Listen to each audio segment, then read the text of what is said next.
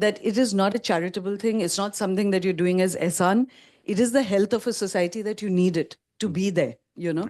And so my one other point over there would be that something I have learned to do is to also live by a certain value system for yourself.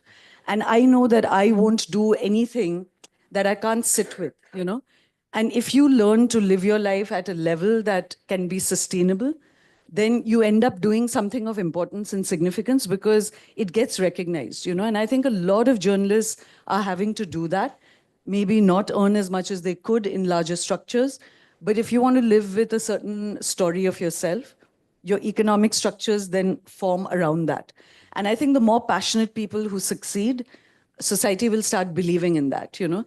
So I personally, I'm really grateful that something like a science and tech conference has taken off the way it has, because, you know, but all I'm saying is that it needs passion, it needs belief, and it needs that, what will I say, like a peace within, that I will live life according to my terms. My point to those who are rich, I will keep saying this again and again, is that that visionary wealth has to come into India, you know, and from proprietors to advertisers to, this is not just a journalist problem, it's a money problem. And it's something I say straight to everybody that I meet for money, and I turn away huge amounts of money. I say my stage is not going to be compromised. And I think the more editors that say our journalism will not be compromised, how many proprietors will you have? How many advertisers will you have? The more journalists who say, main nahi karunga ye. You know, I will not shift from the value system that brought me into a profession, then society will change. You know, and I think that's, if you're talking about fire, we need that fire. And that was such a lovely point. Thank you so much. In fact, so many lovely points. Vaishali ji, if I may bother you next. You know, NDTV is like the largest English broadcaster within India. It certainly has the most talkative audience, you know, across social media. And of course, then there is NDTV India itself, which has so many different outlooks. Now, could you sort of take me through the challenges that lie therein, because you are so accessible by so many different demographics or communities? Like, what are the challenges that lie navigating that, you know, when you take out content every day, every hour, almost every minute? So I'm very lucky to work in an organization that pioneered digital journalism, so to say. I think NDTV was first off the mark when it came to building a really robust website, an app that still sits in many people's real estate, phone real estate, which is precious commodity, and a very, very robust social media handles as well. So the responsibility of what we put out is that much more. And given the audience that we have, the core value of journalism does not change. You have to look at digital as another distribution platform, a more vocal distribution platform, a distribution platform that will tell you real time what you're saying is acceptable or not. But if you remain true to the core thought of what journalism is, all of this is something that you can adapt as you go along. So this is, I've worked in traditional media, I've worked in digital media, and I work in an organization that sort of brings both of them together. And I agree with Shoma, if you stay true to your journalism, it really doesn't matter what platform you're addressing. Right. And so, but because, like you said, you are across these, this might be a slightly controversial question, but is there one particular medium that is perhaps more troublesome than others when it comes to feedback? I think troublesome is not the right word. As I said, feedback forum, in a sense, is almost instant in digital, right?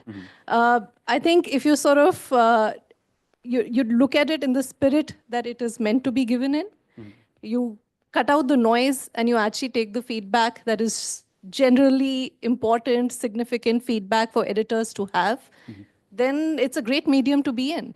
You know, and I mean, your ability to communicate, your ability to bring real news, your ability not to press the button fastest finger first, but sort of take your time and put the news out that you truly have fact checked and have gone through all the checks and balances that make journalism. That will define your success in this medium. So yes, feedback is instant. A lot of feedback is very vocal. But if you're able to distill that feedback, you've done your job. Right.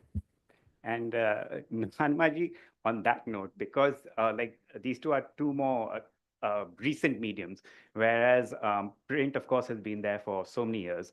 And given that ABP Live, started off as from print, and of course, it has evolved into this multi-layer thing. I'm curious, what has changed in your perspective in media from its earliest form, which was print, and how it has sort of evolved into now. Well, thank you for that, and thank you, E4M, for this platform. To come to your question, I've been that traditional journalist who's never followed any kind of platform I'm working for, be it the newspapers I've worked for or the digital. I believe, and what I have done all my life in this 20 years of journalism that I've been, is just, speak the truth, state the facts, and be on the ground as much as possible. And that is the reason why I believe, and since we are speaking on, on women-centric, women empowerment, I think I have had some very good male editors who had believed in me, which is why I think one of my editors, he agreed to send me to Afghanistan in 2021. So I was able to do a true ground reporting at that time when the Western media was making us believe that, oh, there'll be a no Taliban coming and there'll be a no NATO troops withdrawal. So I think, as what I think Rubika also said, that you have to fight for it. You have to fight for what you are passionate about. And journalism is, again, I'm sure all my co-panelists will agree, is not about money. You really don't get any money, so to say, but it's the passion that every morning you'll follow the news, whether it's on TV or newspapers. I think in my apartment, we are the only family who subscribe to 10 newspapers, and I'm very happy about it. And I don't think that traditional, I don't think newspapers are going away.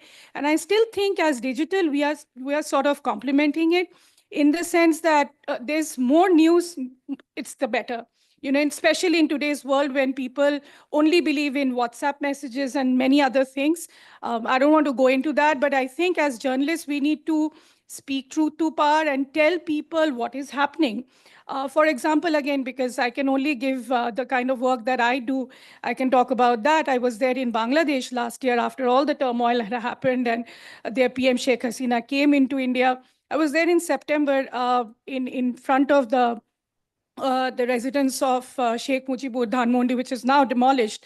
And I was attacked by a mob there saying that, oh, you are there from ABP. That means, and don't think you're a Bengali, so you can gel with me, with us. So there's this crowd that sort of attacked me at that time. But then I said, you speak the truth. You speak in front of the camera or the mic. What is it that you want to say? And my channel and my, I think ABP Live was extremely sort of supportive of me, telling that, okay, we will, run all those videos. They never said we won't. And they had some very difficult things to say about India. And Dhaka, as we all know right now, is full of anti-India protests. But then the fact is that's the truth on the ground, and you need to say that. So I think that's what makes a journalist, not the medium or not the platform that you're speaking from. But I guess, as again, I have had some very good supportive editors whom probably I have had difficulties, but then they believed in my work and the power that I sort of convinced them that I'll bring you good reports. And just one thing that, as you mentioned, because you've had so much experience in geopolitics and you sort of traveled to many different parts of the world where attitudes towards social mores are very different. So from your personal experience, have there been any, not to name countries, but have there been tough areas to navigate or certain things that you could not speak about because of their perceptions of? No, I mean, see, for a journalist, every story, every news that you follow, which has and news is sort of, people say it's controversy. It is always difficult. It is always difficult today to ask difficult questions, even to your own ministers. Forget about going abroad and asking others. I mean, how many times do you see our own ministers addressing the media, but they go out and address the media all the time? So, that's the reality you learn to live with. But then again, you have several, in journalism, we have something called sources whom you cultivate over the years and you believe in them, of course, reliable sources. And I think that's what happens. And of course, I think going into difficult areas, in my case, it has been Afghanistan. I think it was somewhere easier for me as a woman, and I was there all alone covering it at that time from my previous organization. And I think it helped me a lot because as a woman, I could enter into, a place like a beauty parlor, which the very first thing the Taliban attacked. And I knew something of that would happen. And what those women there had to say, nobody was talking about them. Everybody was talking about what the Minister of Defense is doing or what President Ghani was doing at that time. But then I got those voices, and I've written about that in my book as well, that what those women were thinking who had done beautician courses, who believed in that American way of life, and they had that belief that somewhere the Americans will not, betray us. But then they are betrayed. And today we know what's happening with Afghan women. So these are difficult. When you see those difficulties, your difficulty is really nothing in front of them. And Rima ji, of course, I have to come to Doordarshan because it is, the sort of starting point of a lot of journalism in India. And of course, Doordarshan is broadcast across the country. It is language agnostic almost at this point. तो आपको क्या लगता है कि क्योंकि आप इतने सारे टीवीज को पहुंच रहे हैं, like across India, where from Kashmir to Kanyakumari, as the saying goes, तो वहाँ पे as a journalist, and perceptions of women, आपको कैसे लग रहा है कि how has it changed and how is it right now? Doordarshan के बारे में या ओवरऑल सब? पहले तो दूरदर्शन और फिर of course after overall. Thank you. 25 साल प्राइवेट चैनल्स में रहने के बाद अभी 3 साल से दूरदर्शन में मैं हूँ। जो आपका सवाल है वो थोड़ा सा मैं इस ढंग से लूँगी कि दूरदर्शन को लेकर बहुत सारी बातें होती हैं और प्राइवेट चैनल्स में मुझे इतनी गालियाँ कभी नहीं पड़ी थी जितनी दूरदर्शन के 3 साल में पड़ चुकी। और वो इस वजह से क्योंकि जैसे रुबिका ने बताया, जब मैं आज तक में थी या दूसरे चैनल्स में थी, तो जो हम रिपोर्टिंग करते थे या एंकरिंग करते थे उस टाइम पर चैनल को लेकर बात नहीं होती, इंडिविजुअल को लेकर बात होती है कि रीमा पराशर या रुबिका लियाकत इन्होंने ये किया, जो रुबिका भी बता रहे थे कि सोशल मीडिया पर आपको जो भी बातें बोलनी पड़ती हैं वो आपके पर्सनल लेवल पर, लेकिन दूरदर्शन को क्योंकि पब्लिक ब्रॉडकास्टर है और उसकी वजह से एक अलग तरीके का चैलेंज आ गया है कि आप कुछ भी अगर उस पर लिखोगे सोशल मीडिया पर, या आपकी जो रिपोर्टिंग है या आप जो शो कर रहे हो, जैसे मेरा इवनिंग शो आता है, उसमें आप पर अटैक कम होते हैं, पूरे चैनल पर ज़्यादा होते हैं कि अरे दूरदर्शन भी ये दिखा रहा है, ये कैसे हो सकता है, दूरदर्शन में भी इस तरह का कंपटीशन स्टार्ट हो गया है। तो ये जो पूरा मतलब रिस्पॉन्सिबिलिटी, मुझे लगता है जब मैंने ज्वाइन किया था तब ऐसा नहीं लग रहा था। तब लोग तो मुझे ये कह रहे थे कि अरे तुम कहाँ चली गई, रिटायरमेंट के बाद वाली जॉब है ये, तो तुमने क्यों ज्वाइन कर लिया। लेकिन मुझे ऐसा लग रहा है कि इतना चैलेंज मुझे कभी 25 साल में प्राइवेट चैनल्स में नहीं हुआ जैसा यहाँ देखने को मिल रहा है। इनफैक्ट कश्मीर से कन्याकुमारी आपने बात कही, सब जगह रिपोर्टिंग कर रही हूँ मैं, सब जगह शोज कर रही हूँ और रिस्पॉन्सिबिलिटी ऐसा लग रहा है यहाँ पर बहुत बड़ी है काम करने की, एज अ जर्नलिस्ट भी और एज एन एंकर भी, क्योंकि आपको एक पूरे चैनल को बताना पड़ता है कि हाँ पब्लिक ब्रॉडकास्टर है, तो अब वो चेंज हुआ है, अब वो अपना परसेप्शन लेकर चल रहा है, अब वो सिर्फ एक जो कहते थे ना अब तक की सरकार का भोपू, यहाँ पर अब हम सभी पार्टियों को बुलाकर बात भी कर रहे हैं, उनकी बात सुन भी रहे हैं, डिबेट भी करवा रहे हैं प्राइवेट चैनल्स की तरह।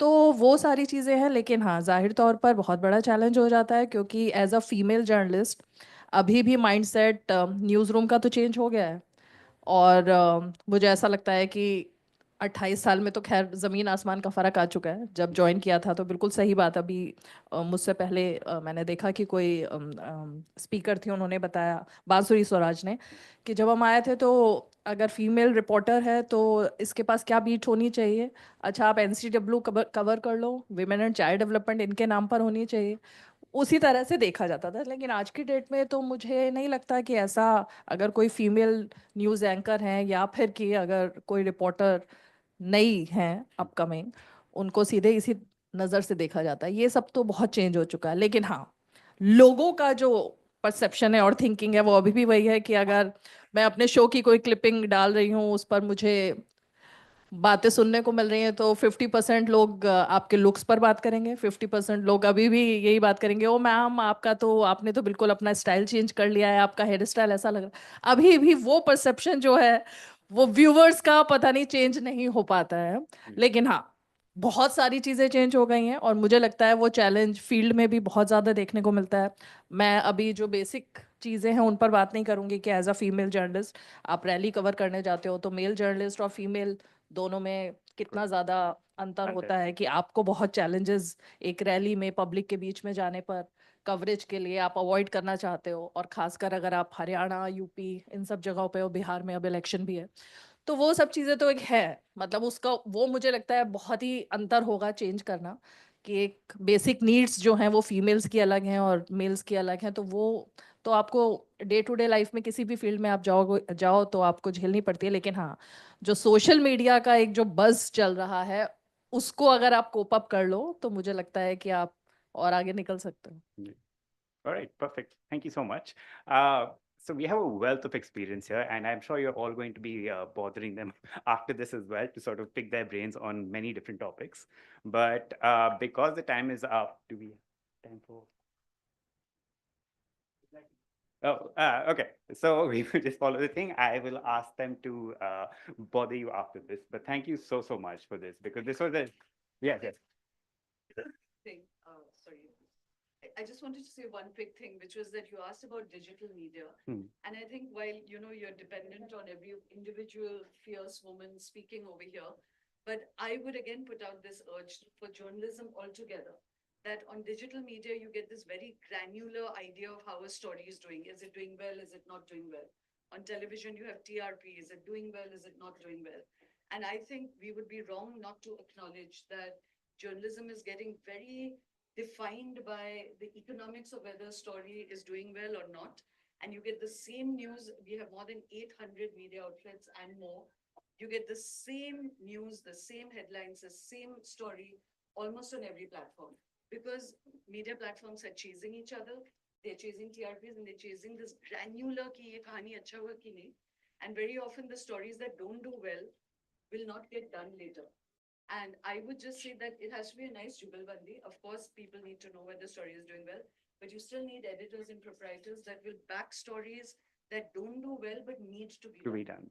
And that's why you have an editor, and that's why you're a news journalism outfit. Right. So I would just like to put that down there, because I know individual journalists must be facing a lot of that. What they would like to do as a journalist and what the newsroom allows them to do is a very different matter. Right. Yeah. And I'd really like to. Yeah. No. Thank you so much.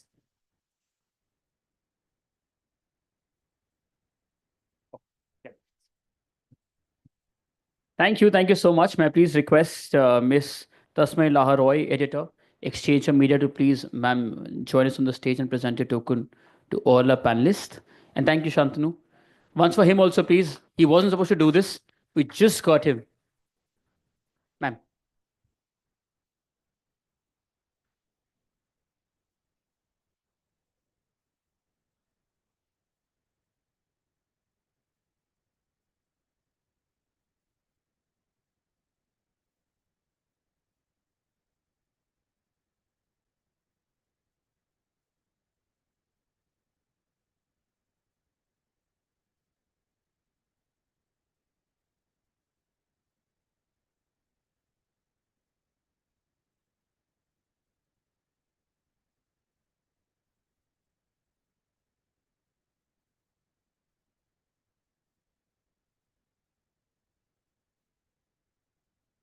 Thank you. Thank you so much.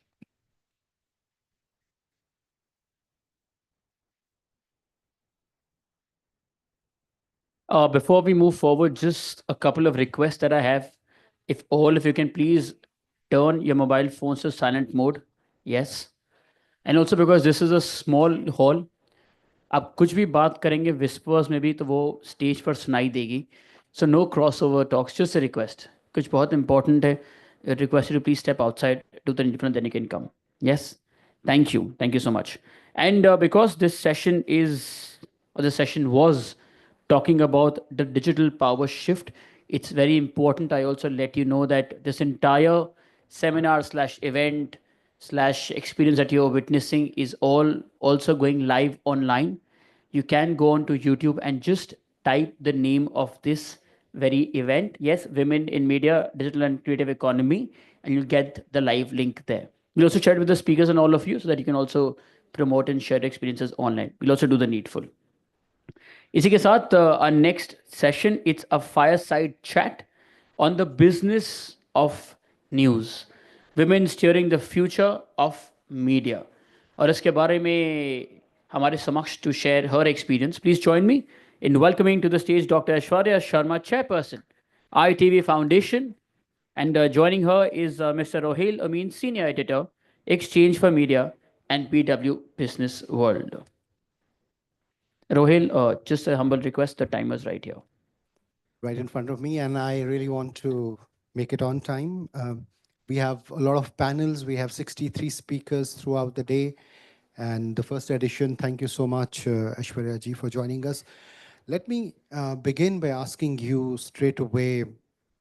We earlier heard some data points that there are only globally less than 20% of women. That was revealing in a way. But being the women leader that you are and heading one of the largest media rooms, do you see the impact? India has a different story to offer, or has it begun to offer a different story when it comes to women and media? I think the perception has obviously changed over a period of time and more because I sit down for interviews. I see a lot of young girls and young women coming in. They want to be in media and they want to be an anchor, a reporter. And I see that passion and the desire to achieve. So the system is clearly changing, but it is tough. It is tough for a large number of women to enter into a space which has largely been dominated for a longest period of time by men. And still, there's way too many men in media than there are women. So it is tough for them. They have to take into account many of the considerations that women have to. There's a biological clock. Then there is a career clock. There is an expectation clock. So there are a lot of clocks all ticking for women in this field, like any other field. And I come from academia because I'm a professor, been teaching for 8 years. So I've looked at this system from the outside, and now I've, all thanks to Karthik, I've been in the inside for some time. So it is certainly a difficult space for women. But I just don't see that women are daunted by it, or they are in any way stopped by that fact, or difficulties. I think more and more women are embracing the difficulties, are in very much in the know-how of it, and are still coming into the space. I think as a society also we need to kind of be much more accepting. I think a lot of women on this platform has spoken about the kind of trolling and other things that happen. I think that needs to change a little bit. You don't need to be so hard on someone just because you don't agree with their views. In any house, in a family, you don't agree with your parents, you don't agree with your siblings, so it's very difficult to have the same viewpoint. But women are pulled down if your viewpoint are not agreeing with the people, and almost like dragged down onto whether it would be looks, whether it would be the viewpoint or a perspective. You give it any way, and most of the time they'll not be pulled down for their opinions but something else. Either you're not looking good, or your opinion is so biased or something like that. You won't hear something like that being said about men. So most of the time the criticism and other things happens to be about something else, because you're upset about something else, but you can't criticize that, so you will start criticizing them on other factors. TV newsroom, if you see from the outside, looks like it's women dominated, But when you put a lens closer to it, do you think it's much better than the print and the digital space? If we divide the three, which one has more of better situation for women in that gender kind of discussion?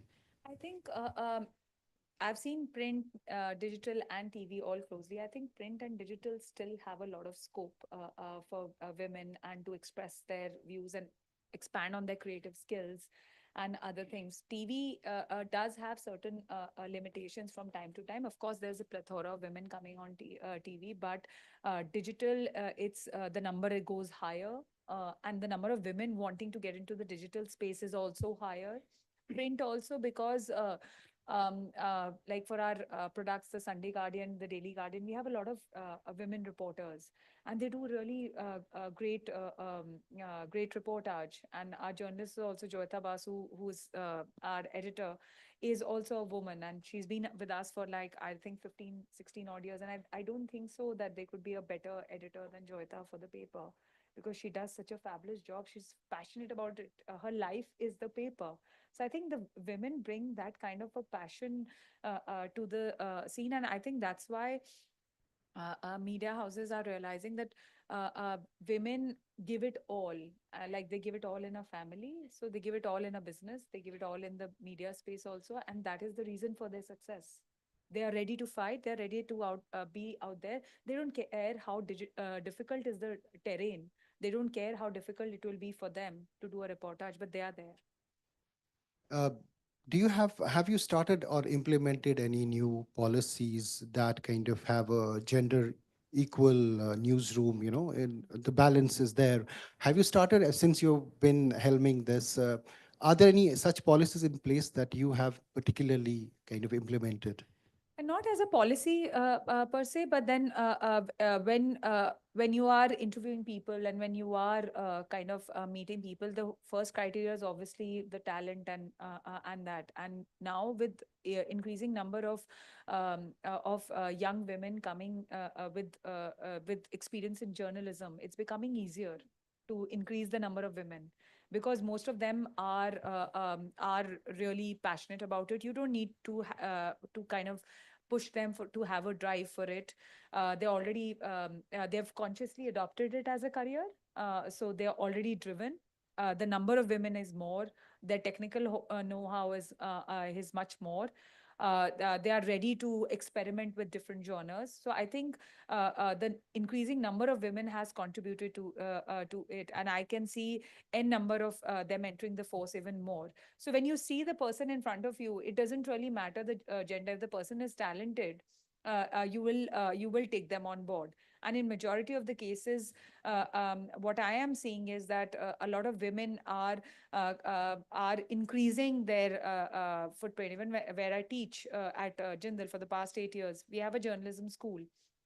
There also again the same thing is that a lot of young girls want to be journalists, and they are practicing all day, and they're all doing the voice modulation and other things. So it's not difficult nowadays to even have more of women in the newsroom or in the workplace, because they are more and more actively participating in it. So you're outside in perspective. You've been out of the media on the other side, and now inside the media. Are there any first party evidences that you've really witnessed being the leader, a woman leader in a newsroom that has a lot of men? I mean, how has it been for you so far? Any learnings, any observations? I think the learning has been a lot. It's been tough because a lot of people don't think, majority of the times I've seen a lot of people think she doesn't know.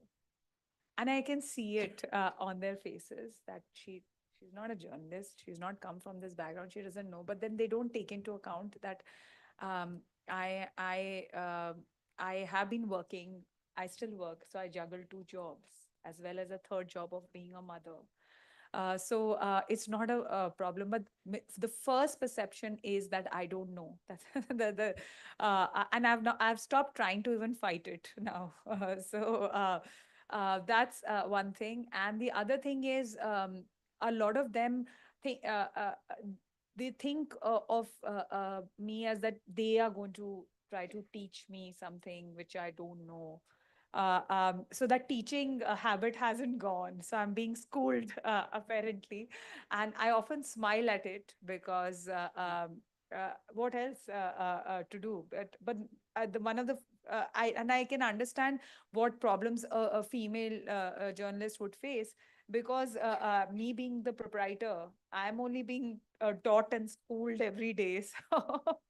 So that is there. I think people take the liberty of thinking that you don't know, you don't understand, you're not abreast with it, you're clueless about what is happening, and that is there. So there are some men on the other hand who do think that you are an active participant in the scene, and they do take your pointers on a board. There are some people who are very uncomfortable with it, but then I think of it, you have to deal with it. You can't, you'll have to deal with me being in the organization. So it's like that sort of a thing. If it was someone else in my place, it would not be those challenges that I would face. And it's a difficult space. It is hurtful at times. But I've learned to let go of it. And then I talk to other women in media also. They also have the similar journalists कि आपको हम बताते कैसे होता है. तो so काफी लोग बता ही रहे होते हैं. And I'm pretty sure a lot of female journalists को वो बता ही रहे हैं. इतना वो reporting कर चुके हैं. But they will keep telling them, हम आपको बताते हैं. We have 2 minutes almost. Is there any, I can take one question.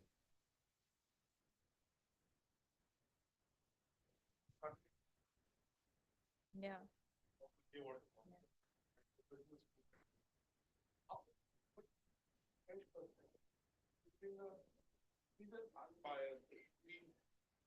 Learning from being I think media needs that.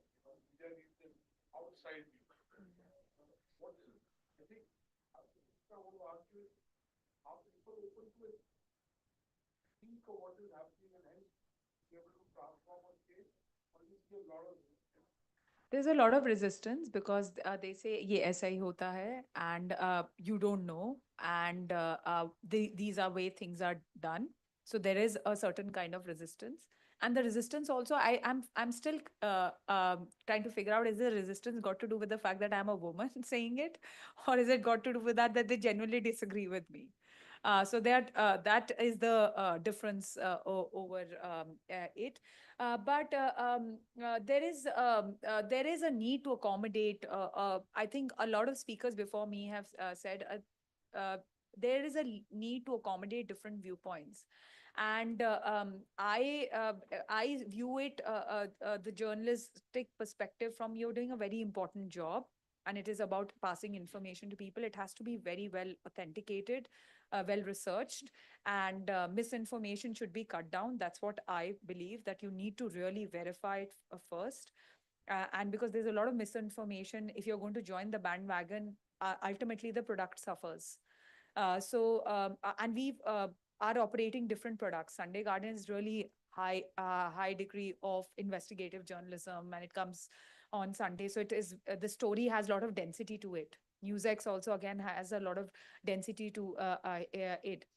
India News is about the stories which are, I've realized there's a greater trend towards hyper local news and that. So we are catering to a different audience. You have to understand the audience. Now, in digital media, you can't dictate to the audience what you will want to show them. They'll tell you what they want to see. So that's the difference. Right. Okay. I think we're the first panel to finish on time and just before time, but thank you so much. I know you have another meeting coming up. Yeah. Thank you for joining us on this first edition. Great pleasure having Thank you, Anurag, and thank you, Exchange for Media, for the platform. Thank you. Thank you so much. But before you leave, may I please request Nandini Sharma, General Manager, Business Development and Strategic Initiatives, PW Business World, to please do the honors.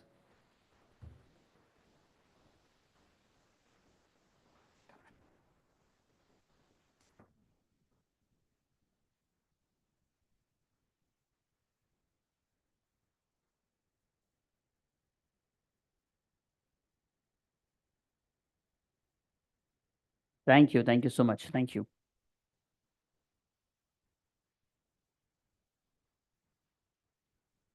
Next is a panel discussion on navigating visibility of women in media and the price of power.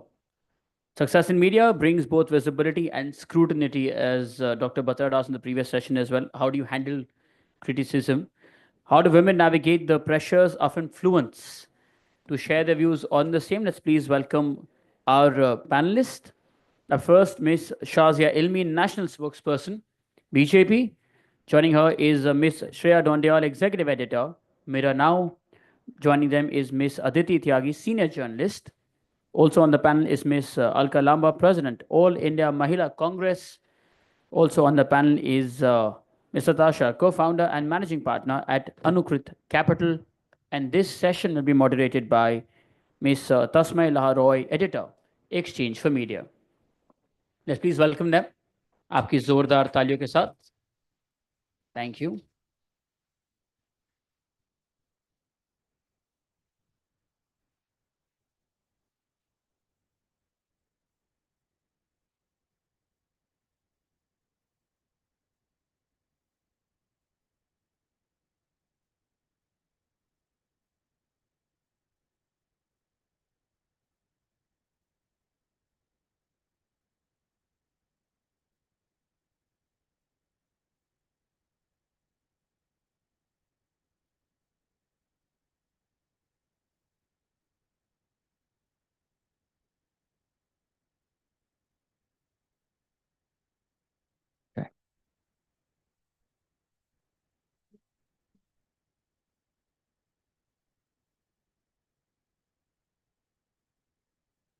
We'll just start and we'll wait for Shreya to come.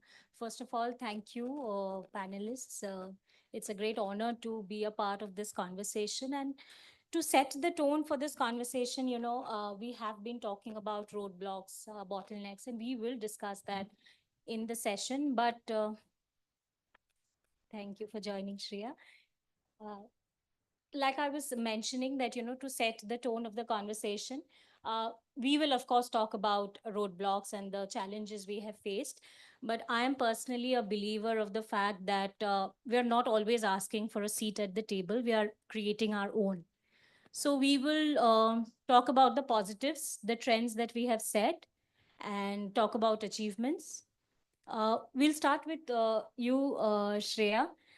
Tell us a little bit about the shifts that you might have led in your newsroom, or you have seen other women bringing in those changes or shifts. Hi, thank you very much for this opportunity. Hi, ladies. Good to have you. Hi. Politicians को बोलने से पहले अच्छा है बाकियों को बोलने दो. Once they start speaking, I always do this on my panels. This is what I'll say. I was looking at the theme of your talk, and my contention would be you need to flip the premise. The problem is not visibility for women. The problem actually is invisibility. Invisibility hai, you don't have opportunities. Invisibility hai, you don't get a seat at the high table.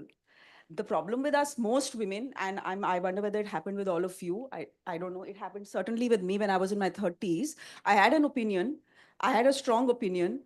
Most times I knew I was right. But when I was in a room, say an edit meeting, I was afraid to speak up. At the age of 35, afraid to speak up, despite having a solid, logical argument in my head, because you always felt you never believed. I mean, you always felt that you didn't belong. You didn't belong to this room, that you don't know enough, etc. Now I see younger women in my own office. I lead a team of 100 doing it. And I'm like, guys, do you know what you're doing? I wish someone had shaken me and said, this is what you're doing. Speak up. So the problem, Tasma, is not how we deal with visibility. Visibility is good for us. Visibility means opportunity. Visibility means that we are being heard. Visibility means that we are owning our stories and saying it loudly. And no one else is saying that on our behalf. So I'm going to flip the premise of your entire argument. Have I seen the newsroom change? Yes, I have seen the newsroom change in many ways, but I've also seen the newsroom not change in many ways.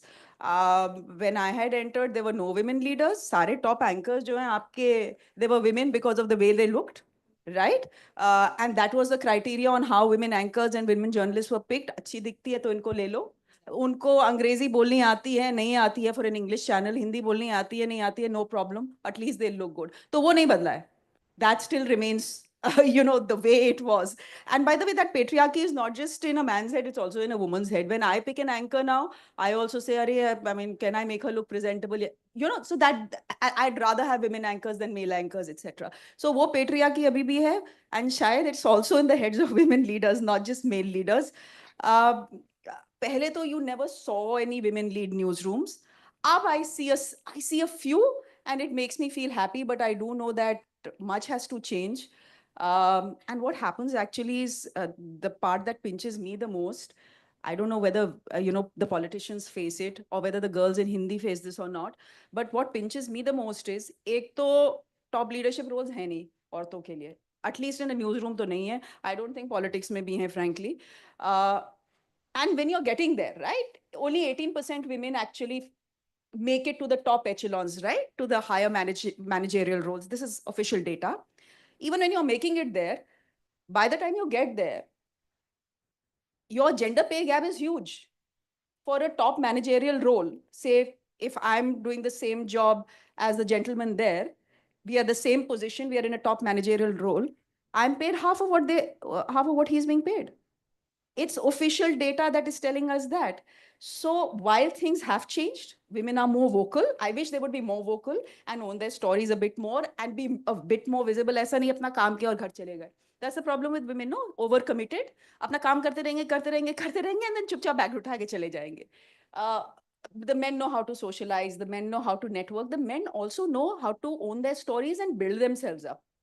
So they're so good at telling their stories. I mean, I remember one, there was an Indonesian journalist. This is the problem with anchors. Mic thama do na, to bolna band nahi karte. किसी और को opportunity नहीं देते. But I'll quickly wrap with this story.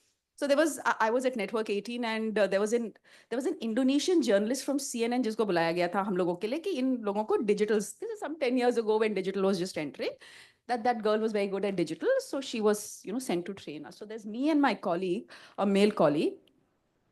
So, she asked us about us and there were 3-4 girls and there were 2 boys. So ladkiyon ne bola, हाँ, I do this, I'm this, basic jo hota hai, not building themselves up, not overselling themselves. That, by the way, is a problem. We need to oversell ourselves. Anyway, jo bhi khatam kiya. Then the boys started speaking. I thought to myself, oh my God, ye kab hua? I mean, both of us are covering the same Nepal earthquake. We do exactly the same kind of things. We win exactly the same kind of awards. And I'm listening to the guy and thinking, karma? I mean, when did you become this? The point I'm trying to make is that the men know how to sell themselves well. And the women always, as a rule, undersell themselves. I saw it when I entered because I did it myself. And now I see the girls who work with me doing exactly the same thing. Shazia, the same question to you.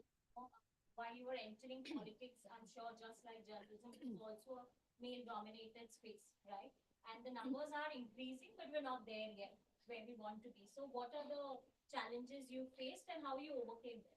So first of all, I'd like to say that there are no tags. Women in politics, women not in politics, women in Hindi, women in English, women in activism.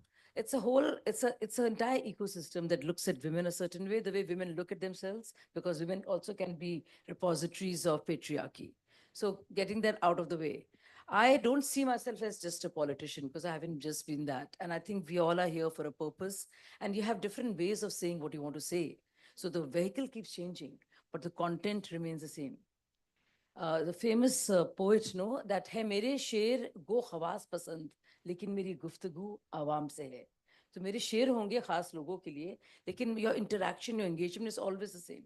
So whether you're in public life, whichever way, as an activist, as a Nirbhaya Andolan activist, or an Anna Hazare Andolan activist, or as a TV news anchor, and I started my career with Z and then with Star, where Shreya and I worked together, or right at the other side where I'm. So nothing changes. I think it's just, I think we should not also give these tags and labels to ourselves. We are who we are. It's a dynamic evolutionary process. You grow, but your engagement is always with the people that you want to play a role. You want to be there. You want to make a difference. You want to be heard. You want to be heard differently. There are times you want to be looked at, there are times you don't want to be looked at. You don't want your face to be a distraction. You don't want your clothes or jewelry to be a distraction because you have to say something very serious here. So it's just not about what you're looking like and how much weight you've lost. Unfortunately, we are stuck in that, all of us, including the women. So that's something that's not going away easily. So one, I want to get that out of the way. And I think as a woman, who has seen it all, like I've come from Kanpur and Chamanganj, that area where me wore a burqa. There's so much I want to say. There is so much of anger within you. You've seen that in your life. You want to, and you bring that something to the table. When you're there, wherever you are, you could be part of the Nirbhaya protest or Anna Hazare. You could be part of a TV newsroom. You bring that. You bring yourself there. You bring all the collective consciousness of your sisterhood, what they have gone through, and you bring it all to the table and you speak with that. When you speak with that, you get yourself out of the way and talk about that.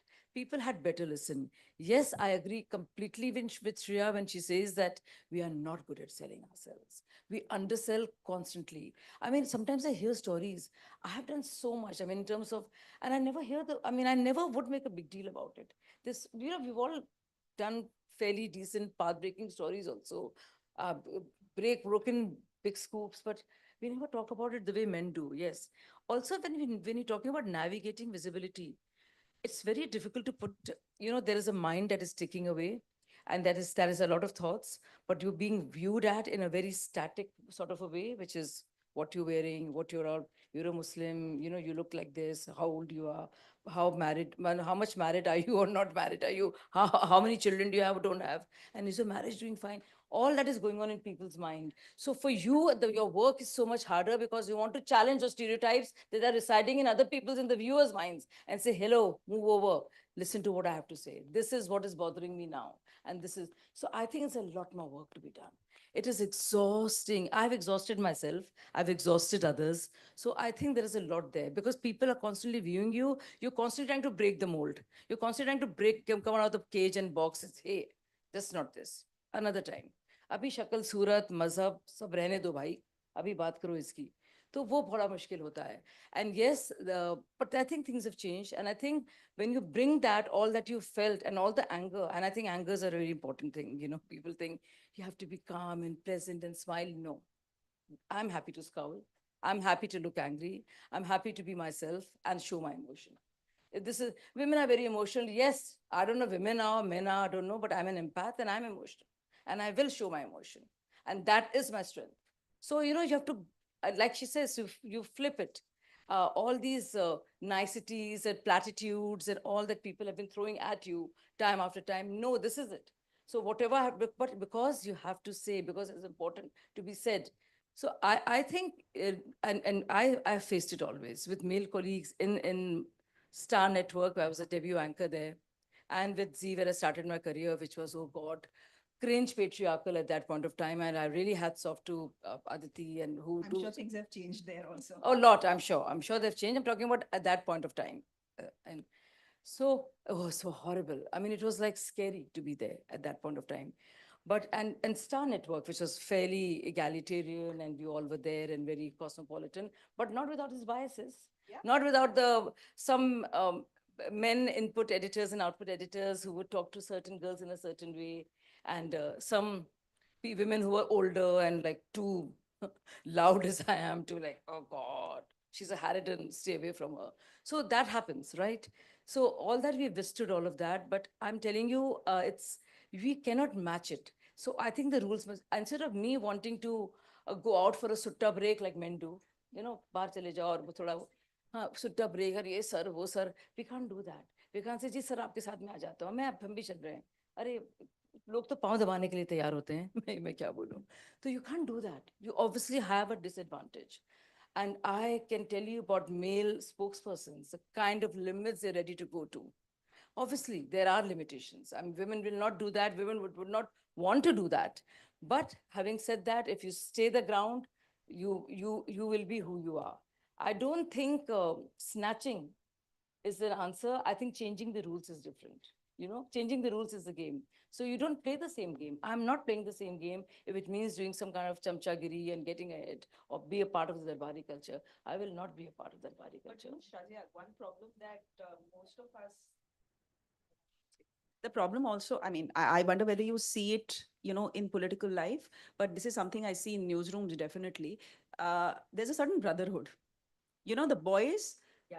There is a brotherhood. You can see it. They're pushing for each other. They're speaking up for each other. They're plugging each other in newsrooms, in work cultures. I don't see women doing that. I have not seen women do that in 22 years of my career.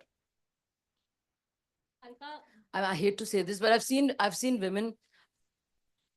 I've seen women themselves who have been in good positions also root for men, and really throw this the woman underdog there under the bus. I've seen that also happen.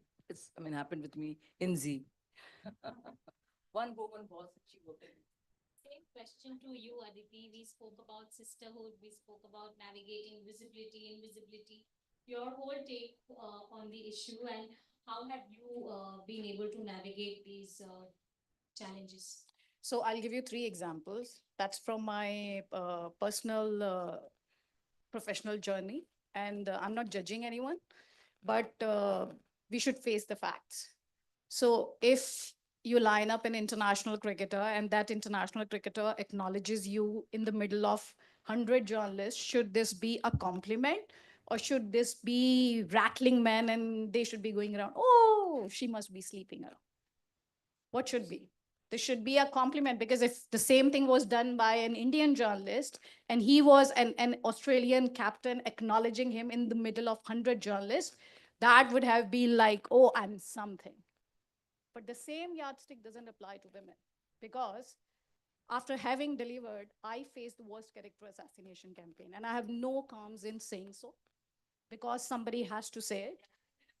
And no, having delivered the work, having interviewed the cricketers, Indian journalists would not even think of, would not even reach out to, because they would believe they would not come and sit with them. So I was pretty young and I always thought that I'm a go-getter. Just to give a little bit of perspective, I draw a lot, and especially my life philosophy, from sports. I believe everything is to be conquered, and there's nothing that you can't do. This is my personal philosophy. People, I have been judged for it, but that's perfectly fine, because I have now come to a stage where I have learned to live with it. So you can call me anything. I remember once getting really emotional about it, and one of my best friends, she told me, even if this is her words did the magic trick. She told me, even if you are a whore, you are not accountable to the world for that. And those were strong words, and they were like, they broke every mental block that I had in my mind. And after that, I never looked back. I reached out to all the cricketers. I delivered. I think there is enough footage available. That would show the kind of cricketers who would not come on Indian TV. They came, they sat with me, and they gave me scoops. They discussed controversies, and they were very guarded about it otherwise. Then moving on to, as she mentioned, Z definitely changed. I don't want to point out an organization, because I faced the character assassination that I talked about. I faced it in the best organization. Despite facing that character assassination campaign, I would still say that that was the best organization.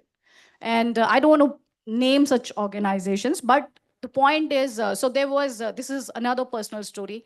In April 2021, I went down to COVID. And then I got insomnia, a side effect. And I just thought that I would never be the same person. So all that go-getter spirit was, diminishing. Then I would also say for me, it's not about men versus women. For me, it's about a certain mindset, which need not necessarily be with men. It also exists with women. So the character assassination campaign that I talked about, women were equal partners in that. They were equally contributing to that. So let's not make the mistake. And then as I come from, I really live that sports philosophy. So the support staff, my doctors, they wanted me to, they were pushy with me. So I didn't want to walk that extra mile. And they were, no, no, no, you go, you go. So I was given this primetime show, 5 p.m. show. It was number 7. And I was like, I can't be anchoring number 7 show. That is not my level. So I decided I have to change it. And I decided I will not take a break. Let's see how far my body goes. And you would not believe, I worked non-stop. I mean, not even a single day off for 477 days. That is 1 year, 4 months without a single day off. I would go, I would anchor that show. Wherever I am, I would anchor that show. And because I was doing that, I wanted to make it number 1. I wanted to take it to the top. At times, you want people to deliver. You want to be pushy, because you feel you are doing everything. You have that Sachin Tendulkar mindset where you want everybody to give 200% when they're not even ready to give 100%. So I was pushy with people. And you know what would people say? Oh, she doesn't have anything to do at home. She's frustrated. She doesn't have a child. She doesn't have a husband. So she can. Why should we? Absolutely. And I was, And I was like, striving for excellence doesn't have anything to do with my family.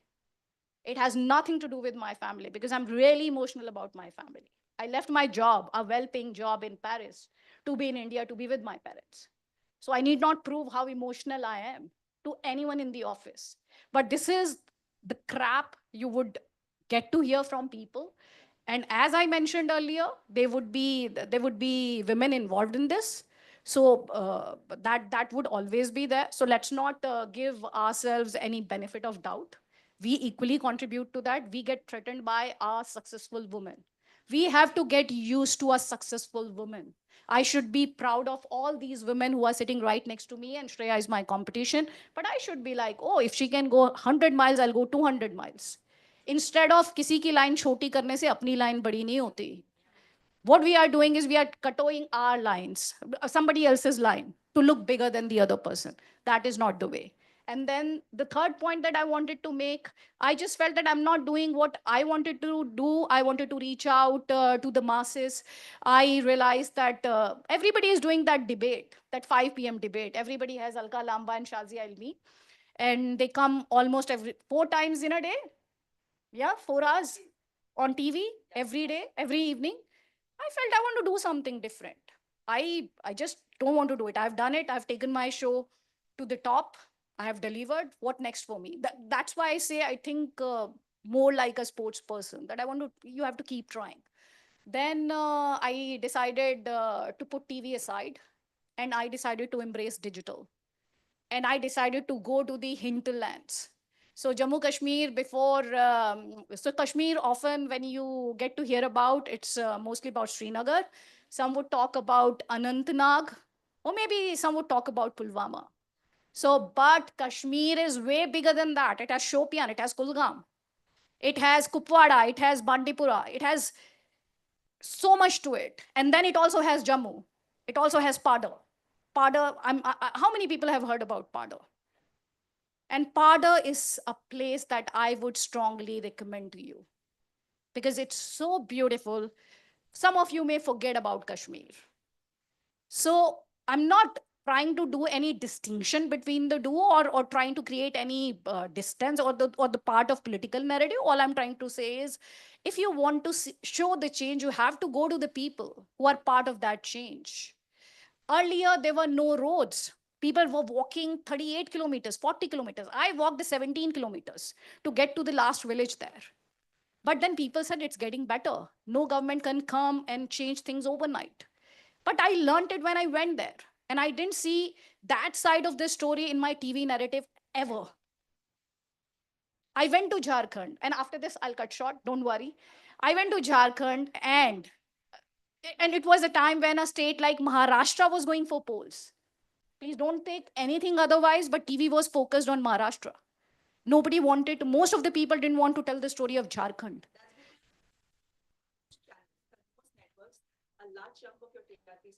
Yeah, so whatever it is, but those are the voices that need to be heard, you know? So I went to Jharkhand, Devghar, and I don't something in me. I prefer going to the villages because I originally come from a village in Western UP. And I really love my rural roots. So I believe I want to go to those villages. So I went to a village. I was talking to people over there. Everybody was telling me this is not happening, that is not happening. And there was an old man standing in the corner. The guy next to him, I spoke to him. He wasn't saying much. I was like, I want to, just sign off. And then something in me, I said, Baba, aapko kya dikkat hai? And this guy, that old gentleman tells me, हमें कुआं नहीं मिला. And he broke down and he said, क्योंकि मैं हिंदू हूं. I know this narrative would not suit many because people often do that mathematics of majority and minority. So majority is living in heaven. This is what is believed. And when I heard him and he broke down, something inside me just shattered. And it took me a few seconds to come back and to ask him further questions. And then I came, I put out that clip, and that was the time. I have been doing journalism for 22 years. That was the day when I realized what I can deliver. And the story went out, and so many people, I'm so grateful to people. They reached out to me and they said, we want to help him with the well. We want to provide him the kuwa.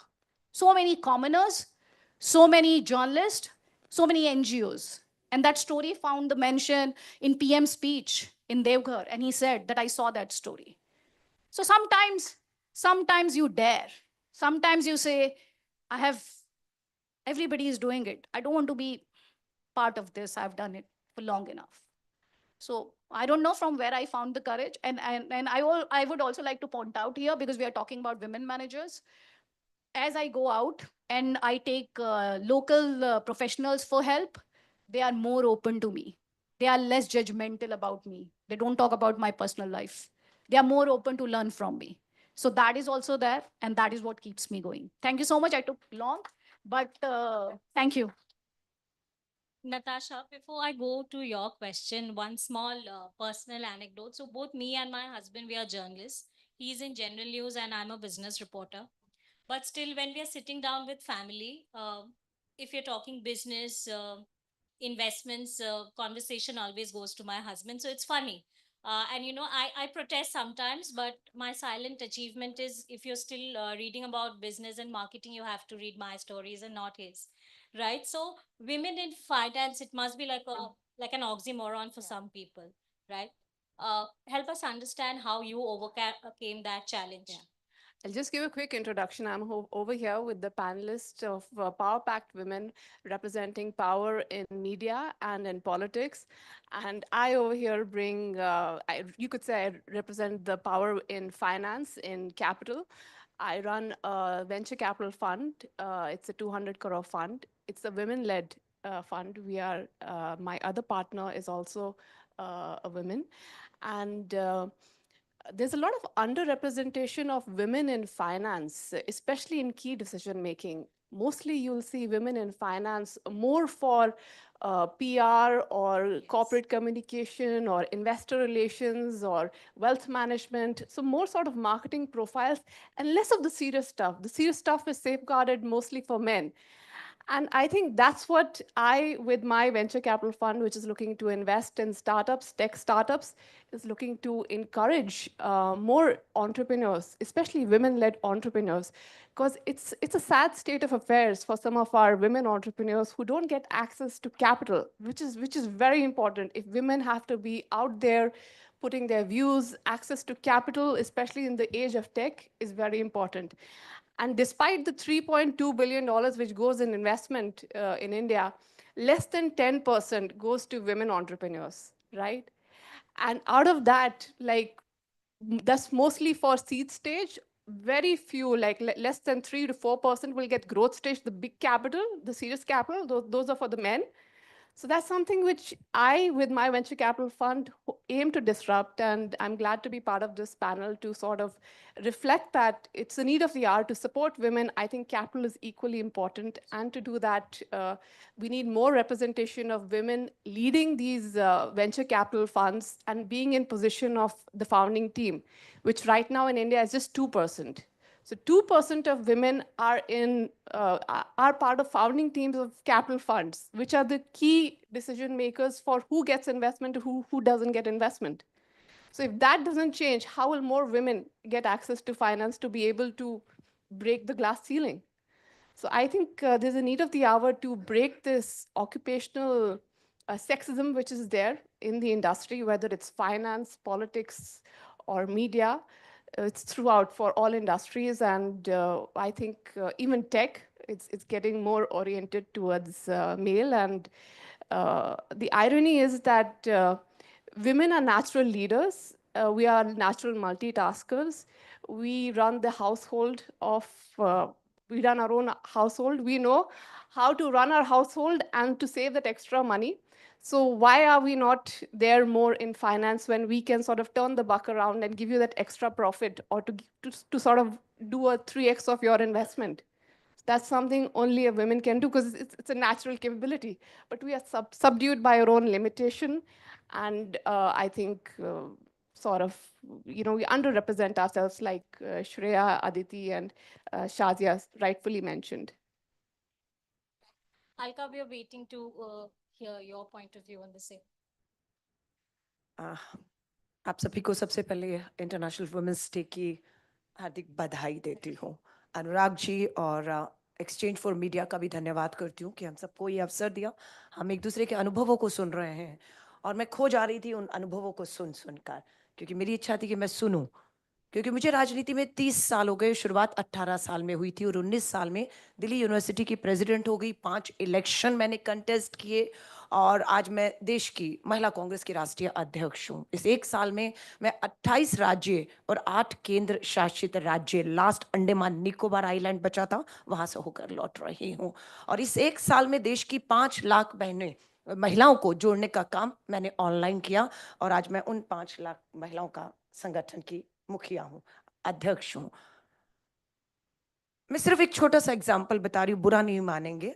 मैं जब आई तो मैं last chair पे बैठ गई, मुझे बार बार कहा गया आप इधर आइए। आई सेड नहीं, I am really enjoying this discussion, I don't want to disturb anyone, let me sit there and listen it. And I was sitting and I was, पीछे से मैं सबको देख रही थी। उसके बाद एक महिला आई और वो एक चेयर पे लास्ट में बैठी। Again I am sorry, don't mind. फिर एक पुरुष आते हैं, उनको कहते हैं ये मेरी कुर्सी है, उठिए यहाँ से, जबकि उसके आसपास सारी कुर्सी खाली हैं, लेकिन उन्होंने उनको उठाया। उसके बाद मैं उस महिला को देखती रही कि अब वो क्या करेंगी, पर वो उठ गई और वो बैठ गई उसकी कुर्सी पर। और उसके बाद आगे की कुर्सी खाली थी, पीछे की खाली थी। एंड वो सिंह कि अब ये कहाँ जाएगी। एंड उसने आगे कदम बढ़ाकर पीछे खींच लिया कि फिर कोई उठा देगा, ये उससे आगे की है, तो वो पीछे वाली कुर्सी पर जाकर बैठ गई। बस मैं ये बात कर रही हूँ। अभी एक क्लिपिंग है, मैंने आपको दिया है क्योंकि मैं अभी पूरा बिहार करके आई हूँ, और एक छत्तीसगढ़ का क्लिपिंग है। अभी पंचायती चुनाव हुए छत्तीसगढ़ में और 50% वुमेन रिजर्वेशन है। 15 लाख हमारी महिलाएं जो है लोकल बॉडीज में है, पंच, सरपंच हैं, मेयर हैं, पार्षद हैं। और अभी जो पंचायत के चुनाव हुए वहां पर एक शपथ हो रही है, वो आप दिखा पाएंगे न्यूज क्लिपिंग। और ये अभी का कटिंग है, 2 दिन पहले जब मैं वहां गई, सुबह की अखबारें पढ़ती हूँ कि महिलाओं को लेकर क्या है, ना वो शॉक्ड कि 50% महिलाएं उसमें जीत कर आई हैं, पर शपथ में एक भी महिला नहीं। पता लगा कि महिलाएं पंच तो बन गई हैं, लेकिन शपथ उनके पति ले रहे हैं, वो घर पे हैं। ये अभी 2 दिन पहले का है। कल अंतर्राष्ट्रीय महिला दिवस था। हमारा नया इंदिरा भवन कांग्रेस का बना है। इंदिरा भवन इंदिरा जी के नाम से, देश की पहली महिला प्रधानमंत्री, भारत रत्न शहीद के नाम से महिलाओं को समर्पित किया गया। ये देखिए, इसमें 50% महिलाओं को होना चाहिए था, लेकिन चंद्र कुमार यादव पंच, विद्याबाई जो पंच बनी है उनके पति शपथ लेने आते हैं, राजेंद्र साहू शपथ लेने आते हैं पंच, सरिता साहू की विजय शोभा। इस तरह से ऐसे 50% आरक्षण है। कहाँ है वो पंच, शपथ ली लेकिन घर से नहीं निकले, चुनाव लड़ेंगे जीतेंगे लेकिन घर से नहीं निकलेंगे। हाँ, तो वही चल रहा है, लोकतंत्र का मजाक उड़ाती तस्वीरें। और ये अभी 8 मार्च को आई हैं, 6 महिला पंच बनी पर शपथ पतियों ने ली है। उसके बाद मैंने सोचा इसके आगे क्या। सिर्फ ये तो नहीं था कि आरक्षण देना है चुनाव लड़कर, उसके आगे 70 करोड़ की आबादी की लड़ाई, कलम सौंपी है इनके हाथ में, फैसले इन्हें लेने हैं। सो मेरी जिम्मेदारी बनी कि मैं अखिल भारतीय महिला कांग्रेस की राष्ट्रीय अध्यक्ष हूं, 5 लाख मेरी महिलाएं हैं, और फैसला किया कि टॉप 50-50 के ग्रुप में अब मैं इन्हें लीडरशिप ट्रेनिंग कार्यक्रम दूंगी। और पहला बैच पूरा हो चुका है, दूसरा अभी इसी महीने शुरू होने जा रहा है। सो लड़ाई इस कमरे से लेकर कुर्सी की लेकर पंचों तक है। और फिर मैंने खोजा आगे क्या करना है, तो मुझे खुशी हुई कि सुप्रीम कोर्ट ने इस तरह की जो भी चीजें थी उसे बहुत गंभीरता से लिया।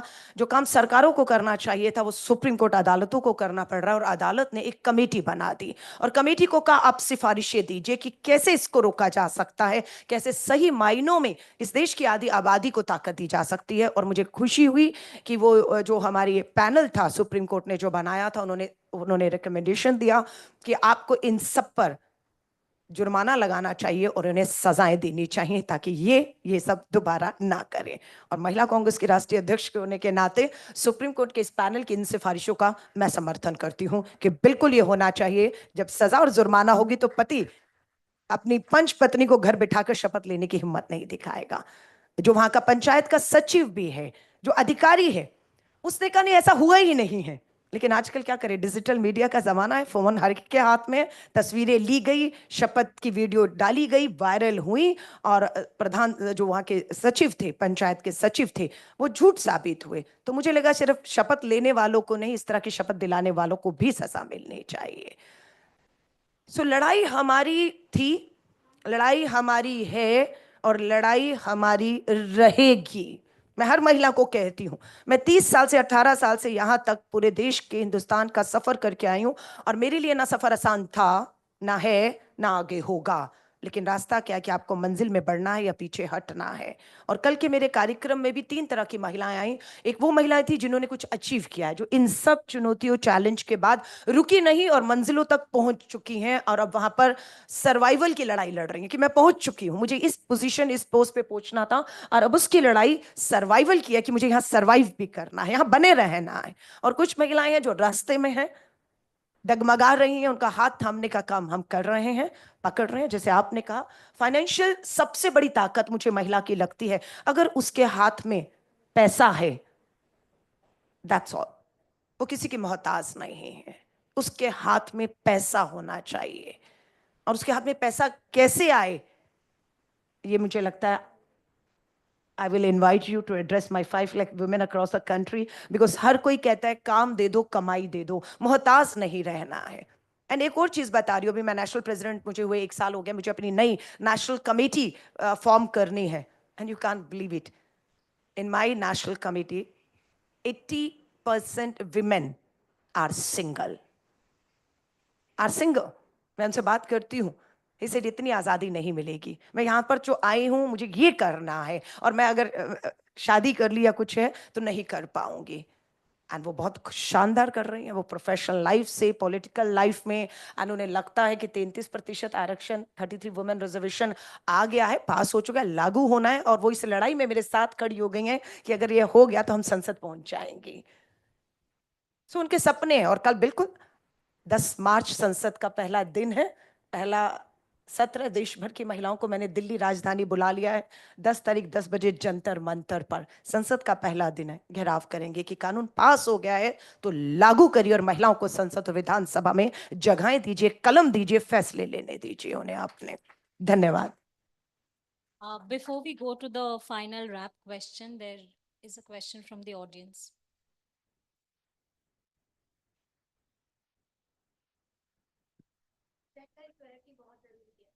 मैम, कास्ट में भी इक्वलिटी आनी चाहिए, कि मैं बिहार से बिलोंग करती हूँ, तो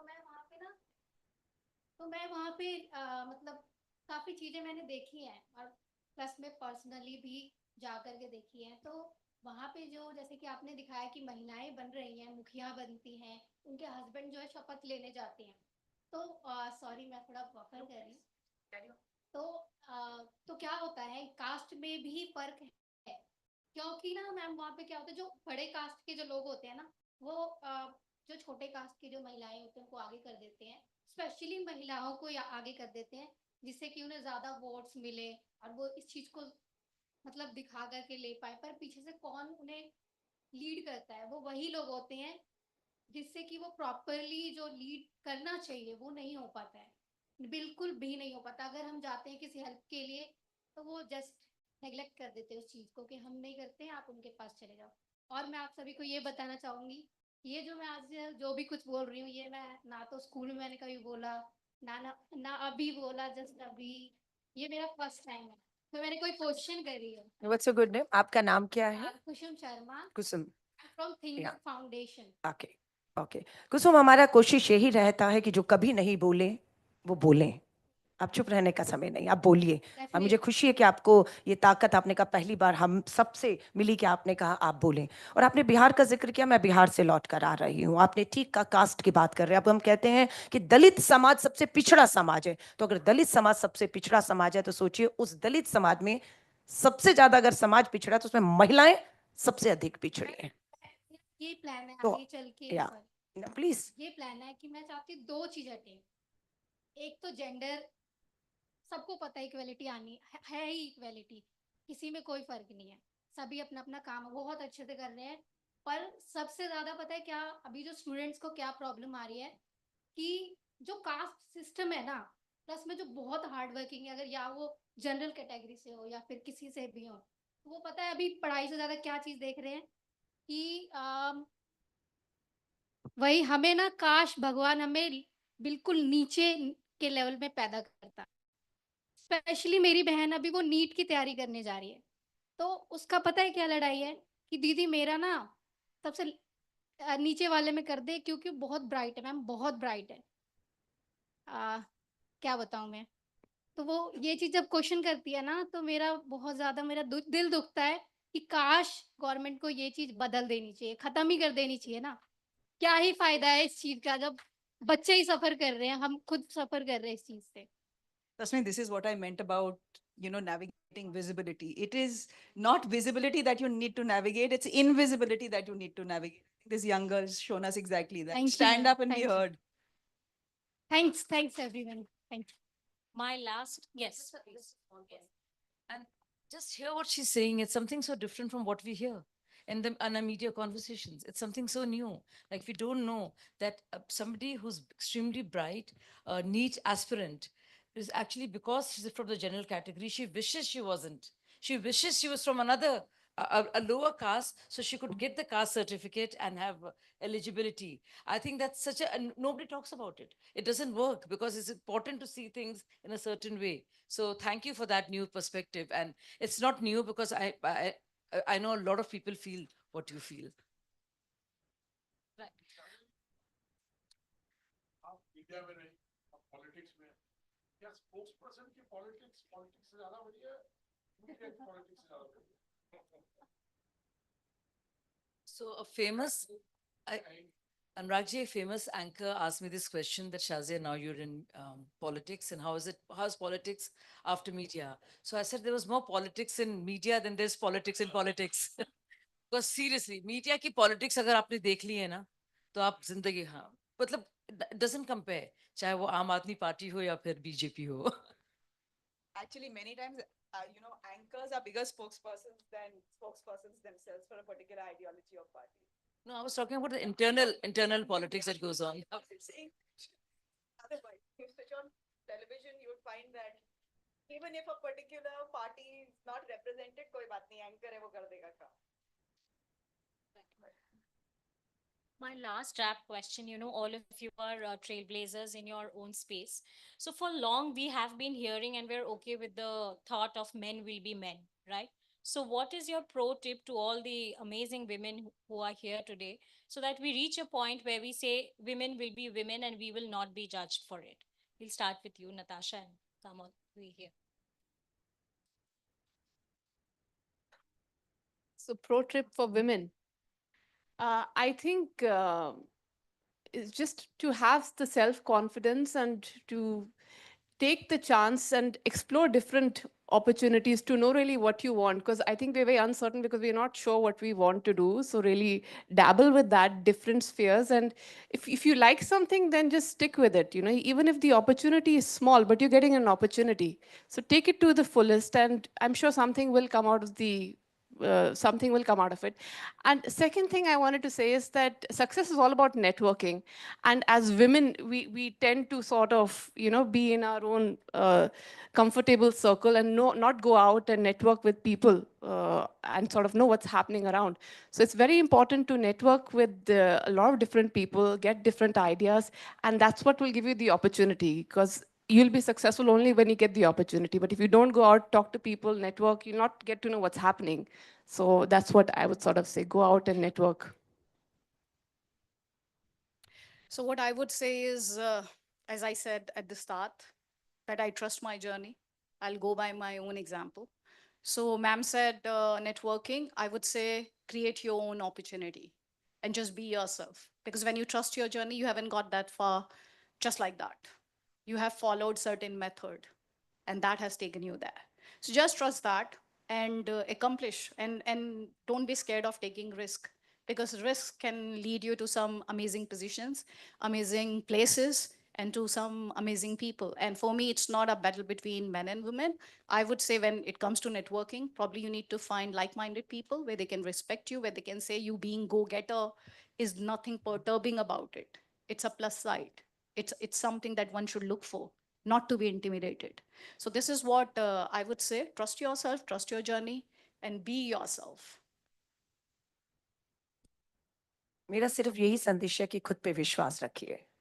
हर महिला को कहूंगी, विश्वास रखिए अपने खुद पर, और जितना ख्याल आप दूसरों का रखती हैं, घर परिवार का, दोस्तों का, उससे पहले अपना ख्याल रखिए, अपने बारे में सोचिए. धन्यवाद. Very often we follow a cookie cutter model and we feel that these are the standard way to be.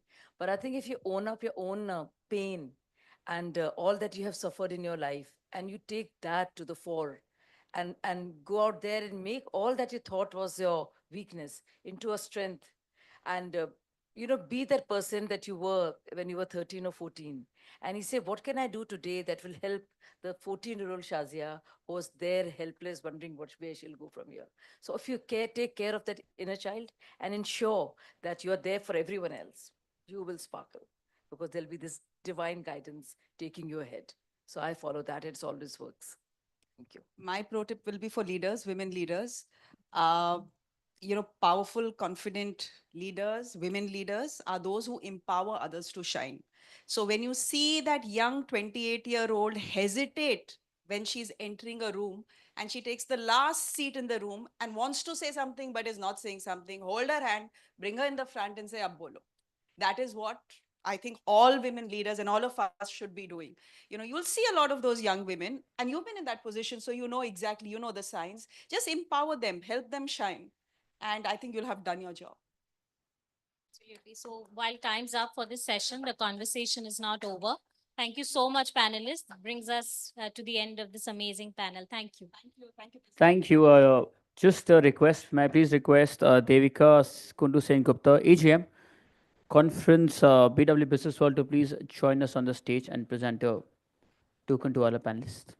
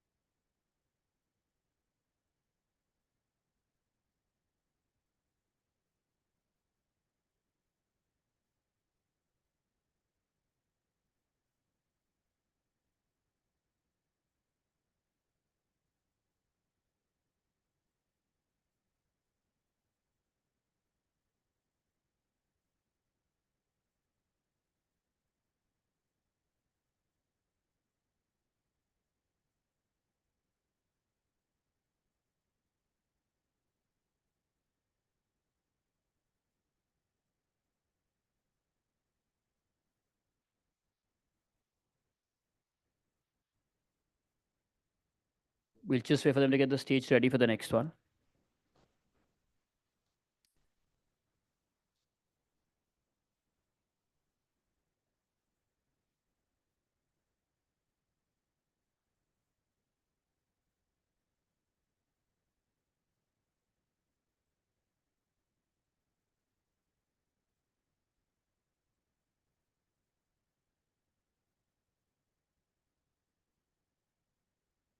Really, for the next one, it's a keynote standalone session on women in prime time, the weight of influence and also of responsibility.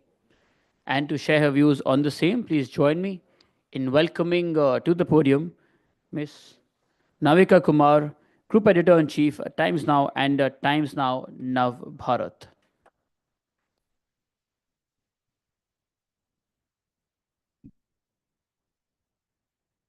Just a request to all audience members, अगर आप अपने mobile phones को silent mode पे कर लें अगर अब तक नहीं किया है तो thank you.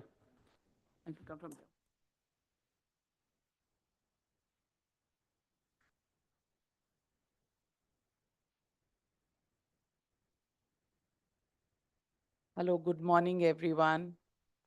Thank you, Shazia, for staying back and listening to the gibberish that I have to say. But thank you for having me. And I feel proud to stand here today, not just as an anchor, as a news person, as an editor, but on the occasion of celebrating women. To stand here and celebrate women actually is the biggest honor. We've heard the panel before us, and there have been diverse views. The only way I look at this is we can, we do, we will. We will conquer. There is There is no other way to do it. And we are doing it slowly and steadily. The only uh, the only lament that I have is that it's a little too slow. And we need to move forward. I heard the panel here discussing, most of the women who come forward are single women. I want to give the other perspective. You don't have to be single.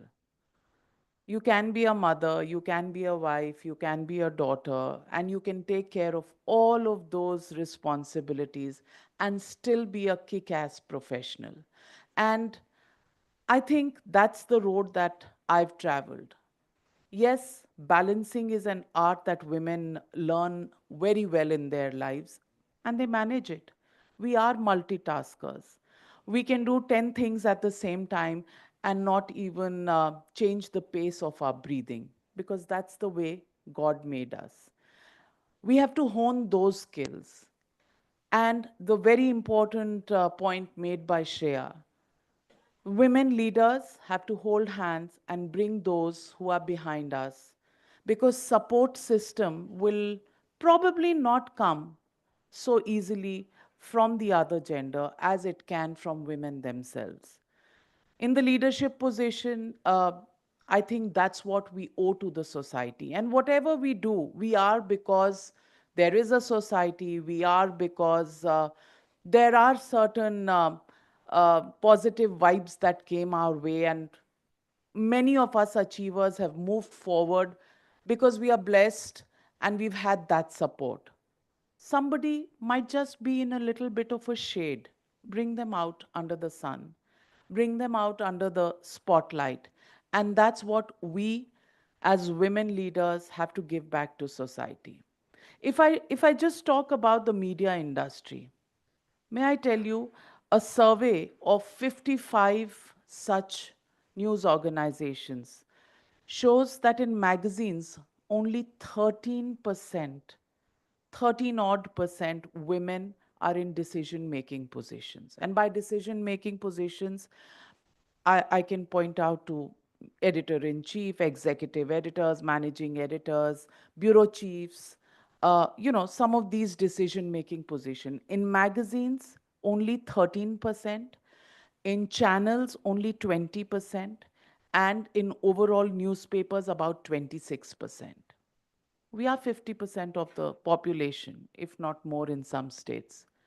Why should only, average of 13, 20, or 26% be in leadership positions? Do we lack skills? No, we don't. Do we lack perseverance? No, we don't. Do we lack smartness? Do we lack dedication? We don't. Then why is this the number that we see? I think it's time leaders like myself, like Shreya, like Shazia, take the onus upon themselves to change these statistics. Because we have to encourage. I happen to be the editor-in-chief of 2 channels. There are many women who, have we have lots and lots of women in the newsroom. There's no two ways about it. But can they come up to the decision making positions? I also see a divide in the language.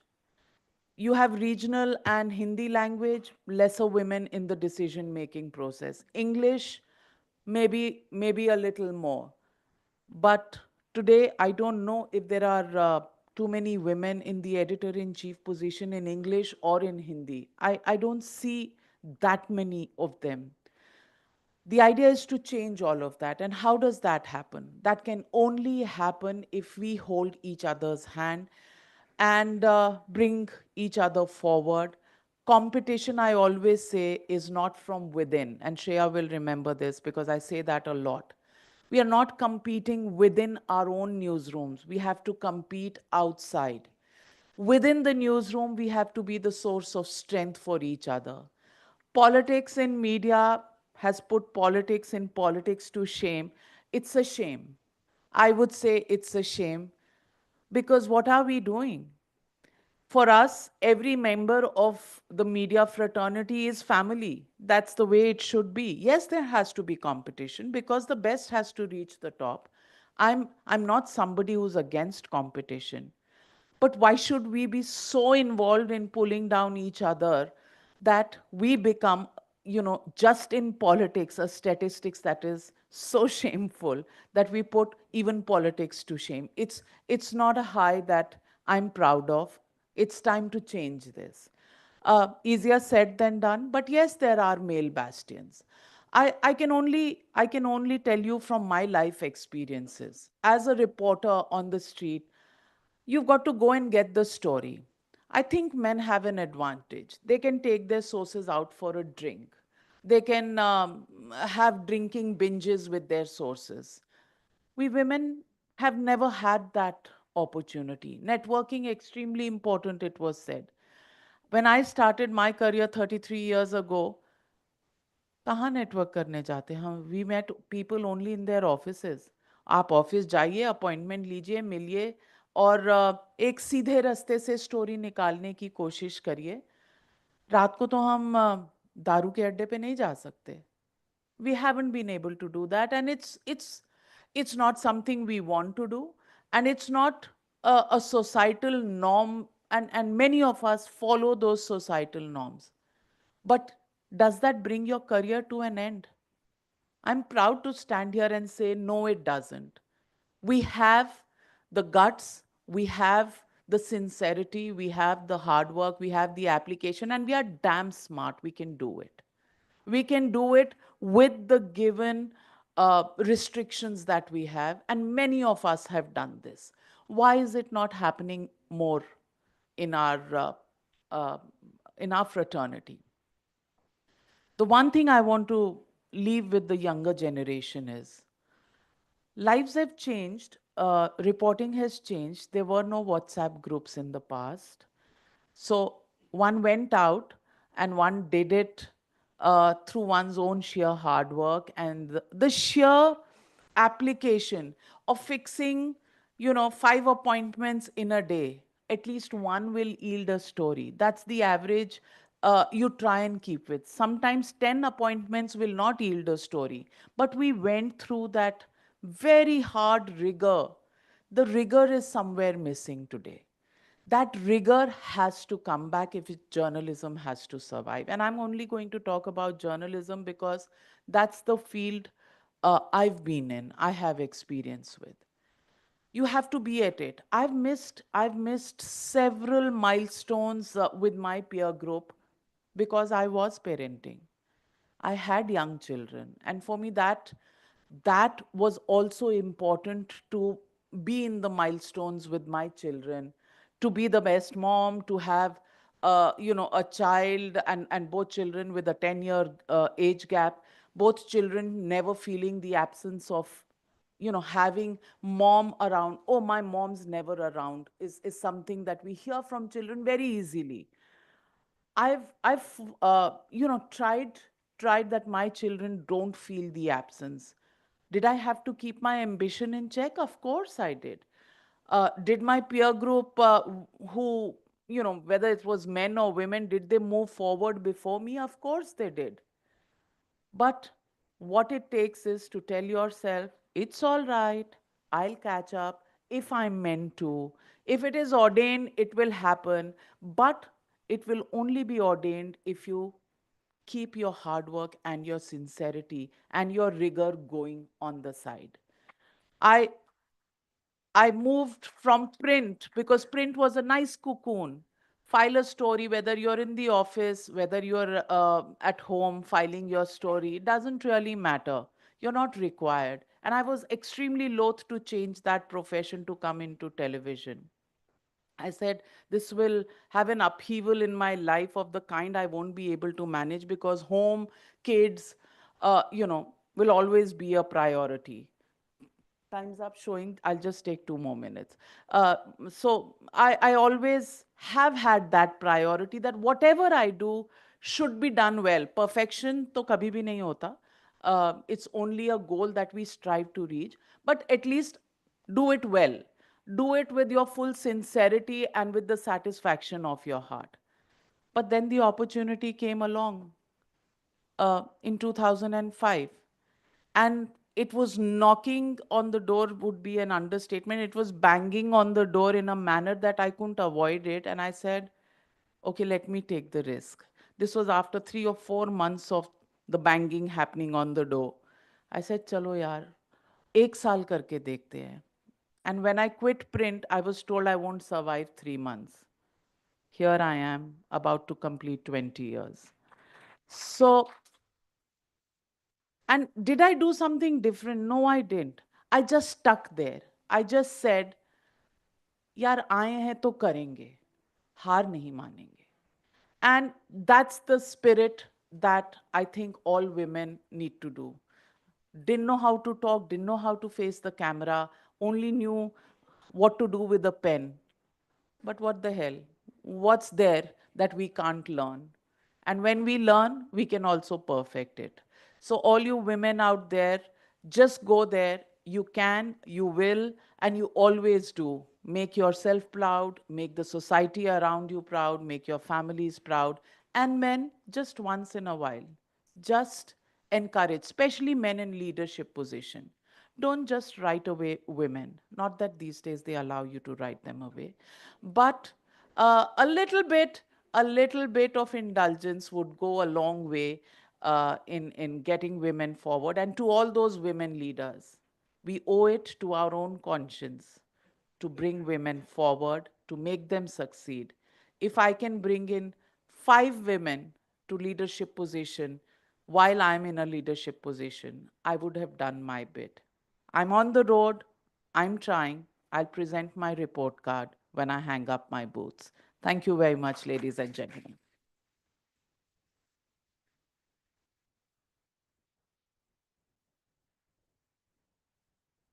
Thank you so much, ma'am. I please request Priyanka Baturia ji, Associate Director, Events and Marketing, e4m, to please present a token to Navika, ma'am.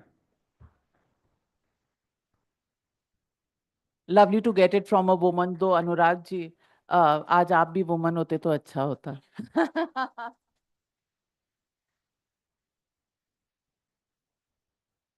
Thank you, ma'am.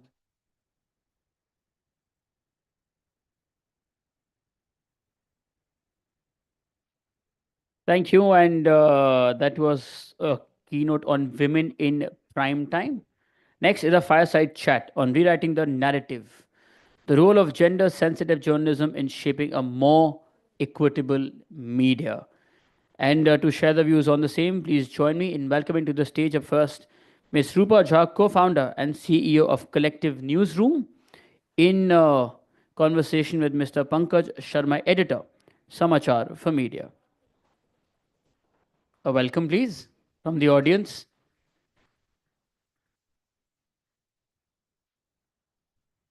Aditya ji का एक बार फिर से धन्यवाद. नमस्कार, मैं पंकज शर्मा एक बार फिर से आप सभी लोगों का एक्सचेंज फॉर मीडिया के इस मंच पर जोरदार स्वागत करता हूं. आज e4m वुमेन समिट में हमारा जो पैनल है वो है rewriting the narrative, the role of gender sensitive journalism in shaping and more equitable media. यानी न्यूज रूम में हम जब मीडिया की बात करते हैं तो इसका काम सिर्फ खबरें देना नहीं है, यह समाज की सोच को भी बताता है, नजरिए को भी बताता है. तो सामान्य से शब्दों में अगर हम ये समझें तो ये देखते हैं कि सिर्फ महिलाओं की भागीदारी नहीं है इसमें, और तमाम अन्य जेंडर्स को भी समान रूप से प्रतिनिधित्व मिल पा रहा है अथवा नहीं मिल पा रहा. तो इन्हीं सब बातों पर आज हम चर्चा करेंगे. द कलेक्टिव न्यूज रूम की को फाउंडर और सीईओ रूपा झा जी. रूपा जी, आपका बहुत बहुत स्वागत है. शुक्रिया पंकज जी. सबसे पहले एक शब्द आता है sensitive journalism, gender sensitive journalism. ये क्या है एक्चुअल में? लोग अभी भी कई लोग नहीं जानते हैं, इंग्लिश वाले बहुत सारे लोग जानते हैं, लेकिन हम जैसे लोग हैं या और कई लोग हैं हिंदी भाषी, बहुत लोग नहीं जानते हैं. तो आखिर ये है क्या, शब्द क्या है, इसकी व्याख्या थोड़ा सा बताएं. पंकज जी, सबसे पहले तो बहुत बहुत शुक्रिया. 8 और 9 मार्च को दरअसल हम सब की औरतों की विजिबिलिटी बहुत बढ़ जाती है. शुक्रिया अनुराग इसको ऑर्गेनाइज करने के लिए. जेंडर सेंसिटिव जर्नलिज्म, ये एक्चुअली बहुत सारे लोगों को नहीं पता है। जी इसलिए आप इसीलिए और मैंने हम, कहा हाँ बिल्कुल, हम और आप उसमें जी अकेले नहीं खड़े हैं। दरअसल ये एक ऐसा दृष्टिकोण है जिसे आप बिल्कुल सामान्य सी भाषा में अगर हम समझें तो भाई पूरी दुनिया की आधी आबादी हमारी औरतों की, ठीक? जी तो आधा हक भी हमारा, आधी विजिबिलिटी भी हो, आधे फैसले लेने के तरीके भी हमारे हों, ठीक? तो दरअसल होना तो यही दृष्टिकोण चाहिए, पर चूंकि सालों साल और सदियों से हम एक मर्दाना नज़र और दृष्टिकोण से बाहर अंदर जीवन और अपना प्रोफेशनल लाइफ लीड करते हैं, इसीलिए अब ये एक खास दृष्टिकोण जैसा दिखता है जिसे हम, जिसमें हम ऐड करेंगे जी संवेदनशीलता हो, जिसमें समावेशीपन हो, जिसमें नारीवादी दृष्टिकोण हो। तो जब आप बराबरी के दृष्टिकोण से अपनी पत्रकारिता करते हैं तो उसे आप जेंडर सेंसिटिव जर्नलिज्म का रूप दे सकते हैं। जी मेरा एक ये सवाल है कि जैसे जेंडर बैलेंस की बात करते हैं न्यूज़ रूम में, जी। तो अभी तक देखा जाता है कि महिलाओं की संख्या कितनी है, सिर्फ इससे जोड़कर देखा जाता है। लेकिन अभी चूंकि नाबिका जी ने भी अभी बताया कि भागीदारी अहम फैसलों में कितनी है, क्या की पोस्ट पर हैं, क्या उनकी राय ली जाती है, इस बारे में आपके क्या विचार हैं? बिल्कुल, और ये बात यहीं से शुरू होती है कि सिर्फ भागीदारी आप यहाँ से तय ना करें कि कितने लोग न्यूज़ रूम में हैं, वो तो एक ज़रूरी छोटा पायदान है।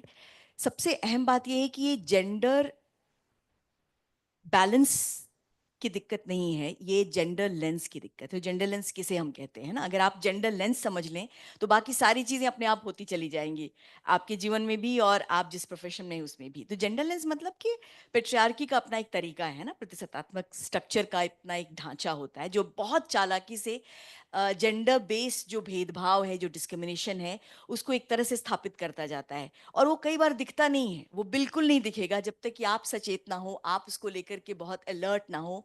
और चूंकि मीडिया इतना बड़ा एक जैसे चौथा स्तंभ हम मानते हैं, जी लेकिन वो समाज का आईना भी और समाज को राह दिखलाने का भी आईना है। इसलिए बहुत ज़रूरी है कि मीडिया और मीडिया कर्मी इस बात को समझें और अपने इस एंटीना को इस चेतन अवस्था में इसको सब समझें और अवचेतन अवस्था में भी समझें।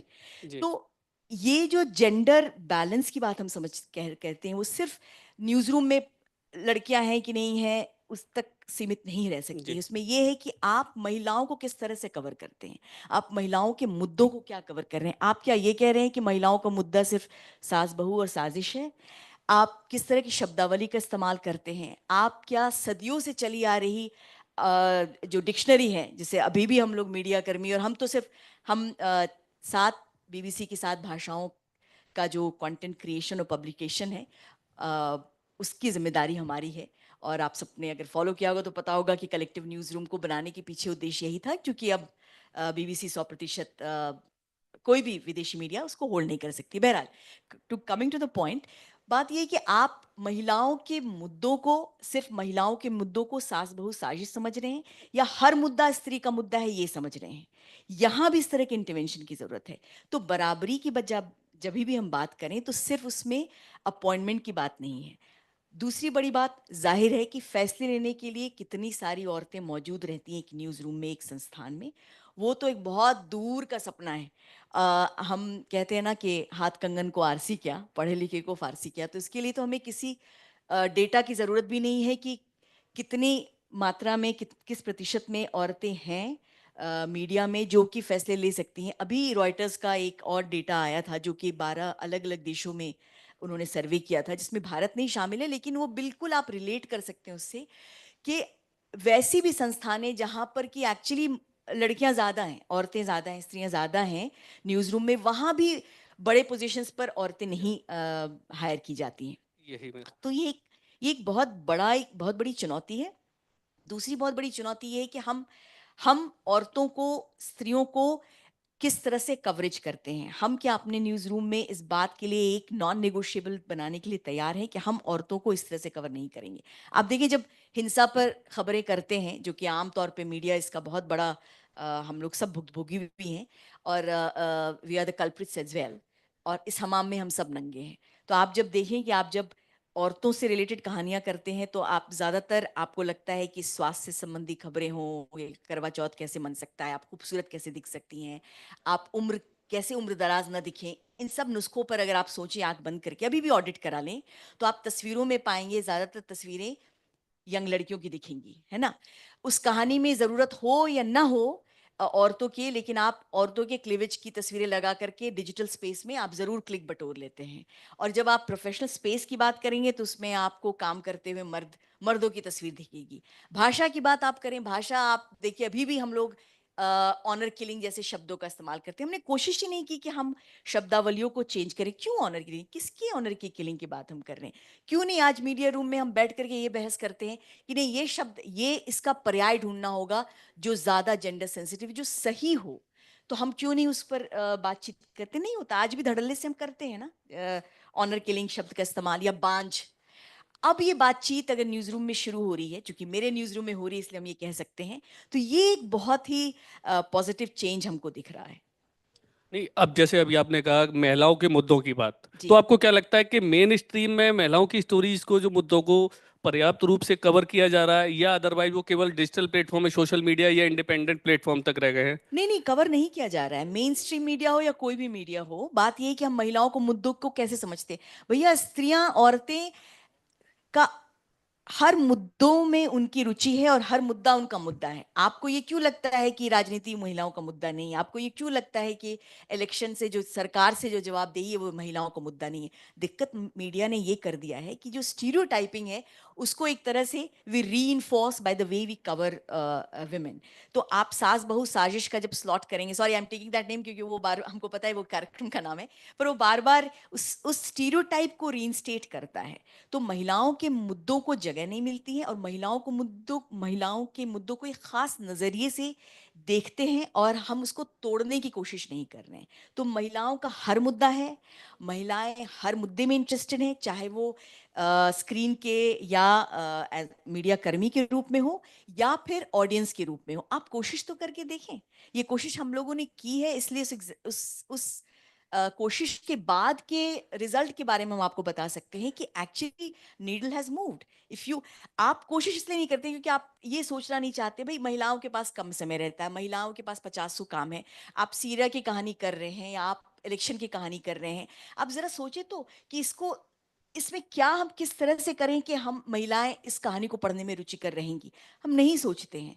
आप बताएं, हमारा एक इक्विटी प्रोजेक्ट है बीबीसी का, जिसमें 50-50 इसको कहते हैं कि 50, आप जो कुछ भी कर रहे हैं उसमें 50% भागीदारी महिलाओं की हो। अब सुनने में, समझने में ये थोड़ा सा लगेगा कि अरे ये कौन सी बड़ी बात है, पर है।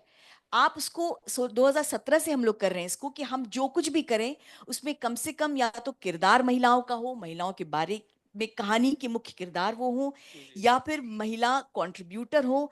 हम कंट्रीब्यूटर घूम फिर के वही 4-5 middle age pot bellied man, we are very happy to have them and give them space, right?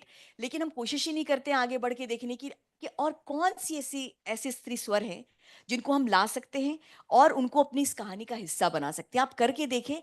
हम दावे के साथ कह रहे हैं क्योंकि हमने ये किया है और हमने फर्क देखा है across 42 languages of BBC World Service, that how the not only representation of women changed but also how women audience number shifted from where we were to where we are in 2024. तो चीजें बदलती हैं, आप मौका तो दें और कोशिश तो करें। सवाल हमारे ज़्यादा हैं मुझे लगता है, और समय कम है, लेकिन फिर भी मैं चाहूँगा कि जल्दी जल्दी एक दो सवाल क्लब करके ले लिए जाएं। जैसे ना सोशल मीडिया डिजिटल प्लेटफॉर्म है, महिलाओं को एक आवाज़ उनको देने का एक अच्छा प्लेटफॉर्म मिल गया है, लेकिन हम देखते हैं कोई अगर महिला इस तरह का वो करती है तो ऑनलाइन जो ट्रोलिंग शुरू हो जाती है। और इसी में हम एक छोटा सा सवाल और ये जोड़ते हैं कि यदि महिला का कोई निजी, मान लीजिए कोई महिला का मुद्दा है, तो मीडिया उसके निजी मुद्दों को ज़्यादा हाईलाइट करती है, पुरुषों के मामले में ऐसा नहीं होता। ऐसा क्यों? बिल्कुल।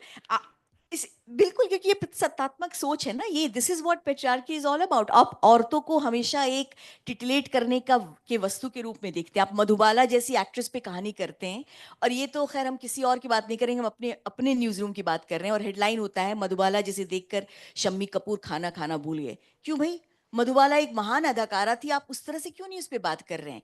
तो ये आपको सूट करता है, और चूंकि ये सदियों से चली आ रही मानसिकता है तो ये बहुत ही आसान है। आप चुनाव में ये कहाँ नहीं देखते हैं, चुनावी दंगल में 5 हसीन चेहरे, और उसमें क्या मर्द कभी क्या हसीन मर्द नहीं है? आपने उन पे देखा है कहानियां? नहीं, आपको वो 5 हसीन चेहरे हमेशा महिलाओं के ही देखे जाएंगे। तो हमने ये तय किया हुआ है कि हम जब इस तरह की बातें करेंगे तो उसमें महिलाओं को सामने में रख करके करेंगे। तो ये उसी उस सोच का हिस्सा है, इसको तोड़ना पड़ेगा और पड़ रहा है और टूट भी रहा है, लेकिन अब यहाँ जर्नी बहुत आगे की है। अच्छा, मीडिया संस्थानों की अगर बात करें तो जेंडर इक्वलिटी के लिए कौन कौन से कदम उठाने चाहिए आपकी नज़र में, और यदि आपको मौका मिले तो आप कौन से 3 पॉइंट्स अगर बताएं जो जिन्हें प्रेफरेंस देंगे? बिल्कुल मौका नहीं है मेरे पास, क्योंकि हम बीबीसी हेड ऑफ इंडिया थे पिछले साल तक। उसके बाद कलेक्टिव न्यूज़रूम हमने बनाया है। I am the CEO and 2 of us out of 4 are women। तो ये मौका लिया भी जाता है, क्योंकि ये जो बात है ना, जो कि मेरे सीने में ना सही तेरे सीने में हो कहीं भी आग, पर ये आग जलनी चाहिए। अब ये गुंजाइश नहीं है, आग तो हर सीने में जलनी ही पड़ेगी, तभी ये सूरत बदलेगी।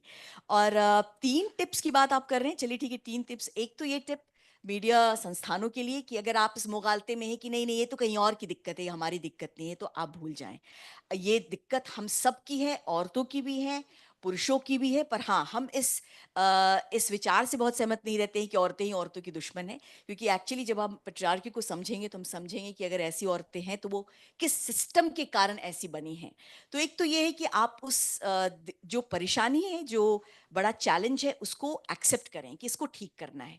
दूसरा ये कि आप टैंजिबल एक्शन पॉइंट्स लें। बहुत सारे ऐसे अनुभव हैं, बहुत सारे, जैसे हमने कहा 50-50 हमारा था, कि आप नॉन नेगोशिएबल बना दें। अगर आप किसी संस्थान में आप डिसीजन मेकिंग प्लेस में, तो आपके लिए शायद ये आसान होगा, पर नहीं भी है तो भी आप नॉन नेगोशिएबल बना दें कि नहीं, मैं औरतों के रिप्रेजेंटेशन के लिए 50-50 तो मैं रखूंगी ही, और इसमें कोई कोताही की बात नहीं होगी। और तीसरा कि आप औरतों को कवर कैसे कर रहे हैं। आप जब हम क्यों बार बार आ रहे हैं, coverage of women in media is also extremely important.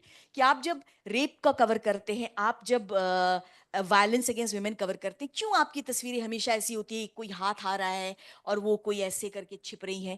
भाई आपने वो तस्वीरें क्यों नहीं दिखलाई जो कह रही है स्टॉप वायलेंस, या जहां वो अपने आप को एक स्ट्रेंथ के साथ आगे दिखला रही हैं। आप करके तो देखें, क्योंकि इससे एक अनकॉन्शियस लेवल पर, एक सबकॉन्शियस लेवल पर तब्दीली आती है। और हम लोगों ने बाकायदा अपने न्यूज़रूम में ऐसी ऐसी तस्वीरों पर बैन लगा दिया है।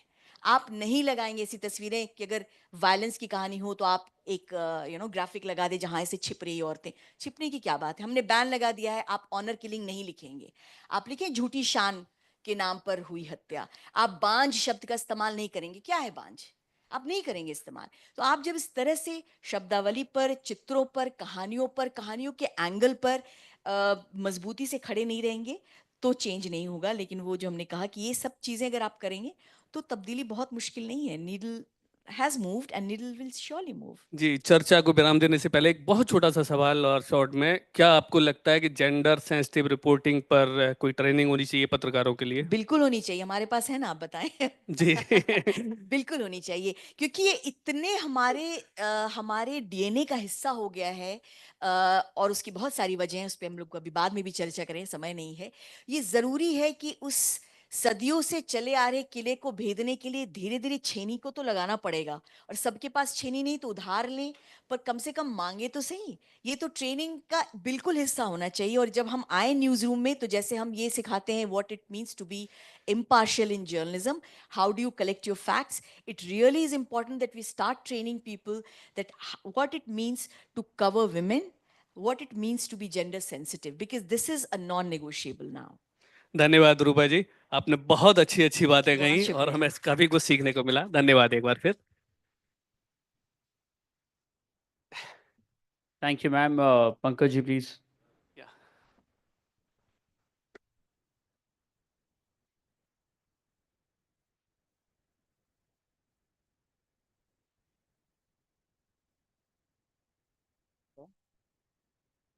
Thank you so much, ma'am. And thank you, Pankaj ji. From our fireside chat, we now move to our next panel discussion, which is on why does the future of tech, of media, and also of advertising need more women at the decision-making table. Navika ma'am had mentioned that we have lots of women in the domain, but जब decision-making की बात आती है, not many there. This topic and the discussion will shed more light on that. To share the views on the same, joining us virtually first is Miss Shubhra Sethi, Head of Entertainment and Ad Strategy, TV plus Digital Geo Star Network. Joining us here is Miss Tamanna Chanana, Business Marketing Lead Global, Truecaller Business. Joining her is Miss Vidhi Maheshwari, Account Director, Branded Content ABB Live. Joining them is Miss Shraddha Singh, Chief Creative Officer, Brute India. Also joining them is Shivani Singh, CEO. She founders ex ESPN and also Star TV. And this session will be moderated by Shantanu David, Special Correspondent, Exchange for Media.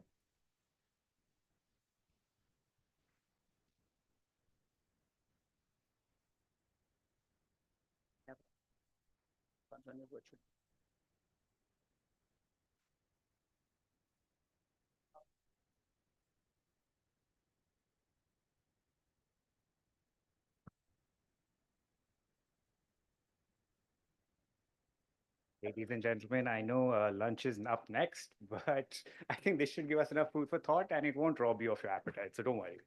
So, first of all, thank you so much for joining us today on a Sunday after Women's Day. Thank you so much.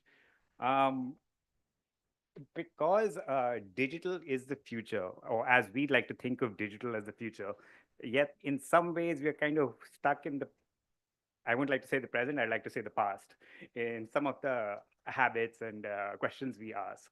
So let me first of all start by asking Tamanna, who I see first in this light, that, you know, in the ad tech and media field, which are very creative led agencies, can you speak about the role of women in that field, in media, in tech, in advertising?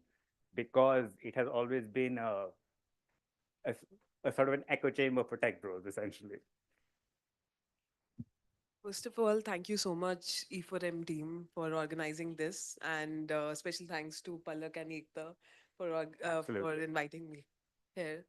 So definitely, we have seen anyone and everyone talking today about the numbers around the C-level folks that we have in global leadership teams, right? It's hardly 14% if I see the global count. But if I have to come and tell you in India, it has dipped to 8%. And I'm not telling you that, hey, we should be thinking about the number, we should increase that and all. I'm going to tell you about the celebration of the women who have done incredible work in these 14%. How many of you, I'll ask you a question first. How many of you have seen that Dove's ad about real beauty? Can you just raise your hand? Still, the number is low, but I'll tell you, the ad is a gem piece altogether in advertising. The entire ad showcases that a woman can be beautiful in any shape, size, gender, or not gender actually, in color, all right? And that beauty is what that defines you. And it came into existence because of a group of women who saw that there's a huge gap between the entire advertising and the way things have been going on. And kudos to these women who actually think that being good is good, but being different is better.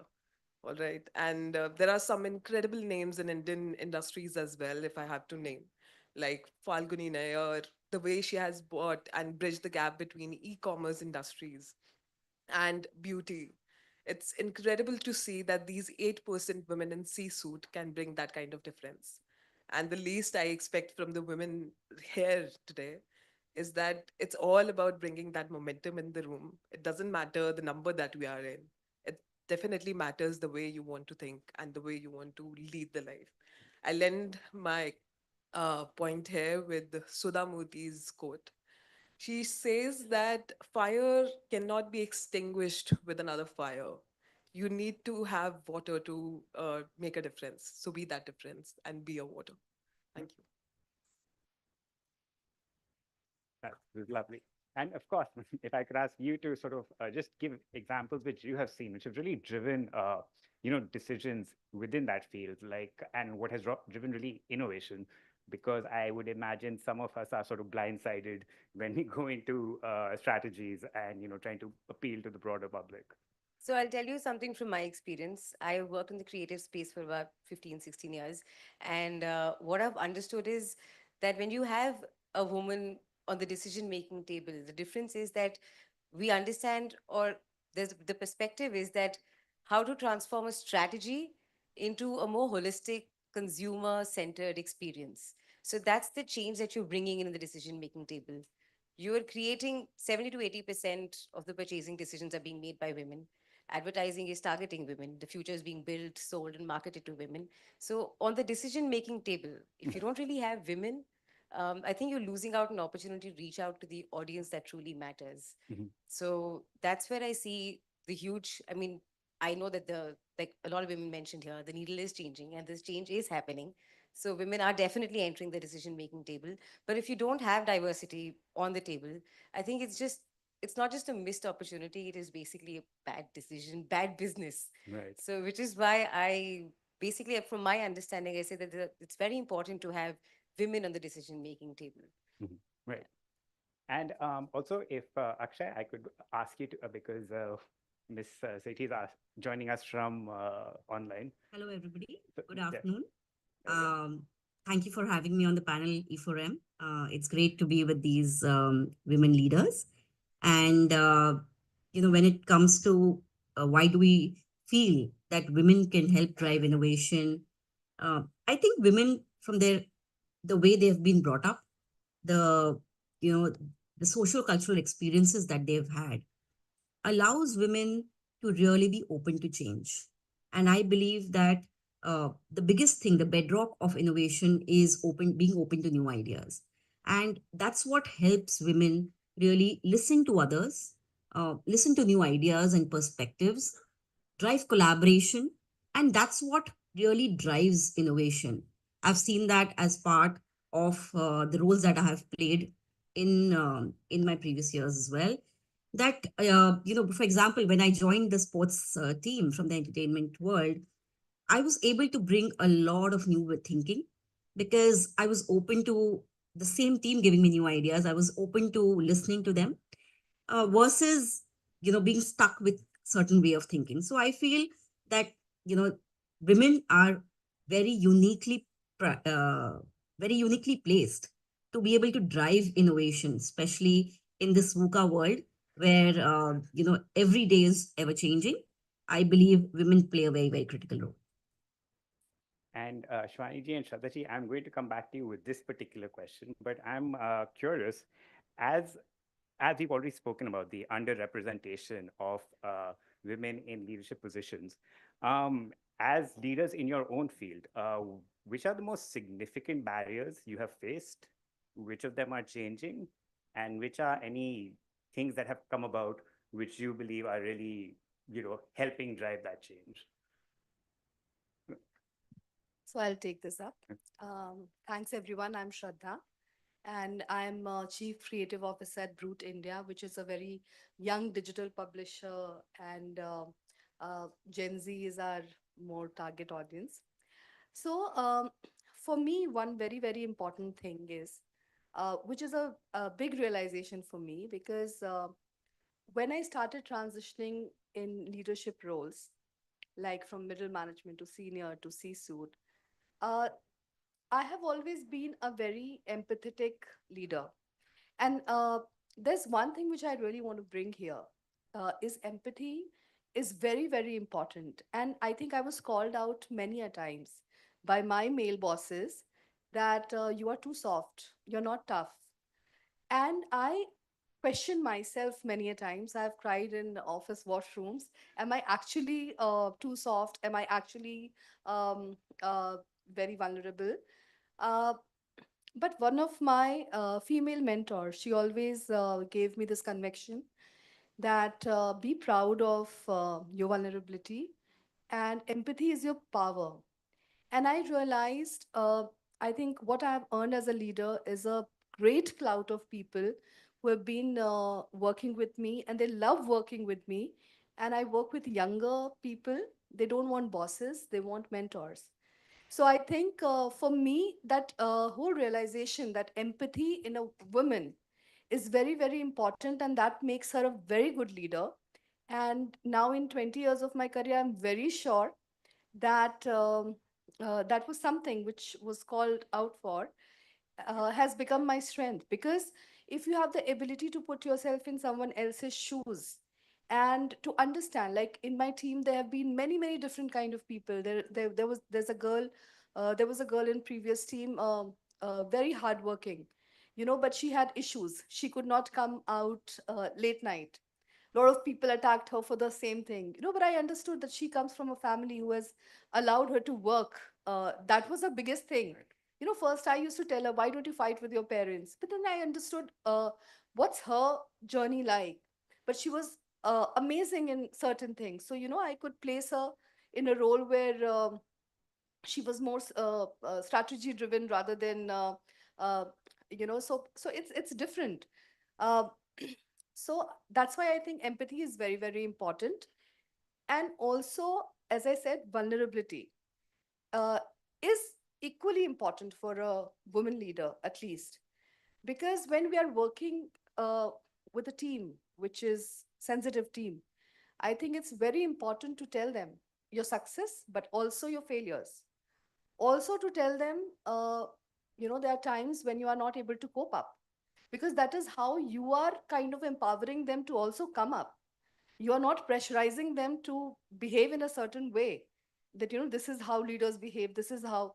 So I'll just give you an example. My daughter was giving her boards, and I was working with a very big media organization before Brute, and I was going through a very tough time with a lot of deadline oriented work, etc. And my daughter was giving her boards, and she has dyslexia, and I was going through a difficult phase.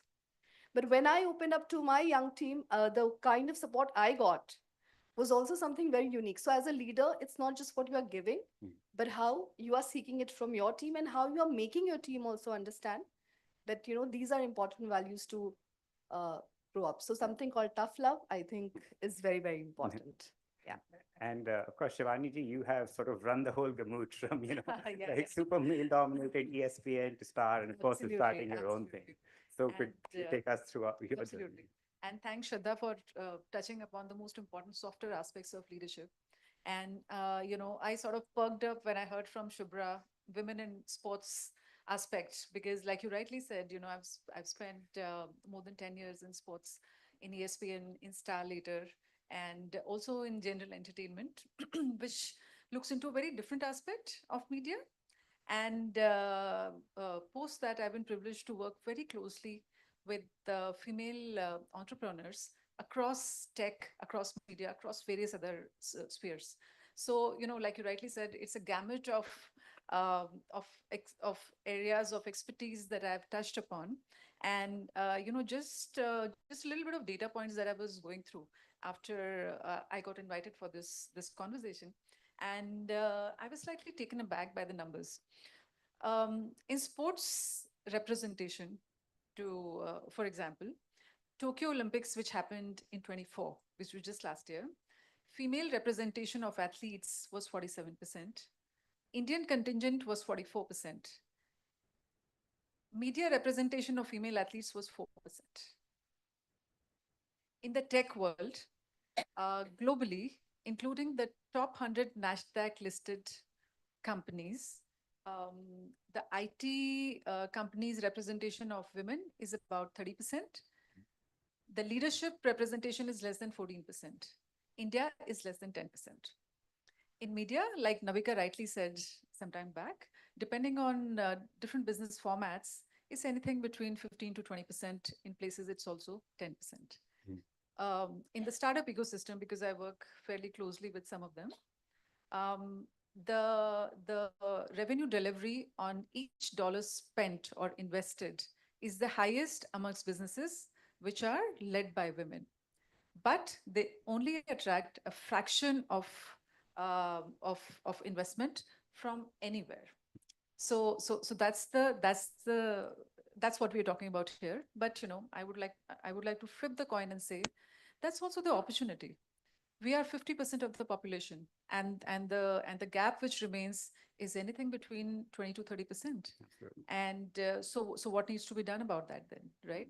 And so how does, for example, the athlete representation or women representation in sports change? That changes when there are women at the decision-making table who are taking those calls. That changes when there are women at the table who are deciding who gets the next investment, and and so on, so forth. So that's why having women at the table where these decisions are being made and are being evaluated and analyzed is for me is the biggest barrier which needs to be broken. So it's not just about the representation of women in the workforce and them being able to have the spark and the gumption to come up and speak. I'm saying we are slightly beyond that now. It's the women on the other side of the table which need to really come into play. So that really for me is the big change that we are now looking for. And I'm just going to ask you again, and then of course I'll switch back. But I'm curious because that gender diversification in leadership roles, Yes. what are the correlations to business performance, which you have seen, which are sort of apparent to anybody who actually looks for them? But like if you had to throw out some examples or numbers. Absolutely. So look at that. In Star TV, for example, the moment you have higher women representation in terms of decisions, in terms of content, in terms of selling, in terms of the kind of brands you spoke about Dove, right? So Dove was a campaign which was completely led by women. And so that's how the brand started getting associated with the content which was being created, which was focused and thought and created by women for women. So these are some of the smaller things, right? This is pure dollar impact we are talking about here. Similarly, in terms of sports, when I look around me now, very small example. So Ladakh is known for ice hockey, right? Ice hockey till now has been a men domain. Women are only in the support roles and all around. This is the first year we are seeing that there is a ice hockey team which is all women, which is going to be playing there in a couple of months now, right? So, and that's what attracts business. That's what attracts media representation. That's what attracts brands, and that's what completes the entire cycle. So all of this, so unless there is somebody who's sitting and saying that, hey, this is the sport I'm going to pick up, and this is the sport which we are going to be broadcasting, for example, or as a brand, this is the sport that I'm going to be backing, and who's going to be taking these calls? There is a very strong possibility that there is a woman who's not just aware but also excited and passionate about this piece that she would want to bring this into the fold. So which is where women representation comes into play. Talking about the female startups. So similarly, unless and until there is a fund who's saying that, hey, I'm very clear that these are the kind of businesses that I'm looking for. And of course, all of these decisions have to be data driven. These are not emotional decisions because we are talking about business here. Absolutely data driven, where the expertise has been proven, just like a man would be performing at the same stage. As a person, honestly, I'm somebody who believes very strongly that talent is completely gender agnostic. Talent is what creates credibility, and credibility has to be driven only on the basis of what you bring to the table. And it's not really gender specific for me. But so given all of that, if all of that is at par, and there are also women who are on the other side of the table being more empathetic and being more aware of the challenges that a woman has probably faced to come up until this point. And this is a known fact that a woman faces 4 times more challenges to bring in the same level of work and to reach the same baseline compared to a man. Right. So if that kind of sensitivity can be brought in, then we can see a huge change happening here.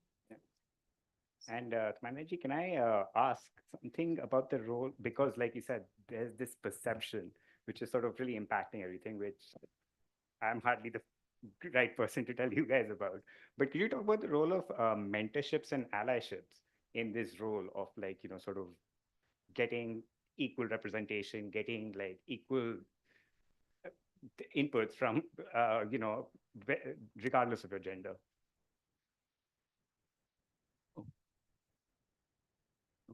I'll take this up. So I'll give you a small story. So a year back, I started my own marketing podcast called Brand Talkies. And the whole idea of starting that was while I was hiring for my team back in Whatfix. One of the major challenge was people had no idea what marketing was, even though they had no idea what what the basic terminology stands for, because the assumptions and the way people have been taught is way different from what industrial experience is all about. And during one of the first episodes, I got Chayan Verma, who's basically a marketing head of Sabhyata India. I hope a lot of you have already seen all these kurtis and all that are being created by them, and it's a wonderful women and men clothing as well now. Um, while have you seen their ads redefining celebrations? Every now and then they usually come up with a Diwali campaign or a festive campaign where they actually acknowledge the fact that there's a woman leader or a woman who's struggling with XYZ challenges, and this is what they can resolve. And one of the things I told him then and there during that recording itself was that something that I personally resonate with your brand is that you actually understand what we all go through. A woman who's being hired and being asked these questions like, "Hey, when did you get married? Are you planning to have any kids or something of that sort? What does your husband do?" And all these questions are so common that every now and then we are being asked these questions. Now, coming to the question you said from mentorship point of view, so after that particular episode, and I have been doing this for a while now, I've mentored almost 200 plus students across the globe, where there's nothing in terms of monetary benefits that I look for. It's all core mentorship guidance, because at times I've seen that as kids, even when I started off my career, I had no idea what I want to do in my life. There were three things I was good at, and I was like, bloody hell, I'll do whatever I can to be the kind of woman I want to be. To be honest, I now feel that there's a high time need that there should be mentors who should be there. Even if I have an audacity to be a leader now, if I give those 10 learnings or 20 learnings throughout a month or 2 months, 2 months, of course, and I sit with these people, like Shraddha mentioned about empathy. Shivani mentioned about her own knowledge and skills around sports. So even women leaders like us, even if we can give that 5 minutes or 10 minutes of our time to these young souls, I think there's a lot of difference that we can bring on the table. Right now, it's not about the position on, it's not about that we as women leaders we need to have that place on the table. It's about bringing that kind of uh, awareness, bringing that kind of knowledge, and bringing that kind of power to the table, so that even the ones who are next to us are empowered enough to be at the position that we are today. Is that Just to add to what you just said, and that's where She Founders platform came into play. That's precisely what we do. The platform aims to provide mentorship from the female leaders who are already in the place and position, and they have the background and experience to be able to handhold and help the younger, just sprouting female entrepreneurs from sometimes from B, C, and D cities as well, who have a lot of spark, great ideas, but they don't have the know-how or of course the experience of going through the whole journey, like some of the leaders have, and it aims to match them, and that's precisely because that was the need gap. The biggest need gap today for women leaders, younger leaders to grow up faster, is precisely this: the lack of networks, the lack of mentors around them who would actually invest in them, take some time, and then take them right up to the place where they could be looking for funding and things like that. So that's where She Founders came into being. And Shataji, in your perspective, because you sort of lead the team, and as you said, it's sort of new.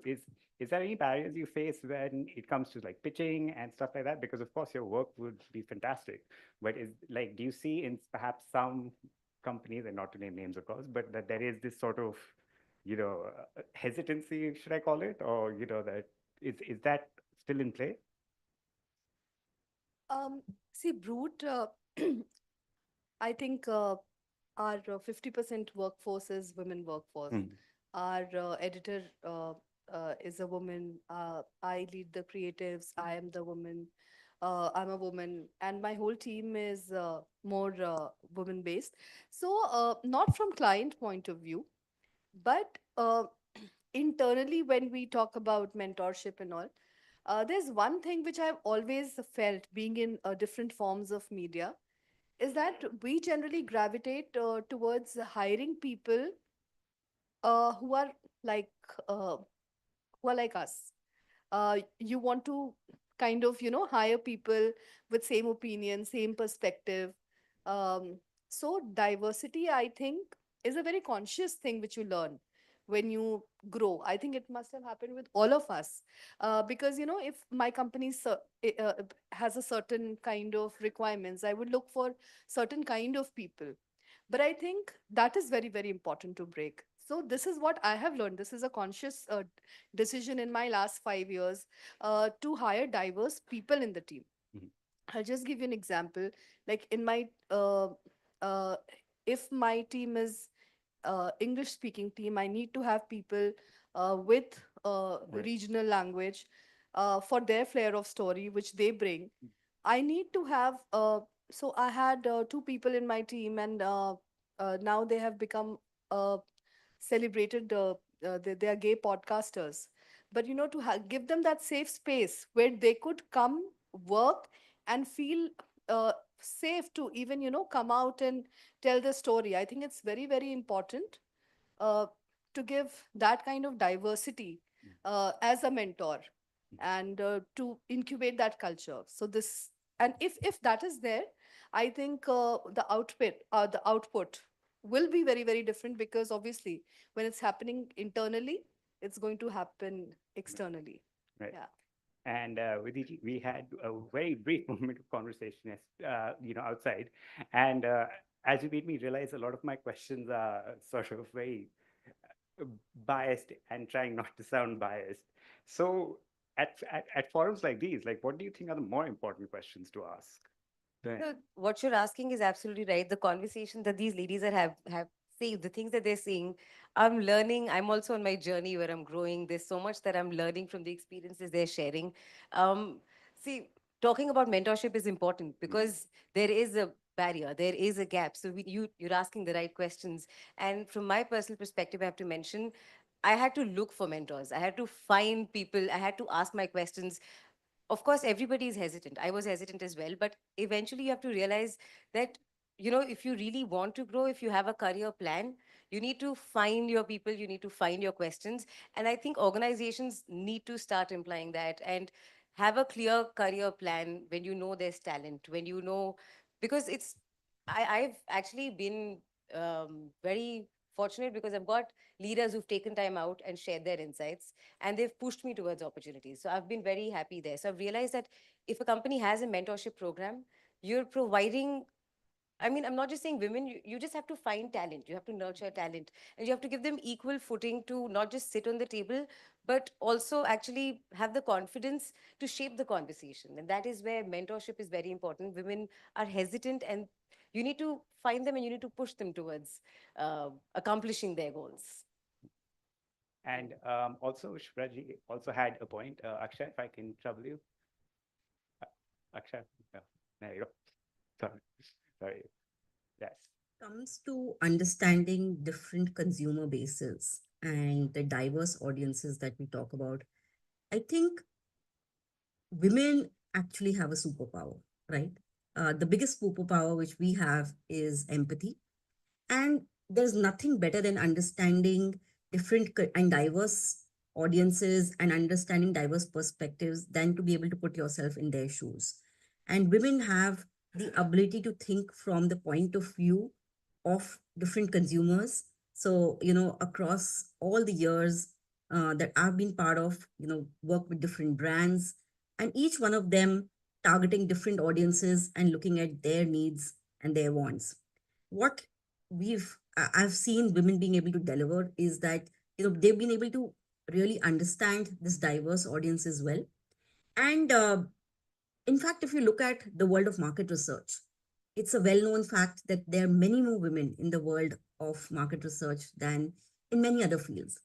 And that really comes from their unique perspective to hearing each other and being able to empathize with the diverse audience. So I just feel that women actually make for great consumer behavior specialists, and they really help understand the various consumers very, very well. Lovely. And just to build off, my last question to Vidiji. So next year, when you guys are obviously all coming, and it shall not be on a Sunday for sure, what are the questions you would like to be asked on forums like these? Could I get a question each from you? I think the question should not be why do we need women in leadership? I don't think we should be asking that question at all in 2026. I think that's clear. Women in leadership is not just a trend; it is the future because it just makes sense. It makes business sense, human sense, it makes creative sense. So I don't think we should be asking that question. But I think the question that we mentorship is something that I think is something that really needs to be worked on at an individual level, external level, and even at organizational level. So maybe next year I would wanna answer that question if that has changed in my organization and in other organizations, if we've seen a change in mentorship. Right. Okay. Honestly, to me, the success would be, and it's a little controversial, when we stop having Women's Day events. And we have no need of doing that. And what we are celebrating instead is how do we do whatever we are doing better? Right. Better, sharper, and more efficient. That will be the success for me. I think, like what Vidhi said, not why, but how. Like how transformations have happened. Like what the journey has been from this year to next year. What all could we, apply in our organizations, and how. I think the era of how, like how transformations happen. I think that is something we should talk about next year. I'll conclude with this actually, rather than just asking another question, because all these ladies have covered all the pointers, to be honest. One thing that I feel that as a woman, we are more right brain focused, right? We are creative, we are empathy driven, we are powerful at whatever we do. And the best thing that we can do for the next year is actually having an open ended conversation around how we are good with the left brain as well, where numbers, where facts, where logical figures, everything comes into existence and we make it a powerhouse rather than just focusing on one end. Fantastic. And starting with the open-ended now, I'm going to open this. Oh, there we go, right there. Yeah. So if the audience has questions, that's all I was going to ask.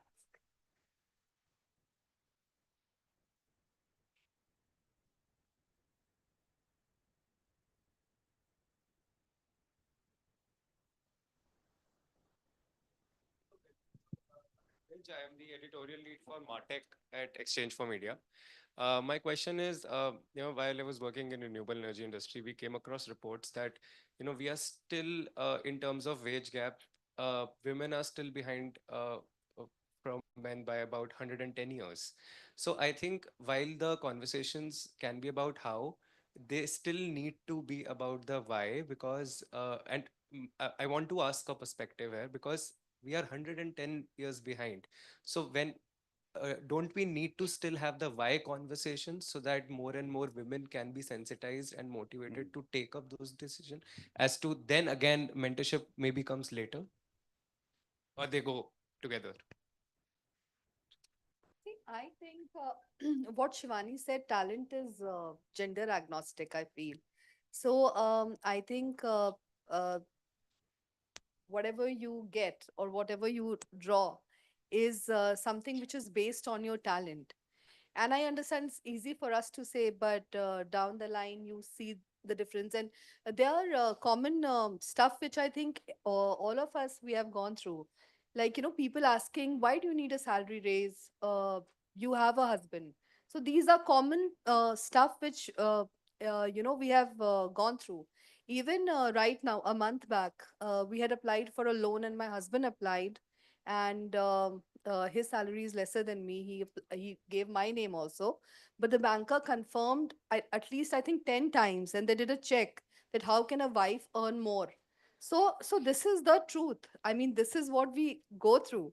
So I think uh, it is actually gender agnostic, and you get paid for your skills. So it's important for every woman to upskill themselves, and things are changing, and I'm sure it's going to change. Yes.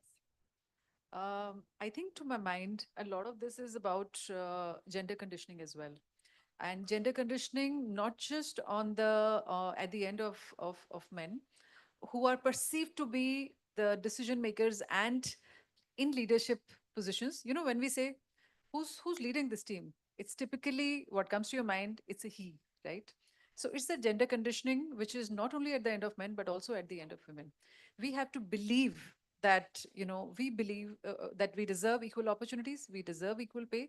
We have to be confident and be able to ask for it. Unless you ask for it, nobody is giving it to you. Nobody is doling out any handouts here, right? And for doing that, you have to also be at the same place as the man next to you. You have to be equally data driven in your decisions. You have to be equally capable. You have to have a similar decision making capabilities as well. You have to work on your craft. You have to be the best at what you do. So with all of that, all of that requires a lot of hard work and a lot of various skill sets that you need to garner on your way up. So if a man next to you has all of that better than you, then he should get better pay. But if you are at the same place or better, then you should have the gumption to stand up and ask for it as well. I think that's where the gender conditioning also comes into play. Yeah, Which is why I just have to add, which is where, again, mentioning mentorship again, which is why it has to go hand in hand. By mentorship, you're empowering them, you're giving them the confidence. It's not just about guidance, you're actually championing a potential which they probably don't even see in themselves at that moment. So, which is why that has to go hand in hand. Start that conversation. You have to ask for it. As Shivani said, nobody is going to give it to you.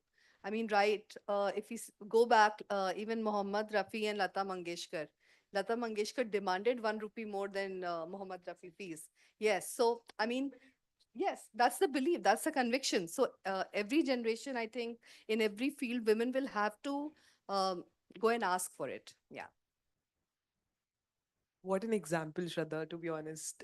See, back then, if this can be asked and said, we could have done the same. We can do the same today as well. One of the major challenges that I see as today's leaders is that we don't speak up.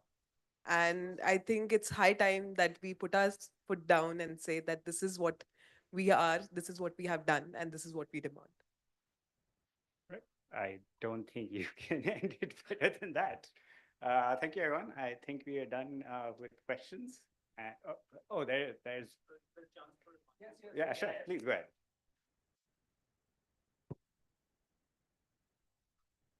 Doesn't matter who I am, the women's conference. So, we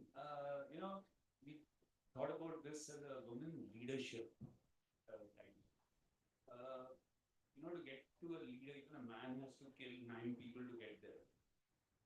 And what do you think? Successful women, should they, be good at it? Because, I mean, should they remain feminine and have a feminine approach to it? But usually, what we see is that they actually try and be better in the game than men by being better in a male, where the game is played, where the rules are set by them. So, what do you think about this? So a very limited point to this, that women come with their own set of extremely valuable characteristics that they bring to the table, and that's what their strength is as well. We spoke a lot about empathy, and we spoke a lot about other values which a man probably, I won't say lacks, but maybe a little less fluent with, that women are. And that's the strength. And that's what needs to be brought to the table and actually turn into a strength. Instead of trying to become a man, I would never want to do that. I have a lot of other characteristics which play extremely well in my favor. And that combined with everything else that's required is what makes me a winning combination. No, not at all. We are just different, and we are proud of our different abilities that we have. Absolutely, and they work hand in hand. Yeah, we don't replace each other's qualities at all. And when both are combined, then that makes a winning combination. So why would I want to let go of any of that and become a man? No. I would say the ladies would probably empower the next 9 people rather than try and kill them, which, and people being the operative word. I think we are done with questions. That was a lovely thing. And I'm now going to hand it over to Aditya, who does this much better. Thank you once for Shantanu also as well for moderating this, everybody. Let's give him also applause, please. And may I please request Acharya Shailesh to join us on the stage and present a token to all our panelists.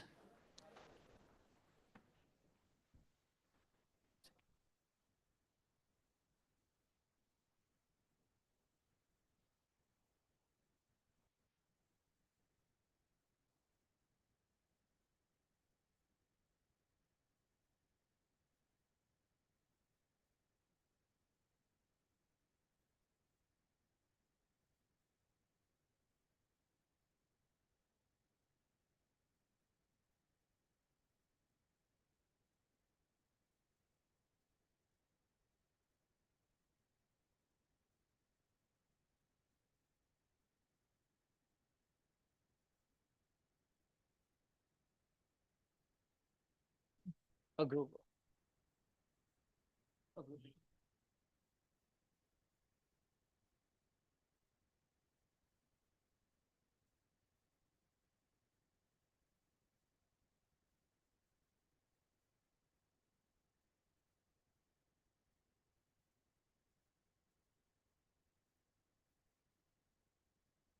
Thank you. Thank you so much. Thank you. Before we move for lunch, we have one more keynote address. We'll wait for the stage to get ready for that.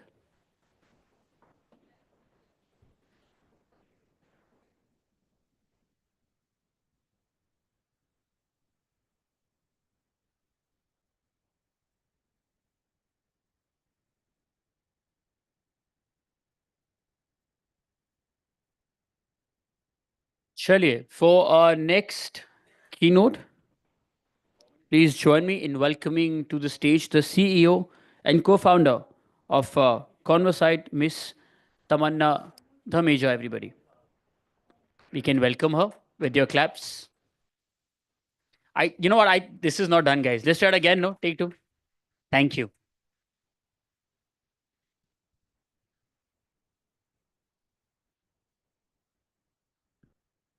Hi, everyone. Very nice to be here. And I think I'm the only one keeping you all from lunch. So I'll try to be quick. I don't see Anurag here, but thank you, Anurag, for organizing such a great event. And really, it's an honor to be, sorry, it's an honor to be here and speaking here today. So I kept thinking, why has Anurag asked me to speak? And I realized maybe it's because of my journey and whatever little bit I have done. So that's what I just wanted to quickly share, that how I went from managing $300 million as a portfolio manager in New York to now building something which will hopefully be disrupting billions of dollars in ad revenue. So I'll share about my journey. But before that, I do want to talk about my biggest inspiration, who really taught me the power of thoughts and a strong mindset, and that's my grandma. Uh, just a line on her. During partition, my grandfather got shot, while in 1947, while they were moving from Pakistan to India. And she walked for 7 to 8 days with my 6-month-old dad. She was 16 years old then. What happened after that is history, but she brought up my dad. She was a principal in a government school, did a lot for women, used to go and teach women in rural areas, got an award from the president, and To me, she's my hero. She's the biggest inspiration. So I just wanted to start with that since this is all about women.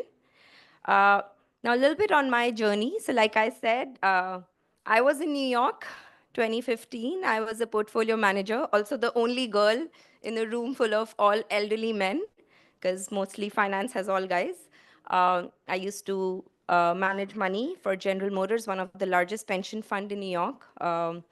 And then I became a mom, and I had this idea of starting something for moms, specifically communities where moms can come, learn from each other. And I wanted to do this in India. So it was a very strong force. Again, my thoughts, I was like, nothing could move me.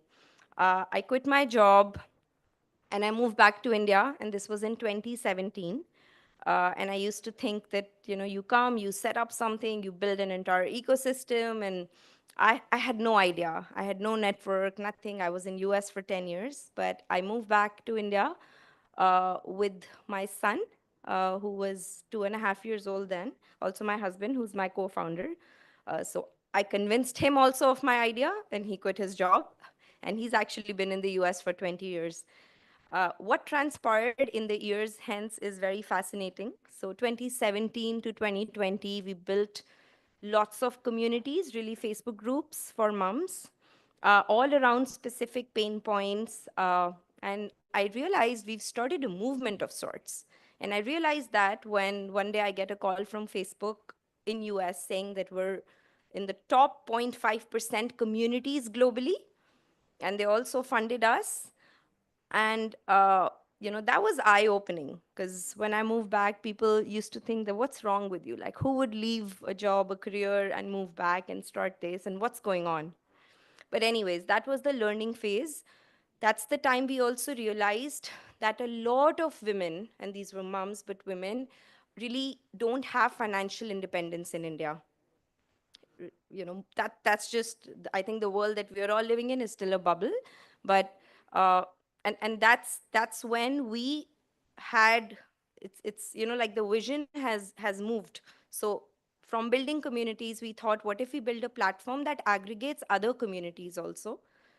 And we built Conversite, so very tech heavy, because we use technology to aggregate all communities, Facebook groups, Reddit.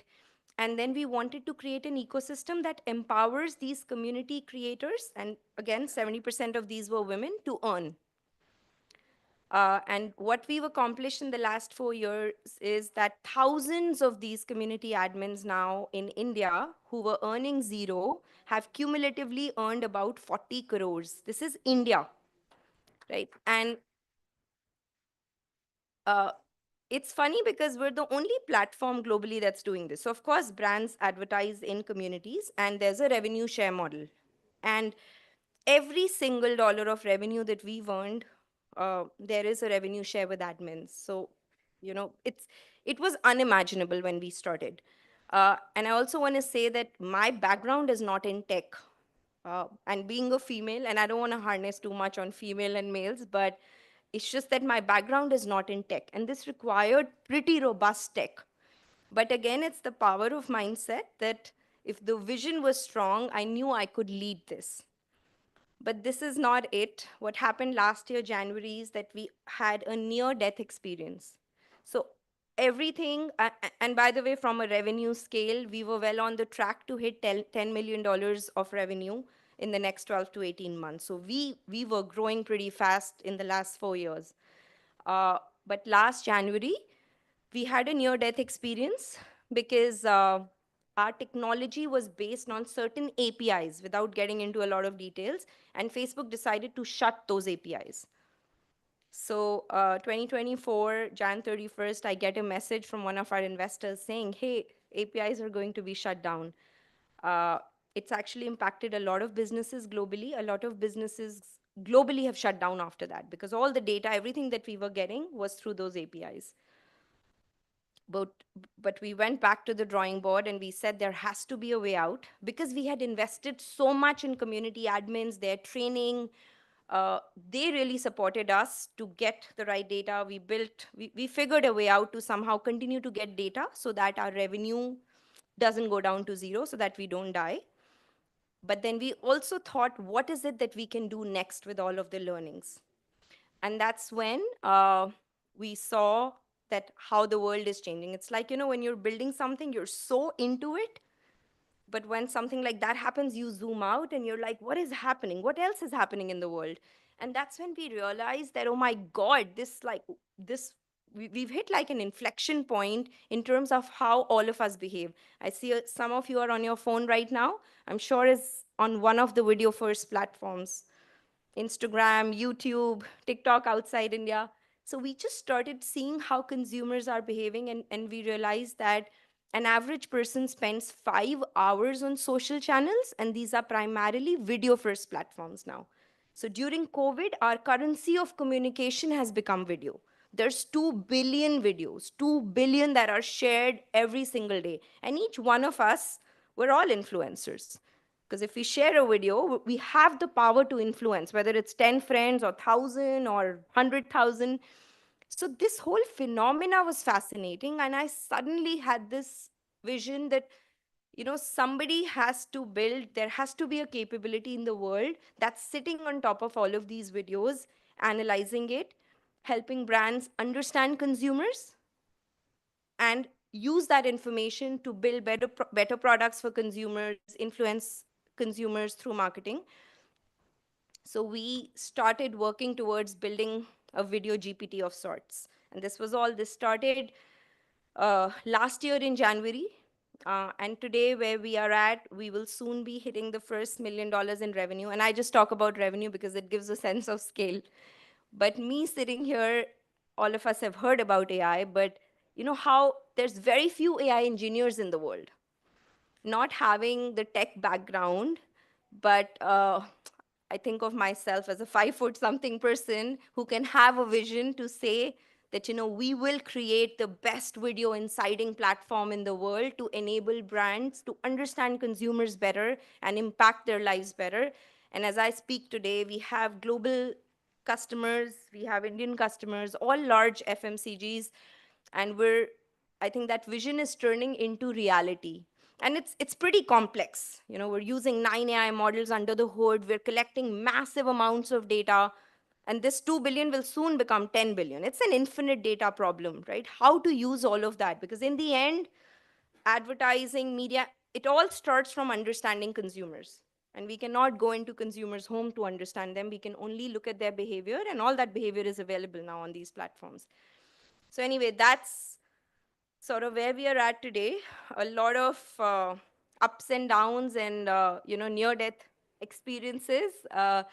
But I just, I thought Anurag has called me here to just share this journey and share that how, from being a no one to we're creating some impact.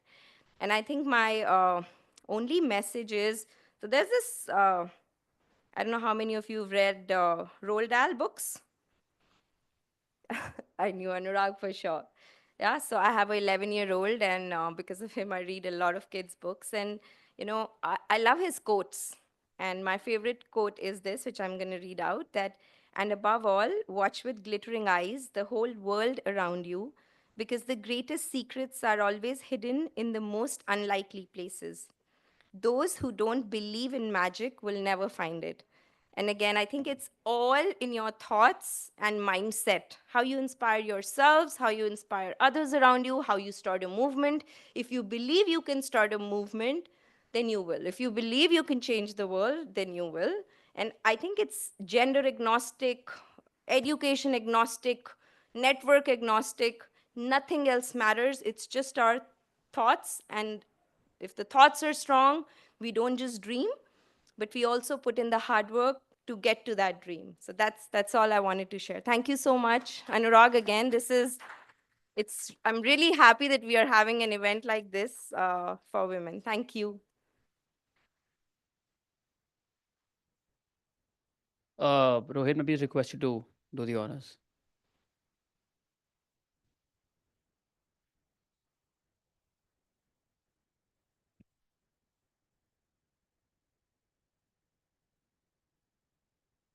Thank you. Thank you so much. I always say this from food for thought. It is now time for food for your stomachs. It's 2:15. It's time for lunch. We meet at 2:45 with the next discussion. 2:35 it is. Thank you.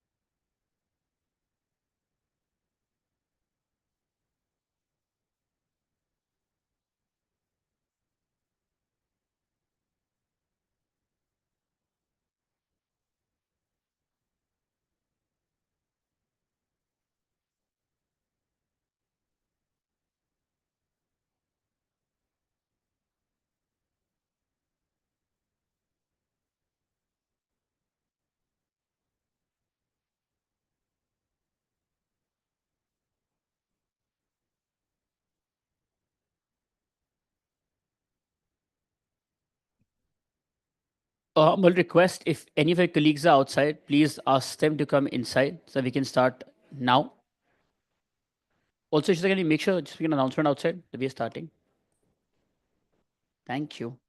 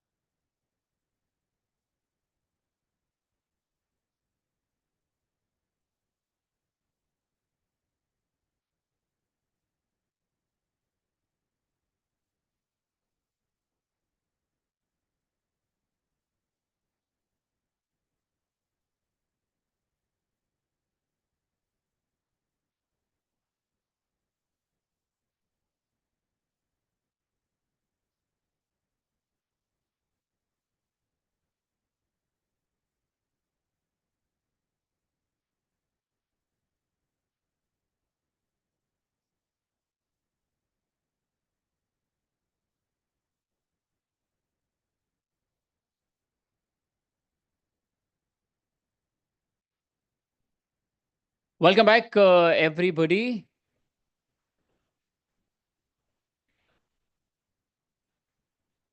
Just a request, if you can please turn your mobile phones to silent mode. We'll start now.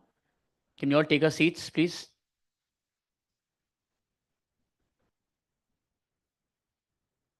Chaliye. I know that there are fewer people in the hall right now, but I'm assuming that your energy will cover it for everything else. Next, it's a keynote session from storytellers to business leaders, a women's perspective in the OTT landscape. And to share her views on the same, let's please welcome to the podium Miss Aruna Daryanani, Director, Amazon MX Player. इस मौके पे हम समझ के ताली बजाते हैं और वेलकम करते हैं. Just saying. Little louder. I know we just had lunch. Thank you. Hey, good afternoon, everyone. I know both pre-lunch and post-lunch sessions are really hard. I'm going to try and keep it interesting. I think through the day, we've heard a lot of perspective of representation of women across, decision-making, across top leadership. My session today is about how women play a key role in the OTT landscape, which I am a part of, and how they are playing not only a representation role in the content that we put out, but also in terms of decision making across our key pillars of content, marketing, and advertising. Can we have the slide?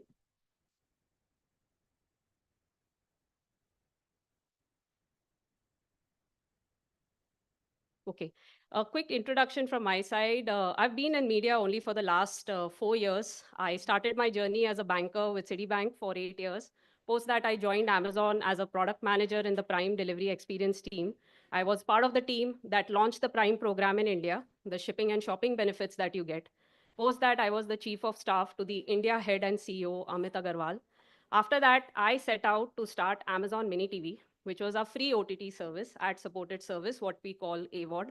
I played a key role in the acquisition of MX Player, and today I'm leading product tech and marketing, which is the business side of Amazon MX Player. Next slide. So a bit about our landscape. The OTT market is growing very, very rapidly, and free entertainment, which is what we call ad-supported video on demand, the AVOD share is growing. This is because the SVOD players, which is your subscription players, are targeting the affluent households of India, while there is a very large population in India which is consuming free entertainment. And that's growing at a rapid growth of 26% year on year. And the industry, in terms of revenue, is growing significantly. So basically, advertising is the main revenue, which means that brands need to find success as part of that advertising. Next slide. Now let's take another perspective, how women are playing a role. Women are representing 30% of our digital landscape today, while men 70%. And that share is now growing, unlike TV, where you see a dominance of women viewers. Okay, now the share is growing because of cheaper smartphones, cheaper data, and that is continuously reflecting in the way women are also consuming content. And the big part over here, when I spoke about advertising revenues, you can take a look that women are driving global spending. 70% of the consumer purchases are basically women-led. Women are the decision makers. If you look at a new home and the items that you get in a home, over 90% of the role is actually played by women. Women play a dominant role in the healthcare spends of every household. Now, how does that apply to Amazon MX Player? Next slide. So the three pillars of any OTT service, if I were to say, is reach, the number of eyeballs that you can capture, because then brands need to find their audiences to whom they are actually advertising. So a massive reach is very important in a free entertainment landscape. If you look at the next pillar, which is content, content needs to be really, really interesting, differentiated. And right now, I can just tell you that people can make decisions of whether to watch something or not in less than 2 minutes. So you have to keep them like super engaged, and that's only when you can get the watch time. The third pillar is advertising. So you need to offer differentiated ad solutions to brands so that they can find success on your service. Keep going. Amazon MX Player's reach is massive. So what we did post the acquisition is we combined Amazon Mini TV and MX Player as Amazon MX Player. The service has actually driven cumulatively over 1.4 billion downloads in India. We have an active monthly user base of over 250 million, which is 25 crores. And 50% of our audiences are affluent households, which is what we define as NCCS A. Next slide. Our representation of genders is equal to what you see in the digital landscape. 70% men, 30% women. But guess what? The 30% women are driving 50% of the watch time. So you can see the amount of dominance that they have. We are seeing equal representation from 18 to 24-year-olds and 25-plus-year-olds. And our audiences are split equally between metro and tier 1 audiences and tier 2 and tier 3 cities. Next slide. Now let's take a look at content. Next slide. There is a huge stereotype that women only enjoy romance or drama shows. That's totally not true. Women also enjoy crime. They also enjoy thrillers. A well-crafted gray character stories is also what women enjoy. And that is evident from the success of some of our shows on MX Player. Ashram, any fans of Ashram in the house? Glad to see, and glad to see a lot of women raising their hands. It's about a very gray character of Bobby Deol called Baba Nirala. And in this latest season that we just launched 2 weeks ago, Pammi, who is the female protagonist, actually puts Baba in jail. So do watch it. Very strong female character. We've got massive massive viewership, had a very good opening. Similarly, even Hunter and Bhokal, great crime-led shows, cop-led shows, in fact, have seen a lot of success on the service. So it's no longer true that women don't enjoy these genres. We've also crafted significant amount of content with very, very strong women protagonists, and we've seen significant success. This is driven by the fact that we do significant amount of research to understand what kind of themes viewers definitely want to watch. If you actually see on the screen, Who's Your Gynac is a story about a young gynac who's trying to come out in the world and establishing herself. It's a very light-hearted show led by Sabah Azad and very, very beautifully crafted. We have half CA. CA is a profession dominated by men. This is a show of a female student who's really trying to clear the most toughest professional exams that we have in the country. Queen was a show of a politician who moves from cinema to politics. Half Love, Half Arranged is again about a female doctor in her 30s who wants to get married on her own terms and is trying to find the man of his or her dreams.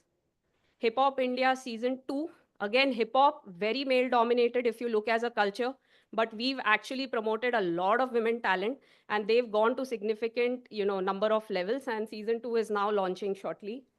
And the last is actually K-dramas, C-dramas have actually taken over the world. They've taken over free entertainment as well. We see significant amount of women viewership for these shows because the storylines are very unique, very clean. They are devoid of any kind of foul language or any kind of matured characters. You can see from the success of the IMDb ratings that you're getting significant amount of viewership. And this also enables the business to do more and more type of such shows.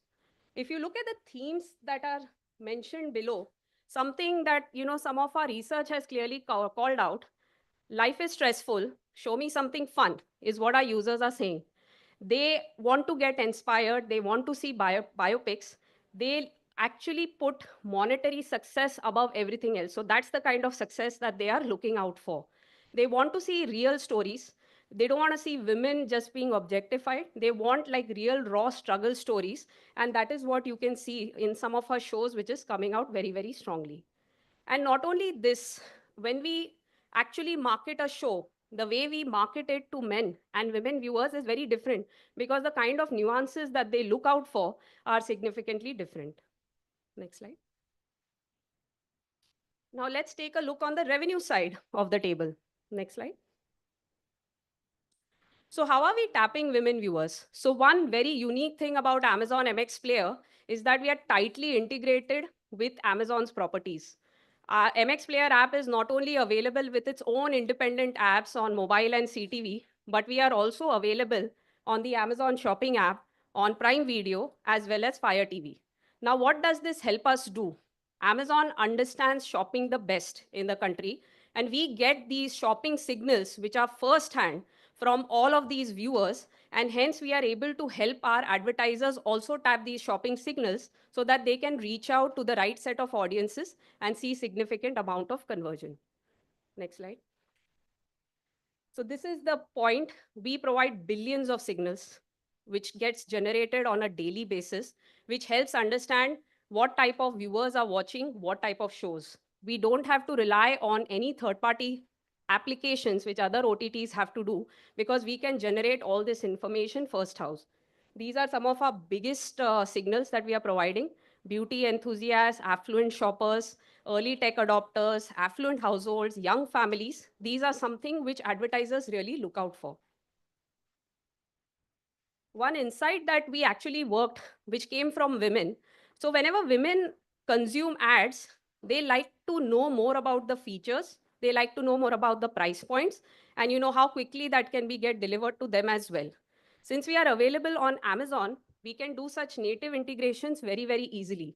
So what happens is whenever an ad comes up, you don't watch it with the same intensity like you watch a show. You tend to switch off, right? So what we did is the place below the player that you're seeing, we open the landing page of the product that is being advertised on the top. And what we saw is a lot of people actually browse through it till the ad gets over. which actually results in very high brand recall. And such things are possible because we have these strong integrations with Amazon. Next slide. We took it a step further. You can see actually the orange from this vitamin C cream coming out of the video. So what it does is basically Mamaearth wanted to really highlight the ingredient of this particular cream. So the orange is coming out, and what it results is it plays, with your mind. You basically recall the ingredient of the product also. So if you want to make a purchase or you see Mamaearth also in the future somewhere, you will have a very high brand recall for the same. If you actually see the click-through rates, what we call CTR, are 7 to 10 times higher than industry averages because of such native integrations.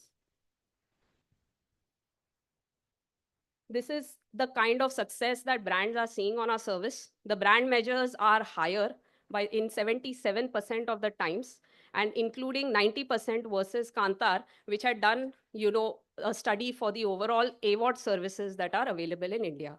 And these insights from women have been applied to male products as well, and we are seeing similar success. Keep going. This is a case study which I shared about Mamaearth in the previous slide. They saw success across all the brand measures, which are typically ad recall. Are they perceiving the brand more favorably, and is their purchase intent going up or not? So this is the kind of success that they saw across all the brand measures. Next slide. And because of this, brands trust us significantly. We are working with brands across industries, not just brands that are selling on Amazon. Even brands that are not on Amazon really look out for these shopping signals so that they can reach their right target audiences. I would like to end the presentation. This is a favorite quote of mine. Whoever controls the media controls the mind. So media is basically playing a significant amount of role in building perceptions, in building beliefs. And both, kind of opinions, both from men and women, are equally important in this entire process. So hence, women being at the decision-making table is significantly important because media shapes the culture and the fabric of the society, and it's hence very important to have their voice. We are seeing significant amount of success with women at the helm of several OTT services as well, even across marketing, even across advertising, that has led to the industry growth. This also gives us a big responsibility that we are careful about portrayal of both men and women characters because they do leave an impression on the audiences. Thank you.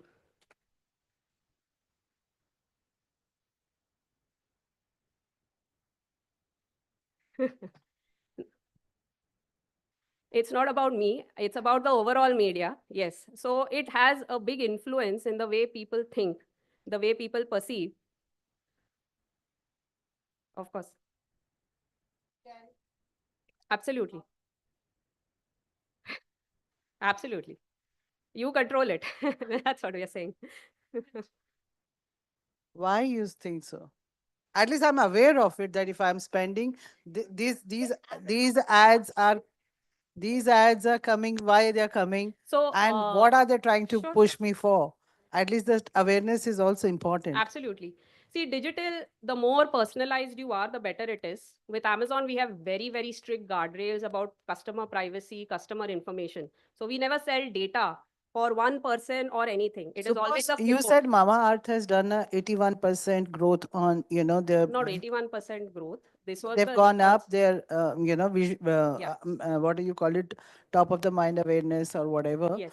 But who did the survey of 81%? You or Mamaearth directly? We got this done through a third party. So typically brand measures are always done through third party like Nielsen and Kantar. So that otherwise what happens is a service can always say that, it is very good. You need an independent third party to verify it. So they do it across a sample of respondents, which, signifies the base of that audiences that goes ahead with watching the ad. And that's how these results. And they share their numbers with you. We always do that. These are called BLS studies. Most of the online digital purchasing platforms, including Google, including us, we do it for our advertisers, including Jio Hotstar as well. Sure. Great.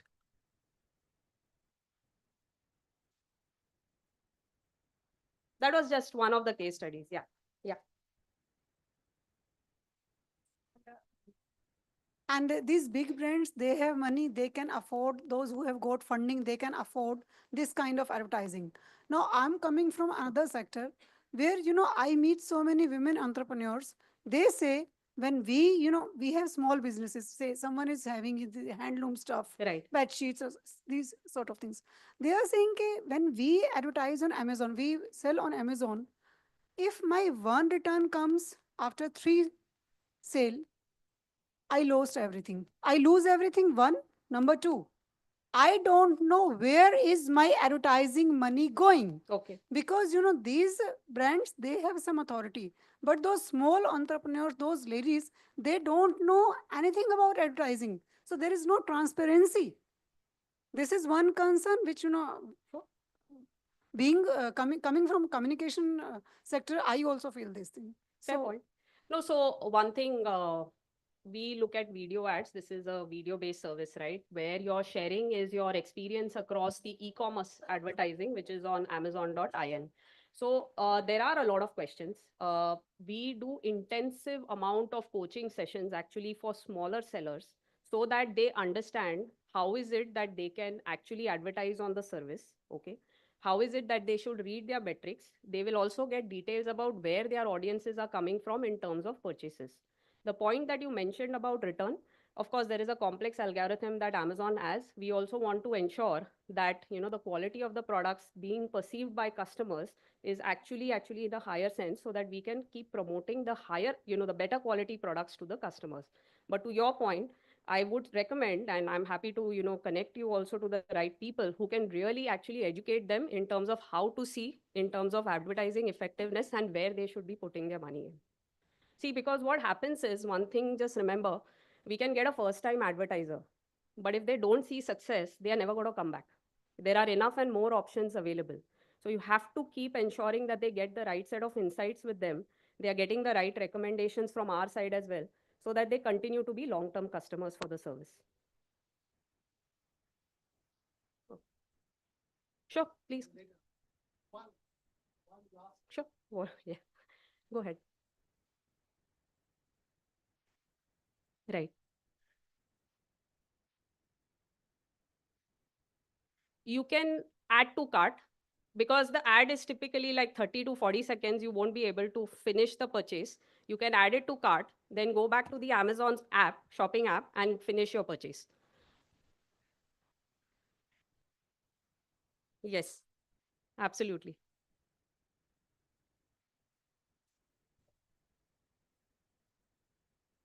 Absolutely. So in fact, without naming the brand, we are actually working with them. So one brand had the requirement that, whenever there is a moment of, between the male and the female protagonist, a lovely romantic scene, their ad should come up in the next slot. So there are such opportunities that we are actually working on, because like you rightly said, digital gives you these opportunities to do it at scale. So viewers, in terms of ad load, we don't show like immediately. So there is a break that you have. It's similar to how you are watching on TV. In fact, on TV, the number of ads are significantly higher as compared to digital. That's true. Yeah. Yeah, please, sorry, go ahead. Sorry, please go ahead, sir. Yes. Absolutely. So see, the thing is, for as a video service, just remember, sir, we are trying to build upper funnel awareness for the product, which is very critical. These are the examples that I showed you were new products that were launched in the market by these brands. They wanted to ensure that people understand the goodness of these products. So it kind of ensures that you remember it. You can actually add the product to your wish list. You can add it to cart. But what happens for a decision on a purchase, it takes significantly longer than the 40 seconds than you're actually seeing the ad for. Sure. Sure. No, no, I'm happy to converse later. Yeah. No problem. Thank you for your questions. We can connect. Okay. Yeah. Rohit, can you please do the honors of... And I'm very sorry for the questions. It's just that there are lots of sessions lined up. We don't want to get anybody late. You have questions, you can, of course, take them offline. Thank you.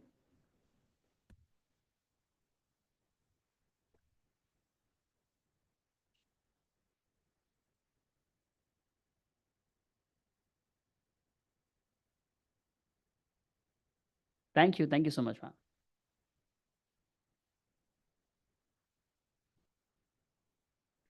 Surely, moving on quickly. Next is yet another keynote. It's on challenging stereotypes in journalism. It's a fireside chat.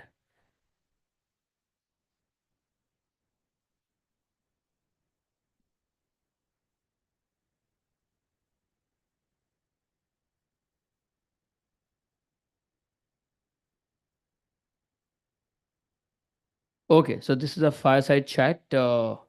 And for the same, let's please welcome Ms. Deepthi Sachdeva, Executive Editor, NDTV India.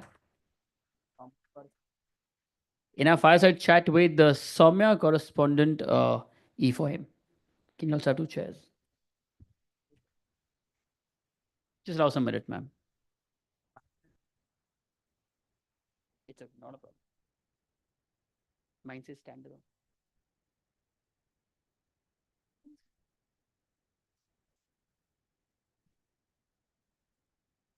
Any questions ready?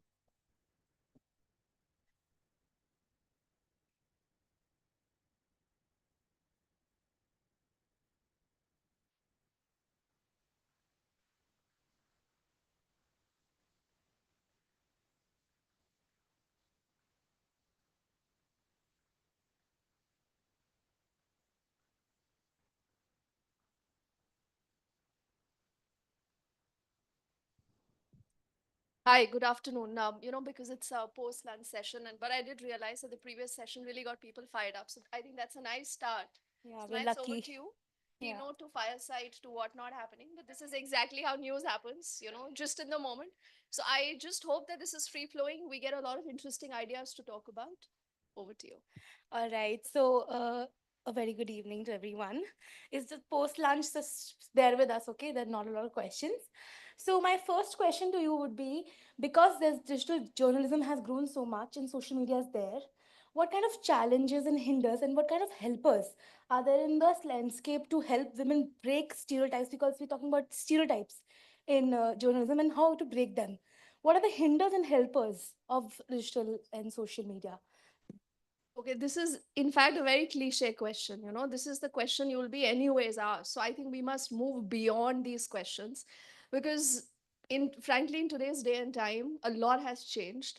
And I do not believe in this binary of a man versus a woman. It does not happen. It's all in the mind. So I think the sooner you change your mindset, the sooner you tell yourself that it's all and all just about competence, it is about what you bring to the table, how you can deliver things. You will not think about the gender. But that does not take away from the fact that, yes, there are real challenges.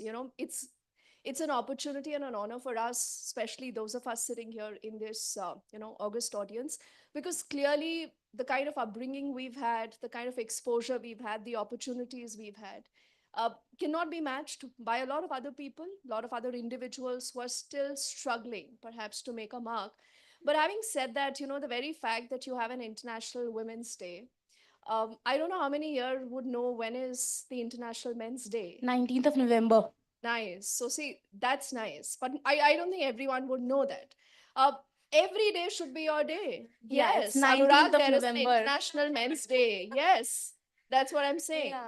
If 1st April, okay, that's a jest. But that's exactly, I think, the root of this issue. If you believe that a woman's day is just about congratulating each other, ordering some nice chocolates, flowers. I mean, move beyond that. They're real issues all of us are dealing with, no matter who you are, whether you're a man or a woman.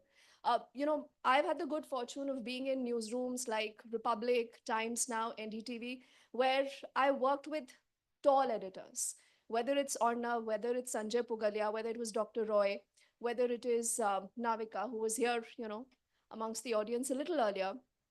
And I must say one thing, never, ever, never, ever in my career, spanning 24 years now, have I ever been told that you're a girl, you're a woman, you can't do this, or this is an assignment that is not for you. Never, ever. This is never the mindset in newsrooms that I've had the fortune to work with. So I think we need to break that stereotype first up in our minds. The moment you tell yourself that, oh, you're a woman, There's got to be other kind of constraints on you. You can't do this, you can't do that. It's all in the mind. So I think that is where the change should come in, and it's all to himself. So I think women also need to break that stereotype more than men right now. If you can't speak up for yourself, if you can't value yourself, if you do not believe in your competence, you don't deserve to be there. Journalism is brutal. It is brutal because it demands everything from you. We started with uh, a normal workday extending to about 18 to 19 hours, and everyone at home was like, oh, is this the life you want? I said, absolutely. This is what I've, signed in for, and I will do this. Only to realize that gradually things do get better.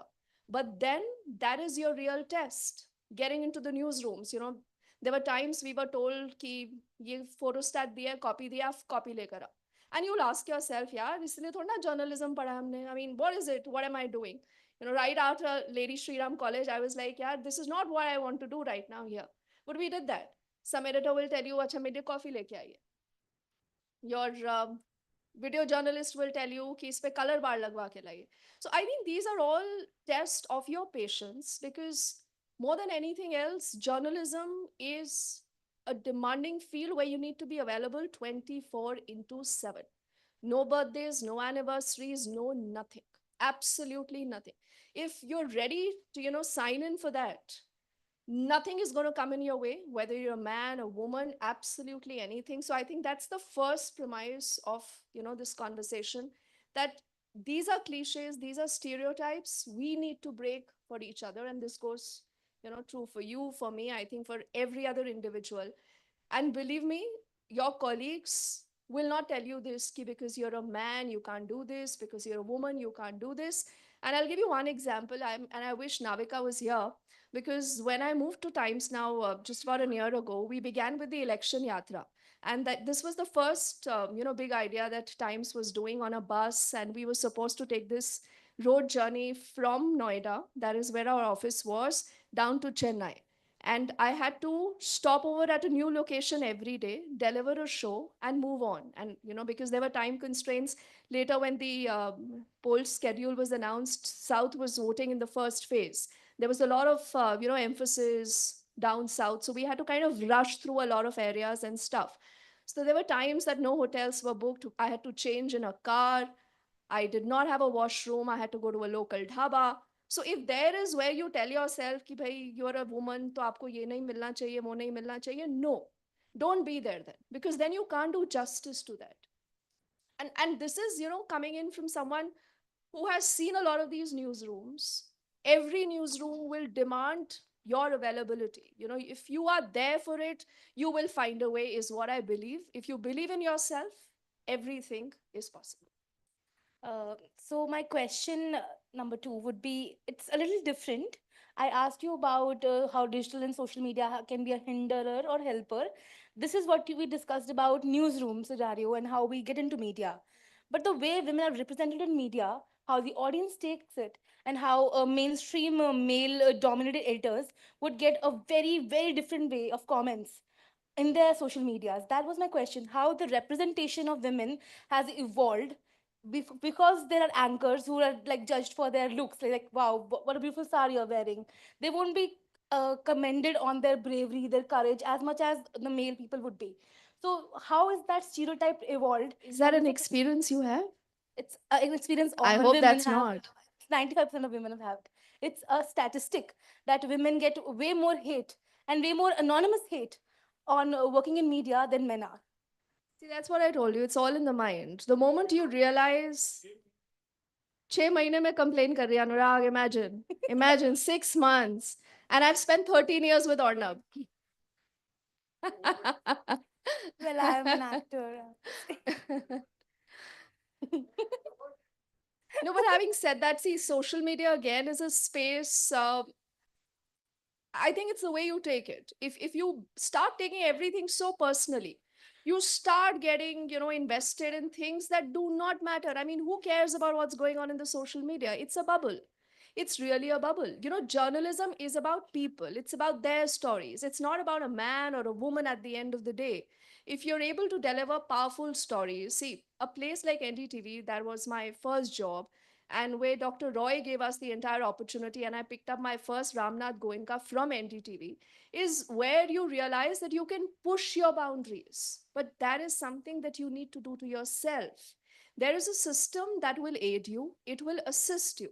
But to say that you will get everything on a platter because of your gender is completely unfair. And that is the stereotype we need to check. When you go onto social media, if you know your lines, like obviously there are both good and bad sides to every story. If you know your limits, you know what you need to do, you know why you're there, you want an engagement because you believe that that is, quick popularity, getting a quick eyeballs, then clearly that is a personal decision. That is not about, you being targeted because you're a woman or because you belong to a specific gender. And like I said, because I've had this experience, but I do know friends and people who've not had that very, perhaps a pleasing experience. But then the point is that you need to keep persisting with it. If you give up, like, in any other field, then it's on you. There is a system, like I said, if during the election yatra, I would have given up for 45 days, I was out on the streets. There were times I did not have clothes to change. So we had to find a local dhobi. We went to Dhobi Ghat in Mumbai and wahan jaakar, like, we got all our clothes washed. So this is something that you need to do to yourself. You're doing it for yourself. But if you again believe that there should be, like I said, a special treatment because you're a man or a woman, that defeats the very purpose. And like I said, it takes away from the real crux, the real essence of journalism. And if we are here for journalism, and like you said about clothes, about the kind of comments, see, looks is an advantage. Obviously, looks is an advantage. But then looks only will not be able to take you that far. The fact is that you struggle every day. If, like, I've handled the bureau. I was a bureau chief at both Republic and Times. And when we did interviews, there were, women who specially came for the interviews and they would say, "मैं anchor बनना है." I said, "वो तो ठीक है, करोगे क्या आप? Anchor बनना है." So anchor banna is like, aap aao, you get ready, you get your hair done, get your makeup done, and you believe ki sab kuch will be there on the TP. That is horribly wrong. I must tell you this, that at least in the Republic newsroom, there was never anything on the TP. There are times we had to ad-lib even on headlines, on national raps. Something big is happening, you're expected to know about those things. You're supposed to do your research. You cannot depend on anyone. So it's a 24 into 7 job. And that holds true whether you're a man or a woman, whether you're absolutely anyone, whether you're an intern. Today I'm an executive editor, but we've done almost, I think, similar journeys. So if you're ready to stay there on that journey every day of your life, then this is the field you should be in. But if you believe that this is not for you, then bad luck. So this is my last question. So a rope has two ends. We understood the individual end as to how you take this forward on an individual level. But because now you're a executive at NDTV and now you're part of the system. On the other side of the rope, what can you do to help these individuals who are already struggling with the brutality of journalism that you just mentioned? You need to help yourself. I really believe you need to help yourself. If you cannot help yourself, no one else will help. It is only when you take that very first step that things begin to change. When you tell yourself, break away from that entire, cliche of koi aayega aapki madad karega, that is never happening in life. And this is whether you're in journalism or anywhere else.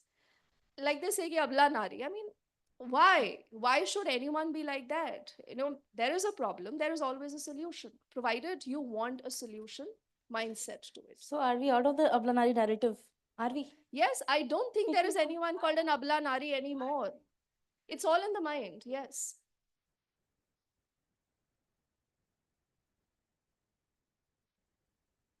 Yes, and their husband's oath. Yeah. So you blame those women too, right? You blame those women too. If you do not speak up for yourself, that's exactly what I'm saying. If you do not speak up for yourself and what you stand for, see, it's important you do that in life. Yeah, this is how the journalism has to now make noise about such things also. These are the things, these are the issues one should talk about. it, but हम तो don't look दूसरे at. जाते हैं तभी I hope I'm तभी not the अपना inspiration. दूसरों को Ratan ji, I hope बताते I'm not the inspiration. Yeah, but by the way, how did you learn? Because most newspapers carried it front page. Media did carry it. It get, of course, in the morning also somebody showed us the clip and हल्का नामबाजी you know the media carried it. That's how I got to learn. So it's not that the media is not carrying it. No, the but who Supreme can Court you has taken. expect? I don't know. Who Supreme will Court take has also action? pulled up the person. The That was my question System is in entirely. collusion. System is in collusion. the Because admin guy there said that ये तो हुआ ही नहीं until the video was shared in Supreme Court. And the Supreme Court wrapped and the. Anurag, even now, nothing will change. We all know this.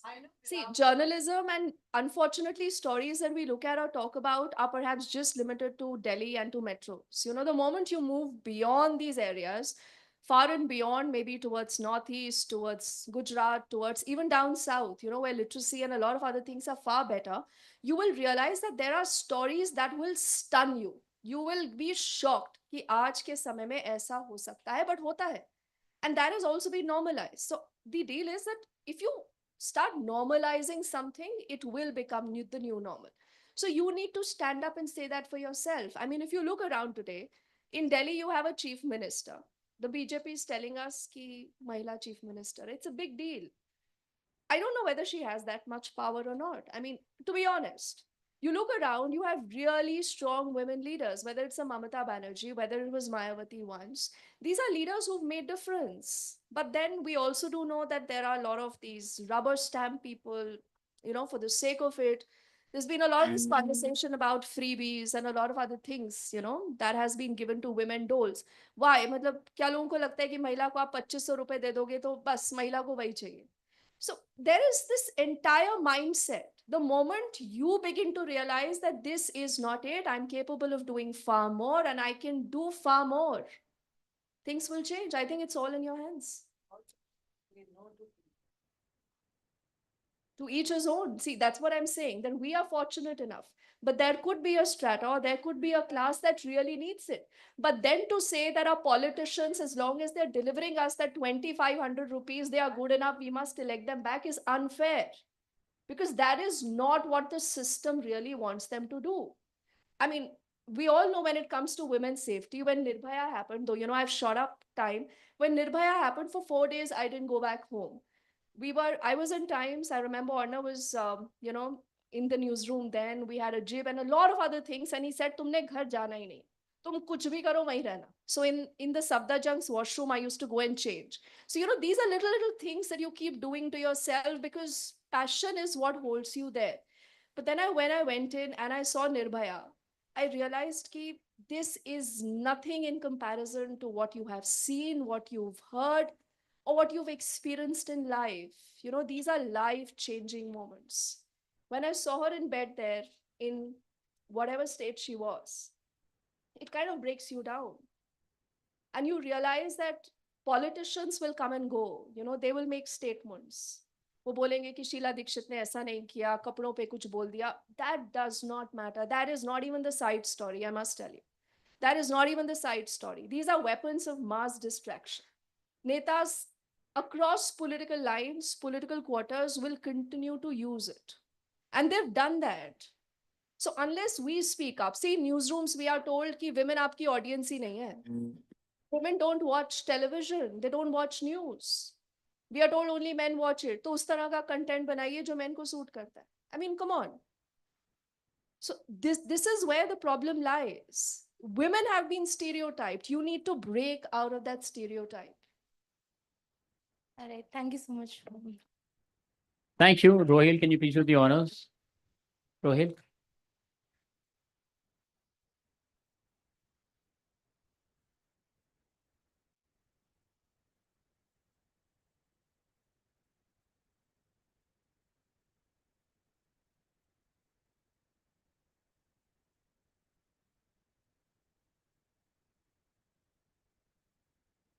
No.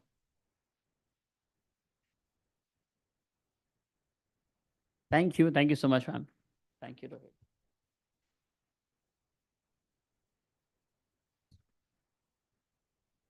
Okay, just a humble request to all the session moderators now, please be very careful of the time because I'm 1 ghanta late. And also audiences, no more questions, please. You can take them on a personal level outside. Yes? Chaliye, next, it's a fireside chat again. From regional roots to national influence, the rise of small town women in journalism. And to share her views on the same, let's please welcome to the stage Ms. Chitra Tripathi, Vice President, News and Programming, ABP News. And joining ma'am is Mr. Rohel Amin, Senior Editor, Exchange for Media and BW Business World.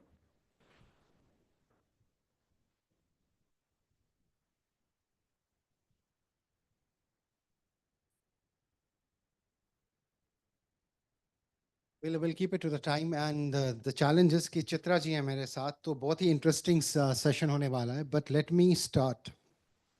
Small town अगर आप देखें Hindi news English news journalism में बहुत ज़्यादा देखने को मिल रहा है. तो थोड़ा बताएं आपकी जो जर्नी रही है गोरखपुर से लाइक स्मॉल टाउन से right to the national capital, थोड़ा सा उसके बारे में बताएं कि हुआ कैसे ये सब. सबसे पहले तो एक्सचेंज फॉर मीडिया का शुक्रिया अदा करना. आवाज आ रही है? और अनुराग सर आपका भी. मुझे हमेशा बहुत खुशी होती है जब भी मैं यहाँ पर मंच शेयर करती हूँ. मुझे 20 साल हो गए मीडिया इंडस्ट्री में काम करते हुए. मैंने पत्रकारिता की पढ़ाई नहीं की है, जो भी सीखा है न्यूज़ रूम से सीखा है. मैंने डिफेंस स्टडीज से एमए किया है. मैं गोरखपुर यूनिवर्सिटी की टॉपर रही हूँ अपने सब्जेक्ट में. लेकिन स्टार्ट कैसे हुई ये जर्नी तो बहुत इंटरेस्टिंग है. एनसीसी मेरा बहुत अच्छा हुआ करता था. लोग कहते थे आर्मी में जाएगी. मैंने जब यहाँ पर अटल बिहारी वाजपेयी प्राइम मिनिस्टर थे, गार्ड ऑफ ऑनर कमांड किया था. मुझे गोल्ड मेडल भी मिला था. प्राइम मिनिस्टर के घर जाने का मौका भी मिला था 2001 में. लेकिन अचानक से ये हुआ कि गोरखपुर में एक लोकल चैनल खुलता है सत्या टीवी, जिसमें 100 रुपए 1 घंटे के न्यूज़ पढ़ने के मिलते थे. तो सबने कहा कि एक काम करेंगे, पैसा खर्चा निकल जाएगा तो तुम तो अच्छा हिंदी है तुम्हारी, जाके बोलो और दोस्तों की ओर से कि तुम बड़ी अच्छा भाषण देती हो, डिबेट अच्छा करती हो, तो तुम्हें अच्छा मौका मिलेगा, जाके तुम ज्वाइन कर लो सत्या टीवी.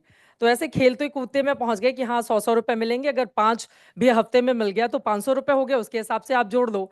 तो वो दिमाग में था. मैं चली गई और मेरा सिलेक्शन हो गया वहां पर. लेकिन जब मैं न्यूज़ पढ़ने लगी तो लोगों का बहुत अच्छा रिस्पांस आया कि नहीं अच्छा करती है लड़की. मैं पढ़ने में अच्छी थी तो थोड़ा अपने ओर से भी कुछ 1-2 लाइनें उसमें ऐड करती थी, तो लोगों का बहुत अच्छा रिस्पांस आता था. तो उसके बाद मेरी जर्नी शुरू हुई और फिर गोरखपुर दूरदर्शन में कृषि दर्शन एक प्रोग्राम आता था. उस समय मेरी उम्र 19 साल की थी. तो मुझे कहा गया कि नहीं वो अच्छा बोलती है, उसको लेकर आना है कृषि दर्शन कार्यक्रम में. तो फिर मैं वहां चली गई. तो धान को कैसे बोते हैं पानी में, गेहूं को कैसे काटा जाता है, और बहुत सारे कार्यक्रम मैंने किए थे. मुझे नॉलेज भी थी, मेरा बैकग्राउंड ऐसा है. मेरे नाना जी के पास बहुत खेती थी. हम लोग गर्मी की छुट्टी में गांव में जाते थे. अब हम लोग भले ही देखते हो कि रशिया जाना है, अमेरिका जाना है, यहाँ, लेकिन उस समय एक वक्त था जब गर्मी की छुट्टी का मतलब सिर्फ नानी का घर होता था. तो वो सब कुछ मैंने देखा समझा. तो वो कृषि दर्शन कार्यक्रम किया और धीरे धीरे करके मैं फेमस हो गई थी. फिर उसके बाद एक बार की बात है, मैं जब मैंने अपना एंकरिंग शुरू की थी 19 साल में, तब मैं साइकिल से जाती थी एंकरिंग करने के लिए. तो मेरे पापा के साथ कुछ दोस्त थे, एक जगह उन लोगों ने देख लिया, तो उनको नहीं पता था कि मैं उनकी बेटी हूँ. तो उन्होंने कहा कि अरे ये जो लड़की देख रहे हैं आप, चित्रा त्रिपाठी नाम है इसका, अच्छी एंकरिंग करती है, देखिए साइकिल से घर जा रही है. अब मेरे पापा घर दुखी होकर आए, बोले कि साइकिल से जा रही है, अच्छा नहीं लगता है, सब उसको पहचान रहे हैं, तो अब इसके लिए तो 2 व्हीलर स्कूटी खरीदना जरूरी हो गया है. आप यकीन मानिए मेरे घर इतना बहुत पैसे नहीं थे कि मेरे पापा उस समय मेरे लिए, और मेरी उम्मीद भी नहीं थी, उनको वो अच्छा नहीं लगा, इस वजह से वो घर आए और बोले कि नहीं कल तुमको स्कूटी दिलाएंगे. मेरे लिए बड़ा सम्मान, मन में तो मैं खुश हो रही थी, बट सोची पैसा कहाँ से लाओगे. लेकिन फिर उन्होंने तय किया कि नहीं सब लोग पहचानते हैं इसको. तो इस तरह से मेरी जर्नी की शुरुआत हुई. 1 साल के बाद फिर ईटीवी हैदराबाद में मैं चली गई, और 1 साल के बाद फिर मैं दिल्ली आ गई, और यहाँ पर फिर नेशनल चैनल में मेरी शुरुआत हो गई. वाह व्हाट अ जर्नी, मतलब कितना इंस्पायरिंग है ये सब. तो कभी आपको लगा कि स्मॉल टाउन से होना एक डिसएडवांटेज है या एडवांटेज है, कभी आपको ऐसा लगा कुछ? देखिए जब हम बड़े शहरों में आते हैं ना, छोटे शहरों की लड़कियां जो खासतौर से हिंदी बेल्ट की होती हैं, जिनको अंग्रेजी कम बोलने आती है, मैं बहुत ईमानदारी से बोलूं कि शुरू में बहुत बार ऐसा लगा कि जो अंग्रेजी दा टाइप के लोग होते हैं वो हिंदी वालों को ऐसे देखते हैं, अच्छा ये कुछ नहीं आता इसको. मतलब एक इस तरह का परसेप्शन था इस सोसाइटी में, और हम लोगों ने उसको एड्रेस किया है। लेकिन धीरे धीरे करके, और इसके लिए मुझे हालांकि कई बार लोग आरोप भी लगा देते हैं, लेकिन उससे परे जाते हुए मैं सरकार को बहुत, अटल बिहारी वाजपेयी की सरकार थी, उन्होंने हिंदी को बहुत बढ़ावा दिया। अभी मोदी जी की सरकार 14 से आई है, उन्होंने हिंदी को बहुत बढ़ावा दिया। तो मेरे जैसे जो हिंदी बेल्ट से आने वाले लोग हैं उसको इसका बहुत बड़ा फायदा मिला। और आज की तारीख में मैं आपको सच बताऊं, देश का कोई ऐसा हिस्सा नहीं है, अभी मैंने कन्याकुमारी से कश्मीर तक की यात्रा की है, लोकसभा चुनाव में हम लोगों ने अपनी रिपोर्टिंग की थी। देश का कोई भी ऐसा हिस्सा है जहां पर हम लोग जाएं, और ये ईश्वर की कृपा है, जिन चैनल में हमने काम किया उन लोगों की वजह से भी कि हर जगह कुछ ना कुछ लोग मिल जाएंगे, या अगर आप कहीं पर लाइव शो कर रहे हैं तो लोग आपसे मिलने के लिए आते हैं। स्पेशली मैं कन्याकुमारी में थी, कौन जान रहा है कन्याकुमारी में न हिंदी ज्यादा बोलने वाले लोग, रिपोर्टिंग करना तक मुश्किल था। मैं वहां पर रॉक मेमोरियल के पास अपनी एंकरिंग कर रही थी शाम के 5 बजे की, तभी अचानक से जैसे ही 6 बजे कार्यक्रम खत्म होता है 10-12 लोग अचानक से आ जाते हैं। फिर वो बोले, चित्रा जी हम मिलने के लिए आए हैं, बहुत दौड़ दौड़ के, हमें लगा कि ऐसा ना हो कि आप चली जाएं। मैं बड़ी मन मन में खुश हो रही थी, मैंने कहा अच्छा यहाँ पे भी लोग जानते हैं मुझे। फिर पता चला वो 30-40 सालों से वहीं रहते हैं, वो उत्तर भारत के लोग हैं, लेकिन टीवी पर देख के उनके अंदर इतनी मिलने की बेचैनी, एक होता है ना कि हम कहीं जाते हैं तो हमारी तरफ की है या हिंदी बोलने वाली है, तो वो अपनेपन के साथ मिलते हैं। तो शुरू में बहुत दिक्कत आई थी, हम लोगों का कॉन्फिडेंस भी कमजोर था। मैं आपको सच बताऊं, इतना आसान नहीं होता है जब आप छोटे शहर से धीरे धीरे करके बड़े शहरों में जाते हैं तो। लेकिन अब मुझे लगता है कि अब वो सारी चीजें बहुत पीछे छूट गई हैं। छोटे शहरों की हिंदी बोलने वाली लड़कियां इंडस्ट्री में कमाल कर रही हैं और आगे और धमाल मचाने वाली हैं। आपको लगता है कि coming like from a smaller town also has an advantage that you are कि आप grassroots से ज़्यादा जुड़े हुए हैं, इसमें आपकी रिपोर्टिंग, उस तरीके की रिपोर्टिंग, और जो कोई शहर से ही पला बड़ा और पड़ा हुआ है उसकी रिपोर्टिंग में, तो आपको लगता है कि कोई पर्सपेक्टिव का अंतर होता है, ऐसा कुछ होता है? देखिए मैंने ये चेक तो नहीं किया है, लेकिन बस मुझे इतना पता है कि अगर मुझे कोई काम सौंपा जाएगा जिम्मेदारी से, तो मैं उसके लिए अपनी पूरी ताकत लगा दूंगी। जैसे ही कश्मीर में जब बाढ़ आई हुई थी, 2014 की बात है, उस समय कश्मीर के हालात बहुत बुरे थे, और जब हम लोग रिपोर्टिंग कर रहे थे उस समय हमें इंडियन मीडिया गो बैक और ये वो 150-200 लोग घेर लेते थे। मेरी तो उस समय उम्र भी बहुत कम थी, वैसे ही डर लगता था। कश्मीर में उस समय की परिस्थिति अलग थी, आज की परिस्थिति बहुत अलग है, तो वैसे ही डर डर के जाना पड़ता था। आप इंटीरियर में, मेरी आंखों के सामने एनडीआरएफ के एक बंदे का हाथ काट दिया गया था और बहुत बवाल मचा था। ये 14 में की मैं बात बता रही हूँ, जब वहां पे बाढ़ आई हुई थी। अब तो सिचुएशन पूरी तरह से चेंज हो गई है।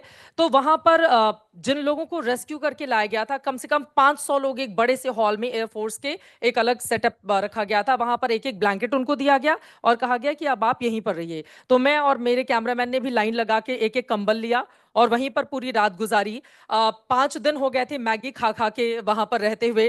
फिर पता चला कि एक गुरुद्वारा है, वहां पर चावल दाल भी मिलता है, वहां पे लंगर चलता है हमेशा। तो हम लोग कम से कम 10 किलोमीटर अपना सफर तय करके, हमने कहा यार 5 दिन हो गए, काम कैसे करेंगे। फिर हम लोग वहां पर गए तो चावल दाल देख के एकदम अंदर से इतनी खुशी मिली कि चलो अभी खा लेते हैं ज्यादा। हमने खाया, फिर 2 घंटे के बाद हम वहां पे बने रहे कि यार फिर तो दोबारा आना नहीं होगा, थोड़ा और खा के चलते हैं, 5 दिन अगले और मैगी में ही काटना है। तो इस तरह का रहा। कंपेयर करना गलत होता है। हम आज जहां पर खड़े हैं, आगे आने वाले दिन में हम उससे और बेहतर हों, हमें सिर्फ इसकी कोशिश करनी चाहिए। हमारे आसपास किस तरह के लोग हैं, वो क्या कर रहे हैं, देखिए सबकी काबिलियत अपनी अलग तरह की होती है। सबकी, मैंने मीडिया में पढ़ाई इसलिए नहीं की क्योंकि मैं मीडिया में जब प्राइवेट इंस्टीट्यूट में पैसे देने की बारी आई, तो वो पैसे मेरी शादी के लिए रखे हुए थे, दहेज देने के लिए। तो जब मैंने अपने पापा से कहा कितने पैसे लग रहे हैं, मैं क्या करूं, पढ़ूं कि नहीं पढ़ूं, मैंने कुछ सोचा पूछ लेती हूँ। वो बहुत बहुत सामान्य परिवार के जो सीधे साधे लोग होते हैं वैसे हैं। तो उन्होंने कहा कि तुम्हारी शादी के लिए एफडी है, अगर तुमको पढ़ाई करनी है तो कर लो, लेकिन उसके बाद तो पैसा नहीं बचेगा। फिर मैं उस समय बहुत छोटी थी, तो मुझे लगा कि अगर मैं पैसे खर्च कर दूंगी तो मेरी शादी कैसे हो गई, मान लो दहेज अगर मांग लिया तो फिर मैंने कहा नहीं, मैं अपने पैसे निकाल के पढ़ाई नहीं करूंगी और ये पैसे शादी के लिए रखती हूँ। फिर मैंने यहाँ पे एग्जाम देने के बाद मतलब बीए करने के बाद मैं यहाँ आई थी। पत्रकारिता में एडमिशन लेने के लिए पैसे ज़्यादा लग रहे थे, तो फिर मैंने छोड़ दिया, मैंने नहीं की पढ़ाई। फिर मैं वापस गई, मैंने डिफेंस स्टडीज से गोरखपुर यूनिवर्सिटी से एमए किया, मैं वहाँ के टॉपर रही।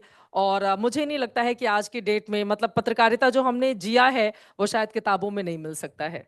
तो जो करना है बहुत दिल से करना है, खूब मेहनत के साथ करना है। और भी कुछ इंटरेस्टिंग चीज़ें हैं आपके बारे में, जैसे कि आपकी एक स्टोरी की वजह से एक प्रेसिडेंट को अवार्ड मिला था, राइट? मे बी आप थोड़ा बताना चाहेंगे एग्जैक्टली क्या था वो सब? देखिए, उत्तर प्रदेश के बहराइच का टेढ़िया गांव है।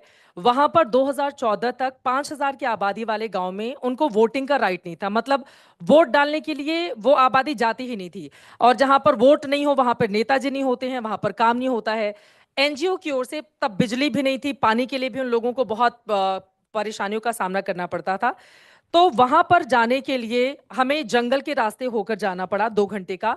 और जो उस गांव के लोग रहते थे उस टेढ़िया गांव में, उन लोगों को जंगल से जो भी फल फूल या जो लकड़ी टूटती थी उसको वो लेकर जाते थे और अपना खाना चूल्हे की जो लकड़ी के चूल्हे पर बनता है वो बनाते थे। मुझे स्टोरी के बारे में जानकारी मिली, फिर मैंने और डिटेल इकट्ठा की, फिर मैंने वहां पर जाकर स्टोरी की। एक महिला थी, उनकी उम्र तब 65 साल थी जब मैंने वो स्टोरी की। जब मैं गाँव में एंट्री करती हूँ तो वहां पर महिलाएं खड़ी होती हैं। पहले से उनको पता था कि एक न्यूज चैनल की टीम आने वाली है, तो हमने कुछ लाइनअप भी कर रखा था। तो आई हमारे जय आजादी, वहां पे ये नमस्कार प्रणाम जय हिंद ये सब नहीं, जय आजादी ऐसे करके तो हमारा वेलकम हुआ। हमने कहा यार ये लग रहा है इंडिया के दूसरे हिस्से में आ गए हैं।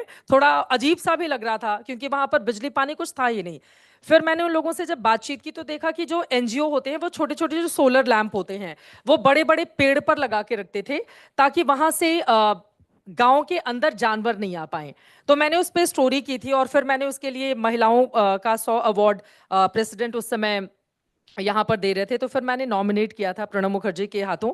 फिर उनको अवार्ड मिला था मेरी स्टोरी के जरिए। तो मुझे बहुत खुशी है कि एक 65 साल की महिला जिसने कभी अपने जीवन में, मतलब उनको दस्तखत करने तक नहीं आते थे, वो अनपढ़ थी, साक्षरता नहीं थी उनकी, लेकिन वो जब दिल्ली आई हवाई जहाज में बैठकर और फिर यहाँ पर उनको अवार्ड मिला, तो हम जैसे लोगों के लिए वो बहुत फख्र की बात है कि हम अपनी स्टोरी के जरिए आखिरी छोर पर खड़े उस व्यक्ति को पहली पंक्ति में लाकर खड़ा कर देते हैं। और शायद मीडिया की यही सबसे बड़ी ताकत भी है। और 5 मिनट लूंगा मैं सिर्फ। एक तरफ से आप बिल्कुल अपनी जर्नी आपने बताई, एक ज़मीन से जुड़ी हुई एक जर्नी है और एक सक्सेस है, सुपर सक्सेस। और जब हम आज का जर्नलिज्म देखते हैं, क्रिटिसिज्म है कि बॉस ये तो ज़मीन से जुड़ी हुई जर्नलिज्म नहीं है। So when people tell you these things who has come from grass roots, how do you counter that? जब 2014 में हम लोगों ने थोड़ा सा, जब लोग हमें जानने लगे थे, उस समय की परिस्थिति में सोशल मीडिया इतना ज्यादा प्रभावशाली नहीं था जितना कि आज की तारीख में है। और जब जब हम मजबूत होंगे किसी भी तरह से, चाहे वो सरकार हो, चाहे वो सोसाइटी का एक तबका हो, चाहे बहुत पैसे वाले लोग हों या फिर मीडिया हो, जो एक नैरेटिव सेट करता है या लोगों के दिमाग पे सीधे हिट करता है। हम जो कहते हैं एक बहुत बड़ी आबादी है उसको मानती है, तो एक बहुत बड़ी आबादी उसको क्रिटिसाइज भी करती है। तो जब जब हम ताकतवर होंगे हमारी आलोचना होगी, और होनी चाहिए, क्यों नहीं होनी चाहिए। अगर हम कुछ गलत कर रहे हैं और समाज के एक तबके को ऐसा लग रहा है कि नहीं इनको ऐसा नहीं ऐसा करना चाहिए, तो हम उस आलोचना का स्वागत करते हैं। कोई भी यहाँ पे परफेक्ट नहीं है, हम हर दिन नया सीखते हैं और आगे बढ़ते चले जाते हैं। तो मुझे लगता है देखिए, आलोचना दो तरह की होती है, एक जो हमें आगे बढ़ने में मदद करती है और एक जो हम जहां पर खड़े हैं वहां से भी हमारे कॉन्फिडेंस को गिराकर पीछे खींच देती है। तो हमें लगता है आगे बढ़ने वाली आलोचना का स्वागत किया जाना चाहिए, खुद दिल से काम करना चाहिए, ईमानदारी से काम करना चाहिए। और मुझे लगता है कि हम लोग जो कर रहे हैं वही सही है। लेकिन अगर जो भी सजेशन आते हैं हम उसका भी स्वागत करते हैं और आगे आने वाले वक्त में उसको इम्प्रूव करते हैं। I want to take one question from the audience because I know they have, and then I want to wrap it. Anyone here? Okay. ये तो बहुत इजी है, इसको मैं यही पूछूंगा। आप बताइए, कोई और सवाल है? Okay, yes please. नहीं, मैं उनके सवाल का जवाब दे दूं, अच्छा नहीं लगेगा ऑडियंस से। सर देखिए, जब भी इस दौर की पत्रकारिता का इतिहास लिखा जाएगा, मुझे लगता है कि इस दौर की जितनी भी फीमेल्स, कुछ तो हमारे सामने शिवांगी हैं, बहुत सारे ऐसे लोग हैं, हम लोग बहुत मेहनत से काम करते हैं। हमेशा ज़रूरी नहीं होती है कि हमने कितनी कठिनाई झेली है और कितने परिश्रम से हम यहाँ तक पहुँचे हैं वही बताएं, लेकिन हमारी स्टोरी आगे आने वाले वक्त में यकीनन जो नए बच्चे आएंगे उनके लिए प्रेरणा का स्रोत बनेगी। हमारी बस वही कोशिश है।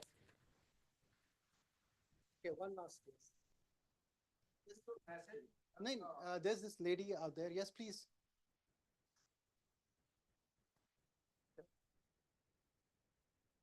आ रही है, आवाज आ रही है।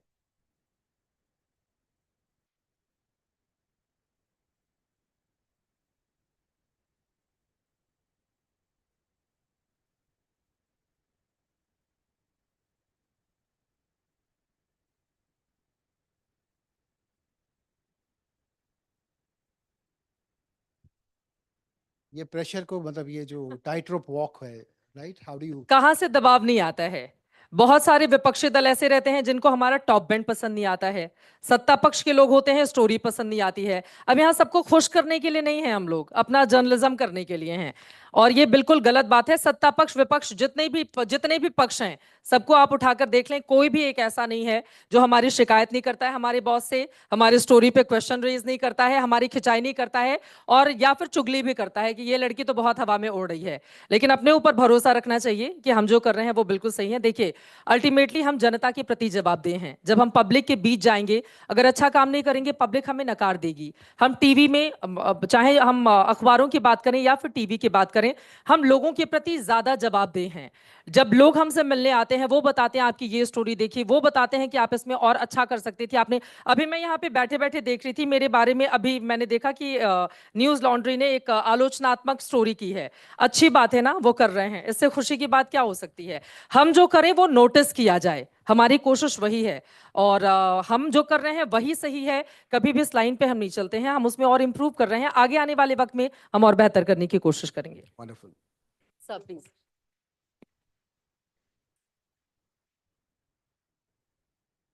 सर जी। ऐसा क्या करते हैं कि तुम उनको अवार्ड दोगे? So I can tell you that the people in the journalism and the news domain work against a lot of constraints. And Damini asked, and there are pressures, let's be honest about it. बिल्कुल। But the fact there are certain news sites, or without taking their name, you took the names. Their whole purpose is to find just the negatives. Right. They thrive on that. I think that's one kind of journalism. ठीक है, उसकी जगह है. And I can say by first-hand experience, not necessarily everything that's written is even factual. Forget that it is a point of view. Right, So they do hit jobs. They do premeditated pieces.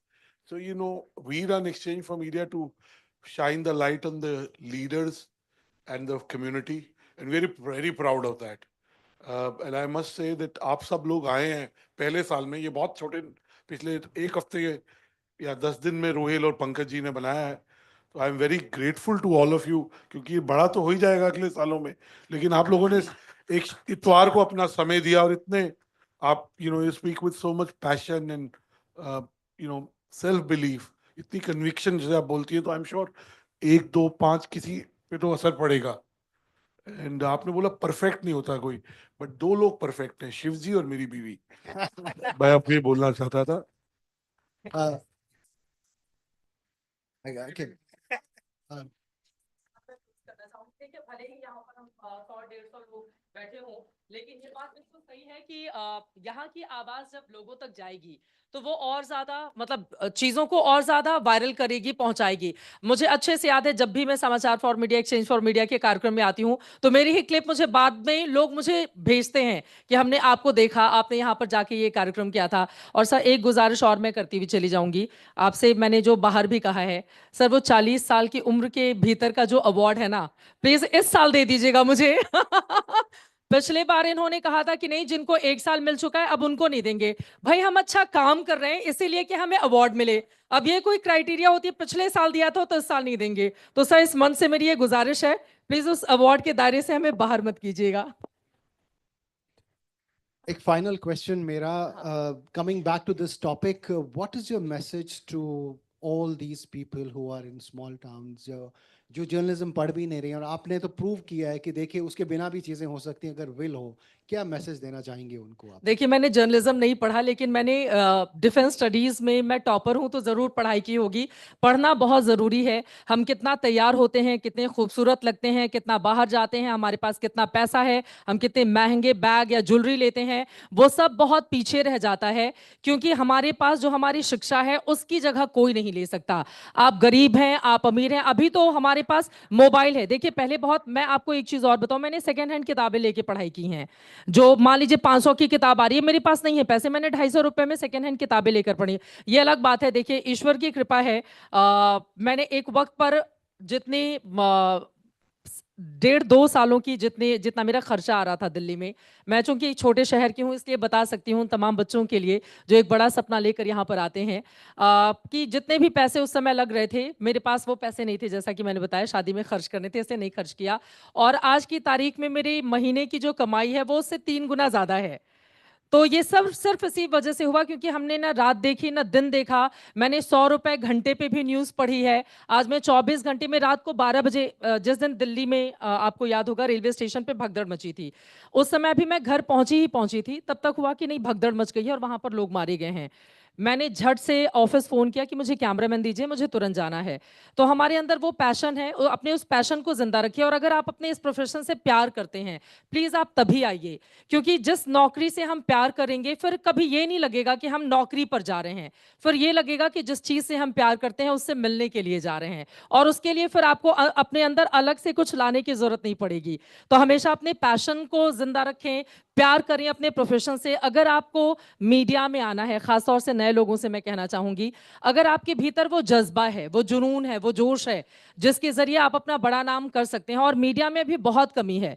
मैं आपको सच बताऊं, हमारी बात की जो पीढ़ी है उसमें कुछ नाम जो यहाँ पर बैठे हुए हैं, अदरवाइज एक बहुत बड़ा गैप है। लोग कहते हैं कि आ ही नहीं रहे हैं बच्चे पैशन वाले, वो मेहनत नहीं करना चाहते हैं, वो कम मेहनत से बड़ा सक्सेस हासिल करना चाहते हैं। हम लोग 20 साल से जूते रगड़ रगड़ के यहाँ तक पहुंचे हुए हैं, मेकअप लगा के सुंदर होकर अभी तो बैठी हुई हूँ, लेकिन बहुत बार ऐसा हुआ जब लोगों ने कहा कि आप तो आधार कार्ड की फोटो लगती है, बिना मेकअप की क्यों टीवी पर जाती हैं। तो कई बार ऐसा भी हुआ है, लेकिन ठीक है, जो हम करना चाहते हैं उसको हम कर रहे हैं, और शायद आगे आने वाले वक्त में हम और मजबूत होंगे। एक बार फिर से वही बात, मीडिया आगे आने वाले वक्त में और स्ट्रांग होने वाला है, इसीलिए बहुत जरूरी है उसे क्रिटिसाइज भी करना।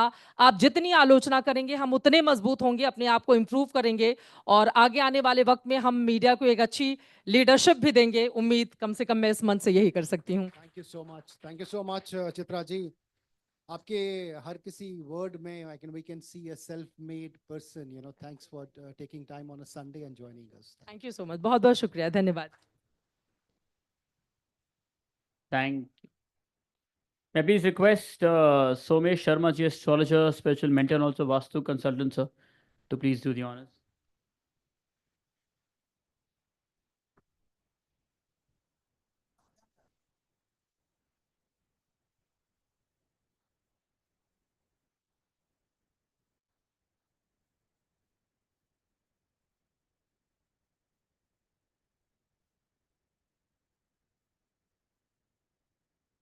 And with that, it's time for our next panel. We get the stage ready.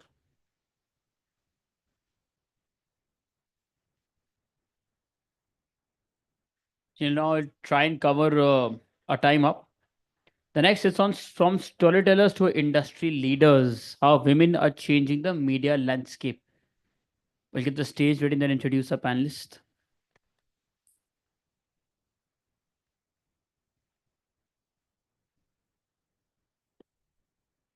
Chaliye. Next panel from storytellers to industry leaders, how women are changing the media landscape. And to share the views on the same, let's please welcome Ms. Archana Kapoor, founder director of Smart Radio Mewat and also the Radio Festival. Joining her is Ms. Savita Raj, founder and CEO of Thunder Films. Also joining them is Ms. Vartika Nanda, associate professor, Department of Journalism, LSR.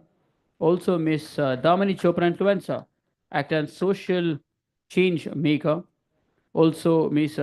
Sumbul Khan, India lead, Virtue Worldwide, and this session will be moderated by Mr. Thrij Pava, editorial lead, Martech Exchange for Media. Let's welcome them, please.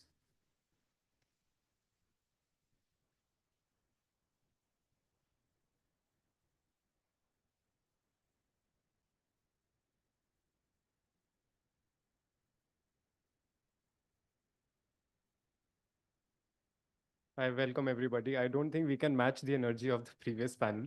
We'll for sure try to keep up. We have an amazing panel. This panel will not be about questions. It will be about stories. So no questions for this panel. The topic is storytellers, from storytellers to industry leaders, how women are changing the media landscape. It's an absolute pleasure to welcome you all. Storytelling has always been a very powerful tool for the society, whether it be Lord Krishna motivating Arjuna by telling the story of Bhagavad Gita, whether it is the murder of popular leader Julius Caesar, whether it is mass upbringing by Anthony Post, that storytellers have always led change. And when women take charge of narratives, history has shown us that their voices can challenge oppression, inspire movements, and reshape entire generations. Whether it be Sarojini Naidu, whether it be the women who led French Revolution, whether it be your Dadima, who is the most powerful storyteller. I mean, all of us would have heard great stories from our Dadima. So let me introduce this amazing panel.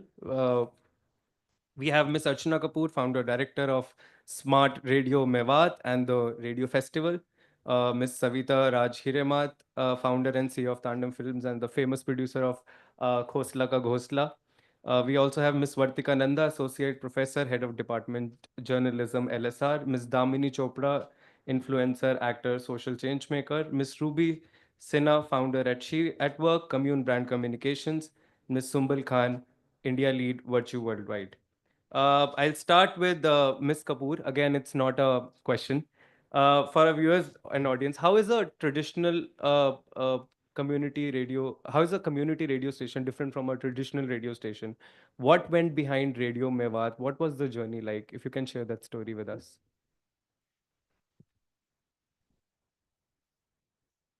I think that's a very, very long story. So I'll keep it short and I'll tell you what inspired me. So, as a filmmaker, when I used to go to the field and I used to try to take interviews, whether it was for suicide farmers or anything like that, because I worked on the social sector all through. And we would talk to women and women would say ki like humko kaun sunega, who's going to listen to us? And we all know we've heard some very powerful women here, but we can't deny the fact that we live in patriarchal societies where the entire narrative is controlled by a few. So in that kind of scenario, when you go into the interiors and you hear these women say, so as soon as you would take the mic out in front of them from their faces, they would have such interesting perspectives and interesting stories to tell. And we started documenting those and using those. And then we realized that we really need to create a space for women to feel heard. And that was the first step. So these stories, once they came to the mic, we realized that they were not just words. These were changing it was a power dynamics which was happening there, because we realized that they were leading conversations, they were talking about issues, they were challenging social norms, they were demanding their rights, they were demanding what there was. And then we saw these women who were very silent suddenly shaping narratives. And when you start broadcasting these, you realize that they are heard, that they are taken very seriously. And I think that that was the inspiration, that these are not just words. Storytelling is not about words. Community radio is not about amplifying voices.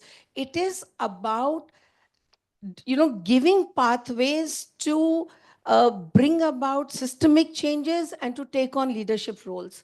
And I think that is what I have done in the last many years. I've been running my NGO for the last 27 years. It's called SMART, Seeking Modern Applications for Real Transformation. For the last 15 years, I've been running this community radio. And yesterday, one of this little girl who had come in 2015 as an 18-year-old, her story was broadcast all over in Africa by UK Girl Effect. And her story of 3 minutes did the rounds, and she's got so much applause. And these are the stories which become very important for us, because they are the real storytellers. Their stories are more important than what we are all getting used to. No, I'll delve into that particular story later. I'll come to Miss Savita Raj Hiremat. Ma'am, you have been a veteran producer in a largely male-dominated field. Uh, how was it different? What were the challenges? I have read your interviews where you say, a lot was put into advertisements, different sorts of media engagements. And what was different for you as a female producer? Hi, I want to repeat again. Someone just said कि ये हम सोचा नहीं जान कभी कि मैं एक फीमेल हूँ तो मैं ये नहीं कर पाऊँगी, या मेल हूँ तो मैं ये ज़्यादा कर पाती, ऐसा कभी नहीं सोचा मैंने अपनी अपॉर्चुनिटीज़ खुद ढूंढी हैं, करी है। एंड ऑब्वियसली मैंने अपने फैमिली अपने हस्बैंड के बिजनेस को ही ज्वाइन किया एडवर्टाइजिंग में. And I got bored also after 15 years. Usha Kal was our agency, and we won many many awards in this city, and media buying was started by us and those days and all. And I wanted to do something more bigger in creative field, and I thought of doing making a film.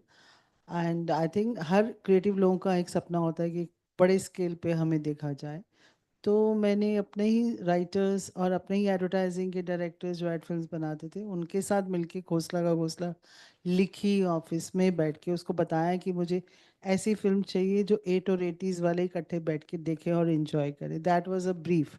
So this was a film which has many researches were done कि सबके जिसके 2 बेटे होते हैं, एक ज़्यादा पढ़ा हुआ होता है, एक कम पढ़ा हुआ होता है, और जो कम पढ़ा हुआ होता है वो ज़्यादा माँ बाप के क्लोज होता है. So all this social findings came through our research. और हमने जब ये फिल्म बनाई बहुत मन से बनाई, और बना के जब मैं बॉम्बे में लेके गई तो मुझे सबने ये बोला, डिस्ट्रीब्यूटर्स ने, क्या बना के आए हो आप, आपको लगता है कि अनुपम और बमन का पोस्टर देख के कोई फिल्म देखेगा? आप इसको हमें रख जाइए, कभी हमें मन करेगा तो वीसीडी में रिलीज कर देंगे.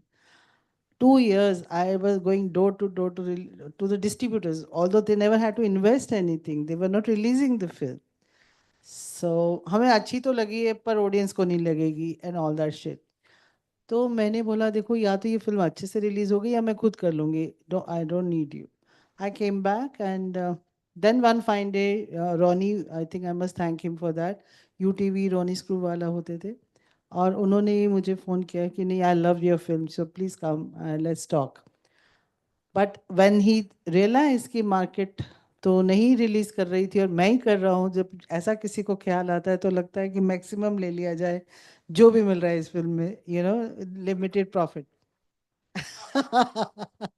Exactly. He tried to tight my screws, but which is very difficult. I'm a very difficult negotiator in industry. So मैंने बिल्कुल भी बैंड नहीं किया, अपनी कंडीशंस पे फिल्म को रिलीज किया. And within 3 days, believe you me, जो फिल्म सिर्फ 100 थिएटर्स पे थी, और सैटरडे संडे उस दिन पे थिएटर्स पे, और जो फिल्म थी वो थी मुन्ना भाई और डॉन 2, और विशाल भारद्वाज की एक बहुत फेमस फिल्म थी ओंकारा. और उसमें मुझे वो स्लॉट दिया गया था इंडस्ट्री से कि जहाँ श्राद्ध होते हैं ना, उन दिनों कोई नई पिक्चर रिलीज नहीं करता. मैंने बोला मैं तो इसी दिन ही करूँगी because I think that's a blessings. So we took the chance and that film became like from 300 cinemas to 1000 within 3 days. And as per Forbes magazine research, this is still the most profitable venture per seat in cinema till today. Wow. So that then it grew after that on TV and OTT and all these mediums and all that. We sold 1 lakh DVDs of this film. That also became record because imagine those days DVDs were almost like 200 rupees. So yes, we were very happy, and after that industry gave us path breaking cinema awards and national awards and whatnot. Then I said, what are you giving me this, why are you giving me this award? You never believed in this film anyways. So yeah, यही है सफ़र. आपको अपने ऊपर और अपने पे confidence को maintain रखना पड़ता है. सभी ने यही बोला है, मैं भी यही बोलूँगी. कुछ करना आसान नहीं है लाइफ में, आपको करना है, यही जिद बहुत स्ट्रांग होनी चाहिए, और ज़िद्दी बन के ही काम होता है, नहीं तो नहीं होता है. और कोई आप पे विश्वास करे या ना करे, आपको पहले अपने आप पे विश्वास करना है. और मुझे ये भी समझ में नहीं आ रहा है ये फंक्शन आज के दिन क्यों रखा गया है. Most of the men are not here, only womens are here because men are watching cricket. We also watch cricket. Anurag, आपने हम पे ऐसा क्यों सोचा कि हम इसी ही दिन आए और मैच भी ना देखें, और all man are sitting home and watching match, not even us, nobody's listening us. See how many people have walked out to watch score and all that. So anyway, we will have a better day next time, I'm sure. And then after that, we made Jhund also. It's not just Khosla Ghosla. Jhund is another favorite film of ours, which is on slum children. India has a slum homeless football team, and they play World Cup, if you know. I made this film with Mr. Bachchan, and slum children. We trained real slum kids to act and play together, right? And we picked up children from street. वो हम उनको उनके पास जाते थे तो वो भागते थे कि पुलिस की वैन आ गई. उनको पकड़ के उनको half of them were into all kind of drugs and all that, so we had to give them 6 months time to clean them with doctors everything. Poona में हमने एक घर लेके सबको रखा था और उन्हीं से फिर बाद में एक्टिंग और वो सब करवाया था. उसमें एक जो हीरो था उसको बोला गया था कि घर में नहीं बताना कि तुम फिल्म कर रहे हो क्योंकि फिर हमें बहुत मुश्किल हो जाएगा, आपका गांव आ जाएगा. तो उसने बोला नहीं बताऊंगा. तो उसको पता था कि उसको ये नहीं पता था कि हीरो कौन है, हमने नहीं बताया था. तो जब बच्चन साहब पहले दिन आए तो वो बहुत हमें लगा नर्वस हो जाएगा, but he was acting so well in the film. If you see his acting now, Bachchan साहब एक्चुअली कॉल्ड हिम टू से कि भैया तुम तो सच में डॉन हो. उसका नाम डॉन था फिल्म में, छोटा don, whatever. So, I mean, it is just a matter, even the original team also of soccer is doing very well in India. It's a matter of opportunities. It's just that, and if you get opportunities, there is a hero in all of us. That's what I believe. And I have seen it even through these slum kid children. The way they acted, they got Best Actor of the Year award also from Filmfare. So it's absolutely up to us how we grab the opportunities. Thank you very much. Thank you. I think this, no matter how many people are sitting here, of course, this will be obviously shared on social media, and what matters is, this panel actually truly represents the power of storytelling when it comes, directly from women and the change and the impact it can make. So, again, another very interesting story will come from Miss Vartika Nanda, who does a very special podcast with Delhi Police called Kissa Khaki Ka. Vartika ji, can you please elaborate on that? Stories have always been a part of my life, like everybody else. So I was born and brought up in Punjab, and those were the years when terrorism was at its peak. So every day was the last day. That is what we always thought. And in that fear, uh, the strength that we were trying to get inside us was through motivational stories. So 1993, when we came to Delhi, I had topped Indian Institute of Mass Communication examination for PG diploma in journalism, and my journey with regular television started. So two things happened in 1993. One was my visit to Tihar jail as a cub journalist, which changed my life forever. And the second was uh, a letter from All India Radio Jalandhar, where I used to present my programs, and wherein I was asked to come and do certain programs at Jalandhar. At that time, I thought, now Jalandhar is, I may not be able to go back, but let me try doing something here. So, of all the years, number of things happened, and then Kissa Khaki Ka. This was the year 2022. So between the years, I had done my PhD on coverage of rape cases by print media. My area of concern always was crime, punishment, and reformation. So there were two things which were happening simultaneously. I was working inside the jail, and I was also working outside the jail. I was seeing how cops actually pick up somebody who has committed some sort of crime. And I was also seeing from the other side, which was the correctional side, what happens to a person when that person goes to the jail.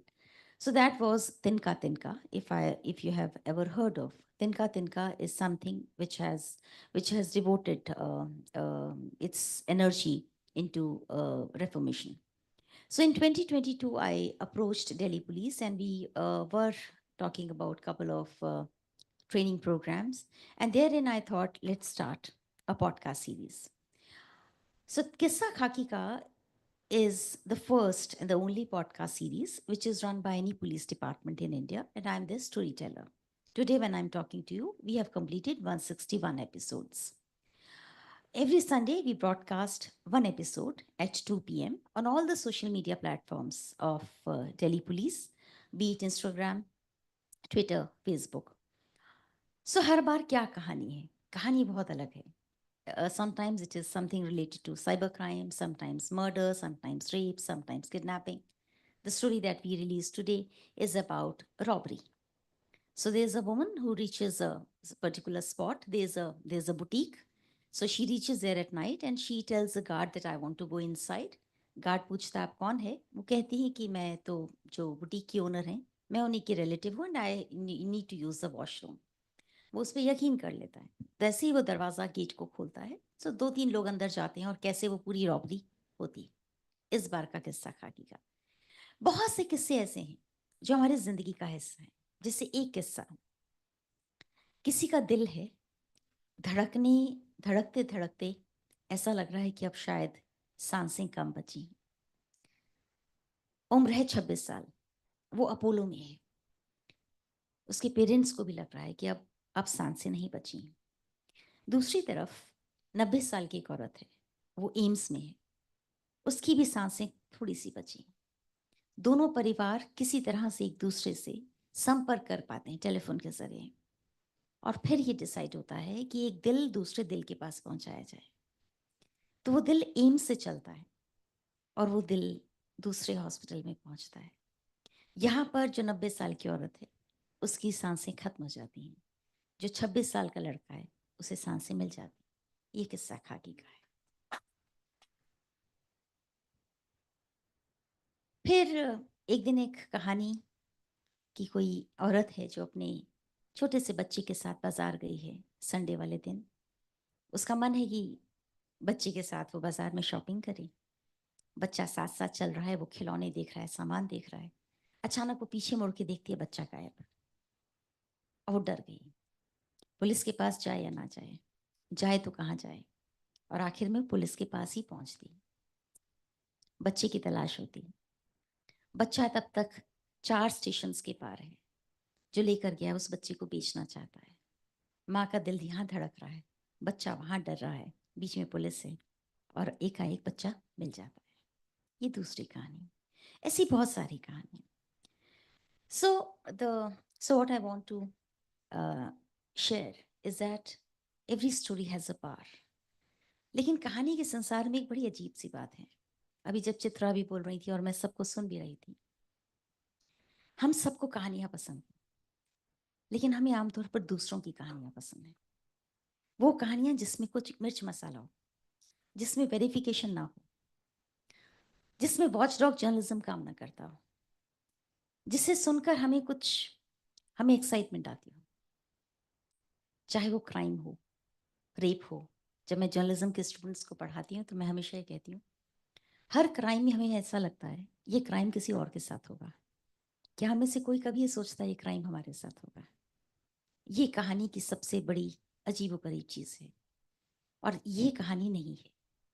कहानी वो है जो हमारी है और हम सबकी कोई कहानी है. कुछ कहानी हम कहते हैं, कुछ कहानी हम नहीं कहते.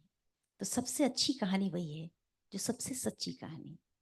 और सबसे अच्छी कहानी भी वही है जो किसी को परेशान ना करती हो, जो सच को बड़े सधे हुए तरीके से बोलती हो और उतना ही बोलती हो जितना बोलना चाहिए. 2004 में पूरी दुनिया में पॉडकास्ट आने शुरू हुए. And all of a sudden, we started thinking about podcasts. So what is the podcast? We have audio podcasts, we have video podcasts, and there's the entire market. Now, this is the other thing which has also impacted upon the art of storytelling. Kissa Khaki is entirely honorary in nature. Tinka Tinka is honorary in nature. There are many things which are very beautiful in life, but there is no market.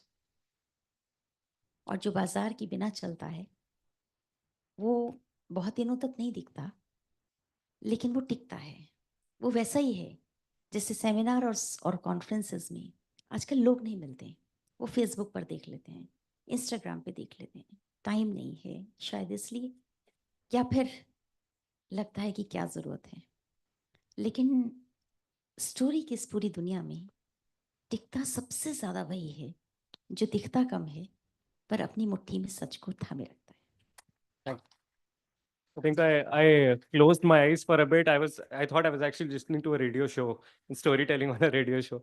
So amazing and beautiful stories, and those amazing and beautiful stories taking a strand from that thought. I come to Damini Chopra. Damini, you rose to fame with Saho.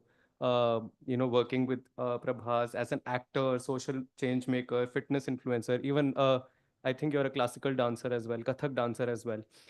Uh, all of that journey, and now you are an influencer. How was that journey like? And one question which probably would be the elephant in the room. uh, we have heard rumors about it, media covers it. As an actress, how is the film industry different to you than probably an actor, a new actor? Thank you, Dr. Anurag, for having me here, and thank you, everybody. So, these are two very different questions. My journey, I think, since I was very young, I had an interest in a lot of things: theater, writing, acting, dance. And I was very sure that I wasn't going to stop doing any one thing to pick another one. I wanted to parallelly balance all of them. Was that challenging? Is that still challenging? Yes. Is it tougher because, when as an actor you are very intelligent, people assume your creative side would be weaker? Or if you are an actor, when you try to present yourself as a thought leader, then people have preconceived notions about you. So yes, the journey is a little tough, but the idea, and that brings me to the next part, the influence. But the idea of influence came from there. I want to put this out not just for young girls but also young boys, that you can do what you want to. Don't let anyone tell you that you have to pick, because when we are young, we all have varied passions. But as we grow, we feel like, oh, I have to pick a lane. Why should you? It's just because you've been told that you have to pick a lane. That's just the way society is. And it's just something I did not want to do. Coming to the second part of it, uh, I think, the industry is divided into parts. And the one thing that I've learned very, very strongly over my 7, 8 years of work is that your vibe attracts your tribe. I think that's a very Gen Z term, but what it really means is that if you're really looking to work, you will find people who are really looking at you for work. There are no shortcuts in anything. We've heard so many journalists out here who said there are no shortcuts. There are no shortcuts in acting. There are no shortcuts in building a business also. But if you're willing to put in the work, your work gets noticed and people who are serious about the work come to you. But if you're not willing to put in the work and you are frivolous, then people who are looking to work will shy away from you and you will sort of find the frivolous crowd. For male actors, actually, I think it's a little tougher because the notion is that men go to watch men and women go to watch women. So it doesn't matter who the female lead in the film is, the hero has to be celibate. So girls find it a little easier to get acceptance or get roles. For guys, it's all the more tougher because they feel every single guy actor has to be celibate, which means they either have to have a credible body of work already or they need to be from a film family. So Okay, wonderful. Very well put, Damini. Uh, Sumbulji, I think you're the only person from corporate on this panel. Yeah, and you have worked on several campaigns. Since this session is about storytelling, can you tell us about one campaign that truly changed you as a person? And if you could share that with our audience. So, like behavior change and, campaigns that change you as people, there are many, and I think as you traverse your life journey from your each life stage, there are different campaigns that have a different impact on you. One of the campaigns that I would talk about, and especially in the context of what we are sort of sitting in and discussing today, is a campaign that was done just a heartbeat before I joined that agency by Lowlindas. It was a Google, right? It was a campaign for search, right? And that Manja, the song. So it was such a powerful campaign from the perspective of how it was such an authentic representation of women in India. And when I kind of and that was the campaign that actually made me join that business and that agency, that if the agency is doing work like such and if the brand is doing work like such, I want to be a part of that journey. So yes, so that will be the campaign that I can, talk about. And having said that, one of the things that I would like to add to it, that there is a lot of work, body of work that I have done in the developmental sector and representation of women and how we are sort of, working continuously. And I'm very lucky to be in an industry that has a healthy representation of women. Unlike the rest of the media, where it is still a very, very long way, before they kind of get their space also, let alone the voice. Abhi to space hi bana rahe hain. So, what I do realize that with women bosses, with women strategists, with women creative, right? We were so conscious के ऐसे नहीं दिखाना है, ऐसे नहीं दिखाना है.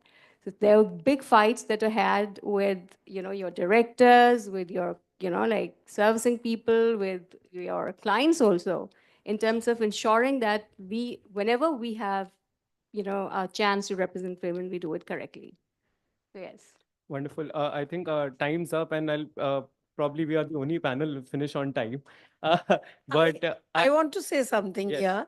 मैं टाइम देख रही थी सामने और क्योंकि मैं रेडियो से हूं तो मैं बहुत कॉन्शियस थी तो आपने मुझे पहले देखे एक रेडियो पर्सन को मैंने तो अपनी बात 1.5 मिनट में जो भी आपने मेरे को ब्रीफ दिया था उसके हिसाब से कह दी और मैं यहाँ देख रही हूँ कि जो भी स्टोरी टेलर्स हैं उनकी स्टोरीज चलती जा रही हैं चलती जा रही हैं चलती जा रही हैं पॉडकास्ट में हम तो रेडियो वाले हैं आपने तो हमारे साथ ज्यादती करी है और हम ये भी कहना चाहते हैं कि देखिए कहानी सबके पास होती है अपनी लेकिन जो एक स्पेस दूसरे की कहानी को देते हैं वो भी बहुत महत्वपूर्ण जगह है और उन बहुत सारे ऐसे लोग हैं जो आज इस पैनल पे नहीं है पर उनकी कहानियां बहुत महत्वपूर्ण है तो जो हम लोग काम कर रहे हैं और मैं कहना चाहूंगी ये आपसे माइक छीन करके क्योंकि जिसके पास माइक है उसके पास पावर है और इसीलिए हम अधिकतर महिलाओं के हाथ में ये माइक देते हैं कि वो इस पावर का एहसास करें इस पावर को एक्सपीरियंस करें और इस पावर का इस्तेमाल करें तो हमारा जो मुद्दा है कि हम जितनी भी महिलाएं ग्रामीण क्षेत्र में हैं ट्राइबल एरियाज में हैं जिनके पास कहानियां जैसे वर्तिका जी ने बहुत खूबसूरती से and Vartika you are great and madam आपकी फिल्म तो पता नहीं हम लोग जब भी अगर टीवी पे गलती से भी आ जाती तो बैठ जाते हैं देखने के लिए ब्रोकर है की पार्टी ये तो मतलब दिमाग में बैठा हुआ है but what I am saying is all these are stories and you are being unfair by giving us such little I'm more disappointed. but it's fair. I know that it's lineup, but what I'm saying is stories are very important because they shape narratives, they change mindsets. आज हमने इतनी देर तक mindset की बात करी, लेकिन mindset बदलना इतना आसान नहीं है. ये कहानियाँ उस माइंडसेट को बदलने में बहुत बड़ा रोल प्ले कर रही हैं और मैं नू जैसे इलाके में काम करती हूँ रेडियो चलाती हूँ वहाँ तो आप समझ सकते हैं कि मेरी चैलेंजेस एक रेडियो जिसमें महिलाओं को लाने में 2 साल लगे उसमें आज 4 पुरुष 4 महिलाओं को रखना में उनकी कहानियाँ बार बार कहने में और लोगों को उनको एक्सेप्ट करने में जो काम हुआ है वो वाकई में संभव ना होता अगर ये एक कहानी कहने का प्लेटफॉर्म ना होता बिल्कुल मैं भी एक बात कहूँगी ये जो भी कहानियां हम कह रहे हैं या कहलवा रहे हैं उसमें मेल्स का भी बहुत ही सपोर्ट है so we must thank them also they have made us और given us the platform or even my I am saying for all men of my life including my husband to Mr. Anurag Batra or to I mean whoever is in my life has really supported us totally and given full independence that is also very important. Thank you so much. जल्दी आ रहे हैं जल्दी. I think I'll end by saying कि कहानी कितनी लंबी हो वो मैटर नहीं करती है पर कहानी कितनी इम्पैक्टफुल हो वो मैटर करती है एंड आई थिंक जितना भी आप लोगों ने बोला I think it might truly change someone's life today so thank you so much again everyone for being on this panel you all were amazing and I think this panel truly celebrated women's day so thank you again.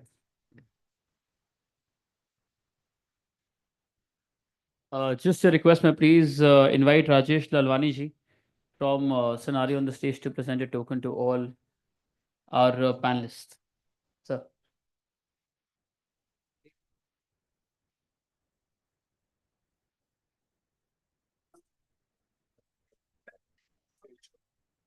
Sunday. At that time, we didn't think of the match in newsrooms. But we started it this year live. What is score by the way? 33 for 3 I saw now. 17 for 4. Wow. New Zealand struggling हां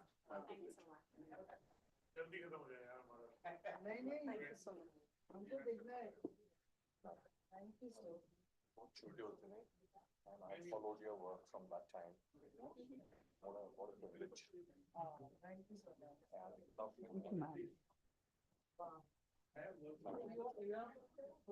My name is Rajesh Rai. I used to sell media back when you used to run the agency. Thank you.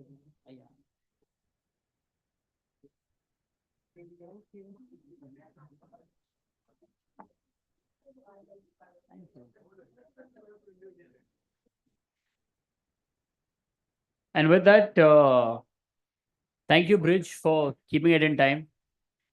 इसी के साथ our next panel discussion. It's on who tells women's stories. The need for more female-centric journalism. While we get the stage and the hall ready, I'll introduce the next panel. Our speakers are the same, Miss Munaza Shah, Senior News Anchor, News 18. Joining her is Miss Shivangi Thakur, Associate Editor, Z News. Also Miss Aarti Pathak, Senior Anchor, Bharat Express. Joining them is Miss Rumpa Banerjee, Head, Marketing, Communication and Member Relations, IPRS. Also Miss Hina Zubair, Senior Anchor, Salam TV. Joining them is Dr. Devajni Roy, Head, Media Studio, Ahmed University and Senior TV Journalist and News Consultant.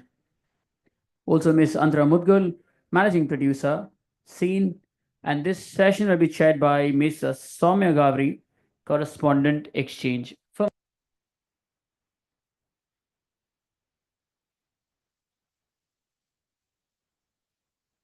Everyone to take the seats. Just Soumya, give me a second here. I'll get this audience ready.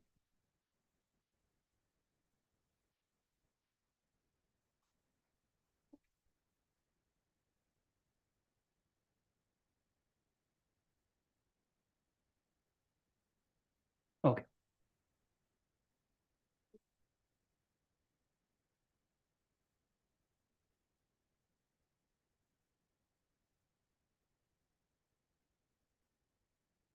Very good evening to everyone. I know there are a little less people now, but I think we'll manage.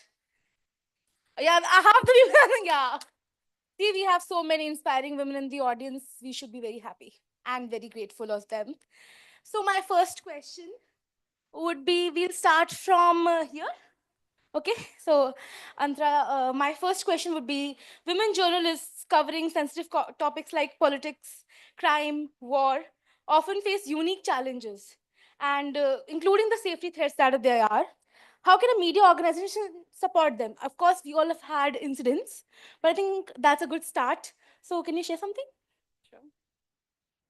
Well, thank you so much for that question. I think that's the first question that pops up in most of our minds when we talk about women journalists on the field covering crime in war zones and conflict areas. And I don't think it's a much talked about topic, you know? I mean, yes, we do see the online trolling. We do see often women journalists receiving death threats, rape threats. They are doxxed online. Their information is leaked online. But what can the organizations really do to make sure that this doesn't happen? And I mean, it is the need of the hour for the organizations to do something about it. And I think that there needs to be an active policy around when women journalists are trolled online, not just saying that social media is a bubble. I don't quite agree with that, because when that social media leads to journalists getting dead cats on their doorstep, as we saw in the case of Swati Chaturvedi, who was not just trolled online like Rana Ayub. I mean, when their families are threatened, when their families are intimidated, their partners are harassed. I think that's what tells you the seriousness of the issue. And there needs to be like active policy making by organizations. I mean, something which is perhaps like a personal incident from back in 2019. I was covering an investigation. I won't reveal what investigation it was, but I was leading an investigation with 4 other people. And we used to have these morning con calls, you know, जहाँ पे आप अपनी strategy decide करते हैं, prime time में आज क्या चलेगा, क्या debate topic होगा.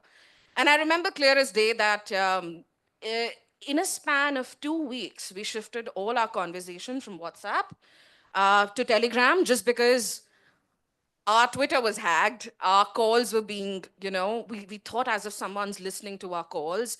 We were getting threats, not death threats, but like threats. And that was a big challenge. And I think like everyone who was working on that investigation was alarmed. I used to live 10 minutes away from the film city. And I used to get like a driver who used to drive me back home. But when that happened, the management said that, we'll be sending a bouncer also with you, because we just want to make sure that you come to the office alive tomorrow. And the end of it was that we had to drop the investigation. We never published the story, even though that investigation could have changed a lot of things that we perceive today, but we never went ahead with it. And that's how unsafe I felt as a woman journalist working with the leading news media channel back then. So I think not just that, I think with organizations like Reporters Without Borders, they have something very unique. They have a women training program before the women go on field, before they go to war zones. You have a lot of women journalists from Al Jazeera, from other organizations in the Western media that are on the ground, that are in the conflict zone. They are covering news, but they are taught how to do that. It's not like aaj brief diya, aaj camera diya, jaiye report kare war zone mein. So I think the organizations need to ensure women's safety. They can take steps to make sure to mitigate that. Yes, if we have a women journalist who's working with us, if we have an anchor, or if we have like a field reporter, she's not essentially trolled online. And if that it comes to that, then there should be proper legal actions to make sure that it doesn't happen in the future. So yeah. So from somebody who's been in the newsroom a lot, many major decisions in newsrooms are still made by men. What impact does this have on the way women's stories are told? Because this is a panel about women's storytelling and how women-centric stories in journalism are covered. How do you think we can ensure the gender diversity while also maintaining the sensitivity of topics regarding women? Hi, good evening, everyone. Thank you so much for asking that question. But I would like to start from, sharing my own story. I was there in Ukraine. I was there in Israel. I have covered Manipur. I have covered Kashmir. You will always find me in conflict zones. So, लोग कहते हैं कि हमें सिखाने की ज़रूरत है and the way even she mentioned that you should train people आप वॉर जोन जाओ या कैसे बट आपको पता नहीं होता है वॉर जोन में जाके होता क्या है आई नो पीपल जिनको भेजा गया था वॉर जोन में and I know my self कि मैंने अपने बॉस से लड़ाई करके लड़के मैंने कहा था sir I really want to go there and he was like तुम पागल हो गई हो वहाँ पे सेफ्टी नहीं है कुछ नहीं है मैंने कहा बाकी जर्नलिस्ट काम कर रहे हैं ना तो obviously I want to go और फिर उसके बाद हमने वो डिसीजन लिया and I think that was the best decision of my life because the kind of experience I have right now मुझे नहीं लगता वो किसी को भी मिलेगा रही बात जेंडर बायस की रही बात इक्वालिटी की तो I think I am capable I have skills I am qualified that's why I am here not because मैं एक महिला हूँ या पुरुष हूँ और न्यूज़ रूम की अगर हम बात करें तो न्यूज़ रूम बहुत बदला है चित्रा जी यहाँ पर हैं तमाम लोग हैं आप अब न्यूज़ रूम में जाएंगे तो आपको 70% महिलाएं ही मिलेंगी और ये चेंज हमारे दौर में हुआ है ये चेंज इसलिए हुआ है क्योंकि अब हमें कोई कहता है कि महिलाएं ये नहीं कर सकती है तो हम ये नहीं कहते कि हम नहीं कर सकते हैं हम उनको करके दिखाते हैं कि this is the way you have to do it so महिलाओं को लेकर अब हमारे पास महिलाएं बॉस हैं और आपको ये भी बताना चाहूंगी कि जब महिला आपकी बॉस होती है तो बहुत सारी चीजें देखिए मैं अभी भी यही कहूंगी कि महिला और पुरुष एक नहीं होते हैं क्योंकि हमारे में बहुत सारी असमानता है हम उस लड़ाई में ही नहीं है लोगों को ये समझना होगा कि हम पुरुषों से कम्पीट नहीं कर रहे हैं हम अपनी परिस्थिति से कम्पीट कर रहे हैं हम अपने लोगों से कम्पीट कर रहे हैं हमारे महिलाओं की जो मानसिकता है कि हम कम हैं हम उससे कम्पीट कर रहे हैं तो अब न्यूज रूम का ट्रेंड बदला है न्यूज रूम में डिसीजन मेकिंग बदली है और फील्ड पर जैसा हम जितनी भी जर्नलिस्ट जाते हैं हमें पता है कितनी डिफिकल्टीज होती है लाइक फॉर इंस्टेंस वॉशरूम की अगर मैं बात कर लूँ मेल रिपोर्टर कहीं भी चला जाता है एक फीमेल रिपोर्टर कहीं भी नहीं जाएगी but still we are there आप कोई भी बड़ी स्टोरी आज के दिन में उठा के देख लीजिए न्यूज चैनल्स देख लीजिए आपको 90% फीमेल जर्नलिस्ट ऑन एयर दिखेंगी उस स्टोरी को कवर करते हुए सो ये चेंज हमारे दौर में आया है and I don't think so कि अब वो दौर रहा जहाँ पे मेल डोमिनेटेड ये इंडस्ट्री है हमारे पास बहुत अच्छे बॉसेस हैं जो हम पे भरोसा करते हैं। आज आप देखेंगे भरोसे के साथ महिलाओं को ज्यादा भेजा जाता है कि आप उनको भेजिए, कोई कोई भी परिस्थिति हो, कोई भी स्टोरी हो, वो उसको उतनी ही अच्छी तरीके से करेंगी। और कुछ स्टोरीज ऐसी होती है, मुझे लगता है महिलाओं से बेहतर उसको कोई नहीं कर सकता है। स्पेशली अगर आप कोई रेप केस की स्टोरी करने जाए, या बहुत सारी ऐसी स्टोरीज होती है जिसके लिए भावनाओं की जरूरत होती है, जिसके लिए इमोशन की जरूरत होती है। वो मुझे नहीं लगता कि the way we tell that story पुरुष उसको कह सकते हैं। और that's all. I mean, I am really happy that I am here, and thank you Anurag ji हमें यहाँ बुलाने के लिए, हमें सेलिब्रेट करने के लिए। क्योंकि हमें रोज हमारे दफ्तर में, हमारे घर में, हर जगह कहा जाता है दैट वी आर इक्वल, हमें उतना सम्मान मिलता है। But I think we do need these kind of events, इस तरह का सेलिब्रेशन। क्योंकि हम दूसरों को सेलिब्रेट करते हैं, हमें खुद को सेलिब्रेट करने की एक ज़रूरत अब महसूस होने लगती है, और मुझे लगता है अब करना चाहिए, एंड हम कर रहे हैं। So thank you so much. Thank you so much Shivangi, it was great answer. Munazza ji, मेरा सवाल आपसे ये है कि महिलाओं से जुड़ी कहानियाँ रिपोर्ट करने में, क्योंकि हम एक न्यूज़ रूम से आ रहे हैं, वहाँ पे क्या-क्या दिक्कतें अभी आ रही हैं? क्या दिक्कतें पहले आती थी? एवोल्यूशन क्या रहा है उस चीज़ का?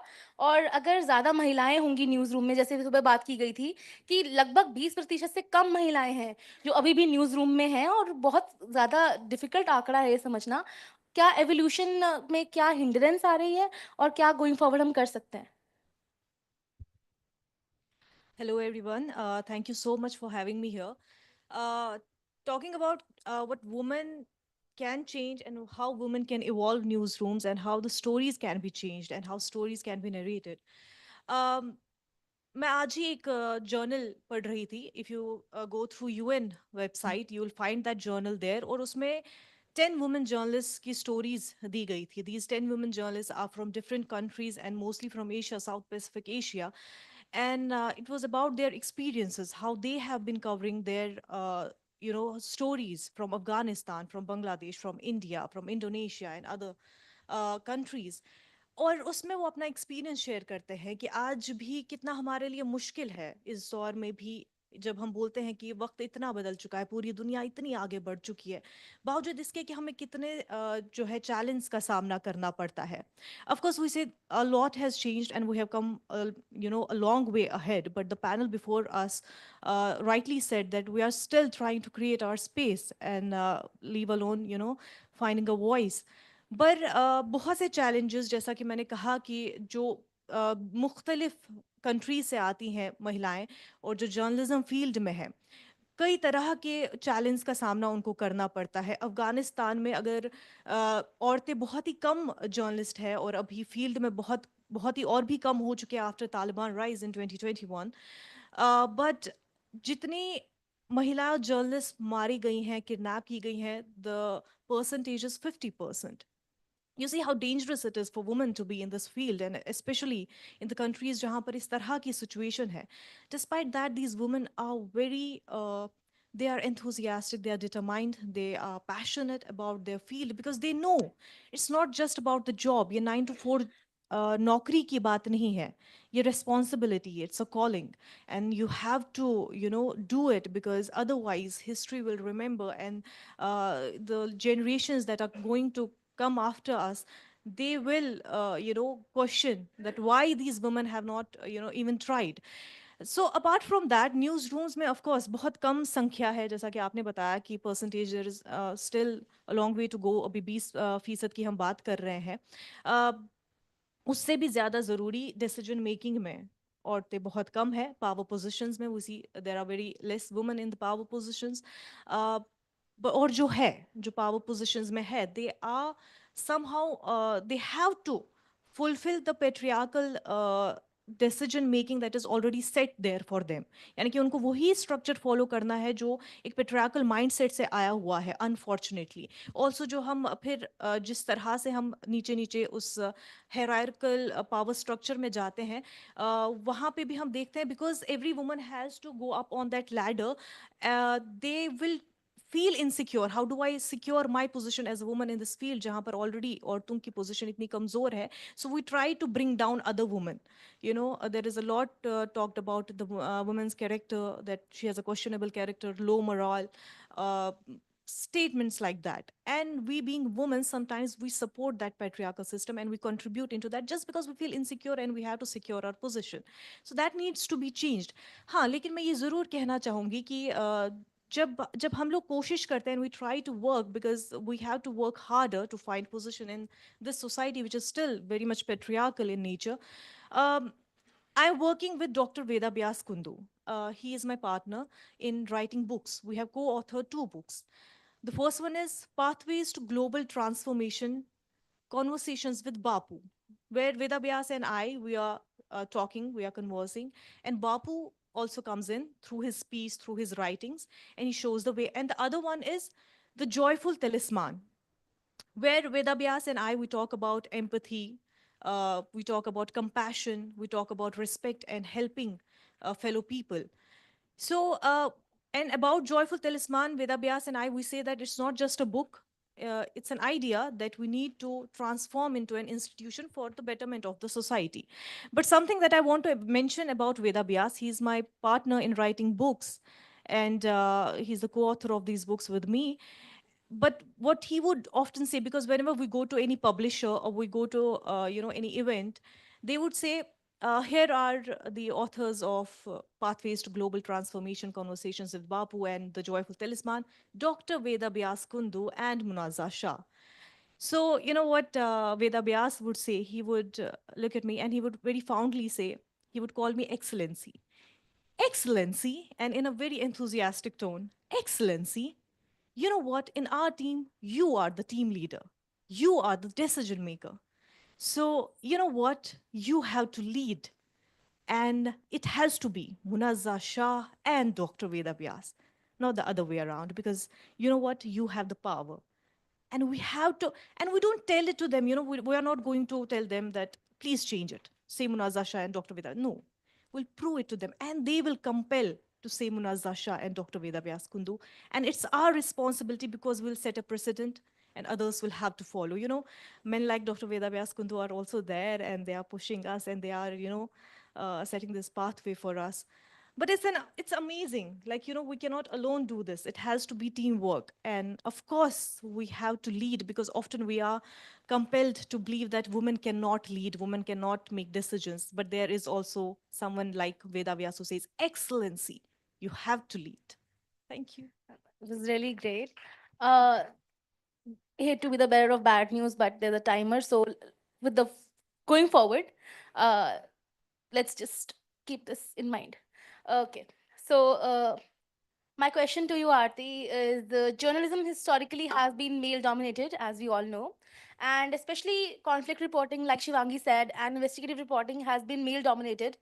Do you think the landscape has changed since Shivangi's one example? Do you think there's drastic change in the landscape, or is this just some a few names that are they have fought their way through?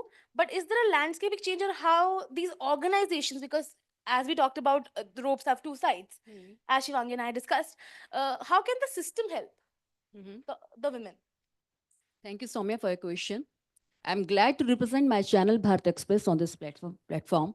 Thank you, e4m and Anurag ji, for giving me this opportunity to share my views, thoughts, insights. Well, Soumya, it's been more than 2 decades for me in this news media.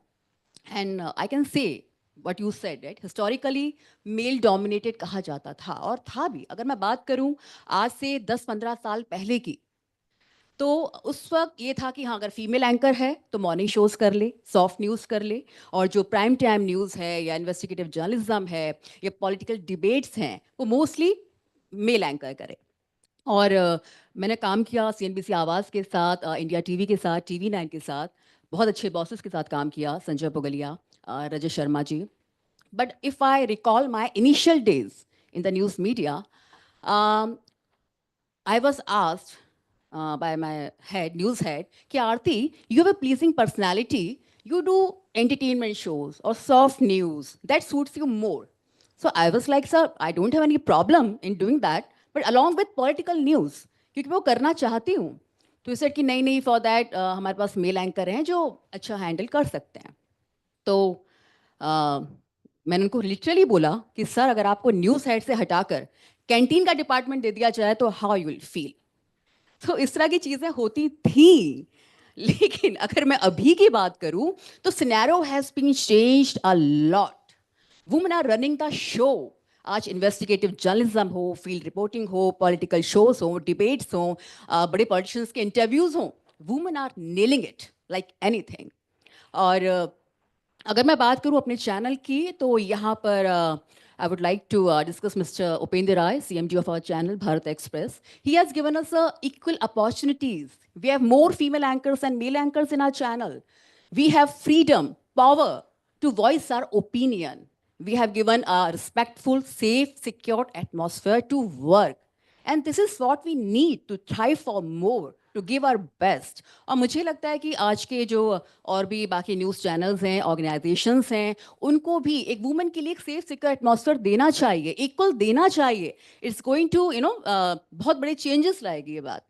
सो हाँ सौम्या, मुझे लगता है कि बहुत ज़्यादा changes की ज़रूरत है. हालांकि बहुत कुछ चेंज हुआ है, लेकिन अभी भी इसमें बहुत कुछ किया जा सकता है. Thank you so much.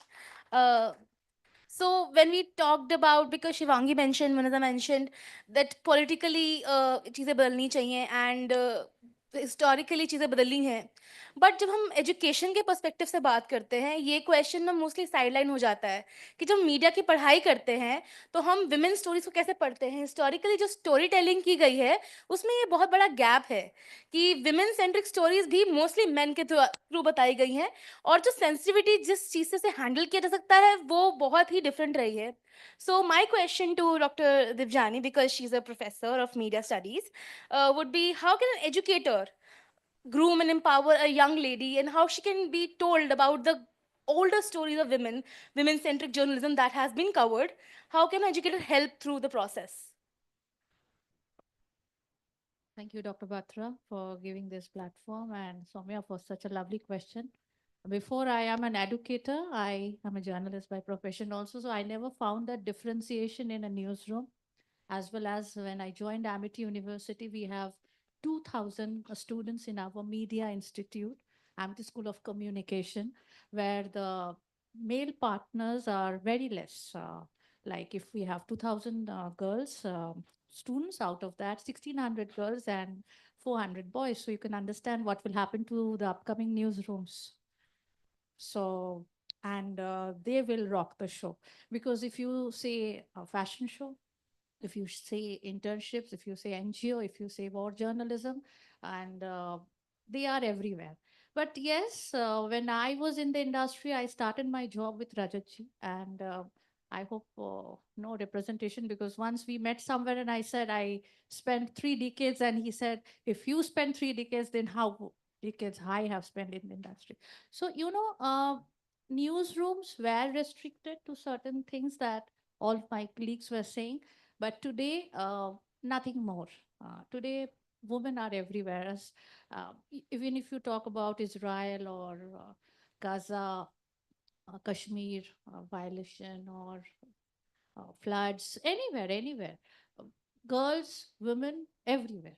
So we can't restrict. And when I say education, if you are there, you will see the first time I sit in an admission board and the girl walks in and she says, what do you want to be? I was just telling Chitra, when my students are very fond of meeting you, irrespective, and all of you indeed look forward.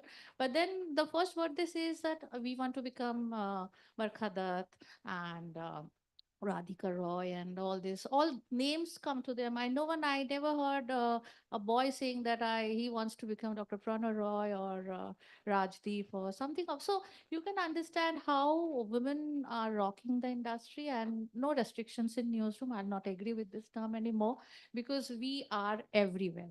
And if we write good, the man speaks good. Thank you. Thank you. सो मेरा अगला सवाल हिना जी से है. हिना जी को 15 साल से ऊपर हो गए हैं उर्दू जर्नलिज्म में. उर्दू जर्नलिज्म का रिप्रेजेंटेशन अभी पहले काफ़ी कम था, but because of people like her there has been more representation. People like Munazza, people who've talked about regional journalism and about Urdu journalism on a bigger platform. जब हम उर्दू जर्नलिज्म में विमेन की पार्टिसिपेशन की बात करते हैं, हम कहाँ स्टैंड करते हैं? जैसे आपने शुरुआत की टीवी से और आप अब जी सलाम में काम करती हैं, तो वो इवोल्यूशन कैसा रहा है और आगे का रोड कैसा होगा? बिल्कुल, और सबसे पहले तो आदाब, और अनुराग बत्रा जी आपका, रोहेल अमीन आपका, बहुत बहुत शुक्रिया कि आपने एक प्लेटफॉर्म एटलीस्ट हम सबको दिया है। और अगर उर्दू जर्नलिज्म की बात करें तो जब मैंने शुरुआत की थी चित्रा मैम नोज के, उस वक्त तो जर्नलिज्म को ही समझना मुश्किल था। उर्दू में जब शुरुआत की थी तो बहुत सारी भवें तन गई थी कि कैसे एक मतलब एक पर्टिकुलर लड़की जो है वो जा रही है अपना घर छोड़ के। मैंने शुरुआत की थी ईटीवी हैदराबाद से, ईटीवी उर्दू से, उसके बाद न्यूज़ 18 उर्दू और अभी जी सलाम। लेकिन मैं खुशकिस्मत अपने आप को इसलिए मानूंगी कि मुझे बहुत अच्छे लोग मिले और इसीलिए शायद मेरा 15 साल का इतना अरसा गुजरा। मुझे one of the best editors मिले, चाहे राजेश रैना सर हो, उनका बहुत बहुत शुक्रिया इस मंच से अदा करना चाहूँगी। तारिक फरीदे सर, उनका मैं बहुत बहुत शुक्रिया अदा करना चाहूँगी। मेरे तमाम जो साथ में लोग रहे हैं, मेरी डेस्क के लोग रहे हैं, उन सभी लोगों का शुक्रिया। और इस तरह का मंच बत्रा जी जो आपने उर्दू के लिए ख़ास तौर पर प्रोवाइड किया, उसके लिए भी बहुत बहुत शुक्रिया। जब मैंने शुरुआत की थी I was the only one जो कि अपने घर से बाहर निकली थी, चूँकि मैं लखनऊ से हूँ। उसके बाद मैंने एएमयू से मास कम्युनिकेशन किया। वहाँ से जब हैदराबाद तक का सफ़र मेरे लिए बहुत मुश्किल था, लेकिन मेरे साथ चूँकि मेरे वालिद साहब थे तो ये सफ़र बहुत आसान हो गया था। और मैं हमेशा से ये कहती हूँ, ये कहा जाता है कि एक मर्द की कामयाबी के पीछे एक औरत का हाथ है, लेकिन जब एक औरत आगे बढ़ती है तो बहुत सारे मर्द उसके पीछे होते हैं, चाहे वो वालिद हो या उसके भाई हो, बेटा हो, शौहर हो, दोस्त हो, या वो एक शख्स हो जो कि कहीं ना कहीं हमारे साथ हमेशा रहता है, या ऐसे मंच हो। ये तमाम लोग जो आज बैठे हैं, जो हम लोग को सुन रहे हैं, वो बहुत बड़ी बात है कि कम से कम आप लोग यहाँ पर आए हैं, आप हमें इतना टाइम दे रहे हैं। और उर्दू की अगर हम बात करें तो सिर्फ एक वर्ड कहना चाहूँगी, उर्दू है जिसका नाम हम ही जानते हैं दाग, सारे जहां में धूम हमारी ज़बान की है। ये एक ऐसी ज़बान है जो कि हम दिल से बोलते हैं। इसकी शीरीनी, इसकी लताफत, इसकी जो मिठास है, वो अगर मैं यहाँ पर बोल रही हूँ तो आप सबको कुछ ना कुछ अच्छा लग रहा होगा कि हाँ कुछ अच्छा बोल रही है। फिर उसमें ये नहीं आता कि ये क्या बोल रही हैं, सिर्फ कानों को बहुत अच्छी लग रही, बहुत खूबसूरत, बहुत शीरी लग रही है।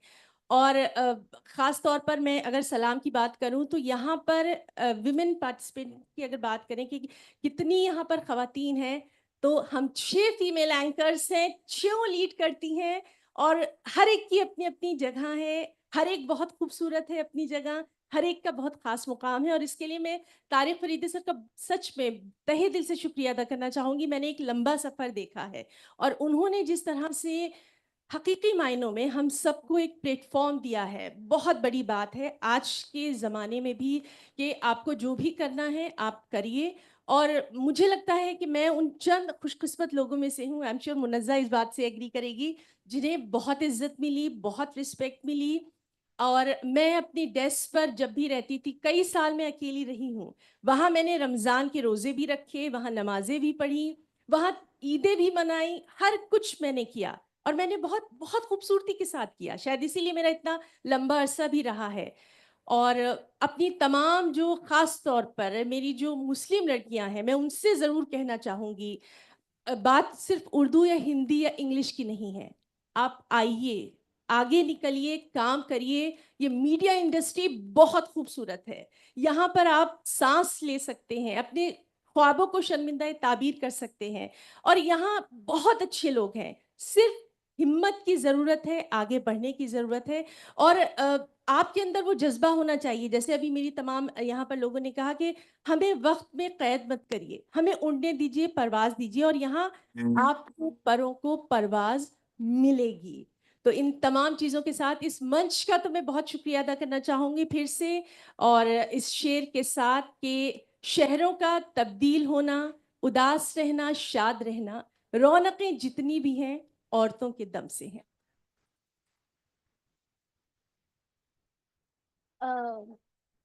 So my last question is to Rumpa ji. The thing is कि हम सब inspiration की बात कर सकते हैं, हम हर प्रकार की empowerment की बात कर सकते हैं, but जब mainstream में numbers होते हैं और जो पैसे हम कमाते हैं, उन सब से industry चलती है, उनसे events होते हैं. So जब हम बात करते हैं women centric stories की, so women centric stories जिस प्रकार का revenue generate करती हैं, उनके अंदर काफी changes आए in the past few years. And do you think the industry can balance the commercial, because women are asked to do soft news because it sells more if women do it? So how do you create a balance as to women can also have, like she said, I will do this story also, but I'll also do my politics. So as communication basis पे आप कैसे उस balance को create कर सकते हैं? Yeah, so firstly, thank you, Dr. Drag Batra and Ruhail, for this opportunity. So actually, I come from a GEC background, so I'm not from a like a news background. So I can assure you that women-centric stories garner the highest revenues, and the media, like the media industry, is a proof to that. If there is an inspirational story, and we have seen in like GEC, how the characters have evolved over the years. And during my stint in Star Plus, Star Jalsha, we used to do extensive market research because we wanted to make our stories relevant to the audience. And when we went and spoke to our audience, the kind of insights that came up was really eye openers. And those like insights then like went into the content room, to the production rooms, and those gave birth to like multiple stories which have also now gone back and influenced the society. So we took the insight from one person, we made it to a story, and that influenced millions of women in the country.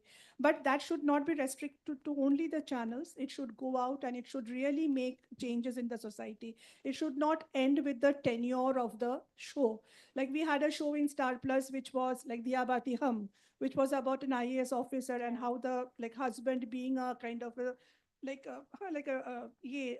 sweet owner like sweet owner shop, he supported. He didn't have that ego that my like wife is more educated.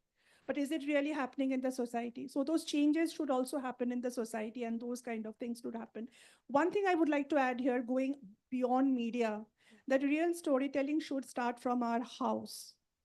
Because how many household we have real storytelling happening within the house, talking about the work of the mother of the house or the woman of the house. I think very limited households, they sit on the dinner table and they chat about what the woman of the house is doing outside the house. That is very important, because I know when I started my career, I had my son. One of my friends told me that the mother should be celebrated. Otherwise, what happens? Your son always questions why you're spending so much time outside the house. So the real storytelling should happen inside the house. The second is that when we are doing the storytelling, it should not be only about the achievement of a woman. Then it becomes very cliche. Whenever there is an achievement, there is a story coming out. It should be about it should be about the real life, the real struggles, the real journey of a woman. She can be any regular woman like a regular man. Why only when she is doing something extraordinary the story is coming out?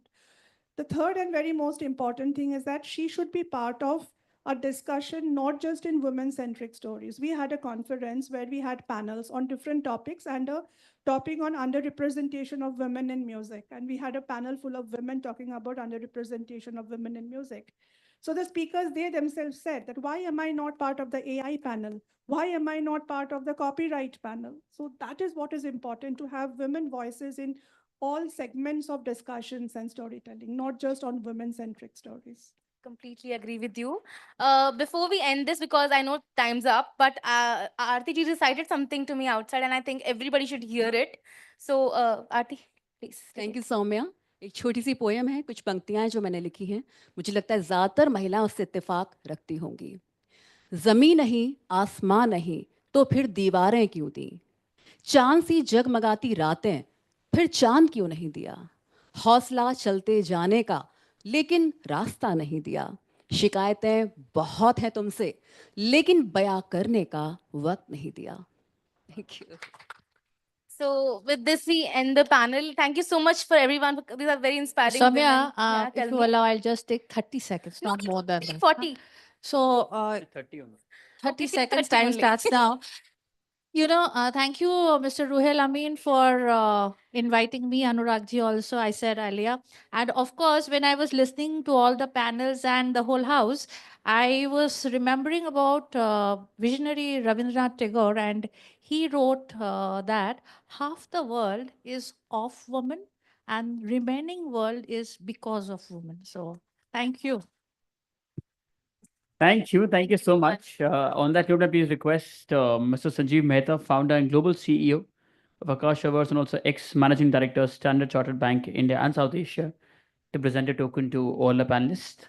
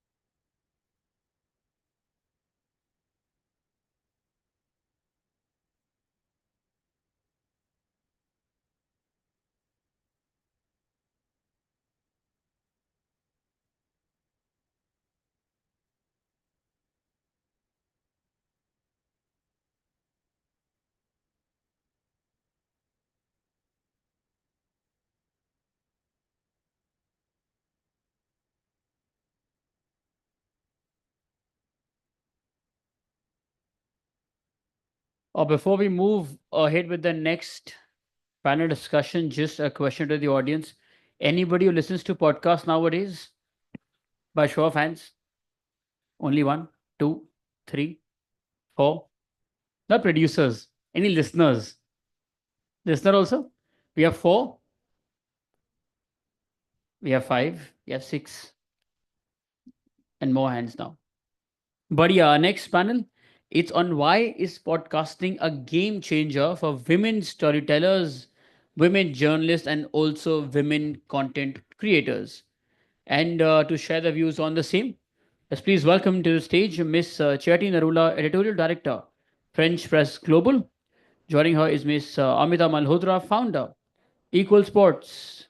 Also Miss Richa Jain Kalra, Founder, One Social, and Achi Khabar, board member of Kapara Maruti Limited. Joining them is Ms. Dipali Nair, Group CMO, CK Birla Group. Also Ms. Stuti Jalan, founder, Women Inspiring Network. And this session will be moderated by Ms. Sean Jain, founder and CEO of Bridge to Ocean 29. Let's please welcome them to the stage. Okay, I understand that half the hall is empty, but I am sure our claps can make it sound like it's full. Thank you. It's okay, ma'am. We can also sit to confuse the audience. No? And then they'll keep guessing. They'll be attentive then. We'll just give it a second.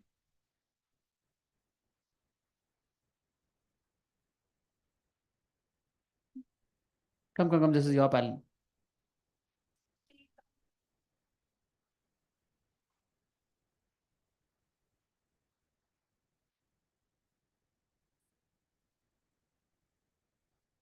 Yes. इस कड़ी के सूत्रधार missing है. Nitin, can we request the moderator to join us? That's because thinking that this will be coffee break, and she was telling me, the session will get over and there's going to be a coffee break, and then our session will happen. I said, fine. I just came in to just see what was happening, and then the same you guys are already on stage. So, I've just told her maybe. No, the team's gone together. Yeah, you can start on this topic only, no?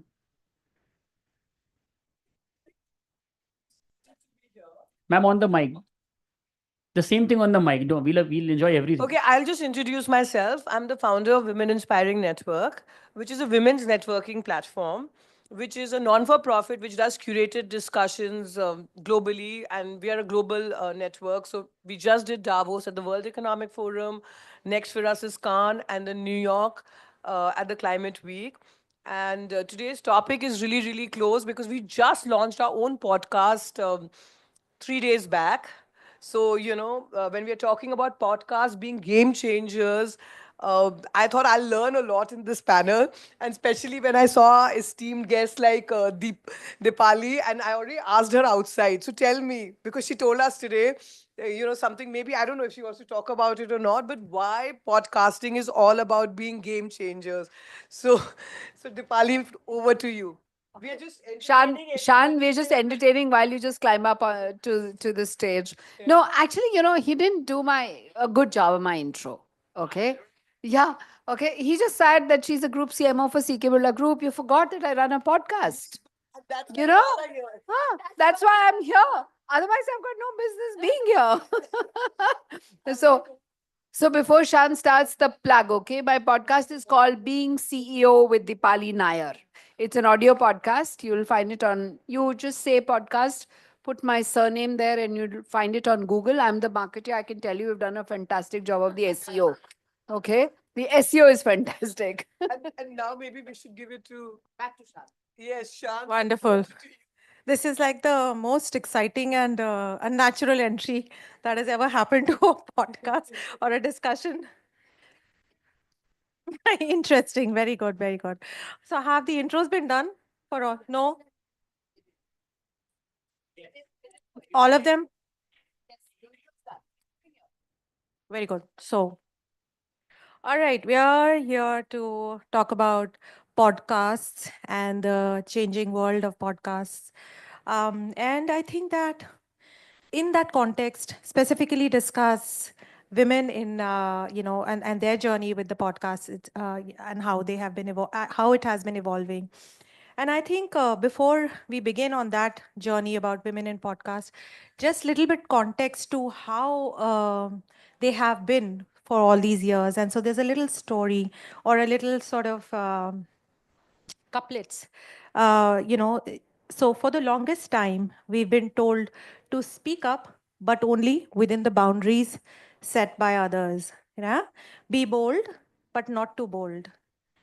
Be heard, but not too loud. Be honest, but not unsettling. Right? But then podcasting happened. It's a space now where women are tending to speak, not only just talk, but have actual conversations, but actually have points of view and very emphatically be able to express them without any interruptions, without any permissions, and without the gatekeeping deciding what needs to be said or not said. So I think it's very raw, it's very unfiltered, and it's extremely invigorating to be able to, for women to be able to ride on this journey of podcasts. Some very quick facts about, the background of it.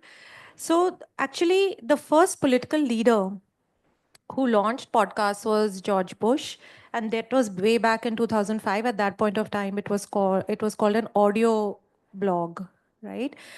We were just talking about it as to how the word podcast happened. It was it's sort of a combination of iPod and broadcast. So it became podcast. So that's how, and it started as an audio thing. And India has the third largest podcast market in the world, and surprisingly, it's being led by women.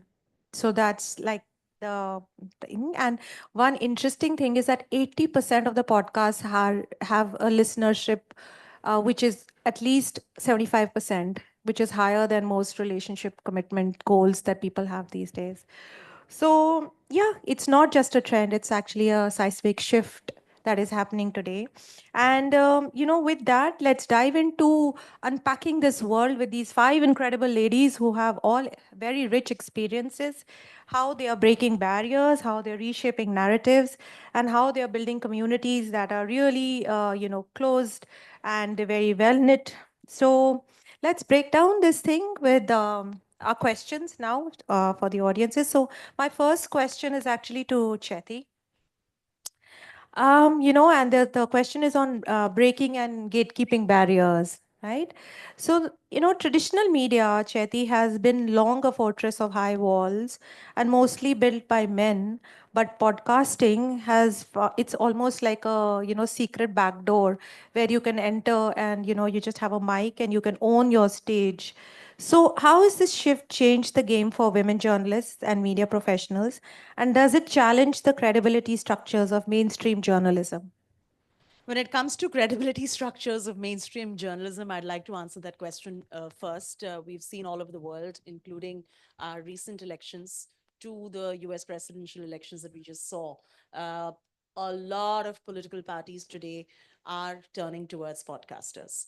They prefer being interviewed by influencers. They are preferring to go to the newer medium, which is the digital medium, as opposed to the age old television medium, which has appointment viewing of sorts.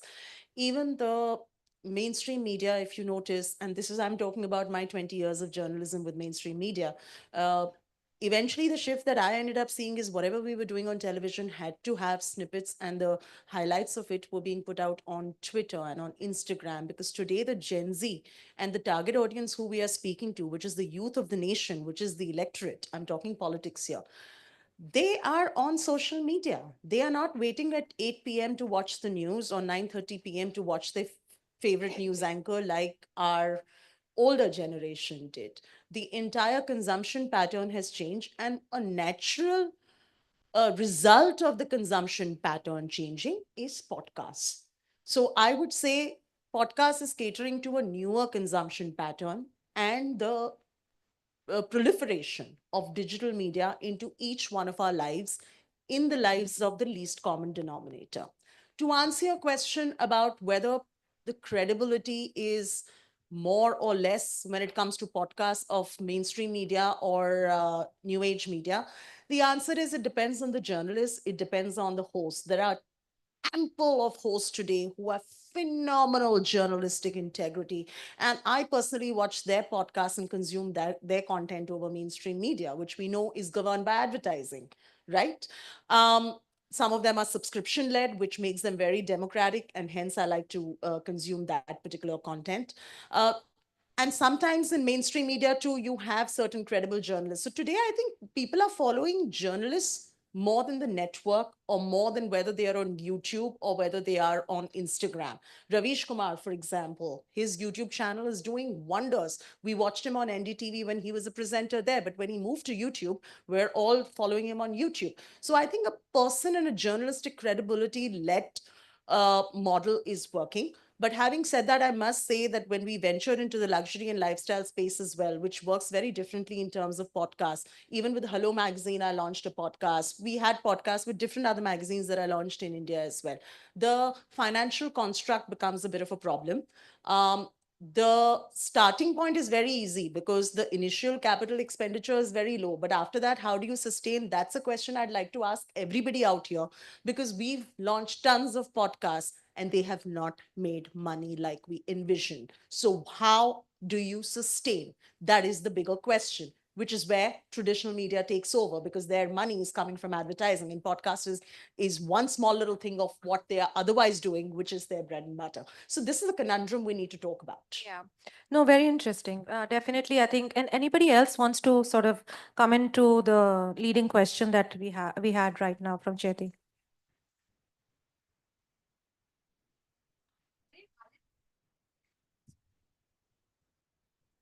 I think what Chaiti said has a lot of relevance and significance, because you can start a podcast with whatever means you have, but to sustain it, you need somebody to support it, some sort of advertising, some sort of sponsorship, some sort of revenues coming in, which doesn't happen overnight. Leave overnight, which doesn't even happen in a span of 6 months or a year, because it is all dependent on the YouTube algorithms or the algorithm of the platform you're on. So you're actually, to say it ruthlessly, you're at the mercy of the platform you're on, right? You may be producing excellent content in terms of meaning, in terms of impact, but does the YouTube promote your content as a podcast? So I want to add here, and I'm really glad, Chetty, you asked us to. And sorry, I have a bad throat, but I'll just tell you. So, Chetty, and because of course I've known you for many years, so I see a lot of media houses doing podcasts, and I was anyway going to recommend this to you, Mr. Batra, now that I see you. But what I noticed in Davos, there was a cloud company, and they had a pop-up podcast studio at Davos during the World Economic Forum. In fact, they called me to talk, like they did a podcast interview with me, and all the data was in cloud. And they had this really picturesque space right where the World Economic Forum, the main Congress was. So podcast is also, and we were all talking about it, the format has changed, and I think innovation is the key. And I was just telling all of us when we were discussing, what if there was a podcast, like a pop-up podcast, which was focused, because this becomes a panel discussion, but you're getting great content. But at an event like this, and I was, that I was at India Today Conclave yesterday, and I did see some of the people taking bites.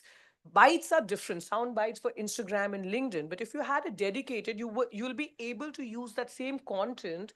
And if we can innovate in an interesting manner.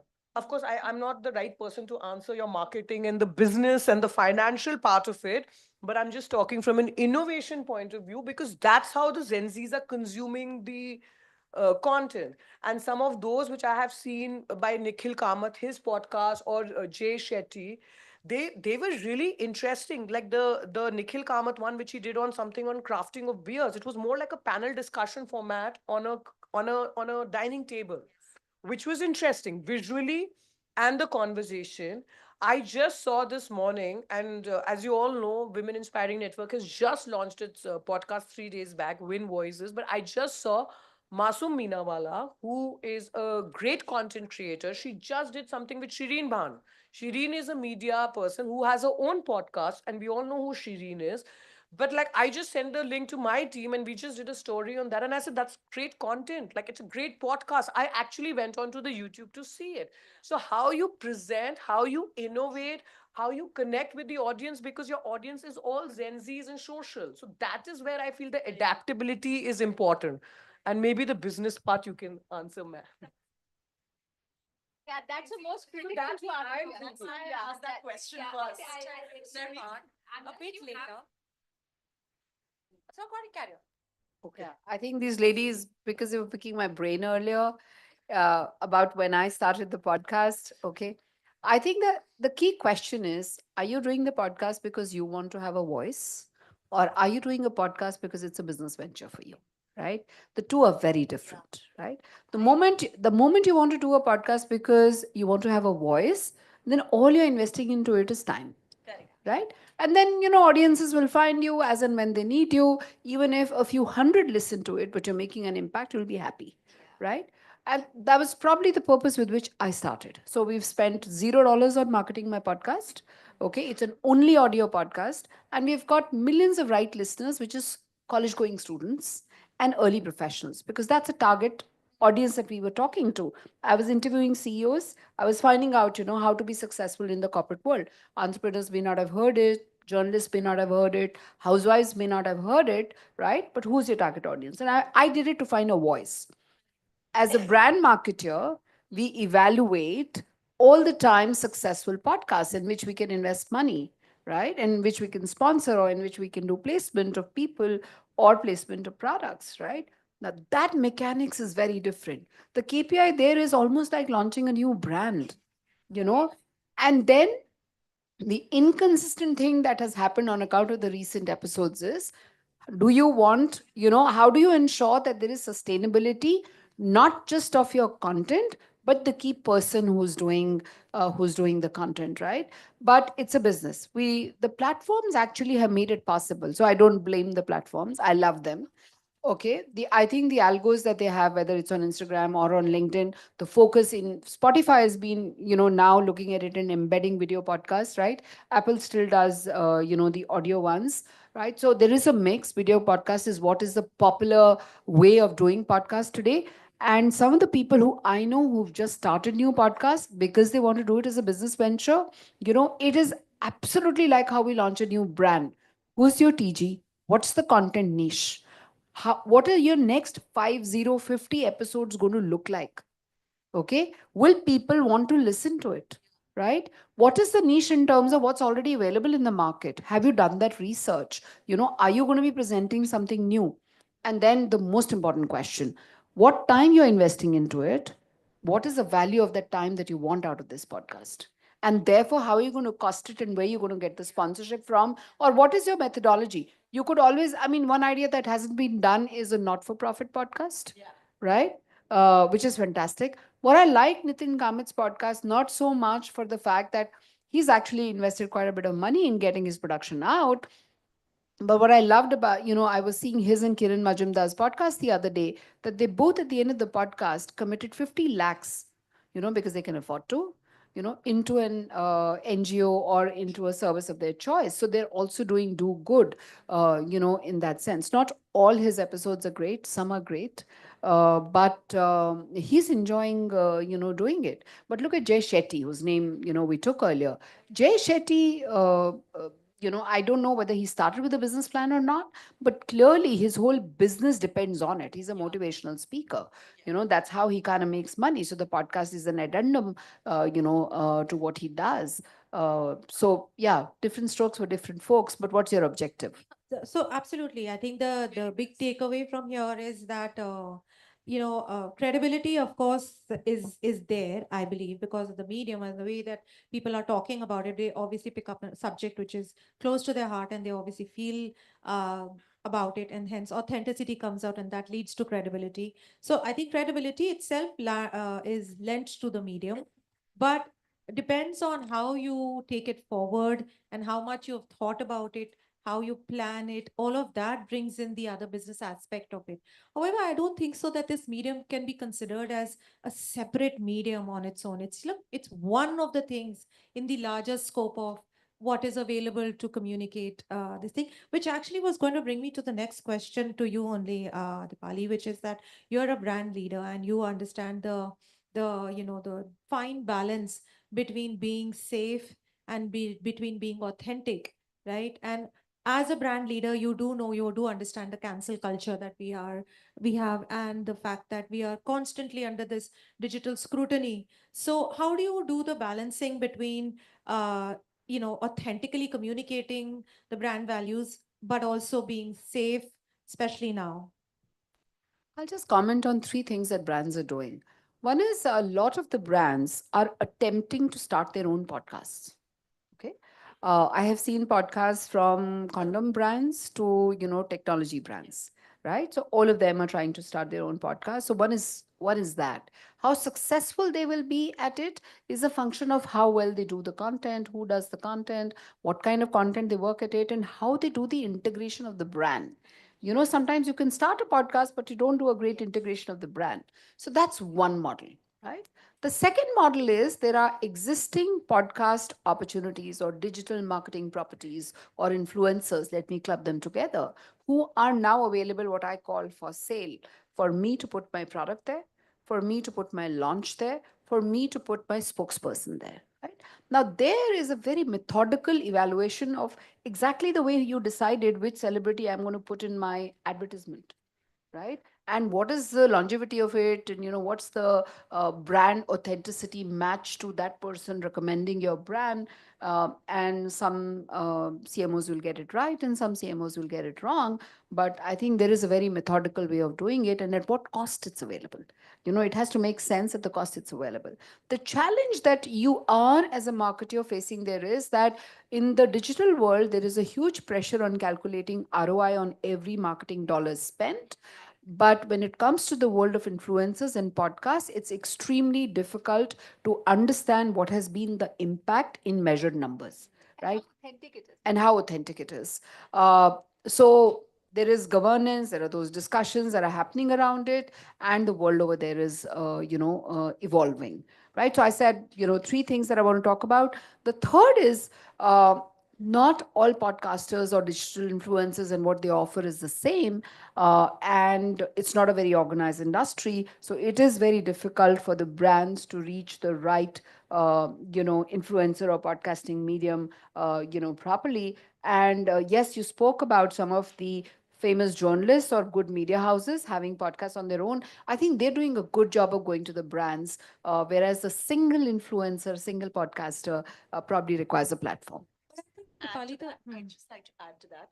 When she spoke about the good journalists who have started doing podcasts, I see a tectonic shift in the content of what is being spoken about on their podcast versus what they're saying on mainstream media as well. If you notice on mainstream media, they're a little reticent about saying a couple of things which they can otherwise not say, right? And that podcast is a good enabler for them to go all out and say what they really want to say. Probably if more governance kicks in, I don't know where we stand with that. But at this point of time, I see a lot of journalists doing some fantastic work on podcasts. And the same journalists, when they're hosting shows on television channels, I don't know where that fantastic content goes away. I just want to add, I've been on national television for 18 years as an anchor. I've hosted thousands of shows, and now I do a podcast. So I can say from experience that what is the difference? Yes, of course, there are agendas, though we've never had. I was fortunate in that way. But yes, when you're doing a podcast as an influencer, as a content creator, you have lots of liberty. You know what to say, and if you are a journalist, if you have a journalistic background, then you are all the more conscious of what is right, what is wrong. It depends on where you're headed, what is your target, and how do you want to approach the subject you're talking about. So definitely podcast gives you much greater leverage space, but also its responsibility. I mean, as a journalist, I can say, yes, whatever you speak has a lot of weight. So you should weigh it, not just for the sake of saying it, you say it because you are free and there's nobody controlling you. But yes, I think podcast in that ways is different from TV, has a lot of more potential and gives you a wider space. And so Yeah. So I wanted to just add, Chetty, and when you first answered, you said how podcast is the means of influencing, and also some of these journalists which we talked about who have great podcasts are also building their own. So it's also great because one of your questions is like how it's game changers for women in general. So you're creating your own brand. So when you've gone onto the Instagram and you've gone onto the LinkedIn Top Voice or YouTuber, this is a natural shift. I mean, that's for 6 months, I actually sat on for even Win to create the own podcast. But like it's a natural shift. We have to go with the wave. If it's like if you want to be in the media space, like you have to be a part of the social media. So that is something which And because it's Women's Day, I might add that it is extremely empowering for us to all get a voice. Today, all that you require is a mic and a regular smartphone, anyone that you're using. Just plug it on and say what you want to say. Use the power of Instagram, use the power of YouTube, use the power of all the mediums that are out there.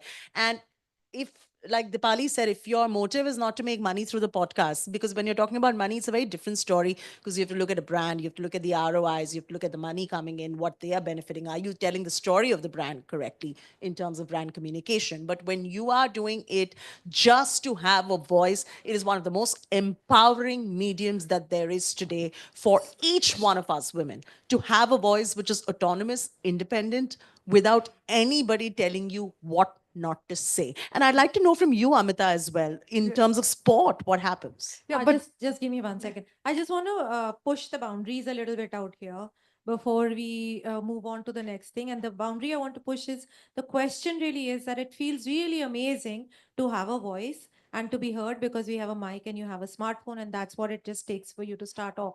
But the question is, do you really, what's the balance between being safe and between being authentic, right? Because we found the voice doesn't mean that you go out and say everything. So where do you draw the lines? Because there is a lot that needs to be said, and I think we are all wanting to kind of get it out, and that bubbliness that comes in.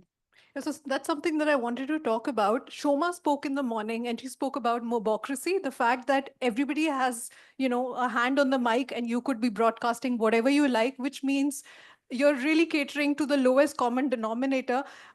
For me, I think what it also translates to is that as consumers, you actually no longer have someone, you used to have traditional gatekeepers. Media was a traditional gatekeeper. It also meant that the assault on your senses was saved. Now it is a free for all. It's to each his own. You have to protect your own senses at everything is being thrown in your direction. So I would like to say that while the traditional gatekeepers have been broken, but there is a new gatekeeper that has come in, which is the algorithm. And I think what your question is referring to and what everyone's kind of straddling with is, on one side is your why, where you're trying to define the purpose with which you started or the goal that you're trying to achieve with your podcast. And on the other side are, the compulsions that the algorithm puts on you, which pushes you to kind of show your narrative in the way. Just an example of that is, uh, 30-second reels is by, the format by which the algorithm will incentivize what you put out there. Yeah, so if you try to put a 3 minutes stuff, it'll actually kind of warn you to say that I'm not going to distribute it to more people. I'm not going to recommend it to more people. So if you're someone who's trying to put out content for context and for nuance, because in 30 seconds, sometimes you can't build that context and nuance, that's a line that you're always straddling. That are you going to be on the side of context, nuance, or are you going to look for more distribution? I would say that there are no easy answers to it. It is a line to be I'm going to straddled. push you again on that one, right? Because it's very important for us to get this context right and bring it out. We have a audience full of people who are wanting to learn from the experiences of all of you. Again, let me push the boundary. Would you leave the playing, if it's a choice between playing safe versus being authentic, would you let being safe left to the algorithm, or would you have your own set of boundaries which you will build inside as well? So I would say, one of my favorite podcasters spoke about a book called Wanting, which talks about mimetic desire. That all of us, what we desire out there is what we see in our environment, whatever we are looking at. And in the environment out there on Instagram, what you see is you feel there are these very successful influencers. There's now apparently classes of them, the M class and the K class of influencers, and the K ones are always trying to aspire to the other one. The only way to kind of tackle, I think, the mimetic desire and not go completely, awry, is have your sense of values where you define a framework for yourself to say that this is wonderful. This is I what think self-censorship is what Yes, she's talking about. And self-censorship extends when we are finding ourselves in a social situation, or even when I'm sitting here with my hand. What am I saying? It is self-censorship, right? I'm not going to just get up and say whatever I want to. So as professional podcasters, you know what the limitations are, what the law of the land is, how much I can say, how much I can't say. Doesn't mean I can't express my opinion. But again, coming back to what Dipali just mentioned, are you there to have a voice? Are you there to build your own, make it a business model? If you're there to have a voice, have self-censorship and speak on facts, most journalists who are trained through mainstream media will stick to self-censorship and will present facts. But if you are trying to build a business model, like Dipali said, the entire construct is very different. You are telling a brand story.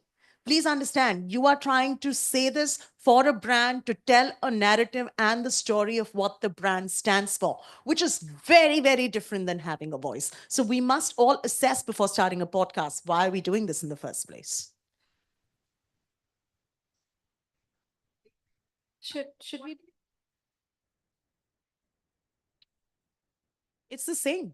It's the same. In a podcasting format, you can do an interview. You can do an interview like she's interviewing us right now, or you could do it on a camera with your headphones on, or you do it without you being seen on radio, like the traditional radio format, or do it as a podcast where you listen in to the podcast as well. It's actually the same. Like a journalist is, yeah. Video versus. It's the same. So the only thing is that there are models where the podcast is one-on-one and is not getting interviewed. So that model also exists, but it's like self-interview. But I think the more popular use of the term is being used for the interview podcast. Branding part of it, right? So if I'm branding myself, like I ran something called as the Click on Hello Magazine. The Click became a podcast, but everything else that we did on the Hello Magazine or any other platform, the magazines that we launched, that was not called a podcast because that was a normal bite, an interview that we were taking. Yeah. Okay, which actually brings me to you, Amita, on the next question, which is, I mean, because you handle more niche, podcasts, and you're in the space where the more mainstream ones, still tend to get monetized still tend to get talked about and broadcast, and they are, by virtue of the fact that they're more mainstream, they'll be more popular and be able to. But how do you look at niche conversations and podcasts that happen, and really about turning a passion project into something which is something that you could make more popular out of? That's one question. And how do you make brands, if at all, associate and pay up? So just talk a little bit about that, and what should be some smart monetization strategies. So, for example, do you think there should be a measurement in place, or and also please maybe talk a little bit about what women should absolutely not do in order for all this to happen, or. So I think Shan has asked lots of questions together. I think the buzzer is going, so I'm going to try and quickly answer this. So one is, I would say, when it comes to, I think you mentioned it, Dipali, it's very easy to start. There are no barriers, but the difficult part comes when you have to scale it. And I think the first thing the myth you need to break is the illusion of free marketing, or there is nothing free. When you're trying to create content and assuming you don't even have a big team or a studio that you're hiring, even if you're doing straight out of your home, there are costs for tools, subscriptions that you need to pay for. So as a podcaster, if you're looking at creating one, you need to know that you've got to invest. Some of the examples we spoke about, Jay Shetty used to advertise prolifically. I mean, I remember his ads would keep running. So is Ankur Warikoo, who's quoted as a big example, but these are all people who front loaded a lot of money right in the beginning to build. So one I would say is that it takes like fair amount of investment on your side. Monetization is I think we all spoke, it's not an easy one to crack, but I would say that there are smart routes that you can say apart from, reaching out to brands or, the advertisers. It's also leveraging your own community. So I think a lot of podcasters or content creators are also trying to, do, for example, live ticketed events, workshops, through which they could be monetizing the community to an extent. And even with brands, I would say that you'll have to actually go out and tell your story. Brands are also becoming smarter. There is research now coming in which talks about it isn't always the macro creators who are delivering the most ROI. It's actually, and this is true, especially in the rural centers, where the micro influencers, which is people, let's say between 10 to 50,000 followers, would be delivering far greater value. And the reason is that it's not about followers. It is the kind of engagement that you're able to draw. So I think it then becomes about creating value for your consumer, people you're following, and hence also creating value for brands. I think when you're beginning, you should start kind of thinking about what are the kind of brands which will align with the kind of work that you're trying to do. I think that's wonderful.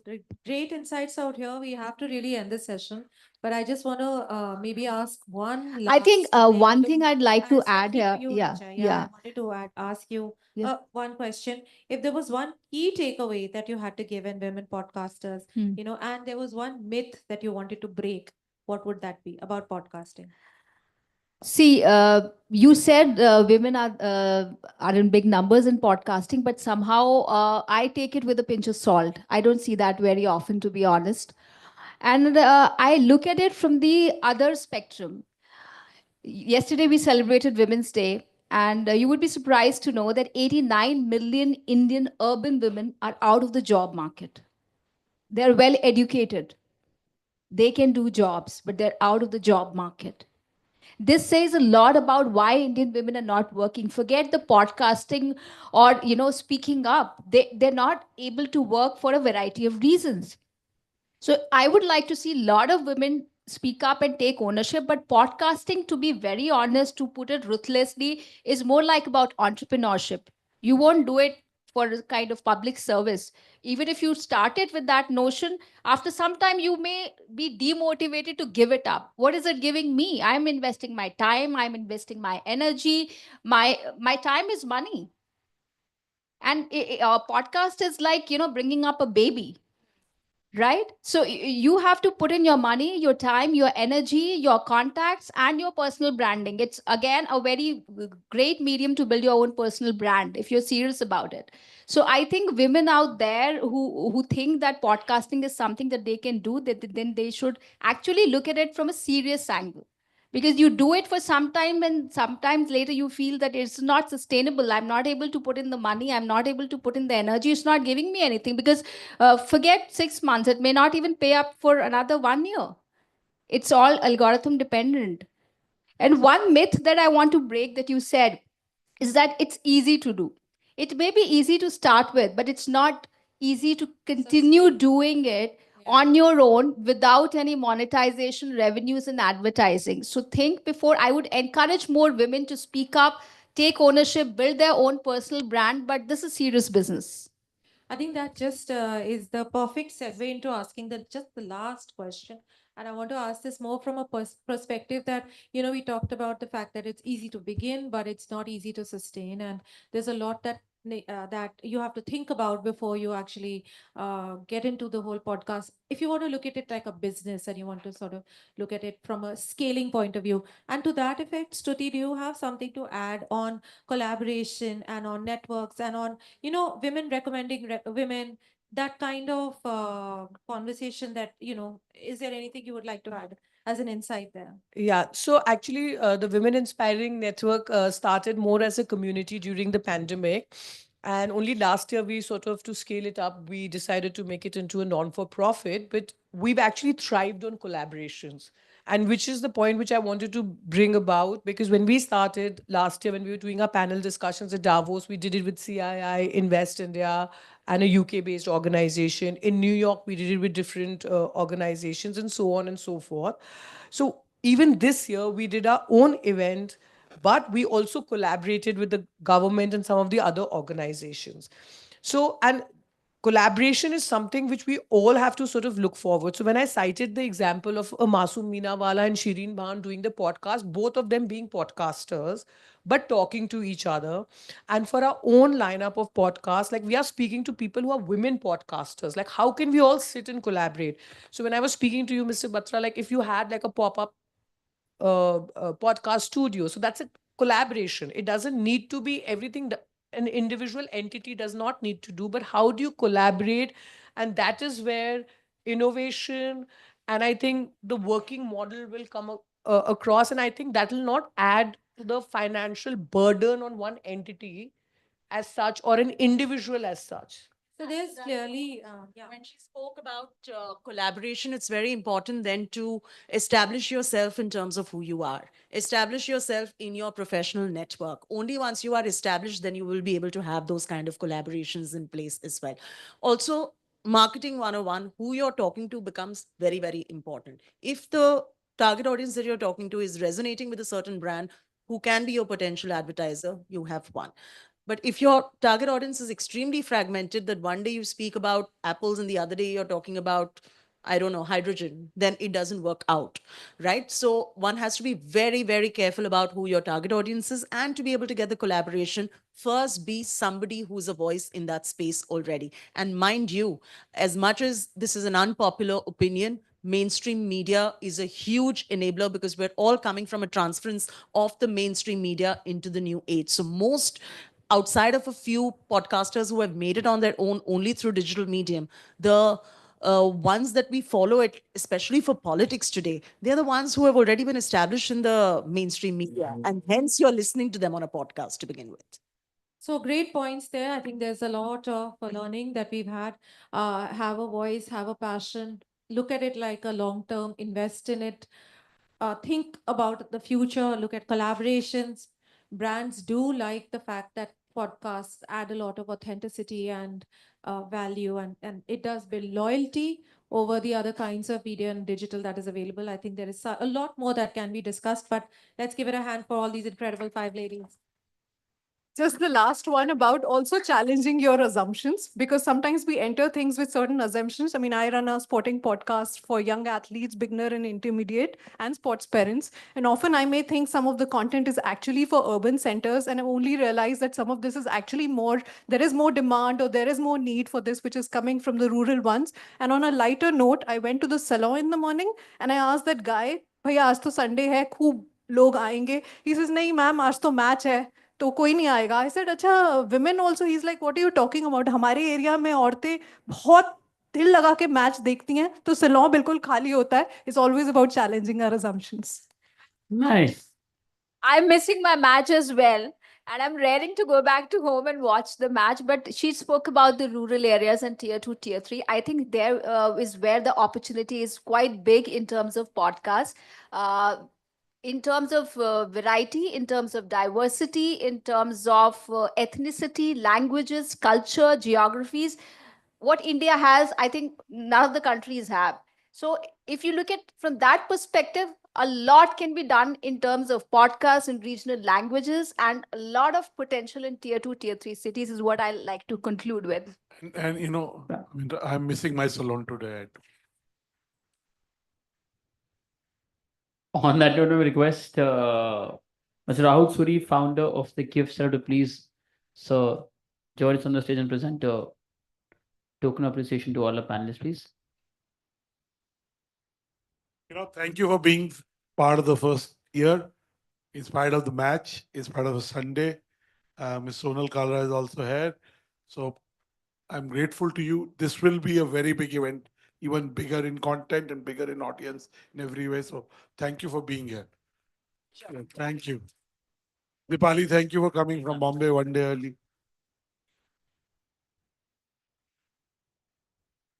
We have our chief guest in the evening, Mrs. Amruta Fadnwis. She'll come at about 6:45.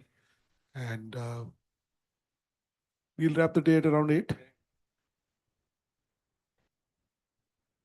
How look at take the photo also? I think it was a low down.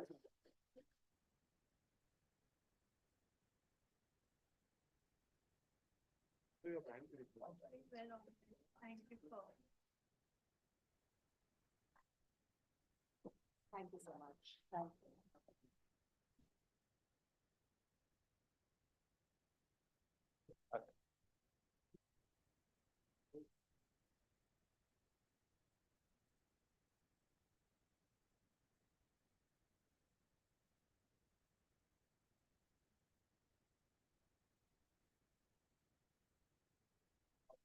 Very nice.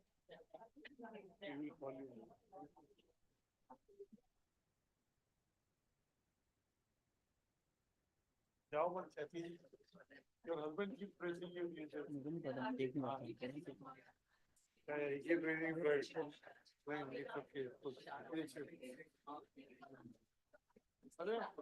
While they get the stage ready, I'll introduce the next session. It's a keynote on the sisterhood economy, power of women and the economic potential. And to share her views on the same, we have with us Shaili Chopra, an award-winning journalist and author, and also entrepreneur dedicated to amplifying women's voices in media and healthcare. As the founder of She the People, India's largest digital platform for women, she has led groundbreaking conversations on leadership, on entrepreneurship, and also gender equality. Expanding her impact in women's health, she launched Gayatri, a pioneering platform focused on hormonal wellness, personalized care, and science based nutrition for women. A former primetime news anchor and recipient of multiple accolades, including the Ramnath Goenka Award, Shirley Ji continues to drive change by creating safe, empowering spaces for women in both media and also healthcare. Let's please welcome on stage Shaili Chopra Ji, everybody. I only see one of them clap. Only two. Now everybody. Thank you.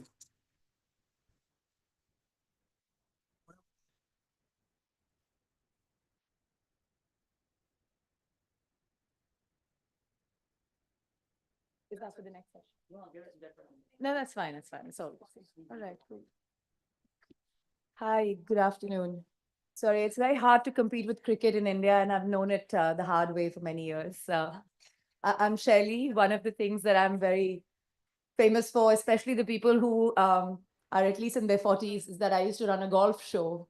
And people were like, okay, what is golf in a country that has an obsession with cricket? And this was back in the early 2000s. So this hits home and pretty close. But great, I'm so glad to be here. And, it's always nice to come in great occasions that Anurag has thought of. There's always a lot more that happens in Mumbai, and those are the events that I have spent more time in. So it's good to see something shift its center to Delhi. And given how rich, busy, exciting, and credible our media is here, and I don't say that with any form of sarcasm at all. Um, I normally like to chat. I don't know why I'm speaking on the podium today, but I thought sisterhood economy is really two ideas coming together, which I could talk about. It's also the name of my latest book, which was published less than 12 months ago. And the terms are very uneasy when they sit with each other. When we talk about sisterhood, it's a lot about bonhomie, friendship, happy relationships. And then we talk about economy, and then we say, what's that? And so I sat down to write this book because I was inspired by a man. Ironic as that sounds, this man was Warren Buffett. 2013, he came to India, and this was the last interview that I did as a broadcast journalist with ET Now. And I asked him, Mr. Buffett, what is in your wallet? So he took out his wallet and he handed it over to me. This wallet was very pressed upon, tattered, with threads coming off, and clearly thin because the richest man didn't really need to carry a lot of cash. And then he opened the wallet and showed me the pictures of 3 women. And I asked him, who are these women? And he said, one of them is my daughter, one of them is an ex-wife, and the other is my current wife. And he said, these 3 women have been the source of all energy and power in my life. And I said, but we don't know this about you at all. We just know how you make money. We don't know who backs your life. And that moment, literally, and this was in Bangalore, and this was a 7 a.m. interview. We had sort of been sitting there since 4 a.m. I had made up my mind. I went back to my editor at ET Now and said, I'm quitting. And he said, why? This is really the interview you wanted and you had it. I said, he just made me realize that of the 587 CEOs I've interviewed in the course of my career across channels, there is a reason why only 18 were women. And there's a reason why 8 out of those women were really women who were associated with the chair that they occupied, not necessarily because women had made something of their lives, right? I don't know if it's fixed a lot, but even now, I do see a bunch of people in top positions when they're women, they're called chairmen, and it doesn't change. And they're quite comfortable with it because they also realize that still exudes more power than chairwoman. This continues, particularly in the public sector. Anyway, so I went back, I did quit. This was the 3rd time I'd have ever quit media space. And the thing about me about quitting is that I always quit at the top of my careers because I feel that I'm energized to take on whatever's my next challenge. I'm not feeling sad about leaving the place I am, which I never do because I always feel like, I've given it my best. And at that point, it felt like, who's left to interview? And for a minute, it just seemed like maybe we need to change the way we interview people. And that led to the birth of what is now called She the People. It happened in Jan 2015, simply to go out there and find the women who were achieving, but were not called achievers, who were women who were doing many, many things at a time, including putting food on the table, literally, and through an economic process by working and earning, and asked myself, where are these women? So back then, we started She the People with 1 person in the community. Today, we're a community of 6 million women across Asia. And despite all the buzz that we see about how much more there is, in the world of videos, influencers, podcasters, it's quite interesting to see that a women's focused channel that doesn't talk about their vanity and fashion needs, which I have nothing against, is doing nearly 500 million video views a month. And I really think that the applause in this room is for the women who we talk about. It's, literally this channel is not run on my face. 85% of the following of this channel doesn't know that I am the founder. And that was the very aim with which it was set up, to see how do we just tell stories of regular women every single day and still be able to talk about their histories, their journeys ahead, their presence, even in 2025 as we finish 10. We are still talking about the need for us to recognize that every woman is a working woman. Only a few are paid for it. And sometimes it just seems ridiculous that we're still talking about it. So when sisterhood economy came together, the two terms were powered by the idea, let's change the notion that women don't support each other. Let's also find economic value around the fact that when one woman inspires or helps another, how it actually leads to higher economic value. And that to me was a really powerful idea in a world that had been fed on the notion that women are other women's biggest enemies. And that sort of really sort of triggered both me and the rest of the team at She the People. And we constantly said that that's what we're going to change.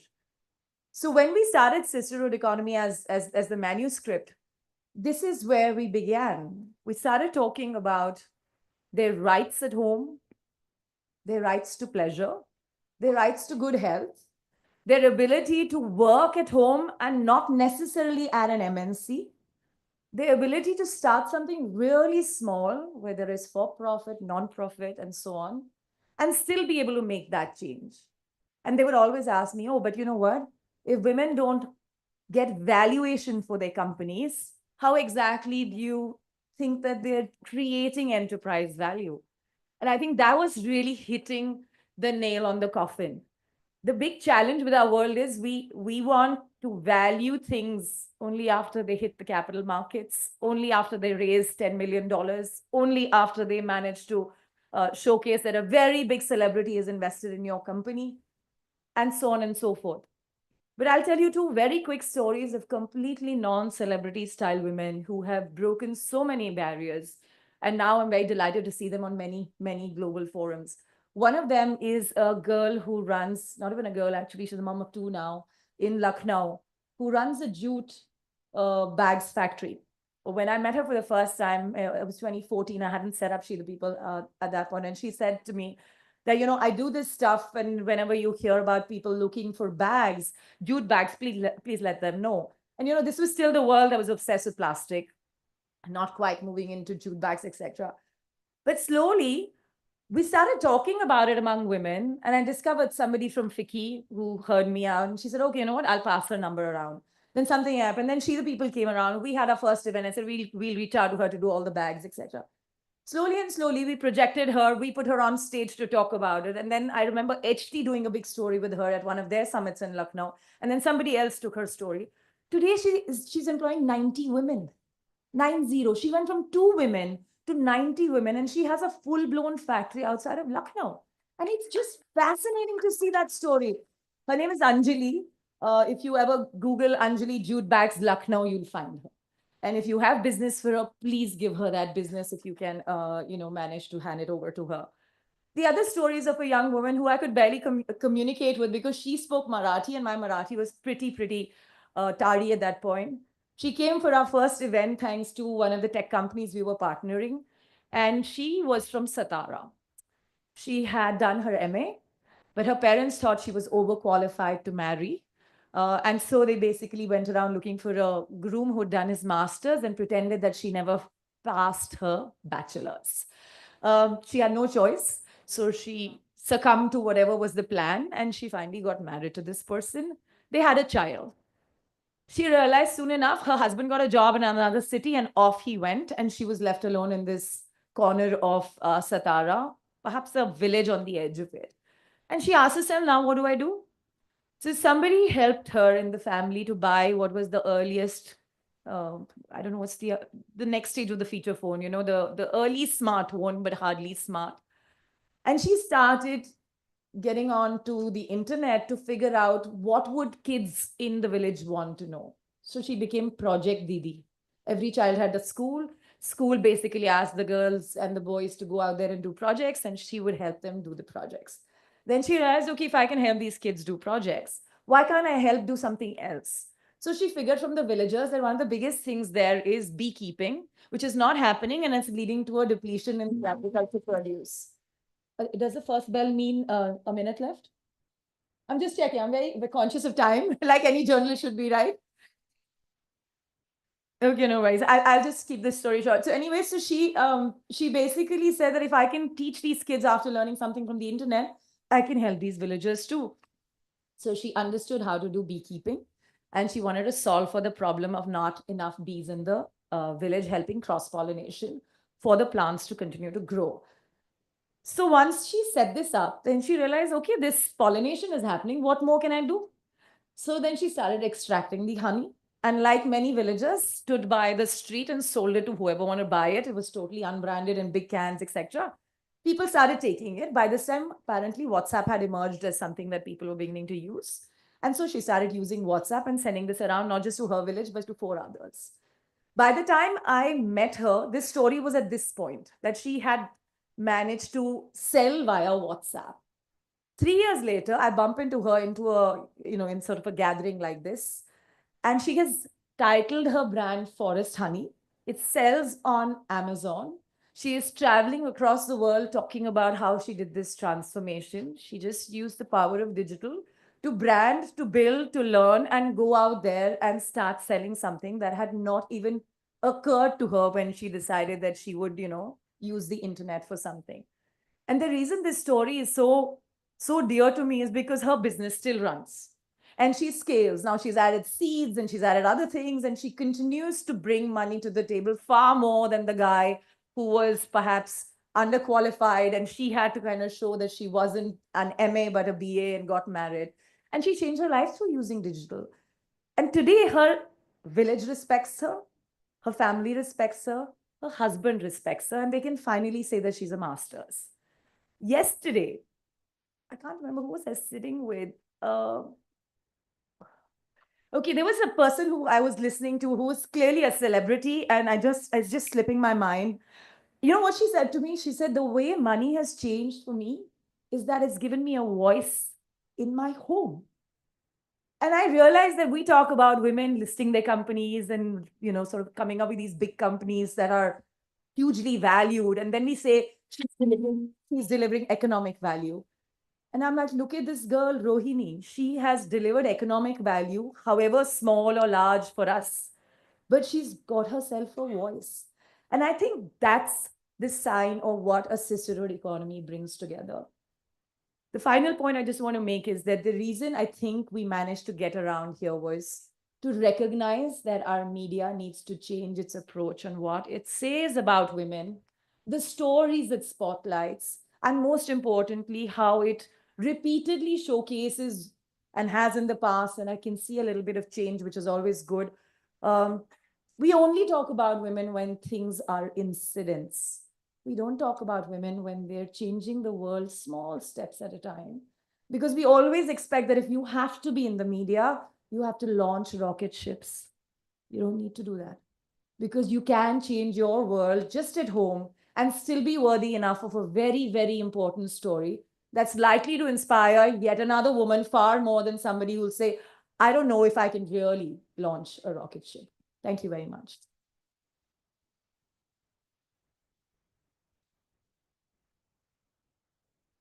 I please request Janardhan Pandey, founder of Net Value, to join us on the stage and present a token of appreciation to ma'am.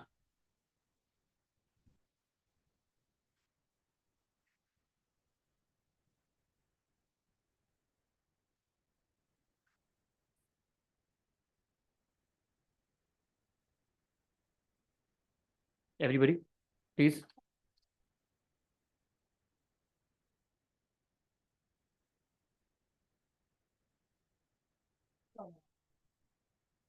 यार buzzer की आवाज थोड़ी कम कर सकते हैं, हमें किसी को रोकना है, डराना नहीं है.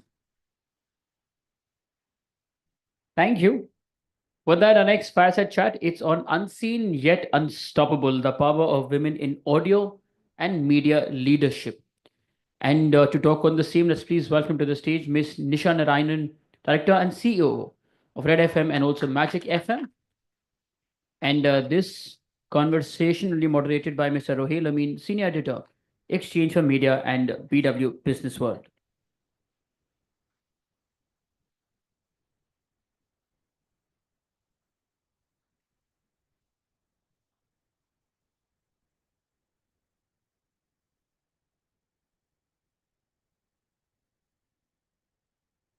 Thank you. And just a request, do stay back. We have a special guest coming and a small award ceremony in just an hour from now. So I request all of you to please stay for that.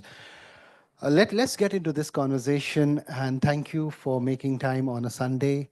And as we were discussing earlier as well, that radio, the biggest advantage is, as you pointed out, that it is an invisible medium. And that kind of is a cultural fit for a lot of women, especially in tier one and tier two. When you said that to me, I did understand, but what exactly did you mean? Can you please share that with the rest of the people here?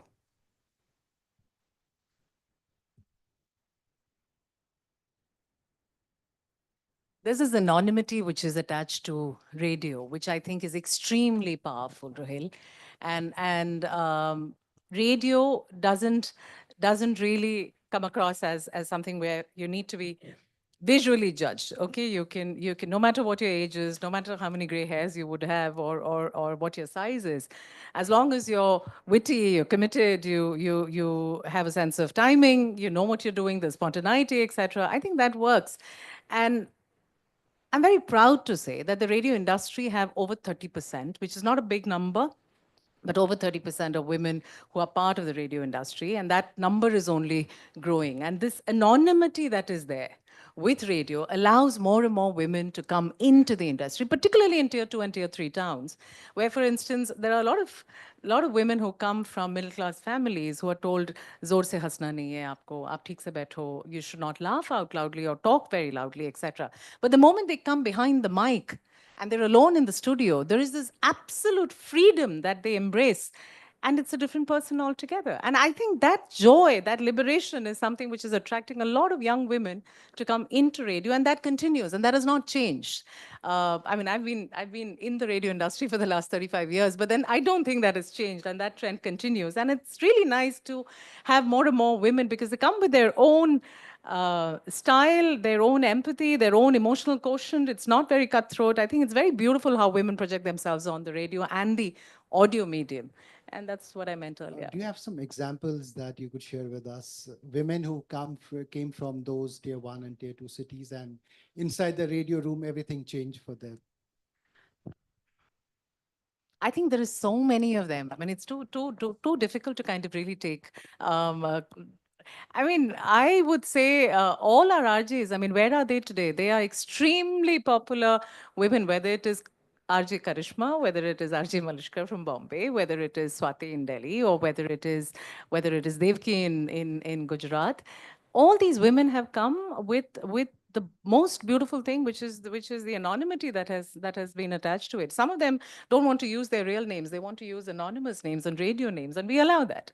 So I think the fact that you can be somebody else and yet speak your mind very openly is something which a lot of women have embraced. We also discussed that the idea of leadership is masculine overall. And a lot of women try to kind of follow that path.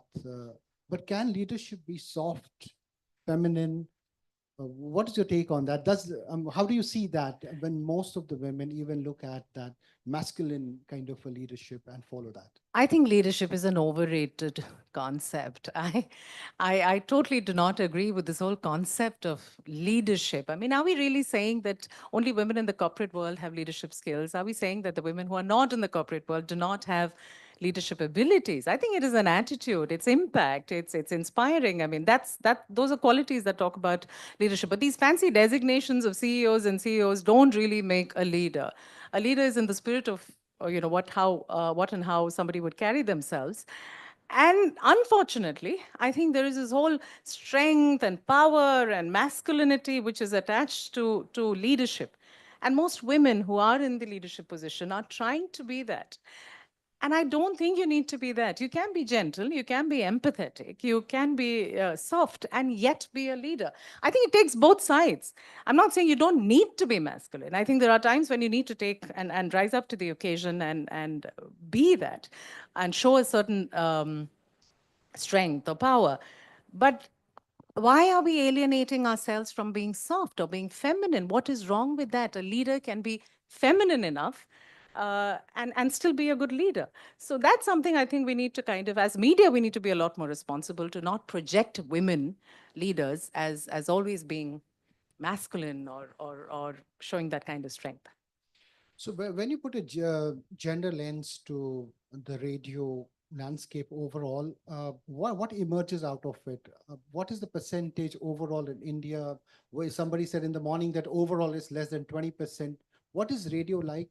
Is it changing to kind of a balance equation in some way? The middle order and below, we have over 30%. But then I think at the top level, I think we are only about 5 odd percent within the radio industry. There are about 36 odd players in the radio industry, and out of which I don't see more than 2 or 3 women who are leading the radio industry. So I think that number needs to grow significantly, and yeah, that's a cause of concern. Right.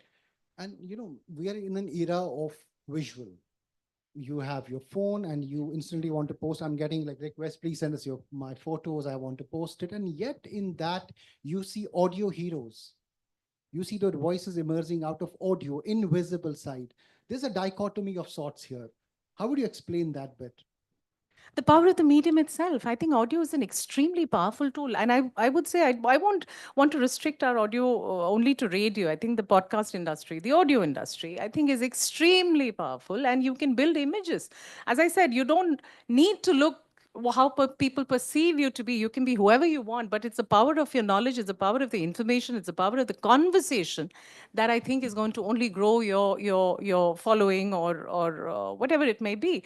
So I think the audio industry has created fabulous leaders in the past. I mean, there are some really good leaders who, at that time when digital was not so popular, was still growing, and they're extremely popular, and they continue to be popular. Radio industry as an industry has about a 20 crore population, so it's still effective.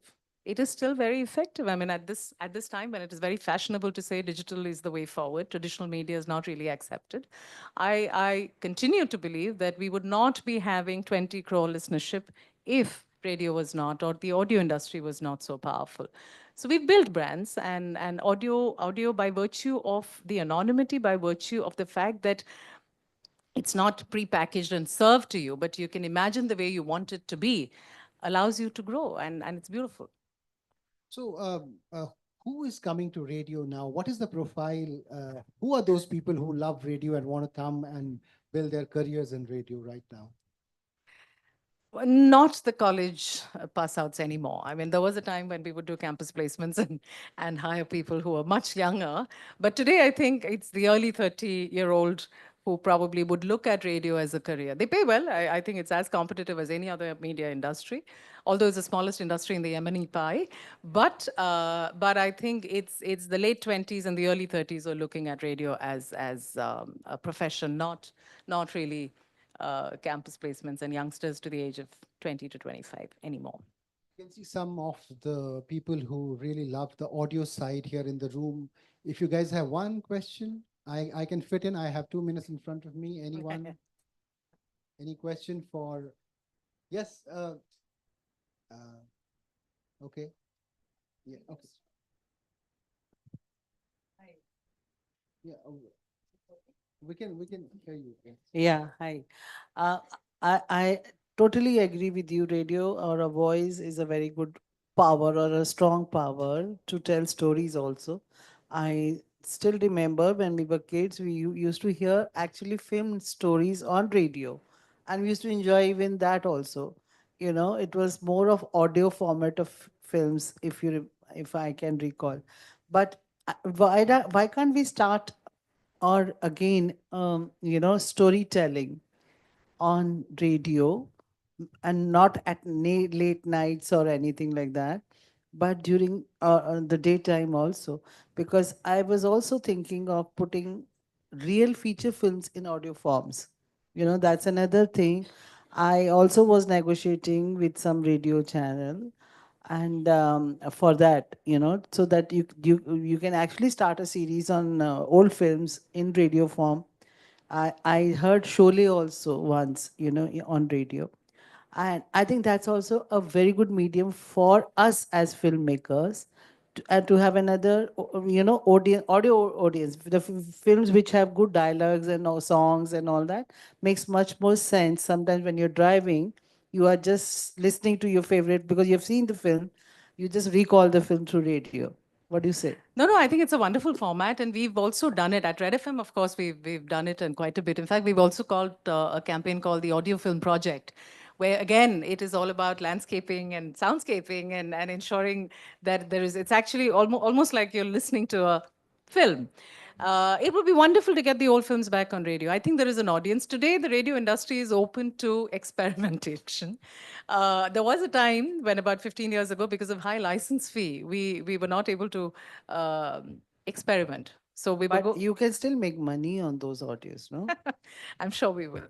I'm sure we will because I think we've gone beyond selling concepts. Radio is still selling FCT business and stuff like that. But I think as formats, we have to change our formats as to how we look at radio. And I think audio films is a brilliant concept. We've tried it in multiple markets. The advantage of radio also is that because it is local, as a 69 station network or a 70 station network, we can also embrace and celebrate regional films. So there is a Marathi film playing in Maharashtra where we maybe 5 or 6 stations, etc. Or there's a Bengali film in West Bengal. So I think that is good because I think regional cinema also needs to be celebrated equally, and there is a huge audience for it as well. And you can translate the films like Malayalam cinema is they have wonderful stories, and other part of the countries even don't get to see or hear those stories. So even if we don't watch the film, we can hear the stories at least. Sorry, Yes, in the absolutely. interest of time, I'll just take one last question. I end it here. Just a very quick question to you. When I was much younger, I think very small child, I used to listen to this program called Hawa Mahal. It was this thing, right? But top favorite, absolutely would put the transistor next to my pillow and under the, and then listen to it. And on now, come to today, there's a lot of AI that's getting into sound casting and creating different types of effects, so to say, when you say soundscaping. So which way do you see the trend going? Like, is it like return of those things? For example, if Hawa Hell was to come back today, I would be the, on the top charts to listen to it. So which way do you see it going? What's next? That was my question. About AI entering radio, I think it's inevitable that you will have some bit of invasion there, but I think radio will still maintain the human touch. I don't see it going anywhere for the next 10 to 15 years. It is the human touch which is integral to this medium, and it is regulated at this point of time. But as far as the latest TRAI recommendations are, the recommendations are towards allowing news and current affairs on radio at least 10 minutes every hour. That is one. And the other part is digital radio. So I think if both of these come in, then there's more variety in content. So then what is stopping any radio channel to have maybe an all drama channel? Back then we had Sherlock Holmes and we had so many, like you said, Hawa Mahal, etc. They were extremely popular programs, or a children's channel or a sports channel. So you'll have more variety than everybody sounding the same. And that's more regulated. I think it's more because of that, but hopefully it should change in the next 5 years. The files are at the PMO, and I'm saying that hopefully we do see some good news over the next few years. Thank you so I much. mean, we're out of time. We can have this conversation offline. Sorry, but definitely there are questions, a lot of questions that can be addressed outside. But thank you for joining us. Thank on you. Sunday. Thank you for inviting me, Anurag. Thank you so much. Thank you. Thank you, Rohit. Thank you so much, Rahil. I would request you to please do the honors as well. Yes.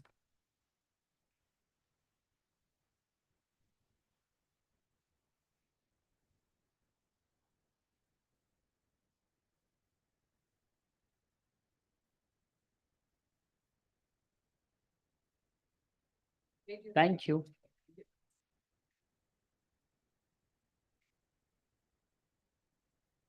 I think not making it to the buzzer is also an achievement today.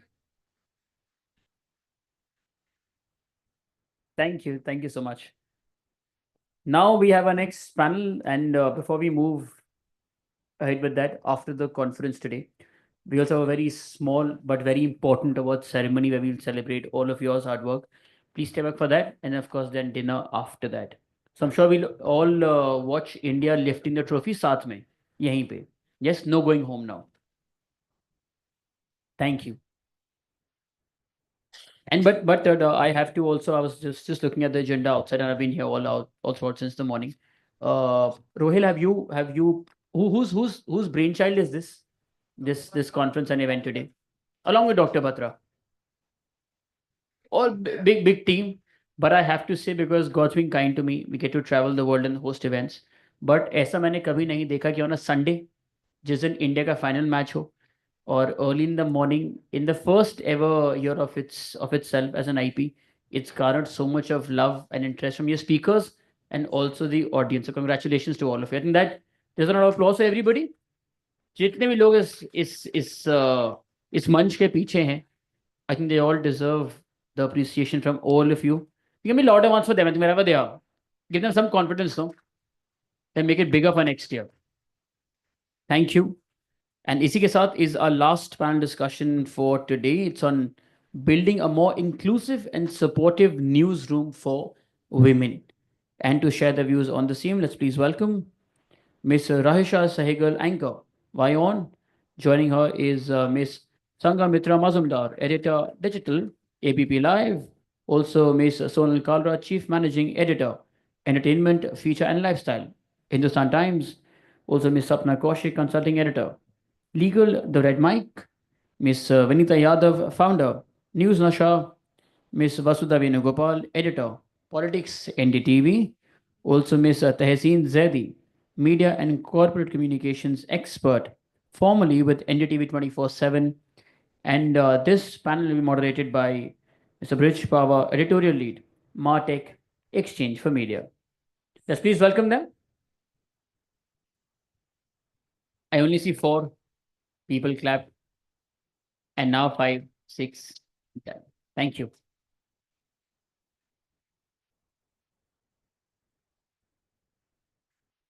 Thank you. So every time I get on stage, I'm given the biggest panel and I'm reminded that I have the shortest time. So I'll try to make this as interesting as possible. Since morning, we have heard a lot of our panelists, esteemed panelists, talk about inclusive newsroom. So I think that discussion becomes a bit redundant. However, we'll touch upon it. But I want to touch upon it via stories. Considering, in fact, I think if all of us put together, we can make a very powerful news channel because a lot of powerful media personnel sitting here. So let's make this panel a bit more interesting. Let's share some stories from on-field reporting, and let's just not put inclusive witty as a word to newsroom, but since most reporters are out there on the field, so perhaps inclusivity at the work environment on field as well. So I think Rahesha is not here. I'll start with Sangamitra ji. Can you please have your initial views on the topic? Hello, everyone. Thank you for having me here. So, my story after becoming a journalist is quite boring. And why I say that is, as a woman, growing up in a very small Bihar town, which is now in Jharkhand, the ups and downs and the struggles and the challenges that I faced there was so much more how to put it, like, no, they were much more serious than how I felt, how I found my life after becoming a journalist. Like, that all the ups and downs that as a journalist, as a woman, I faced in the newsroom or in the field is very, comparatively easier. Why I say that is, like, in my childhood town, it's a small Bihar town. I went to a government school, Hindi medium, where where the girls would be judged for what time they grew and they get up in the morning, what do they eat, where do they go, what time they come back from home from in the evening. Everything was judged. And becoming a journalist, saying that you want to become a journalist, would people say that what is this girl talking about? So now, I mean, after becoming a journalist in the newsroom, what I found is, I mean, whatever I am today, whatever I have been able to achieve is only because I found the newsroom very accommodating of all women and like women like me, girls like me who were naive, were very who were underconfident. I could not speak English, but people were like, people saw me, saw my capabilities as a desk editor, or as a reporter, rather than how I present myself or how I'm speaking, how smart I am, I look. So it has been a very I mean, inclusivity I mean, in my experience, it has been wonderful. I've been able to work with very good bosses, or say organizations, where I saw discriminations are there everywhere, but my experience has been wonderful. I think my experience since the morning is journalism is the safest space to work for women because been hearing so much good stories on it. So again, thank you so much. I'll go to you, Vasudha. So you worked with various journalist houses. You've worked with the Hindu, you've worked with Economic Times, you've worked with NDTV. Which was the most inclusive newsroom? And I know it's a controversial question, but and you can choose not to answer it. Absolutely. So Hindu was the first paper I worked, so it'll always be very special to me. Inclusion for me means the fact that you also recognize the privilege that you have. So for me, the fact that I'm a woman and I'm also a privileged woman is very important for me to understand that there are many women who are not being represented in the way that Sangamitra has also been talking about. And that needs to be in some ways included in our newsrooms, because we also tend to show stories of a certain kind and make women feel in some ways invisibilized by not showing stories of a certain kind. So women, so it's not just the presence of a posh committee or just daycare centers which will make women in media feel that they are completely heard.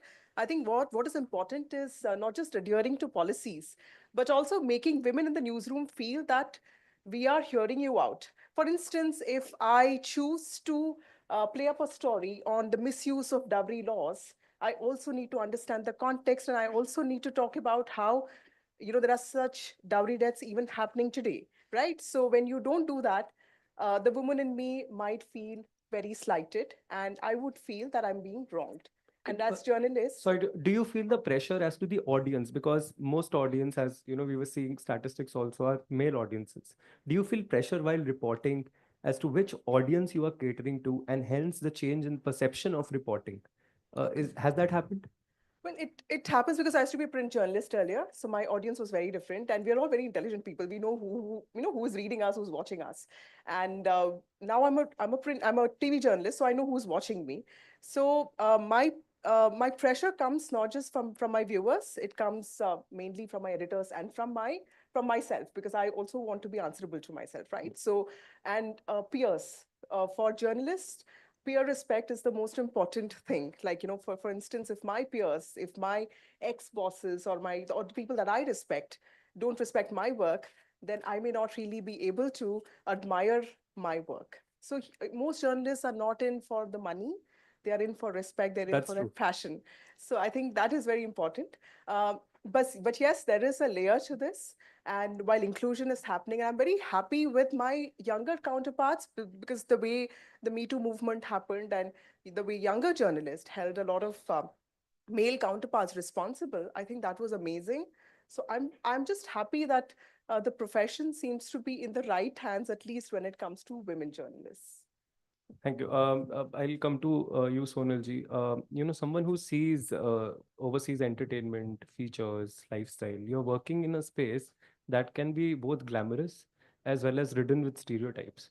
So how do you navigate that boundary while reporting? Yeah, thank you. That's a very interesting question because that's all that one has to initially deal with. I think that's the biggest ceiling so far as features journalists are concerned, especially those who are dealing with aspects of fashion or lifestyle or entertainment. There is always that stress that they'd be seen as frivolous journalists in comparison to beats like politics, crime, so on and so forth. So I think breaking that stereotype becomes far more challenging, especially for women in these areas. I still remember I entered journalism 30 years ago, and the reason why I chose entertainment and features journalism at that time was, and I thankfully, had a lot of choices to in my campus placement at IMC to choose, and I chose the particular beat which allowed me to come home at a certain time, and therefore in the past 30 years I've been very cognizant that that's what women in my newsroom may just be feeling. I'm glad things have changed to a great extent. I've seen those times where if a woman was good looking, the HR would send them directly to the entertainment and lifestyle field, saying they're more presentable, they'll do well here. From that time, we've come really, really far. I see such intelligent women here also and all over in the newsrooms. However, we still do not have any mainstream media house with a woman editor in chief. So there is a long way to go, and I think that's the ceiling that one needs to shatter. I think that's a really interesting take. Sonalji, you have a unique position. I'm sure Vinita ji, Tehseen, and Sapna ji will come in. But you moved from being just a editorial leader to being a business leader. Now you run a business, which I have some idea is a sizable number, close to 300 crore business. So, at some stage, you must also focus how can editorial leaders want to become business leaders without sacrificing the editorial integrity of the product. So I think that's something that's unique to her. Thank you, Anurag. Thank you for again pointing this out. Again, I would say at a personal level, it was a challenge. I was doing something which editors have not done before. There is a big stigma attached to moving over to the dark side, which is to even talk about money, revenue, monetization. The moment you do that, it's a given that people feel somewhere you're compromising. And to be able to not do that and still say that, okay, this is an area where I particularly feel I have a skill set in and I can do better. In fact, I maybe, if nothing else, I can bring some integrity into the business side, which editors naturally have. So I'd like to think that I've managed to do that. But having said that, lifestyle again is an area where it's possible to do it. And I've done that hopefully well in areas again, where it's okay to have monetization come into the field of food, fashion, travel, because you see influencers doing it, so media houses may as well do it. But as an editor, I'm very, very cognizant of the fact that there are areas which I would forever wish were untouched by the lure of money or the lure of paid news, because it's very important for the survival of the integrity of journalism, as you say. Sure, please go ahead. Just wanted to say that it's more important if someone with editorial background takes up such a role, because it is better for journalism any day. Because you understand the nuances of the game. Yes, Definitely. absolutely. Sapna ji, you're consulting editor, the Red Mic. Given your expertise in legal journalism and with high-profile cases, including Me Too, happening, there have been a lot of changes in terms of policy in the newsroom. What is your take on it? And I was reading Red Mic पत्रकारिता का एक नया आंदोलन है, हम आपकी कहानियां सुनाते हैं. So maybe एक कोई ऐसी कहानी आप बता सके न्यूज़ रूम से, जिससे शायद कुछ ऐसा एक पॉलिसी चेंज आया हो. Right. In TRM, जो founders है हमारे, they are from old NDTV, where women were very encouraged. So in TRM, we are also trying to encourage women. Like we have organized 2 conclaves where we try to organize with the help of women's. And in our panels also, if you see that there is a very balanced representation between the men and women. We don't try we try that more women we will call from the different fields who can represent the women very in a very good manner. We don't encourage men. We try to balance between the men and women, so that way we have we try to collaborate with women. So Wonderful. I think what I have personally seen is journalists would want to take amazing news bites from the panelists they call, but they themselves don't give amazing news bites. So, Vinita, my next question to you is, can you give us an amazing story which we are captivated by, which also touches the point of the inclusive newsroom and something from your past. You have been in journalism since more 24 years. more than 2 decades now. Huh. Yeah, so So and, yeah. a story, perhaps something which happened, which reflects on our topic There are today, so or many maybe, stories. yes, of course, we would love to Newsroom hear. is full of stories, I I tell think the you. audience would love to hear. I can really ask a producer to make few films on it. Wonderful. Of course. So I've left Newsroom 5 years back. Now my newsroom is a digital setup completely. अभी मुझे ऐसा लगता है जैसे कि वो चार दीवारी वाले ये जो न्यूज़रूम है ना उससे निकल के मैं एक ओपन न्यूज़रूम में आ चुकी हूँ where everybody is doing news. The old people, the kids and everybody, podcast and everything. It's the phone is news and it's with everybody right now. Citizen journalism. Right. It is the journalism is with everybody now. Yeah, yeah. Seriously. So lots of stories are there. There's one story. I have done lots of investigative stories. So I feel I have done a lot stories. Vasudha knows about it. On specifically on Babas, Mahamandleshwar, and all these people. Yeah. So I have done one story that was almost like I acted like a proper a sadhvi. I'm from Delhi, but I was acting like I'm from Dehradun, and I want to donate my whole property and everything to the Baba to become a Mahamandleshwar. I've got an offer to become a Mahamandleshwar to give 50 lakh rupees, and then I can get this position. So I was working on this whole project. When I used to do these projects, I don't go to newsroom, news, anywhere. No, there's no connect with my channel during that time. So anyway, so then what happened? My boss was standing there, and we were just almost about to finish that story. But something happened. They recognized my face. That person, he just said that on my face exactly, and he said, "You are Vinita." So I said, "No, I'm not." So उन्होंने जो बाबा थे basically उन्होंने मुझे पहचान लिया, and I was just going to have a food मेरे हाथ में था, and I was like I acted like I don't know what are you talking about. So he said, आपको मैंने टीवी पर देखा है. So मैंने कहा माफ कीजिएगा मैं मेरा कोई लेना देना ही नहीं है. तो उन्होंने बोला नहीं मैंने आपको देखा है टीवी पर, and he was right actually. उसने बहुत वक्त पहले मैंने उसका एक इंटरव्यू किया था. So such a dare, huh? Such a dare. I've done that after that, in fact. So what happened exactly after that? मैं ऑफिस आई, मैंने ऑफिस आके बॉस को he got to know okay there is a hurdle to complete this story finally. So he said, Vinita, I am thinking to drop this story. I don't need this. I was like, no, but I want this story. I can do it.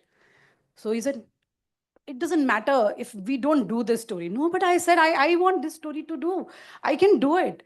So newsroom is all about yes and no. Sometime I want to do this story. This is my story. I can do it. So and my boss was like, कोई जरूरत नहीं है because अभी फंस गया है मामला and all उसमें काफ़ी कुछ हुआ था. I be started tracking my phone and lot of things happen.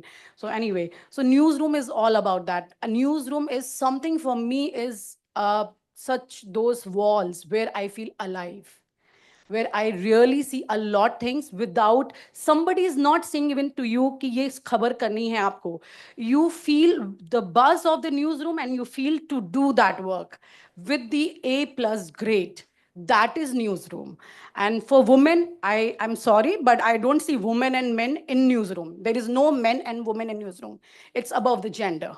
It's absolutely above the gender. Because when we do the story, we means I'm Vinita, who I am doesn't matter. I'm a female or a male, doesn't matter. Important is I can do this story. I have done a lot stories like that. When Nepal earthquake jab hua tha, I was in newsroom and जब मैंने देखा तो मैंने बोला मैंने कहा I want to go and cover this. Though I have a phobia for earthquake, I tell you, it is horrible. Sometimes I suddenly feel okay, something is shaking, okay. मुझे ऐसा लगता है लेकिन ऐसा होता नहीं है. I'm just telling you, you know, इस level का मुझे है phobia. लेकिन मैंने उस वक्त ये कॉल लिया. I want to go and cover it. First day आया था 7.9 and the next day it came like 7.3 का earthquake था, and I was standing on those cracks in Nepal. at that moment. So my boss, when he saw it, okay, she wants to go. उन्होंने देख लिया newsroom में कि she wants to go. And my one boss is here now. Anuradha ma'am is here. She is somebody like who, I mean, मैं कह सकती हूँ मैंने उस घर से शुरुआत की है. And मेरी इन्वेस्टिगेटिव स्टोरीज भी मैंने वहीं से शुरू की थी. After that I work with Star News for 12 years, then News Nation, TV18. I started with BAG Films. So a lot of stories, lot of things, and to always I admire ma'am. I tell her on her face always that क्योंकि क्या होता है कि जब आप leading position पे जाते हैं, as last from 5 years I am just trying to run this setup News Nasha. We have 14.3 lakh subscriber and 50 crore people have watched us till now. It's quite a different thing to have your shoe, I mean your foot into a different shoe. I can realize now what you are doing from many years and such a wonderful thing. Seriously, ma'am. I can realize it now, and I feel bit of it. I can do it when we have lots of responsibility to think of running a one setup. Continue. Start is always easy. Continuously working on it is a different thing. Absolutely different. And newsroom is definitely is also one of that thing कि जिसे आप step in तो करते हैं, लेकिन उसमें टिकते कितने हैं वो उतना important हो जाता है. That True, is what true. I feel. Thank you so much for that insight and amazing story. I wish all Mahamandleshwars become journalists and journalists become Mahamandleshwars. They're totally amazing. She's saying no difference anymore. Next question to Tehseen ma'am. I think you're the only person here who has been both a journalist and in the corporate world.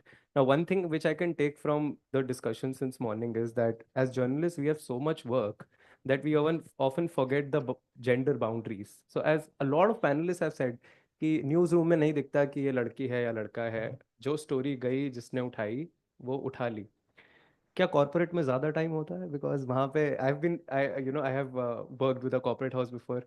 We see tons of videos on gender sensitization, etc. So, somebody who has been both in news as well as corporate, how is gender inclusivity different at both the places?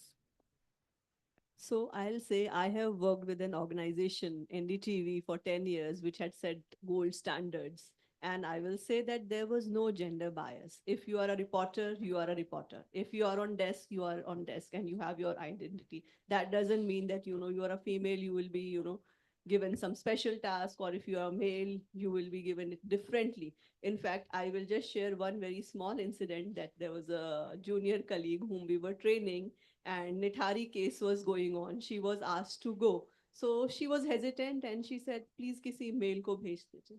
So that time the managing editor said, now you are the only one who is going to cover this story till the end. No one else will go. 3 months she was following up on the story, and after that she got an award for that, and she understood that how journalism is and how it can be done. Coming to the corporate side of it, I will say, as of now, I have not seen any bias for women because diversity, equity, inclusion is in place, and organizations, especially corporates, are very mindful about the fact that equal opportunities are given to everyone despite gender and caste or anything else. So there's no discrimination. Coming back to the point where we lack is, for women especially, is the mindset. I will tell my own personal experience that to my colleagues, when I declared my second pregnancy, so one of them looked at me and he said, बाबू अब आप news में काम नहीं कर पाएंगी, आप BEd कर लीजिए और आप टीचिंग की जॉब ढूंढ लीजिए. तो मैंने बोला क्यों, आप दो बच्चे रखेंगी तो कैसे आप न्यूज रूम की शिफ्ट करेंगी. So I looked and I stared at him and I said, look, this is my responsibility on how I'm going to take care of my children, how I'm going to balance the hectic newsroom life. And I will say that NDTV has set a standard. So I 10 years without any family support, as in from my family, as in my mother's side or mother-in-law's side, I was able to manage my kids because NDTV had a 24/7 crèche for women employees. We can do any shift and we can leave our kids in the care and we can go and see them wherever possible. There will be a doctor sitting for 12 hours. There was a homeopathic doctor who will visit. and there will be another doctor who will be sitting along with the caregiver. So I will personally say that they were more aware about my kids' deworming cycle and the vaccination cycle than me. So this kind of culture should always be promoted, and that is how women can flourish. Because I see in corporates, like you asked, that how it is in corporates. I have many friends. When I was in college, I was doing my journalism, then I did my specialization in corporate communications. They were at the peak of their career, and when I say peak, they were just a level below the leadership role. They were ready to take the CXO position, and all of a sudden they disappeared. And when I tried contacting them and I asked them what is the reason, they said they had to quit job because they had to nurture their children. Their families told that, we have enough to feed the family, why don't you sit at home? And there were no crèche facility with the corporates or within the vicinity. They didn't get that kind of support. They were out of the industry, and when now their kids are grown up, they are trying to come back, they are not able to. So the best thing which we can get to and we can do to get more women to the boardroom is that be supportive, start a crèche facility. Another thing is, I mean, in India, we have to change our mindset. I don't know why caregiving always comes, whether it's the in-law side or the parental side or anywhere, the female is being asked to take that role. She will be said, okay, take flexible hours or quit your job. So that is where, everyone has to support the corporates, or, the newsrooms have to give that kind of liberty. Okay, you want to take leave for these many days, you want to take sabbatical, you want some support, please do that. Another challenge, I'll tell you, just 2 minutes more and I'll finish. That one more challenge which women feel, and I have seen all women leaders in the newsroom. Vasudha knows that, NDTV was always led by women leaders, be it Sonia that time or Manika. Radhika used to take call for Pranoy. He will never take his call. And Radhika will say, okay, do this. And he'll do it as a gentleman. So I have seen that kind of leadership. One problem which I have personally faced as a field reporter is toilet facilities for women. While I was chasing Shivraj Singh Ji's rally, uh, election rallies in UP for like 15 days, there were no clean toilets and no one bothered. The crew will quickly stop for 2 minutes saying the competitor will get the exclusive interview, and they will not bother where their woman employee will use the washroom. They will conveniently use, and as a result, women who's traveling will get UTI. I got UTI thrice. Vasudha will agree to me. And once I was, I was waiting outside for late Sushma Swarajji's exclusive interview, and there were 7 news channels. So I was on a 7 a.m. shift. I was waiting, and I waited till 11:30 p.m. And there were 4 other female reporters who were waiting, and there were some 5, 6 males. So the males very conveniently, wherever they could find, they went. But for us, the problem was that we couldn't move, because if the exclusive was given, what if the gate will open and one will enter? What about the other? So we were, just standing and holding till finally 2 of us went inside and told the guard, Bhaiya, please gate khol dijiye, hum log ko washroom use karna hai, ab nahi khade ho sakte. And then Sushma ji got this message, and she called our editors to say, aap in female reporters ko bula lijiye, main kisi ko interview nahi dungi. That is my promise, और अगर दूंगी तो इनको ही दूंगी. So these kind of things, a supportive environment. This sounds like a very small thing, but for a field reporter, it's a very, very big thing. So to summarize, be it corporate or newsroom, we have to see, females are built differently, how we can support them so that they, are able to hold on their jobs, they are able to move the ladder, and it should be both ways. Like caregiving should not only come to the females, male members should be equally responsible. Similarly, in the newsroom, like we never discriminate. It should be both the jobs. Like, okay, we are doing similar stories, but we should be equipped similarly. So that's also one part. And now, lastly, coming to the Me Too, I was on the sexual harassment committee, and still in this organization, I'm on the sexual harassment committee. We have to be very mindful. After Me Too, I'm supportive to it, but there is another side to it. I have seen and witnessed in my career that there are women who use men to climb that ladder, and later on, when the relationship doesn't survive well, they speak up. So when we are at responsible position and we analyze that case, we have to be very mindful, and we have to gather all our facts before reaching a conclusion. So that's all from my side, I think. And both the things apply on corporates as well, because corporates are more mindful. Thank you. Thank you. So, Sapna ji, you wanted to add? Yes, sorry. So, sorry. Yeah, no, I just a very small point. She mentioned caregiving, and when a woman has kids, she needs to take care of that along with. I lead a newsroom where around 200 people, but the average age is 24, because in arts and culture and lifestyle, younger girls, their problem is much before the caregiving happens. Shadi hona apne aap mein problem hai, which we don't talk about openly. But a lot of people think that women journalists है तो ज़्यादा तेज होंगी, तो उन बेचारों की शादी होने में दिक्कत है. So I'm just saying that that's one thing that people need to change their mindset about women journalists for them to reach this stage of caregiving. No, I think rightly said, and some really amazing points put up. I know the time's up, but I'll take a few questions. I'll take a couple of questions this time. Yes, please.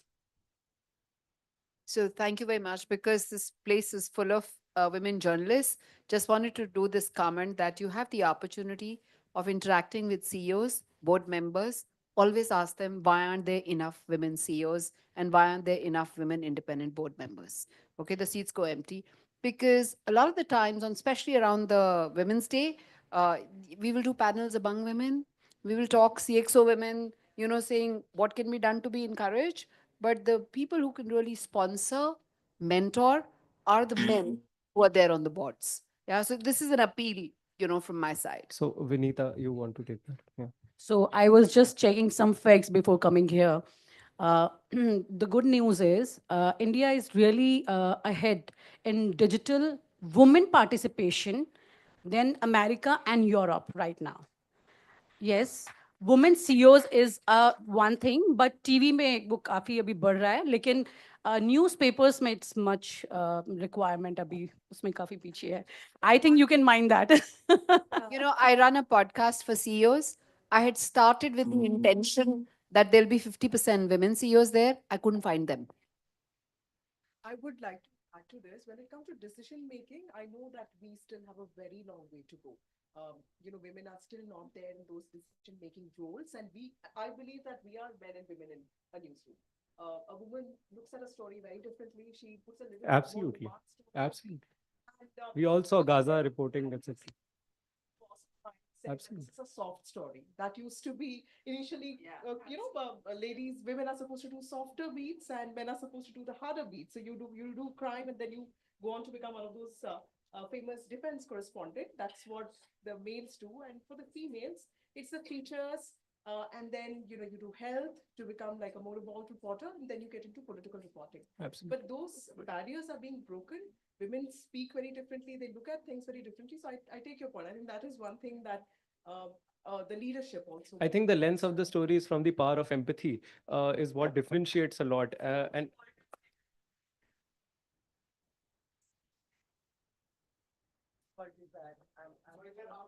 okay, so we are out of time. I'm so sorry. And I think it was a very powerful panel, very, very powerful statements which came up. Thank you so much. We would love to take more questions, but we are out of time, so you can take it outside, offline. Thank you again for being an awesome panel and an awesome audience. Thank you. May I please request Rahul Suriji, once again, founder of the Giftsera, to please present a token to all our panelists.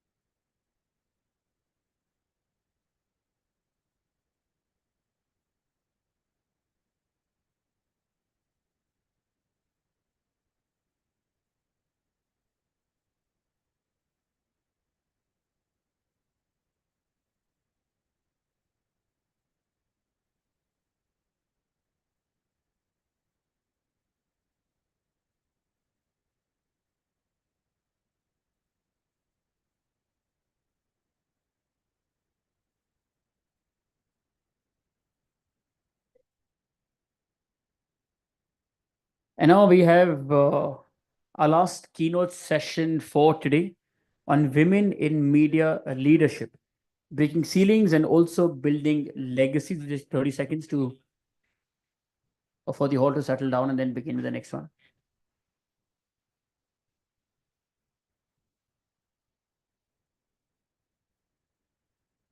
Also, we have a very small award ceremony, but of course, very important one after this, followed by dinner.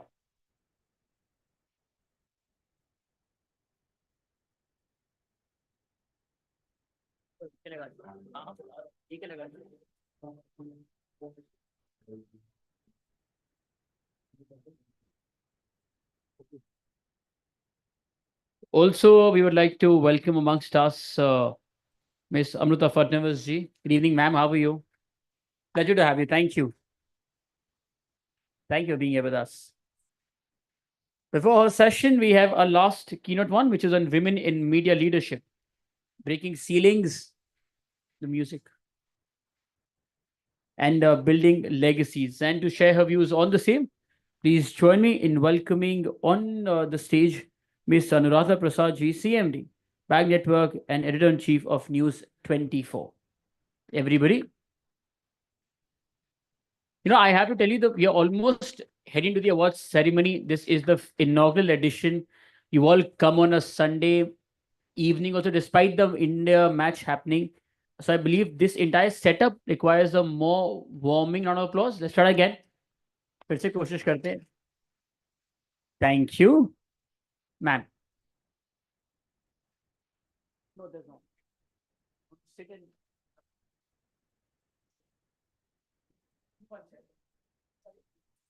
Okay. It looks.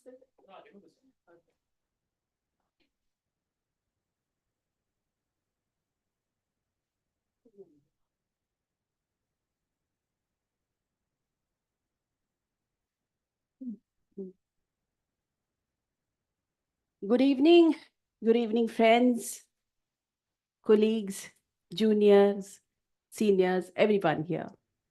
Amrita ji, thank you for being here. It's a great honor to have you here because women who are always in public life, leading the role of a chief minister's wife, and yet being on their own is something which is commendable. So really, because what, when someone's better half in the other sense, or the other half is in public life, you have to change a lot of things. आपको अपने कपड़े से लेकर, अपने हाव भाव से लेकर, अपने ट्विटर हैंडल से लेकर, अपने सोशल मीडिया प्रोफाइल से लेकर बहुत सारी चीज़ें बदलनी पड़ती हैं. बट आपने नहीं बदला और उसके लिए आपको बहुत बहुत साधुवाद. So one thing that really, and no better place than being here with women journalists, because अभी मैंने एक panel में अभी सुना कि lot of women are there as good journalists, but when it comes to leading a newsroom, when it comes to leading a newsroom, and when it comes to taking decision making, then they are probably, they have to leave the job because they have to bring up their children, they have to look after the homes. So all that effort that they have done as young woman, as somebody who's put in 10 years, 20, 12 years, 15 years in career, has to suddenly leave it and go back to home front and just say that, okay, now I'm a mother, I'm a full-time mother. अरे मेरे बच्चे का 8th का exam है. I am teaching him or her the maths, or I'm taking care of economics. This is something which we as a society have to come out of it. I see a lot of, what, हम लोगों के career में तमाम उतार चढ़ाव होते रहे हैं और होते रहेंगे, because that's the done thing. If you have opted for media, then you better be prepared for all that you have to go through, A, as a girl, B, as a woman, C, as a master of a home, D, as somebody who's made a name or wants to make a name in the society. तो आपको हर stage पर लड़ना पड़ेगा, and every day is a challenge. But you have to learn from every challenge. And that is what I see, like, you know, the Indian women, Indian journalists, women in the media have, they are facing it and they are doing it. These days, when I look at the channels and I look at the media organizations, one thing I see that, you know, broadcasting has given a lot of scope to women journalists to come out of the, you know, that pressure of being in a man's world. But we have to also look at the challenge that we see. Is it that they are, when it's, I see a lot of women promoting themselves on the digital media. And sometimes I see, what are we doing? Are we promoting the news or the views or taking a dip in the Ganga? You know, this is something which I'm not ready to, you know, maybe I'm old, maybe I'm outdated. You know, you need to promote, but you need to promote the profession that you have opted for. You need to promote yourself too, but need to promote the profession, which I don't see. You know, this is something which is, I'm raising this to an audience, and I can see Ashwarya. She is also leading a newsroom. That, you know, I see, I took a holy dip in Kumbh. Are Baba, take a dip, na? Nobody is stopping you.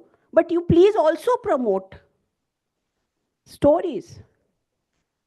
And I must, you know, give a big hug and big note of appreciation to somebody who's been our student at one point of time, that is Vinita. Vinita Yadav was just there on the stage. Vinita may have had certain views, but she stuck to the profession. You know, so when we talk about digital media, and it's, of course we need to be on social media, of course we need to be to tell the world that we are there, of course we need to promote as a brand, but we also need to promote the profession that we are in. So this is something that I thought I will definitely raise this, that, and I was just seeing a quote of Harsh Goenka today. I don't know whether you've seen it. That, you know, Netflix takes your time. Coca-Cola takes your, you know, your body. And social media takes away you are just a product. It takes away your, you know, the fabric that you are. You know, when we don't know what we are living in. I mean, so as my only suggestion and my only request to all women journalists, to all media professionals, to that please do not deviate from your profession. Please, always, because अगर आपका profession अच्छा है, अगर आपकी पकड़ आपके profession पर अच्छी है, then only you will be respected. And respect is the most important thing. With respect comes credibility. I think that is what is the most important thing. The other thing is that, you know, people say that, oh, are you taking challenges? Are you not taking challenges? We all are taking challenges at all levels, whether it's a homemaker or whether it's a professional woman. Everybody is taking challenges because with challenges comes opportunity. And India is a land of opportunity. Let's be very clear. Agar aaj nahi to kabhi nahi. So be prepared for that. And that is how we have to move forward. Of course, there are definitely there were certain organizations which promoted, and one is always thankful to them.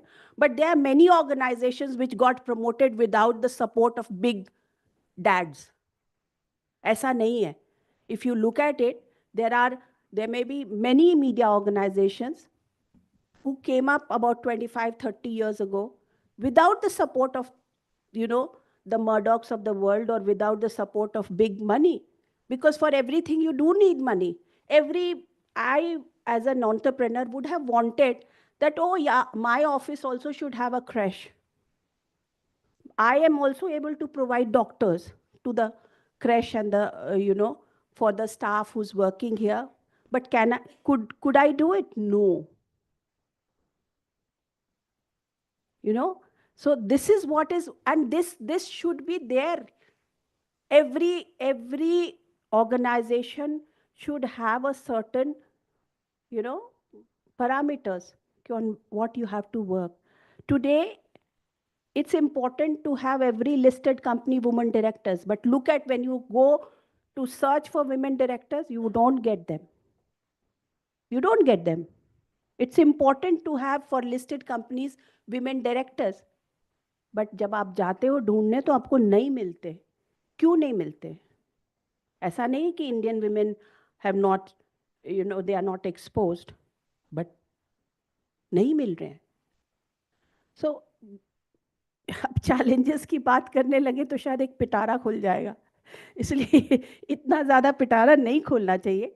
And I had told people also that Anurag ji को मैंने बोला था कि just got out of a very bad viral, तो मुझे थोड़ी बोलने में मुश्किल हो रही थी. तो I'm open to questions. If anybody wants to ask questions, I'm there to give answers. But there was one thought that I thought I will park with everyone, for every woman journalist, that do not leave, do not ignore your profession.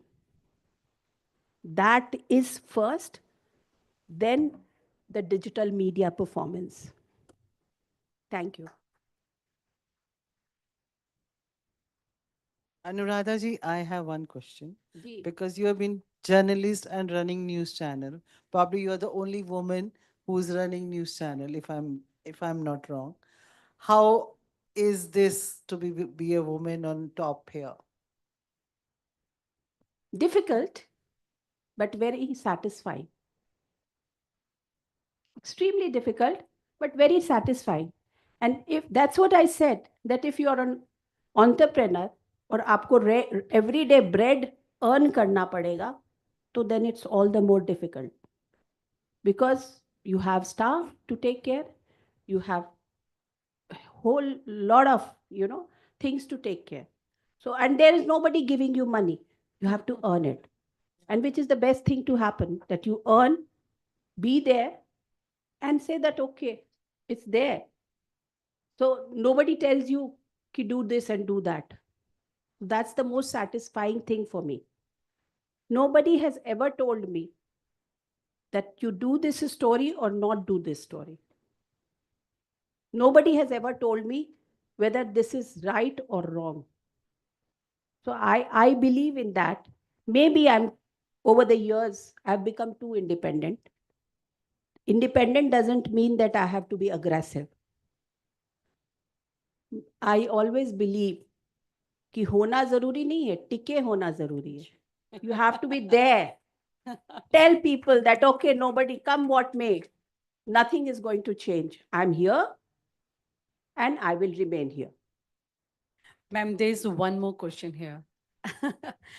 Ma'am, क्योंकि आप इतने सालों से news channel चला रहे हो, सवाल ये कि अक्सर ऐसा होता है, कभी आपके साथ ऐसा हुआ हो कि पुरुष जो होते हैं ना, उनको ऑर्डर लेने में बड़ी प्रॉब्लम होती है.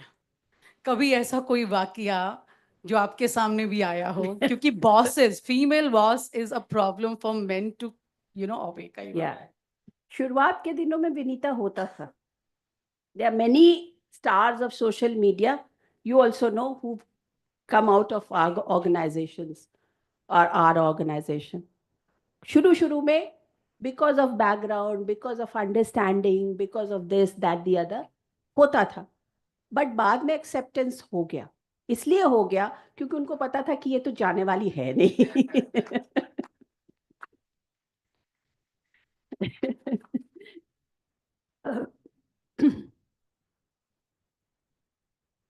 That's it. Thank you all. Thank you so much.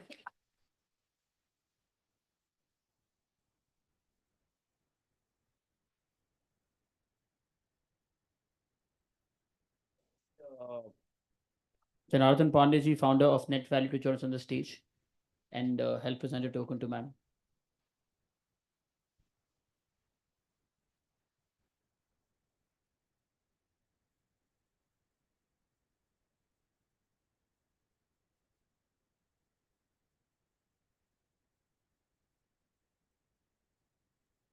Thank you so much, ma'am. Thank you. And before we move ahead with our last session, which is also a special session, and after that, the award ceremony awaits us. To do the introduction of that, may I please request the presence of Dr. Anurag Batra, Chairman and Editor-in-Chief of BW Business Fund and founder of the Exchange for Media Group. Good evening. India will win. India is winning, it looks like, so don't worry. We'll celebrate it in the fight. Good evening. It's my honor and privilege to welcome you to the first edition of the Women in Media, Digital and Creative Economy. I'd like to acknowledge the presence of our chief guest, Ms. Amrita Fadnavisji, who's come from Mumbai to be able to speak to us, give away the awards, and elevate the occasion. She had a very big event in Nagpur and she chose us, so we are grateful. And in the first year, there's even more gratitude because that's where we need the most support, and your being here will really build this initiative, and all the award winners will go back happier. Just to give you a context, in the day we had a day-long conference of women leaders. You've been introduced to some. Ms. Anuradha Prasad spoke about uh, what's happening in the domain. We had 63 speakers. We have awardees in the evening. This year, the award process has been done through a jury process, which involves 6 of our editors. Normally, we do all our awards through a jury process, which is external. But this year, because we put it together at a very short, less than 3-week thing, and in the last 2 weeks, we put together the conference. And Mr. Ruhail Amin, who's our senior editor, has worked with me last 12 years. And Mr. Pankaj Sharma, who's the editor of our Hindi site, Samachar for Media, put this together. So please give them a big round of applause. There is a big team behind them, which works in the back end. So just want to say that we intend to build this initiative as a initiative that happens annually. Next year, we'll do it on 6th, 7th, 8th, a 3-day, and hopefully 10 times bigger than this, and find a venue which is 10 times bigger. So it is a start today. So thank you for being the founding members, so to say, of this initiative. Thank you, especially Shalik, for coming in. I haven't seen you at too many events. So I'm mindful of the fact that we took your time, attention, and took you away from your family on Sunday, to young children. Ms. Fadnavis, Exchange for Media has been around for 25 years, and I can say for the last 21 years, we've been at the forefront of reporting everything in marketing, advertising, media, and communication. The reason we started to do this in Delhi is because every year for the last 17 years, we do our Impact Top 50 Women in Bombay. Mr. Sam Balsara is the jury chair for the last 15 plus years. And that's a Mumbai centric event, and that's more award and ranking. We don't have that much discussions. And the list is a list of business owners, founders, advertising media agency executives, and hence the journalists in the list are 2-3. Anuradha ji, of course, been top 10 in the list. Ms. Shireen Ban was 3 years back the number one. So we decided to create this because the journalists, media owners were not represented enough in the list. So I just want to showcase our Impact Top 50 just for you to, this year we did it a couple of months back. Miss Sandhya Devanathan from Meta of Facebook was the number one this year, and so on and so forth. We also have our INBA, which is our Exchange for Media News Broadcast Award. Exchange for Media, a name synonymous, which is in the 17th year. This is the glimpses from the last year. which is our jury meet is on the 22nd. So this initiative hopefully will, in the next 1 or 2 years, grow to this level. We have almost 800 guests in the lawns of Imperial every year. So our endeavor is to be able to build this as a community for women in media, digital, and the creative economy. I also forgot to acknowledge the presence of Mr. Avinash Pandey, who's a tall leader in the media industry. Till some time back, he was the group CEO of ABP News Network.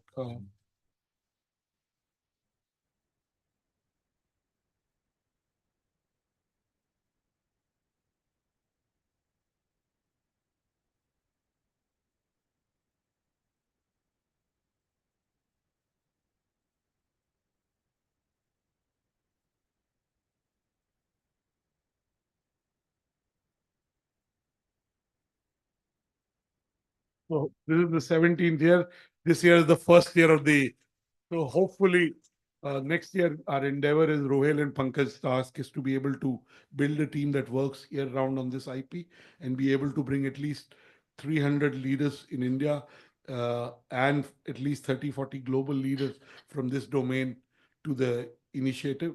This year we got started. I don't want to stay between your speech, your address, and your giving away the awards. As I said, the list has been curated by the 6 editorial leaders of Exchange for Media, the editor of exchangeformedia.com, Tasmai, the editor of samacharformedia.com, Mr. Pankaj Sharma, Mr. Ruhel Amin of exchangeformedia.com, Ms. Neeta Nair, who's the editor of Impact, and Ms. Simran Sabrawal, who's the editor of Pitch. So the list that you see today has come through an editorial process. Next year, hopefully, we'll add layers of an external jury process and make the list even more process-oriented and more credible and add layers of credibility.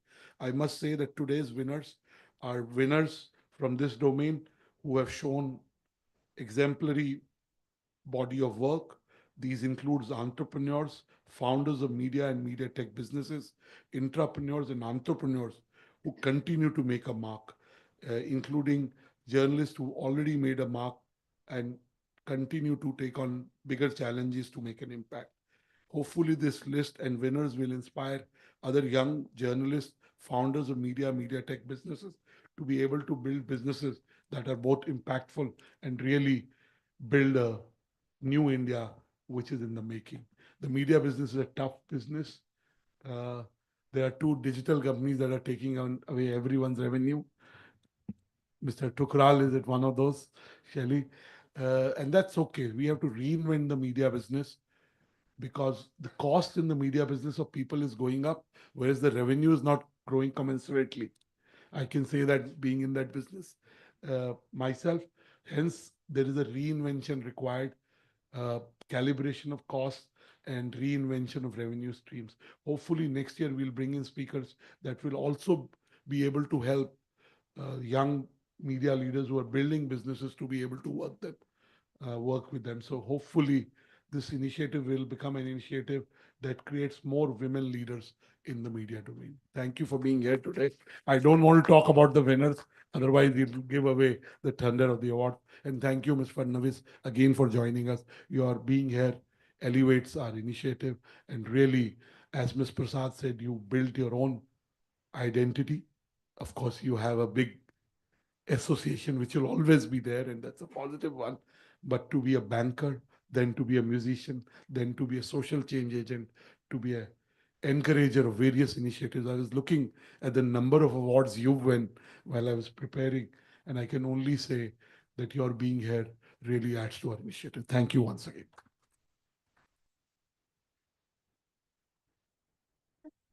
Thank you. Thank you so much, Dr. Batra, for setting the context. Thank you. And now for the special session, please join me in welcoming to the stage the speaker for this one, Miss Amrita Fadnavis, a banker, singer, and social activist. And joining her will be Miss Megha Prasad, political editor, ABP Network. We also have a video. Can you please play that first? A banker, singer, social activist, and homemaker, the multifarious Amrita Fadnavis. Amrita has adopted 3 villages, Kavadas, Petri, and Kelzar, near Nagpur. These drought-prone villages are being converted into model villages with the overall development of village infrastructure and local well-being. Amrita is a founder member of an NGO called the Viet Foundation that has worked extensively for the wellness of the sweeper community of the Municipal Corporation of Greater Mumbai and has conducted wellness workshops for Film City employees, Maharashtra State Security Guard Board, and Good Touch, Bad Touch program for school children.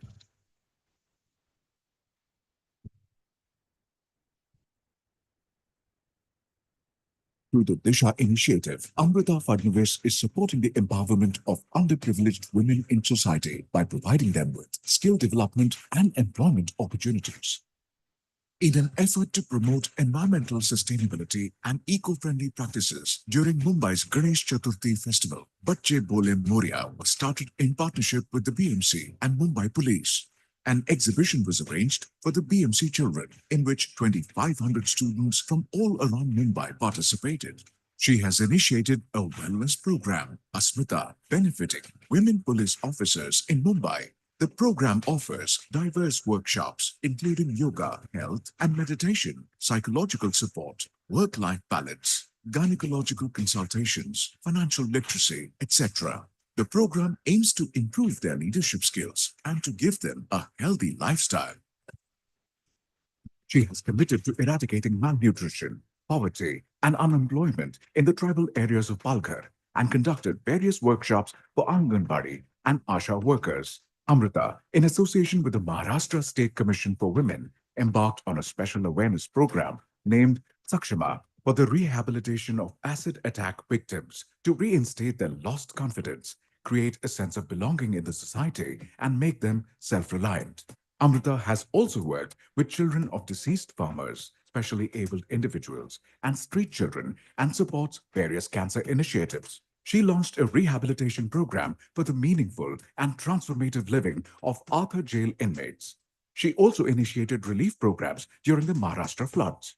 More than 1 lakh families were supported with food, essentials, sanitizers, masks, medicines, immunity boosters, and education help during COVID-19 relief work, including the vaccination program and blood donation camps. The Honorable Governor of Maharashtra appreciated her efforts. Amrita is also an accomplished singer and has lent her voice to various causes like female infanticide and feticide. She aspires to provide support to underprivileged, talented children.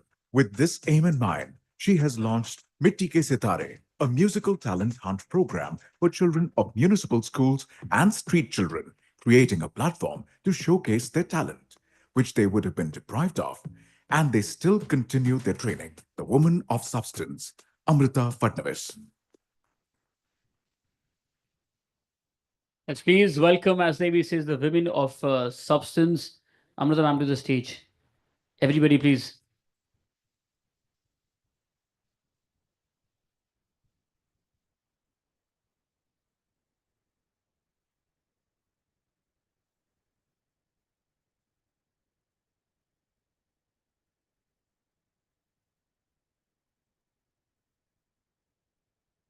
Hello, everyone, and welcome to this very special session, the concluding one of today's day-long event.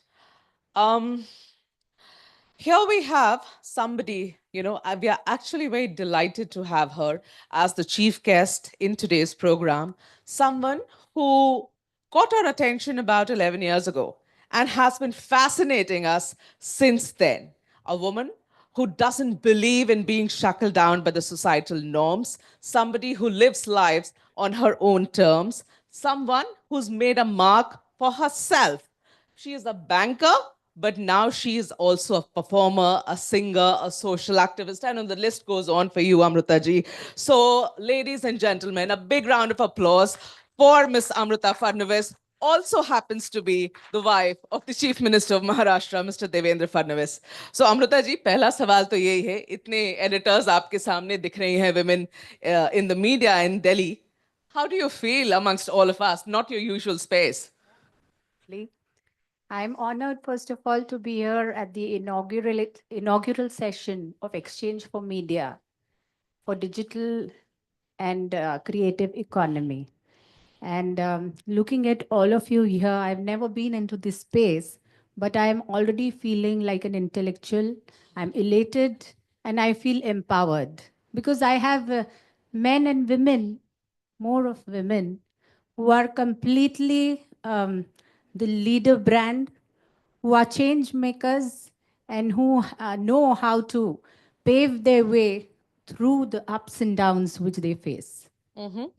So, coming to the theme today, like you elaborated, do tell me from an outsider's perspective, the ringside view that you have for all of us, for women in the media. How do you see? What's your assessment of the rise of women folk in the media industry? The way you see it.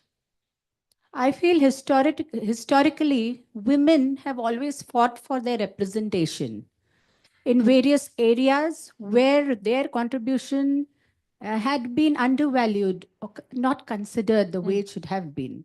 So the same applies to media, to journalism.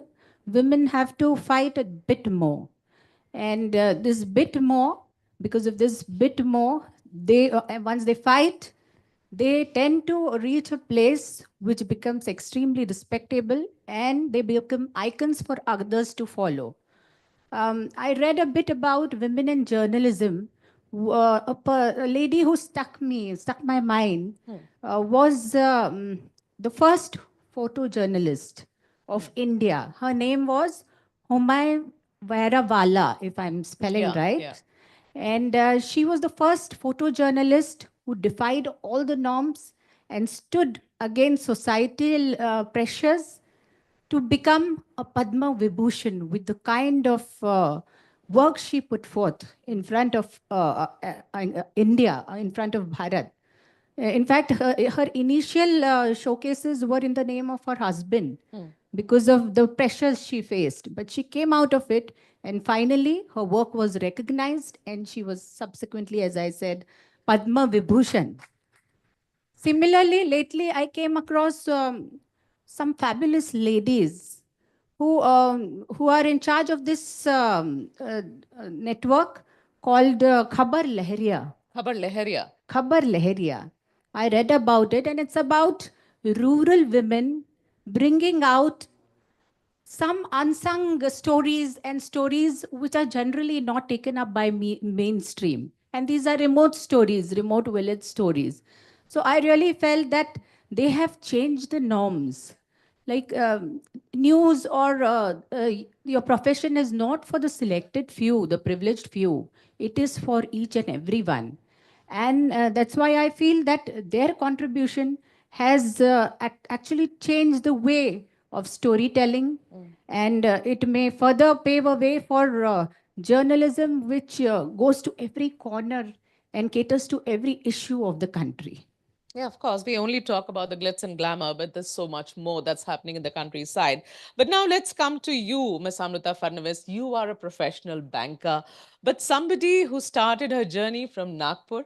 I want to understand and do tell us about the transition that you made. You moved from Nagpur, you came to Mumbai as the chief minister's wife. Later on, you find yourself more as a celebrity, less as the chief minister's wife. How has that journey been for you?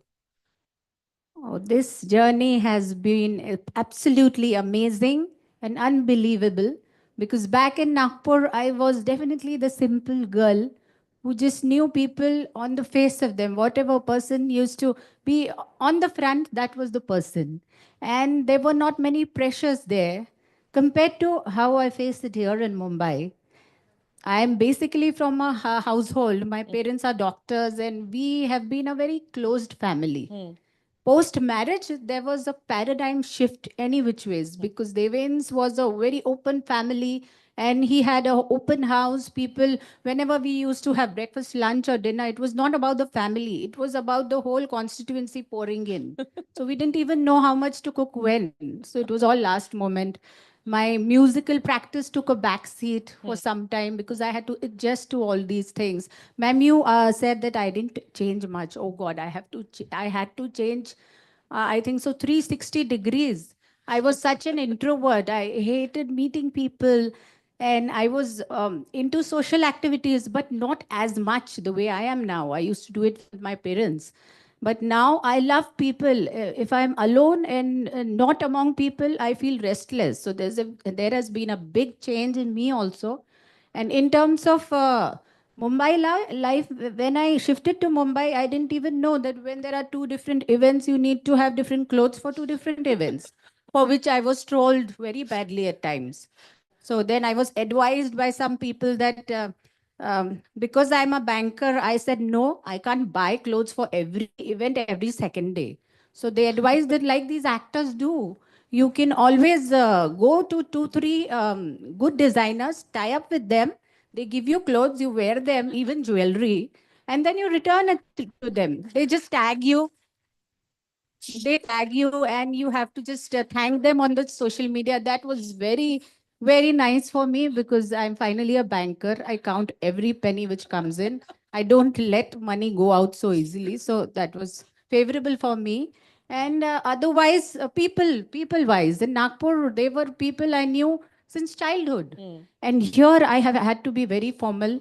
Half the people came to me because they didn't attend to them. So kuch kaam rehta hai to leke aate the wo, and which was mostly some dicey work. So I had to be very careful most of the times. You know, your friends in Nagpur sent me a message when they got to see that you're coming here. Ki Amrita ji se पूछना that she actually comes from a upper middle class family. Parents are doctors. They do look down upon politicians. तो ये फडणवीस जी से शादी करने का कैसे मान गई हैं? Absolutely. In fact, I regret saying this, but we never, the whole family, we never voted. We did not know who the local MLA was because we were so happy in our own lives. But see, शादियाँ बनती है कहाँ heaven made destined. So our mothers met and they thought that we might be good match for each other. Subsequently, both of us, we met and we kept on meeting because I had this mindset that politicians are all these bad character gundas uh, who are mostly corrupt, and that won't suit a professional family like ours. But after meeting him for quite a few times, I understood that he's not that material. He's a person who's transparent, who aims to use politics as a tool for development and service to people. So that attracted me. And plus, there were other minute things like मेरी mummy का घर बस पास में था. बगल में था. He never thought of saying no to anything which I said I want to do from the initial days only. So I felt empowered from day one and I thought, चलो इसके साथ मैं अपनी कर सकती हूँ. ये बताइए अमृता जी, अब सीएम की बीवी हैं. The disadvantages and the advantages of being the chief minister's wife, and this is the chief minister of Maharashtra, perhaps the most powerful chief minister that we have in our country today. I think so. There are many advantages. Disadvantages can be ignored. The biggest advantage which I could see was since my childhood, I was this girl who was studious, who always sang. Then I started working. I always worked. Before marriage, I was working.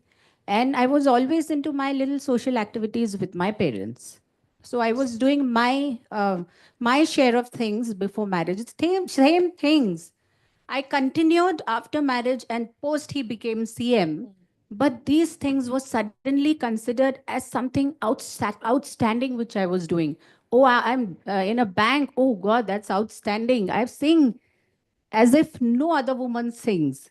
And then my social work was considered as if like I was a, like they call me also, mate, some abbreviations they use. So I was put into a pedestal. So being CM's wife gave me a kind of recognition which any which ways I could have never got. And I feel so many people, ladies multitask and do so many things, but they don't get this kind of exposure. Maybe because their husband is not in a power position. So I think so because of his power position, I got recognized for sure. The flip side of it is that I become overwhelmed with responsibility. Like I feel that I'm very responsible for my people around me and people who come with their problems. So I get engaged into that circle. So in fact, Devin is already in that phase since years. And I've also come into that phase now. So I don't think so we have any personal life left or any space left to further have some me kind of time. Yeah. That is one thing I miss, personal life. You do miss your personal life. And she actually did request me कि मैं एक दिन पहले आती हूँ so that I can sleep. She didn't have time to sleep. So she slept in today late and then woke up and came for this function. So let's please ensure that the buzzer doesn't go off. Apart from, being a celebrity, Amritaji, you're also a banker. You've been a professional banker for maybe more than 2 decades. What I want to ask you, the kind of schedule you run, literally, I mean, here in one city, another day, another place. How do you manage this job? Are you still sort of actively working? I started my banking job in 2003, which was 2 years before marriage. And I still continue with it. Currently, I must say that since 2022, it became literally impossible to continue the 12 hours job. And banking private sector is very demanding. I think so even more than journalism at times. You were handling the very important treasury when I you came shifted in as the CM's wife to Mumbai. And I have to quit that department because it was extremely time bound. Okay. And with other commitments, it was getting difficult. Okay. So I shifted to transaction banking from there. But now, although I'm still in transaction banking, I'm still with the bank, I'm working part time because I have too many other activities going on. So I have to give justice to these activities, which are more towards social welfare. And I have developed this liking and satisfaction in this area wherein I derive lot of pleasure looking at smiling faces. Wow. But you were also into wealth management, if I'm not mistaken. You were managing wealth for high net worth individuals. So Amrita ji, at the time when the markets are doing so badly, what are the tips that's coming in from the banker, Amrita Fadnavis? So I have been a wealth manager for 4 years, which was in Nagpur. I managed HNI clients then. So there needs to be an approach for deciding in what to suggest to different kind of people. And depending on your risk-taking ability or the term you want to be invested for, basis that we can suggest. But currently looking at the market scenario in India, I think so anyone who's bullish on India's story, anyone who's bullish on India shining can take an entry into equity market for a long-term view. Okay. It would really reap good dividends, good yields, because market is at all-time low PE. Corona ke time utna tha, then now this is the time when Are you can, suggesting any shares, any companies? if I suggest one, it would be some I don't know whether I should suggest names because they'll say that it's some trading. I think she shouldn't be taking names, But otherwise. there's many good companies with good fundamentals, with good Ps, with good ratios of price earning to growth. If you even ask your advisor about that or ask me later, I can actually suggest you some good stocks. Okay, so you can be a wealth manager. People who have lots of money, you can get in touch with her. And also, I'm very bullish on gold, although, on silver. On silver. Precious metal silver. Okay. Although gold has shown big rally, I think so silver is the one for the next 1 year. Okay. It can give better returns than gold, but don't go for physical in gold or physical silver. Okay. Take ETFs or take gold bonds. Okay. They are safe. They can't be robbed, and you can always reap the benefits. Wow. Okay, that's a tip coming in from you. Now, Ms. Fadnavis, a little about your husband, your life. You were trolled a lot. I think from the time I have known, this trolling never stops, You and your husband have gone through a patch where he took a professional setback. At that point in time, you stood by his side. You were still trolled. If I want to, there are 2 lines that you'd put on Twitter back then, and you were trolled by the administration also that was there in Maharashtra at that point in time. You'd said, "Lौट के आऊंगी शाखों पे खुशबुएं लेकर, खिजा की जिद है, जरा मौसम को बदलने दो." ये तो आपने उस वक्त कहा था. आपने उसके बाद भी You stood by Mr. Fadnavis all along, being very vocal about how that administration was. Very recently in the Maharashtra elections, we saw some nasty trolling of yours. What I want to understand, two things from you, Ms. Amrita Fadnavis. How do you deal with this kind of online trolling that you have to deal day in, day out? Because you are perhaps the only wife of any chief minister in India that's so active, so popular, and yet gets so much of negativity every day muck thrown at you. So nowadays, क्या होता है कि earlier, since I shifted to Mumbai, for my social activities, even my reels regarding my programs or my songs, social songs or otherwise, I have been trolled. So they have left nothing unturned in terms of trolling. So nowadays I feel whenever I'm not trolled, कि कुछ गलत किया क्या मैंने, क्योंकि पहले तो always I used to think जब मैं सही करती हूँ तो troll होती हूँ. So nowadays it's a little lesser and I have doubts whether I'm going wrong. I'm so much used to trolling, so it's like breathing. So I think so I've started loving being trolled. But jokes apart, I take it positively. Constructive criticism is welcome. Destructive criticism, देखने का ही नहीं, देखा तो भूल जाने का. And just move ahead. Like people throw stones at you, right? It's you to decide whether you want to get hit by them or pick them up and build your castles. And you are the one who does the latter, picking it up and building your castle, Ms. Fadnavis. Also, again, coming from your friends, they want to ask this question. And I know a lot of your friends from Nagpur, है ना? ये सब CM के बारे में जानना चाहते हैं कि CM साहब ऐसे हैं. Is he the kinds, we've actually seen him go through very low phases. And I remember him telling me one day that, he feels like the modern day Abhimanyu, who has to break the Chakravyuh every day. He used to feel so down and low. Does he come back at home and discuss his problems, discuss his challenges? Does he share all of that? Because as much as I know him, I've never seen him open up. But does he do that with you at home? His basic nature is very stoic. Okay. So he does not like to express his sorrow. But knowing the environment mostly, I do try to ask him and I try to make him speak. And at times he does speak up. Ki, yeah, he felt bad about certain things. If something extremely bad happens. So I just listen to him and I give him my peace of mind. At times, he listens to what I wish to advise, but he listens. Finally, he does whatever he has to do. And he is very analytical, and he decides for himself whatever he wants to. I remember something at some point in time you'd said about the time when your daughter Divija was being born, and it was a very difficult phase for you. Yeah, absolutely. Having a child actually gives birth to a mother. So that phase is very difficult. And I remember around that time when she was born, around 1 or 2 years post that, Devin got his first big opportunity, which was he was offered the position of state president, The state president, Maharashtra Janata state Party, president, yeah. wherein he had to travel extensively. Okay. And he was stressed about it. And I could understand his concerns for the family because there was his mother who was not keeping well that time.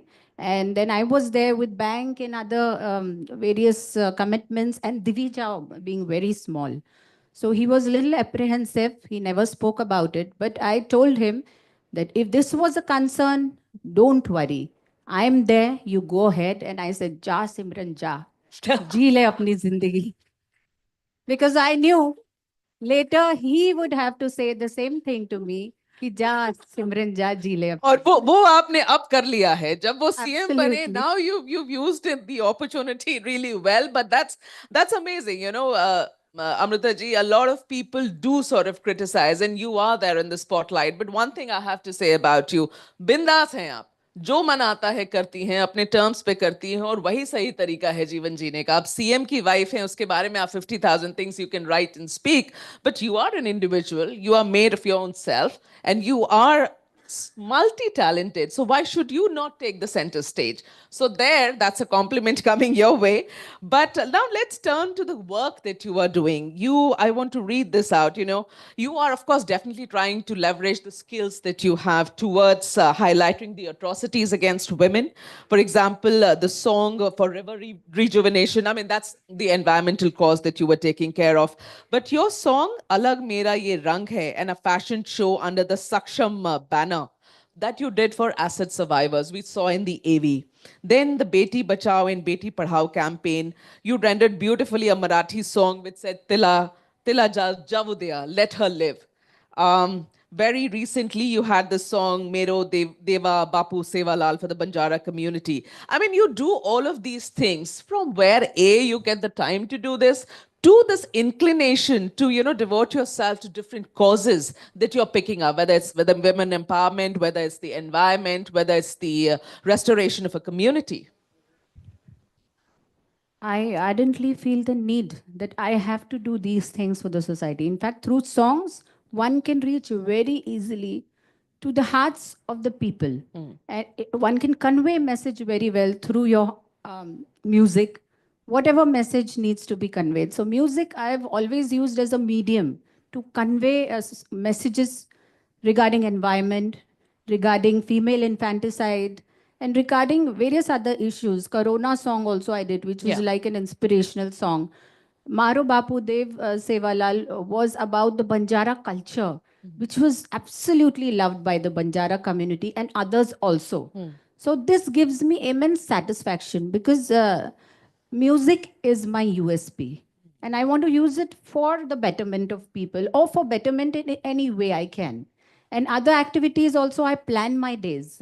There are some days wherein my banking takes a front seat. Sometimes there are these social activities which take front seat. And sometimes my other commitments. So I have to balance a lot.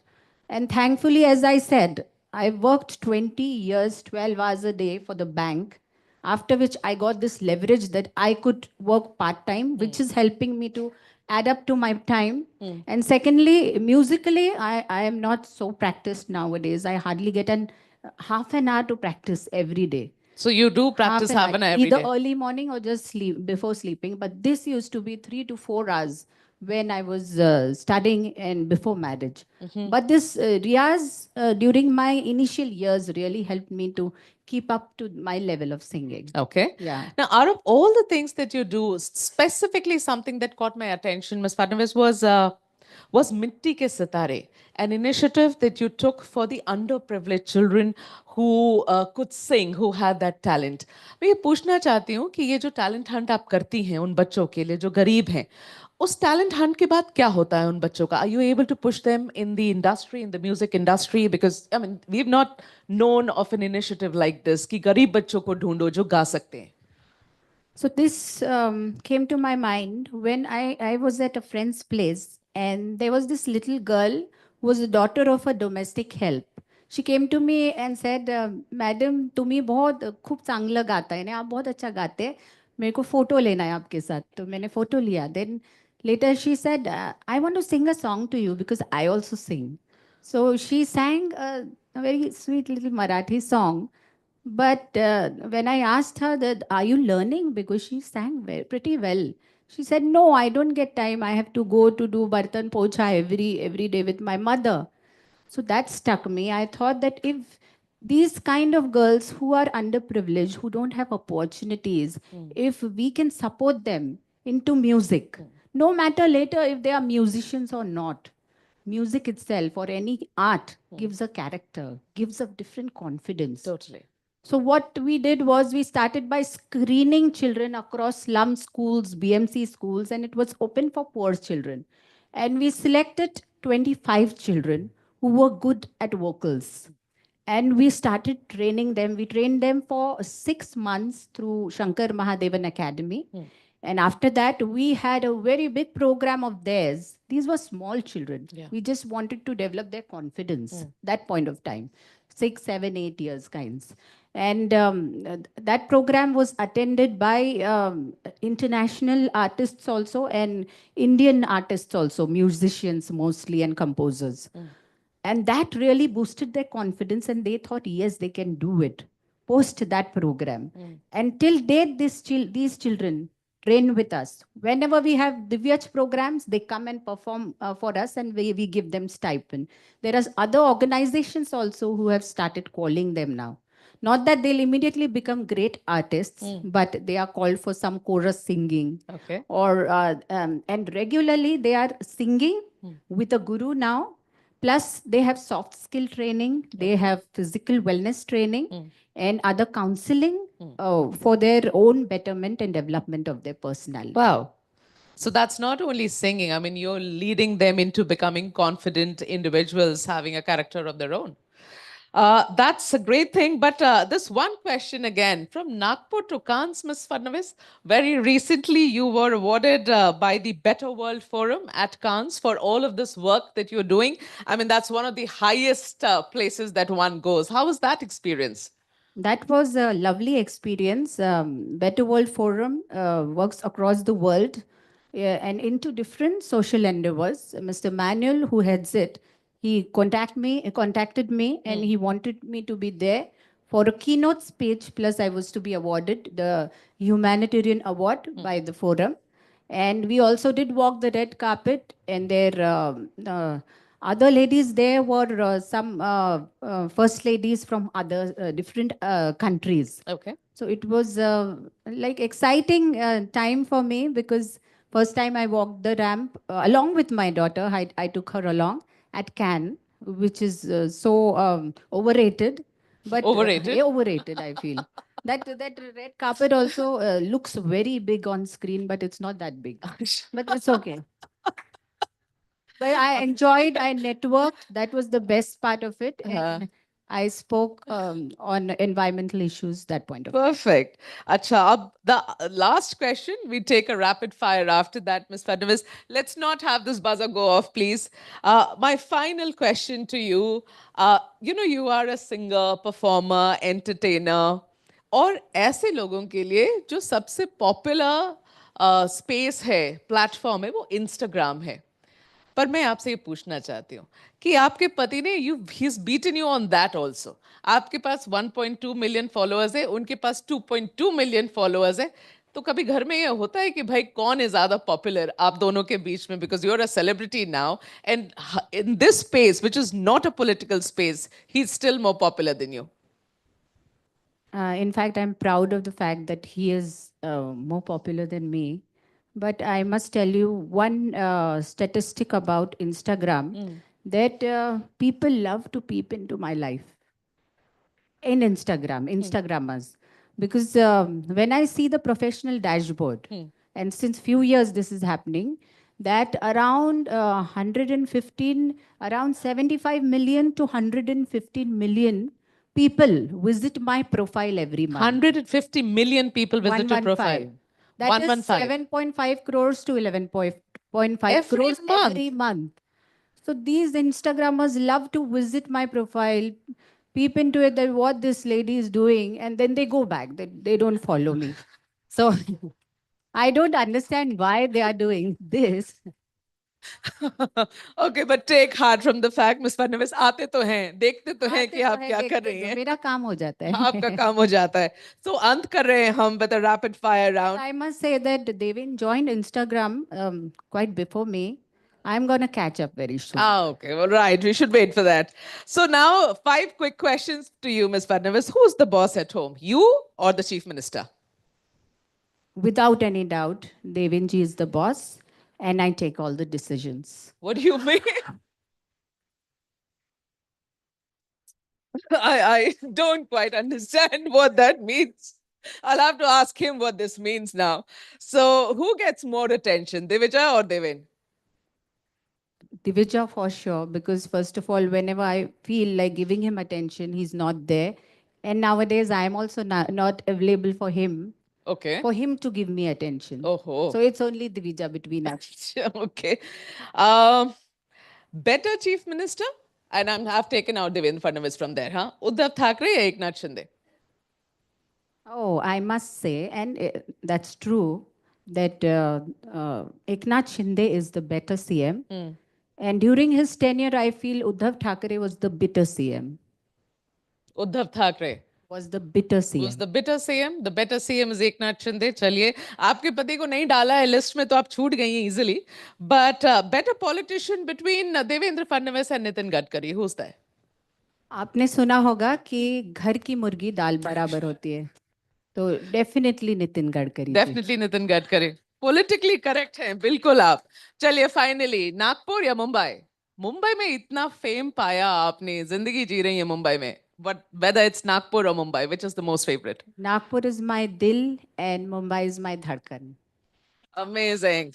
Right. With that, we wrap it up for Ms. Amrita Fadnavis. Thank you so much. Thank Such a you so delightful much. conversation It was a with great Fadnavis. And conversation. thank you for coming to Delhi all the way from Mumbai. My pleasure. Thank you. I think they want you to stay for the awards, right? Yes. Yeah. May I also request Dr. Anurag Batra to please join us on the stage and present a token, the man. Yes.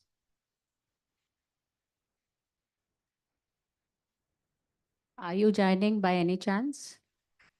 No? You're happy in your profession. That's the way. I'm very happy where I am. Should add, your brother is a politician for a very, very long time. The husband is a politician, but both of you are perhaps okay in your own spaces. Let's create our own niche. Yeah.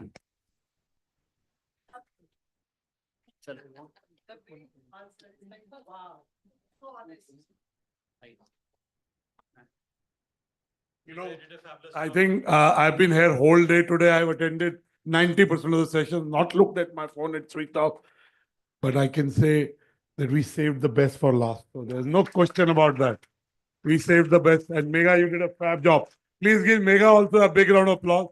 But clearly, Ms. Fadnavis, you know, God has blessed you, and clearly you live a very authentic life and you express it well. You have a very wicked sense of humor, man. Very wicked sense of humor. And I was just thinking, I haven't watched it, but my 21-year-old daughter has watched the, Bollywood, where Shalini Pasi and Kalyan, Bollywood. I think clearly there should be a show around you or with you. I don't know what you prefer. Savita ji, you're a filmmaker. You know what I'm saying, right? Please give Ms. Fadnavis a big round of applause. Really, he elevated the evening, and I'm glad you're here.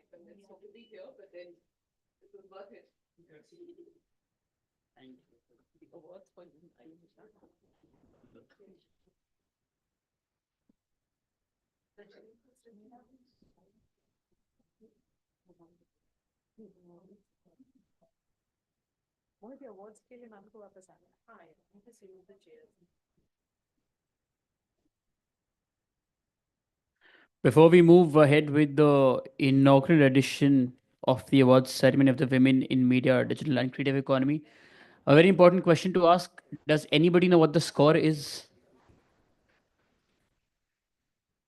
What's the score?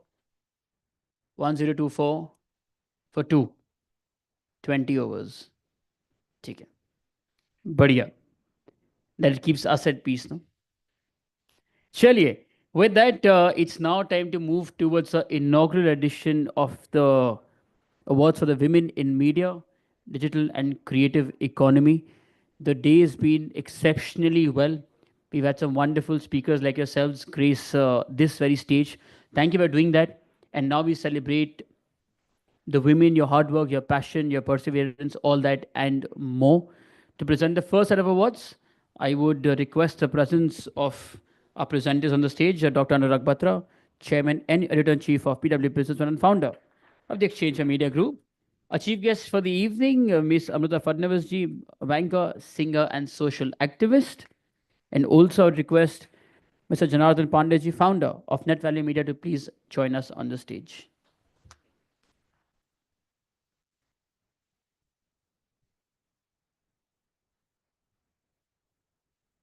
We have 15 winners a humble request to all the winners. Once you receive your award, you'll be requested to also give a 30-second only acceptance speech. Yes, uske aage aapki shraddha hai, no buzzers, I promise you. And winners, please also stay back for a group picture in the end. And we also have a dinner ceremony after that. You also stay back for that. All the audience members too. चलिए, do we have it on the screen या मैं announce करूं? And it's a surprise, it'll come on the screen. या मैं पहले नाम लूं और फिर आएगा? Okay, we'll on the screen, then we'll do the names. Okay, so the first winner for this very evening on the screen, please.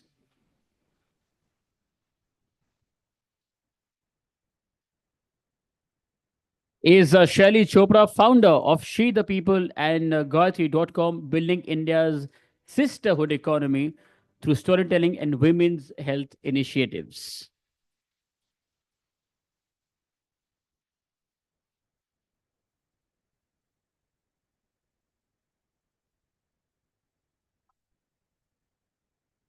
Hello.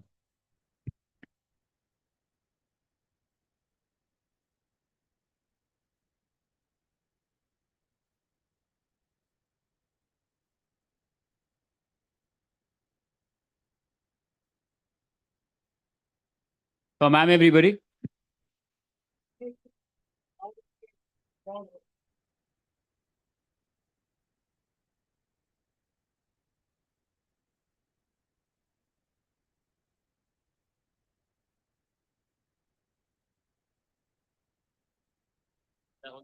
Yeah.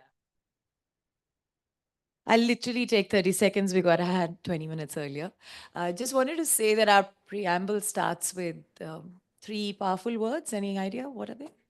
We the people. And I always say that we can't be successful as a country if it doesn't have the inclusion of she the people. Thank you.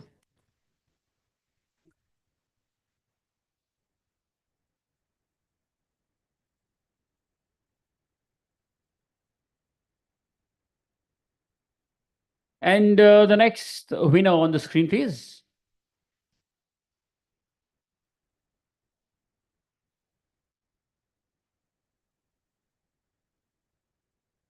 Dr. Shwarya Sharma, chairperson of ITV Foundation and a media changemaker dedicated to leveraging media for social impact, along with the star of the evening, her daughter.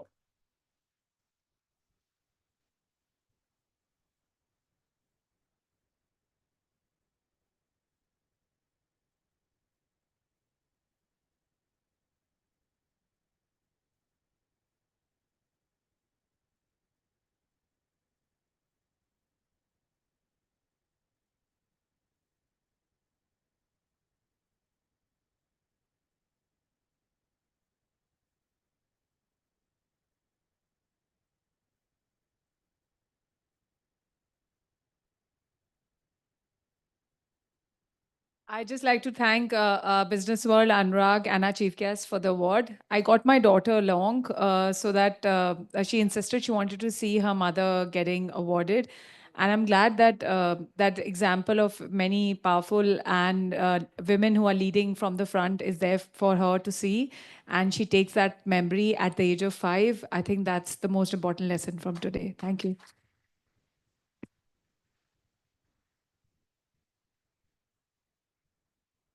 Congratulations, ma'am. And the next winner on the screen, please.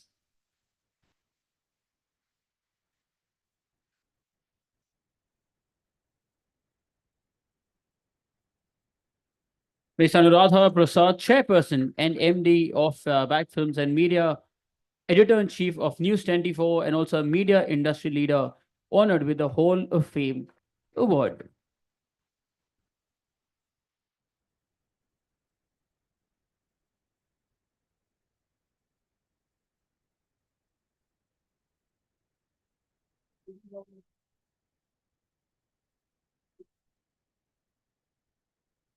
The eminent media entrepreneurship honor.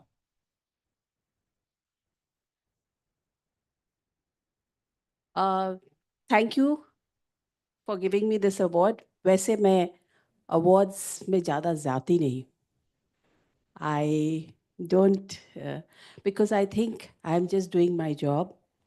and I must be doing my job diligently.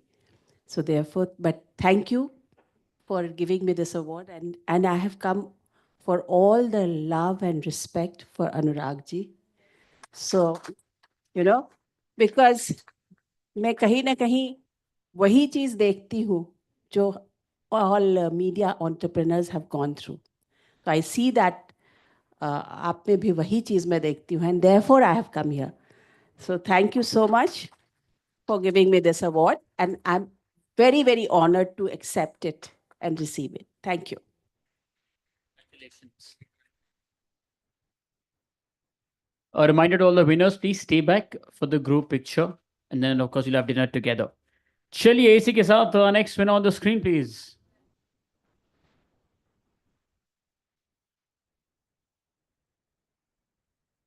Miss Ruby Sinha, founder of sheatwork.com and Commune Brand Communications, president of BRICS CCIV, and also a former journalist with Indian Express.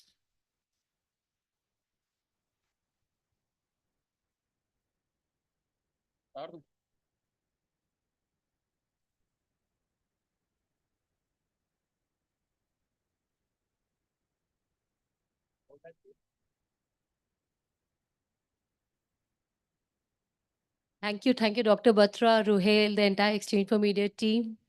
I'm like a multifaceted entrepreneur, but all that I can say is that after listening to everybody today, I feel empowered women empower other women. It's something like a coffee table book we just brought out last week at a BRICS summit called She for Her. And I believe the stories of your resilience, your passion, your determination to your profession, and not just being branded to one identity, that's something that needs to go out to women all across the world and in India, so that more and more women come up and we all help them move up across the country. Thank you. Congratulations. Thank you, Janardhan ji, for helping us with the awards. Once more, sir, please. May I request Shashank Bajpayee ji, Council for Union of India, Supreme Court, and also managing partner of Vardharma Chambers, to please, sir, join us on the stage.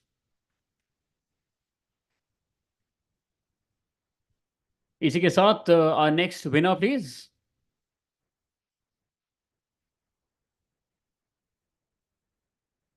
Ms. Megha Prasad, a seasoned political journalist with extensive experience covering national politics, the Prime Minister's office, and also the Parliament.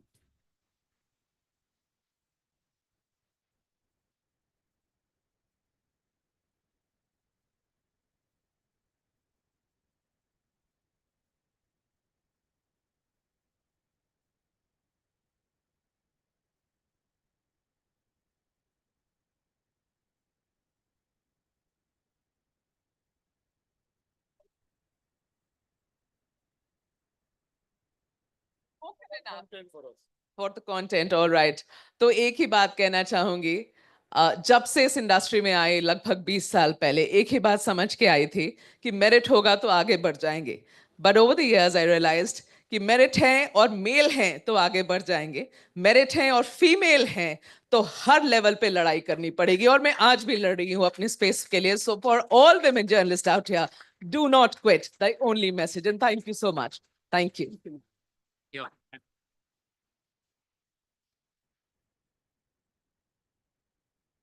चलिए इसी के साथ the next winner, please.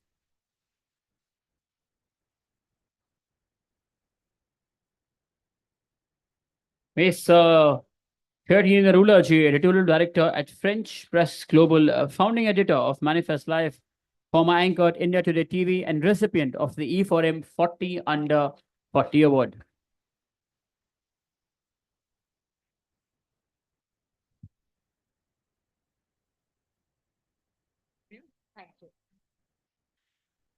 Firstly, thank you so much for conceptualizing this entire event in the first year. We really require it. And Amritaji, you're a source of inspiration for most of us. You're very candid while you're talking. Thank you, everyone, for this particular award. I must say, women go through a lot biologically, physically, emotionally, at home. They juggle so many roles, but they do make for naturally good managers and leaders. Here's more power to all of you who are winning today, and continue in this quest for excellence. Let no man stop you ever. You'll get a lot of that. Congratulations, ma'am. And AC के साथ our next winner on the screen, please. Ms. Dipali Nair, Group CMO at CK Birla Group, a former marketing leader at IBM, IIFL Wealth, and HSBC, and also the host of Being CEO with Dipali Nair, the podcast.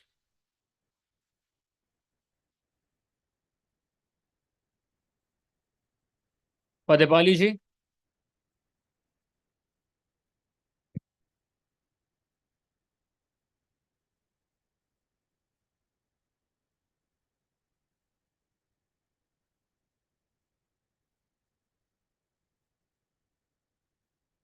I really want to congratulate all the women because what I want to share with you is that मुझे ऐसा लगता है कि जहाँ अगर if men have to work 100 hours, women have to work 300 hours, to reach the same place.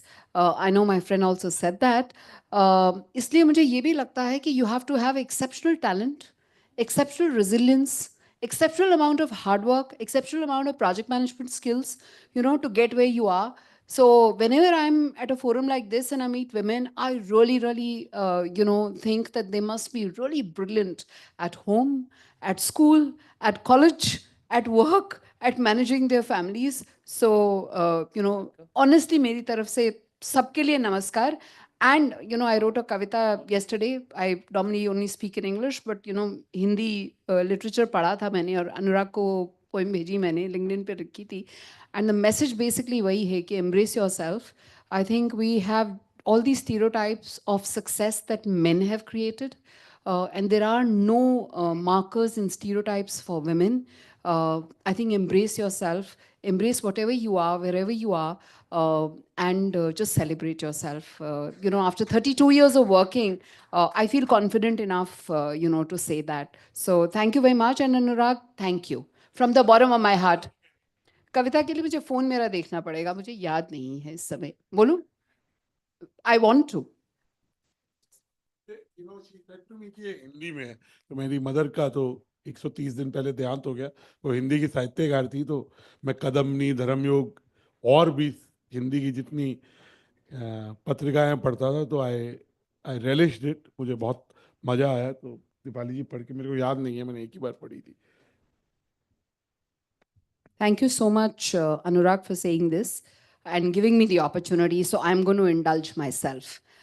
हर नारी को जो अडिग खड़ी, ये श्रद्धांजलि जो थी अनकही, जलती रही जो दीप सी, संघर्षों में भी रही अडिग सी, स्नेह से गड़ी, गरिमा से बड़ी, अपनी राह स्वयं ही चुनी, हर मुश्किल में, हर जंग में, रही अटल अपने रंग में.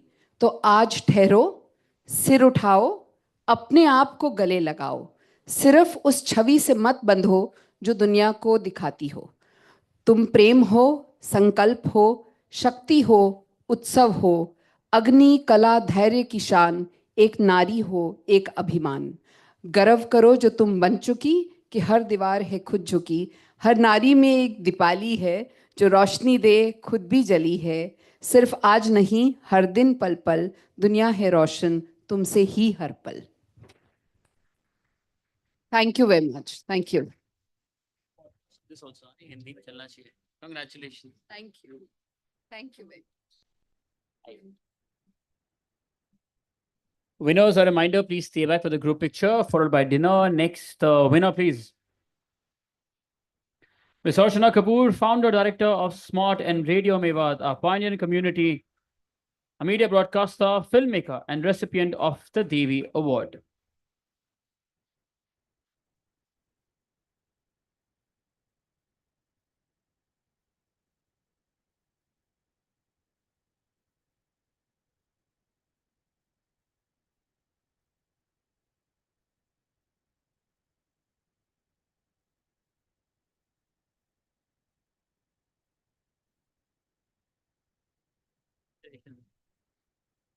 Thank you so much. I'm quite overwhelmed. Community media को अवार्ड दिया डॉक्टर बत्रा ने, ये एक बहुत बड़ी पहल की है आपने। आपको आइडिया नहीं है आपने क्या कर डाला। क्योंकि ज़्यादातर मेन स्ट्रीम मीडिया को, मेन स्ट्रीम रेडियो को, या जिसको हम लोग प्राइवेट रेडियो कहते हैं, ये पहली बारी आपने हम सब लोगों को जोड़ा है और कम्युनिटी मीडिया को रिकग्नाइज़ किया है। और एक्चुअली में ये अवार्ड उन सब महिलाओं की आवाज़ों के लिए है जिनको कम्युनिटी रेडियो ने एक प्लेटफॉर्म दिया है। बहुत बहुत शुक्रिया। Thank you. Congratulations. And इसी के साथ our next winner on the screen, please. Ms. Shivani Singh, media and entertainment strategist with over 20 years of experience in business development, P&L management, and also product innovation.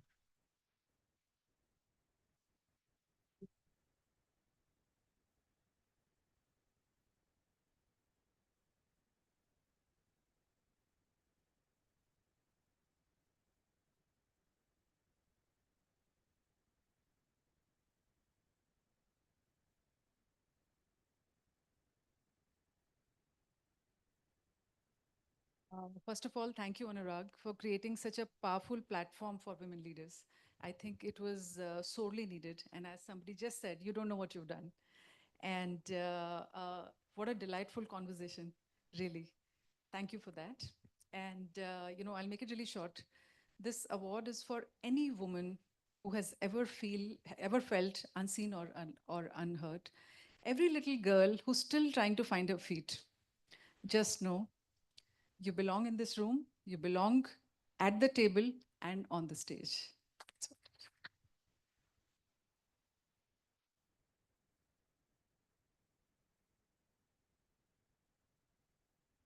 And with that, thank you, Shashank ji. It was a pleasure to meet, sir. Thank you so much, sir.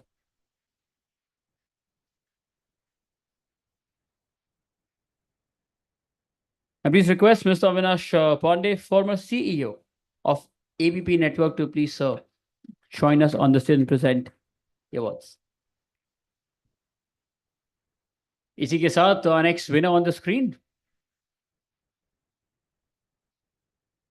Ms. Shraddha Singh, Chief Creative Officer at Brute India, with 20 plus years of experience in media, formerly at Viacom 18 and Ishq FM, specializing in brand solutions and content partnerships.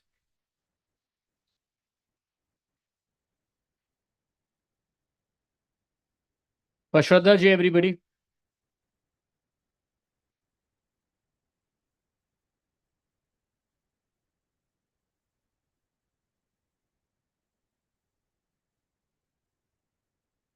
Thank you so much, Anurag ji and Amrita ma'am.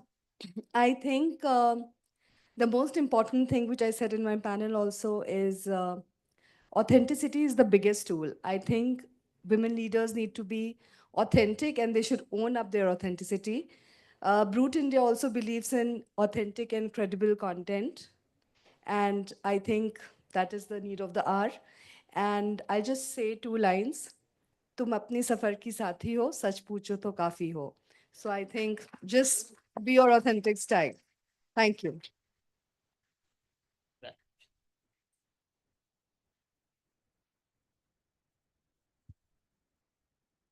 And इसी के साथ our next winner, please. Ms. Chitra Tripathi, Vice President of ABP News, known for her political anchoring and investigative journalism, recipient of the Ramnath Goenka Award in the year 2015.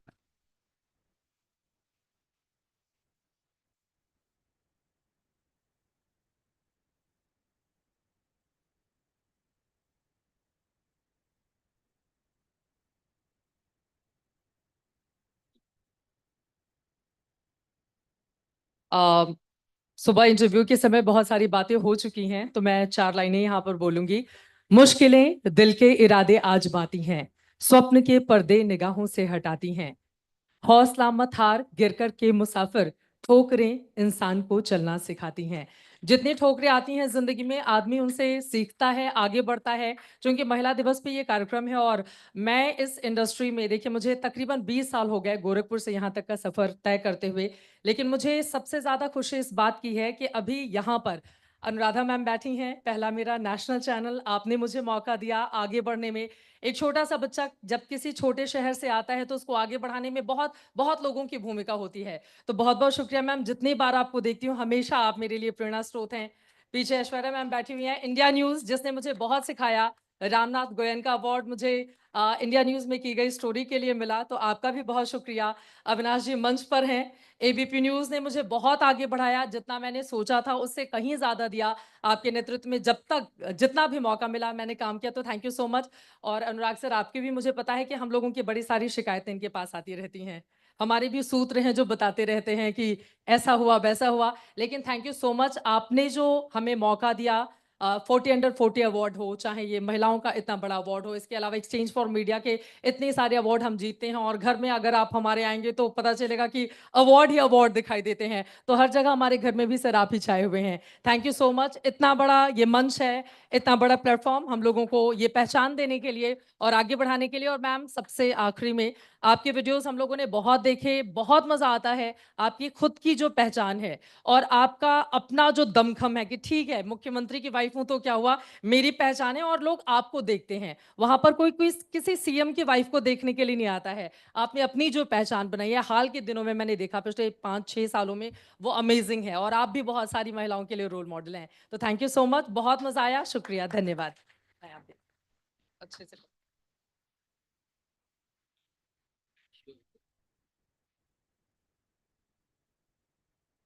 चलिए इसी के साथ next winner please.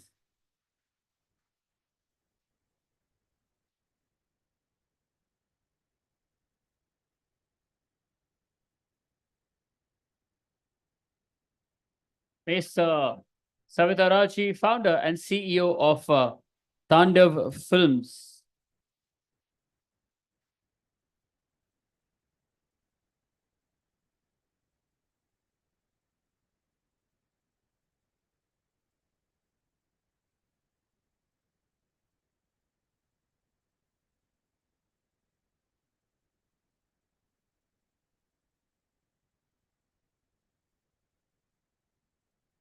Thank you. And thank you, Anurag ji, for this. And I think जिंदगी में एक बड़ा काम कर लो तो जिंदगी सफल हो जाती है। मैंने एक घोंसला का घोंसला बनाई, तब से अवार्ड ही जीत रही हूँ और मैं इस बात से बहुत खुश हूँ। अभी रमेश सिप्पी जी ने शोले बनाई थी, वो अवार्ड जीत रहे हैं आज तक, और एक मैं हूँ जो जीत रही हूँ उनके साथ। Thank you very much. And Khosla Part 2 is about to come this year, so please give her a big round of cheers. I'm sure she'll do a fab job. It's the same cast. It's the same cast. So Congratulations, ma'am. And इसी के साथ next winner, please. Miss Deepti Sachdeva, Executive Editor at NDTV, former anchor of The Nation, wants to know an election yatra with a strong background in prime time journalism.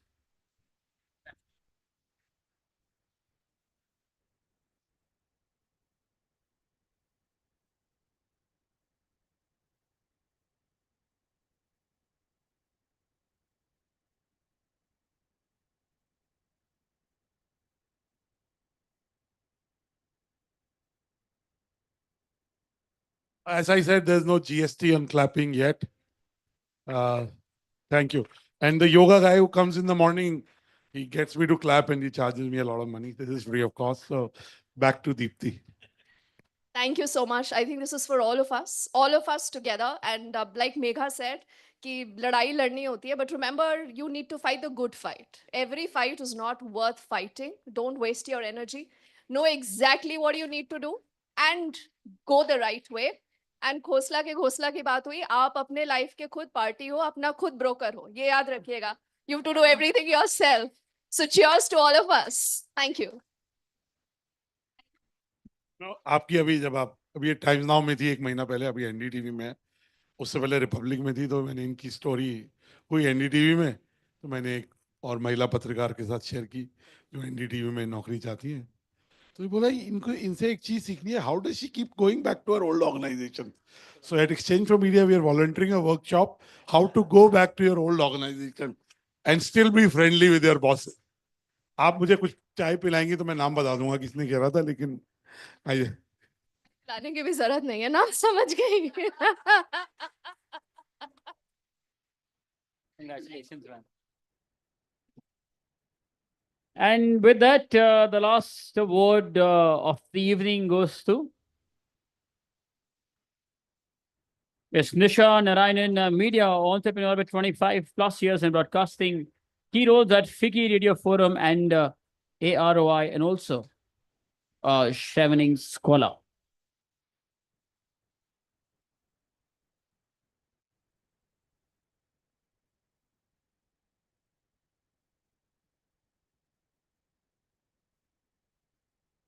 For Nisha ji, everybody.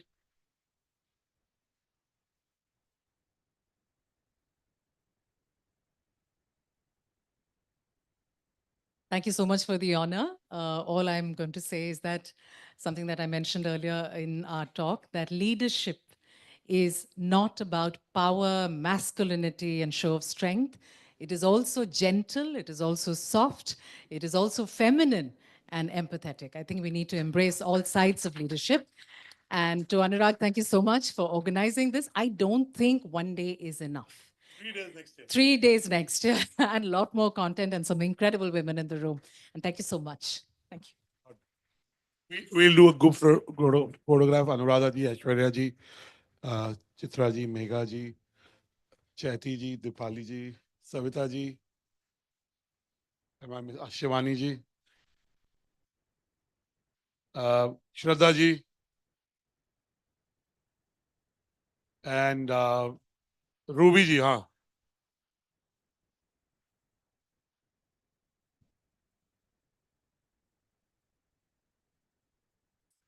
With the award.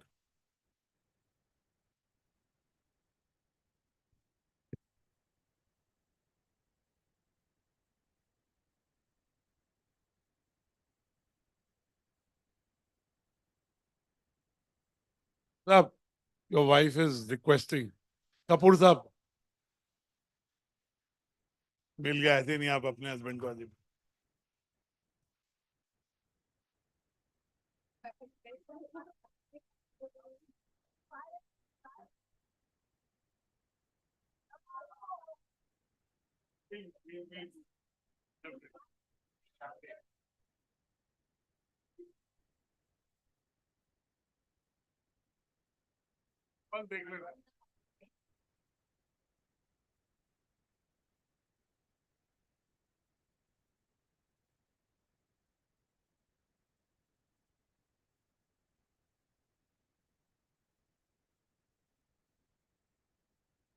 Mr. Janardhan Pandey and Mr. Avinash Pandey.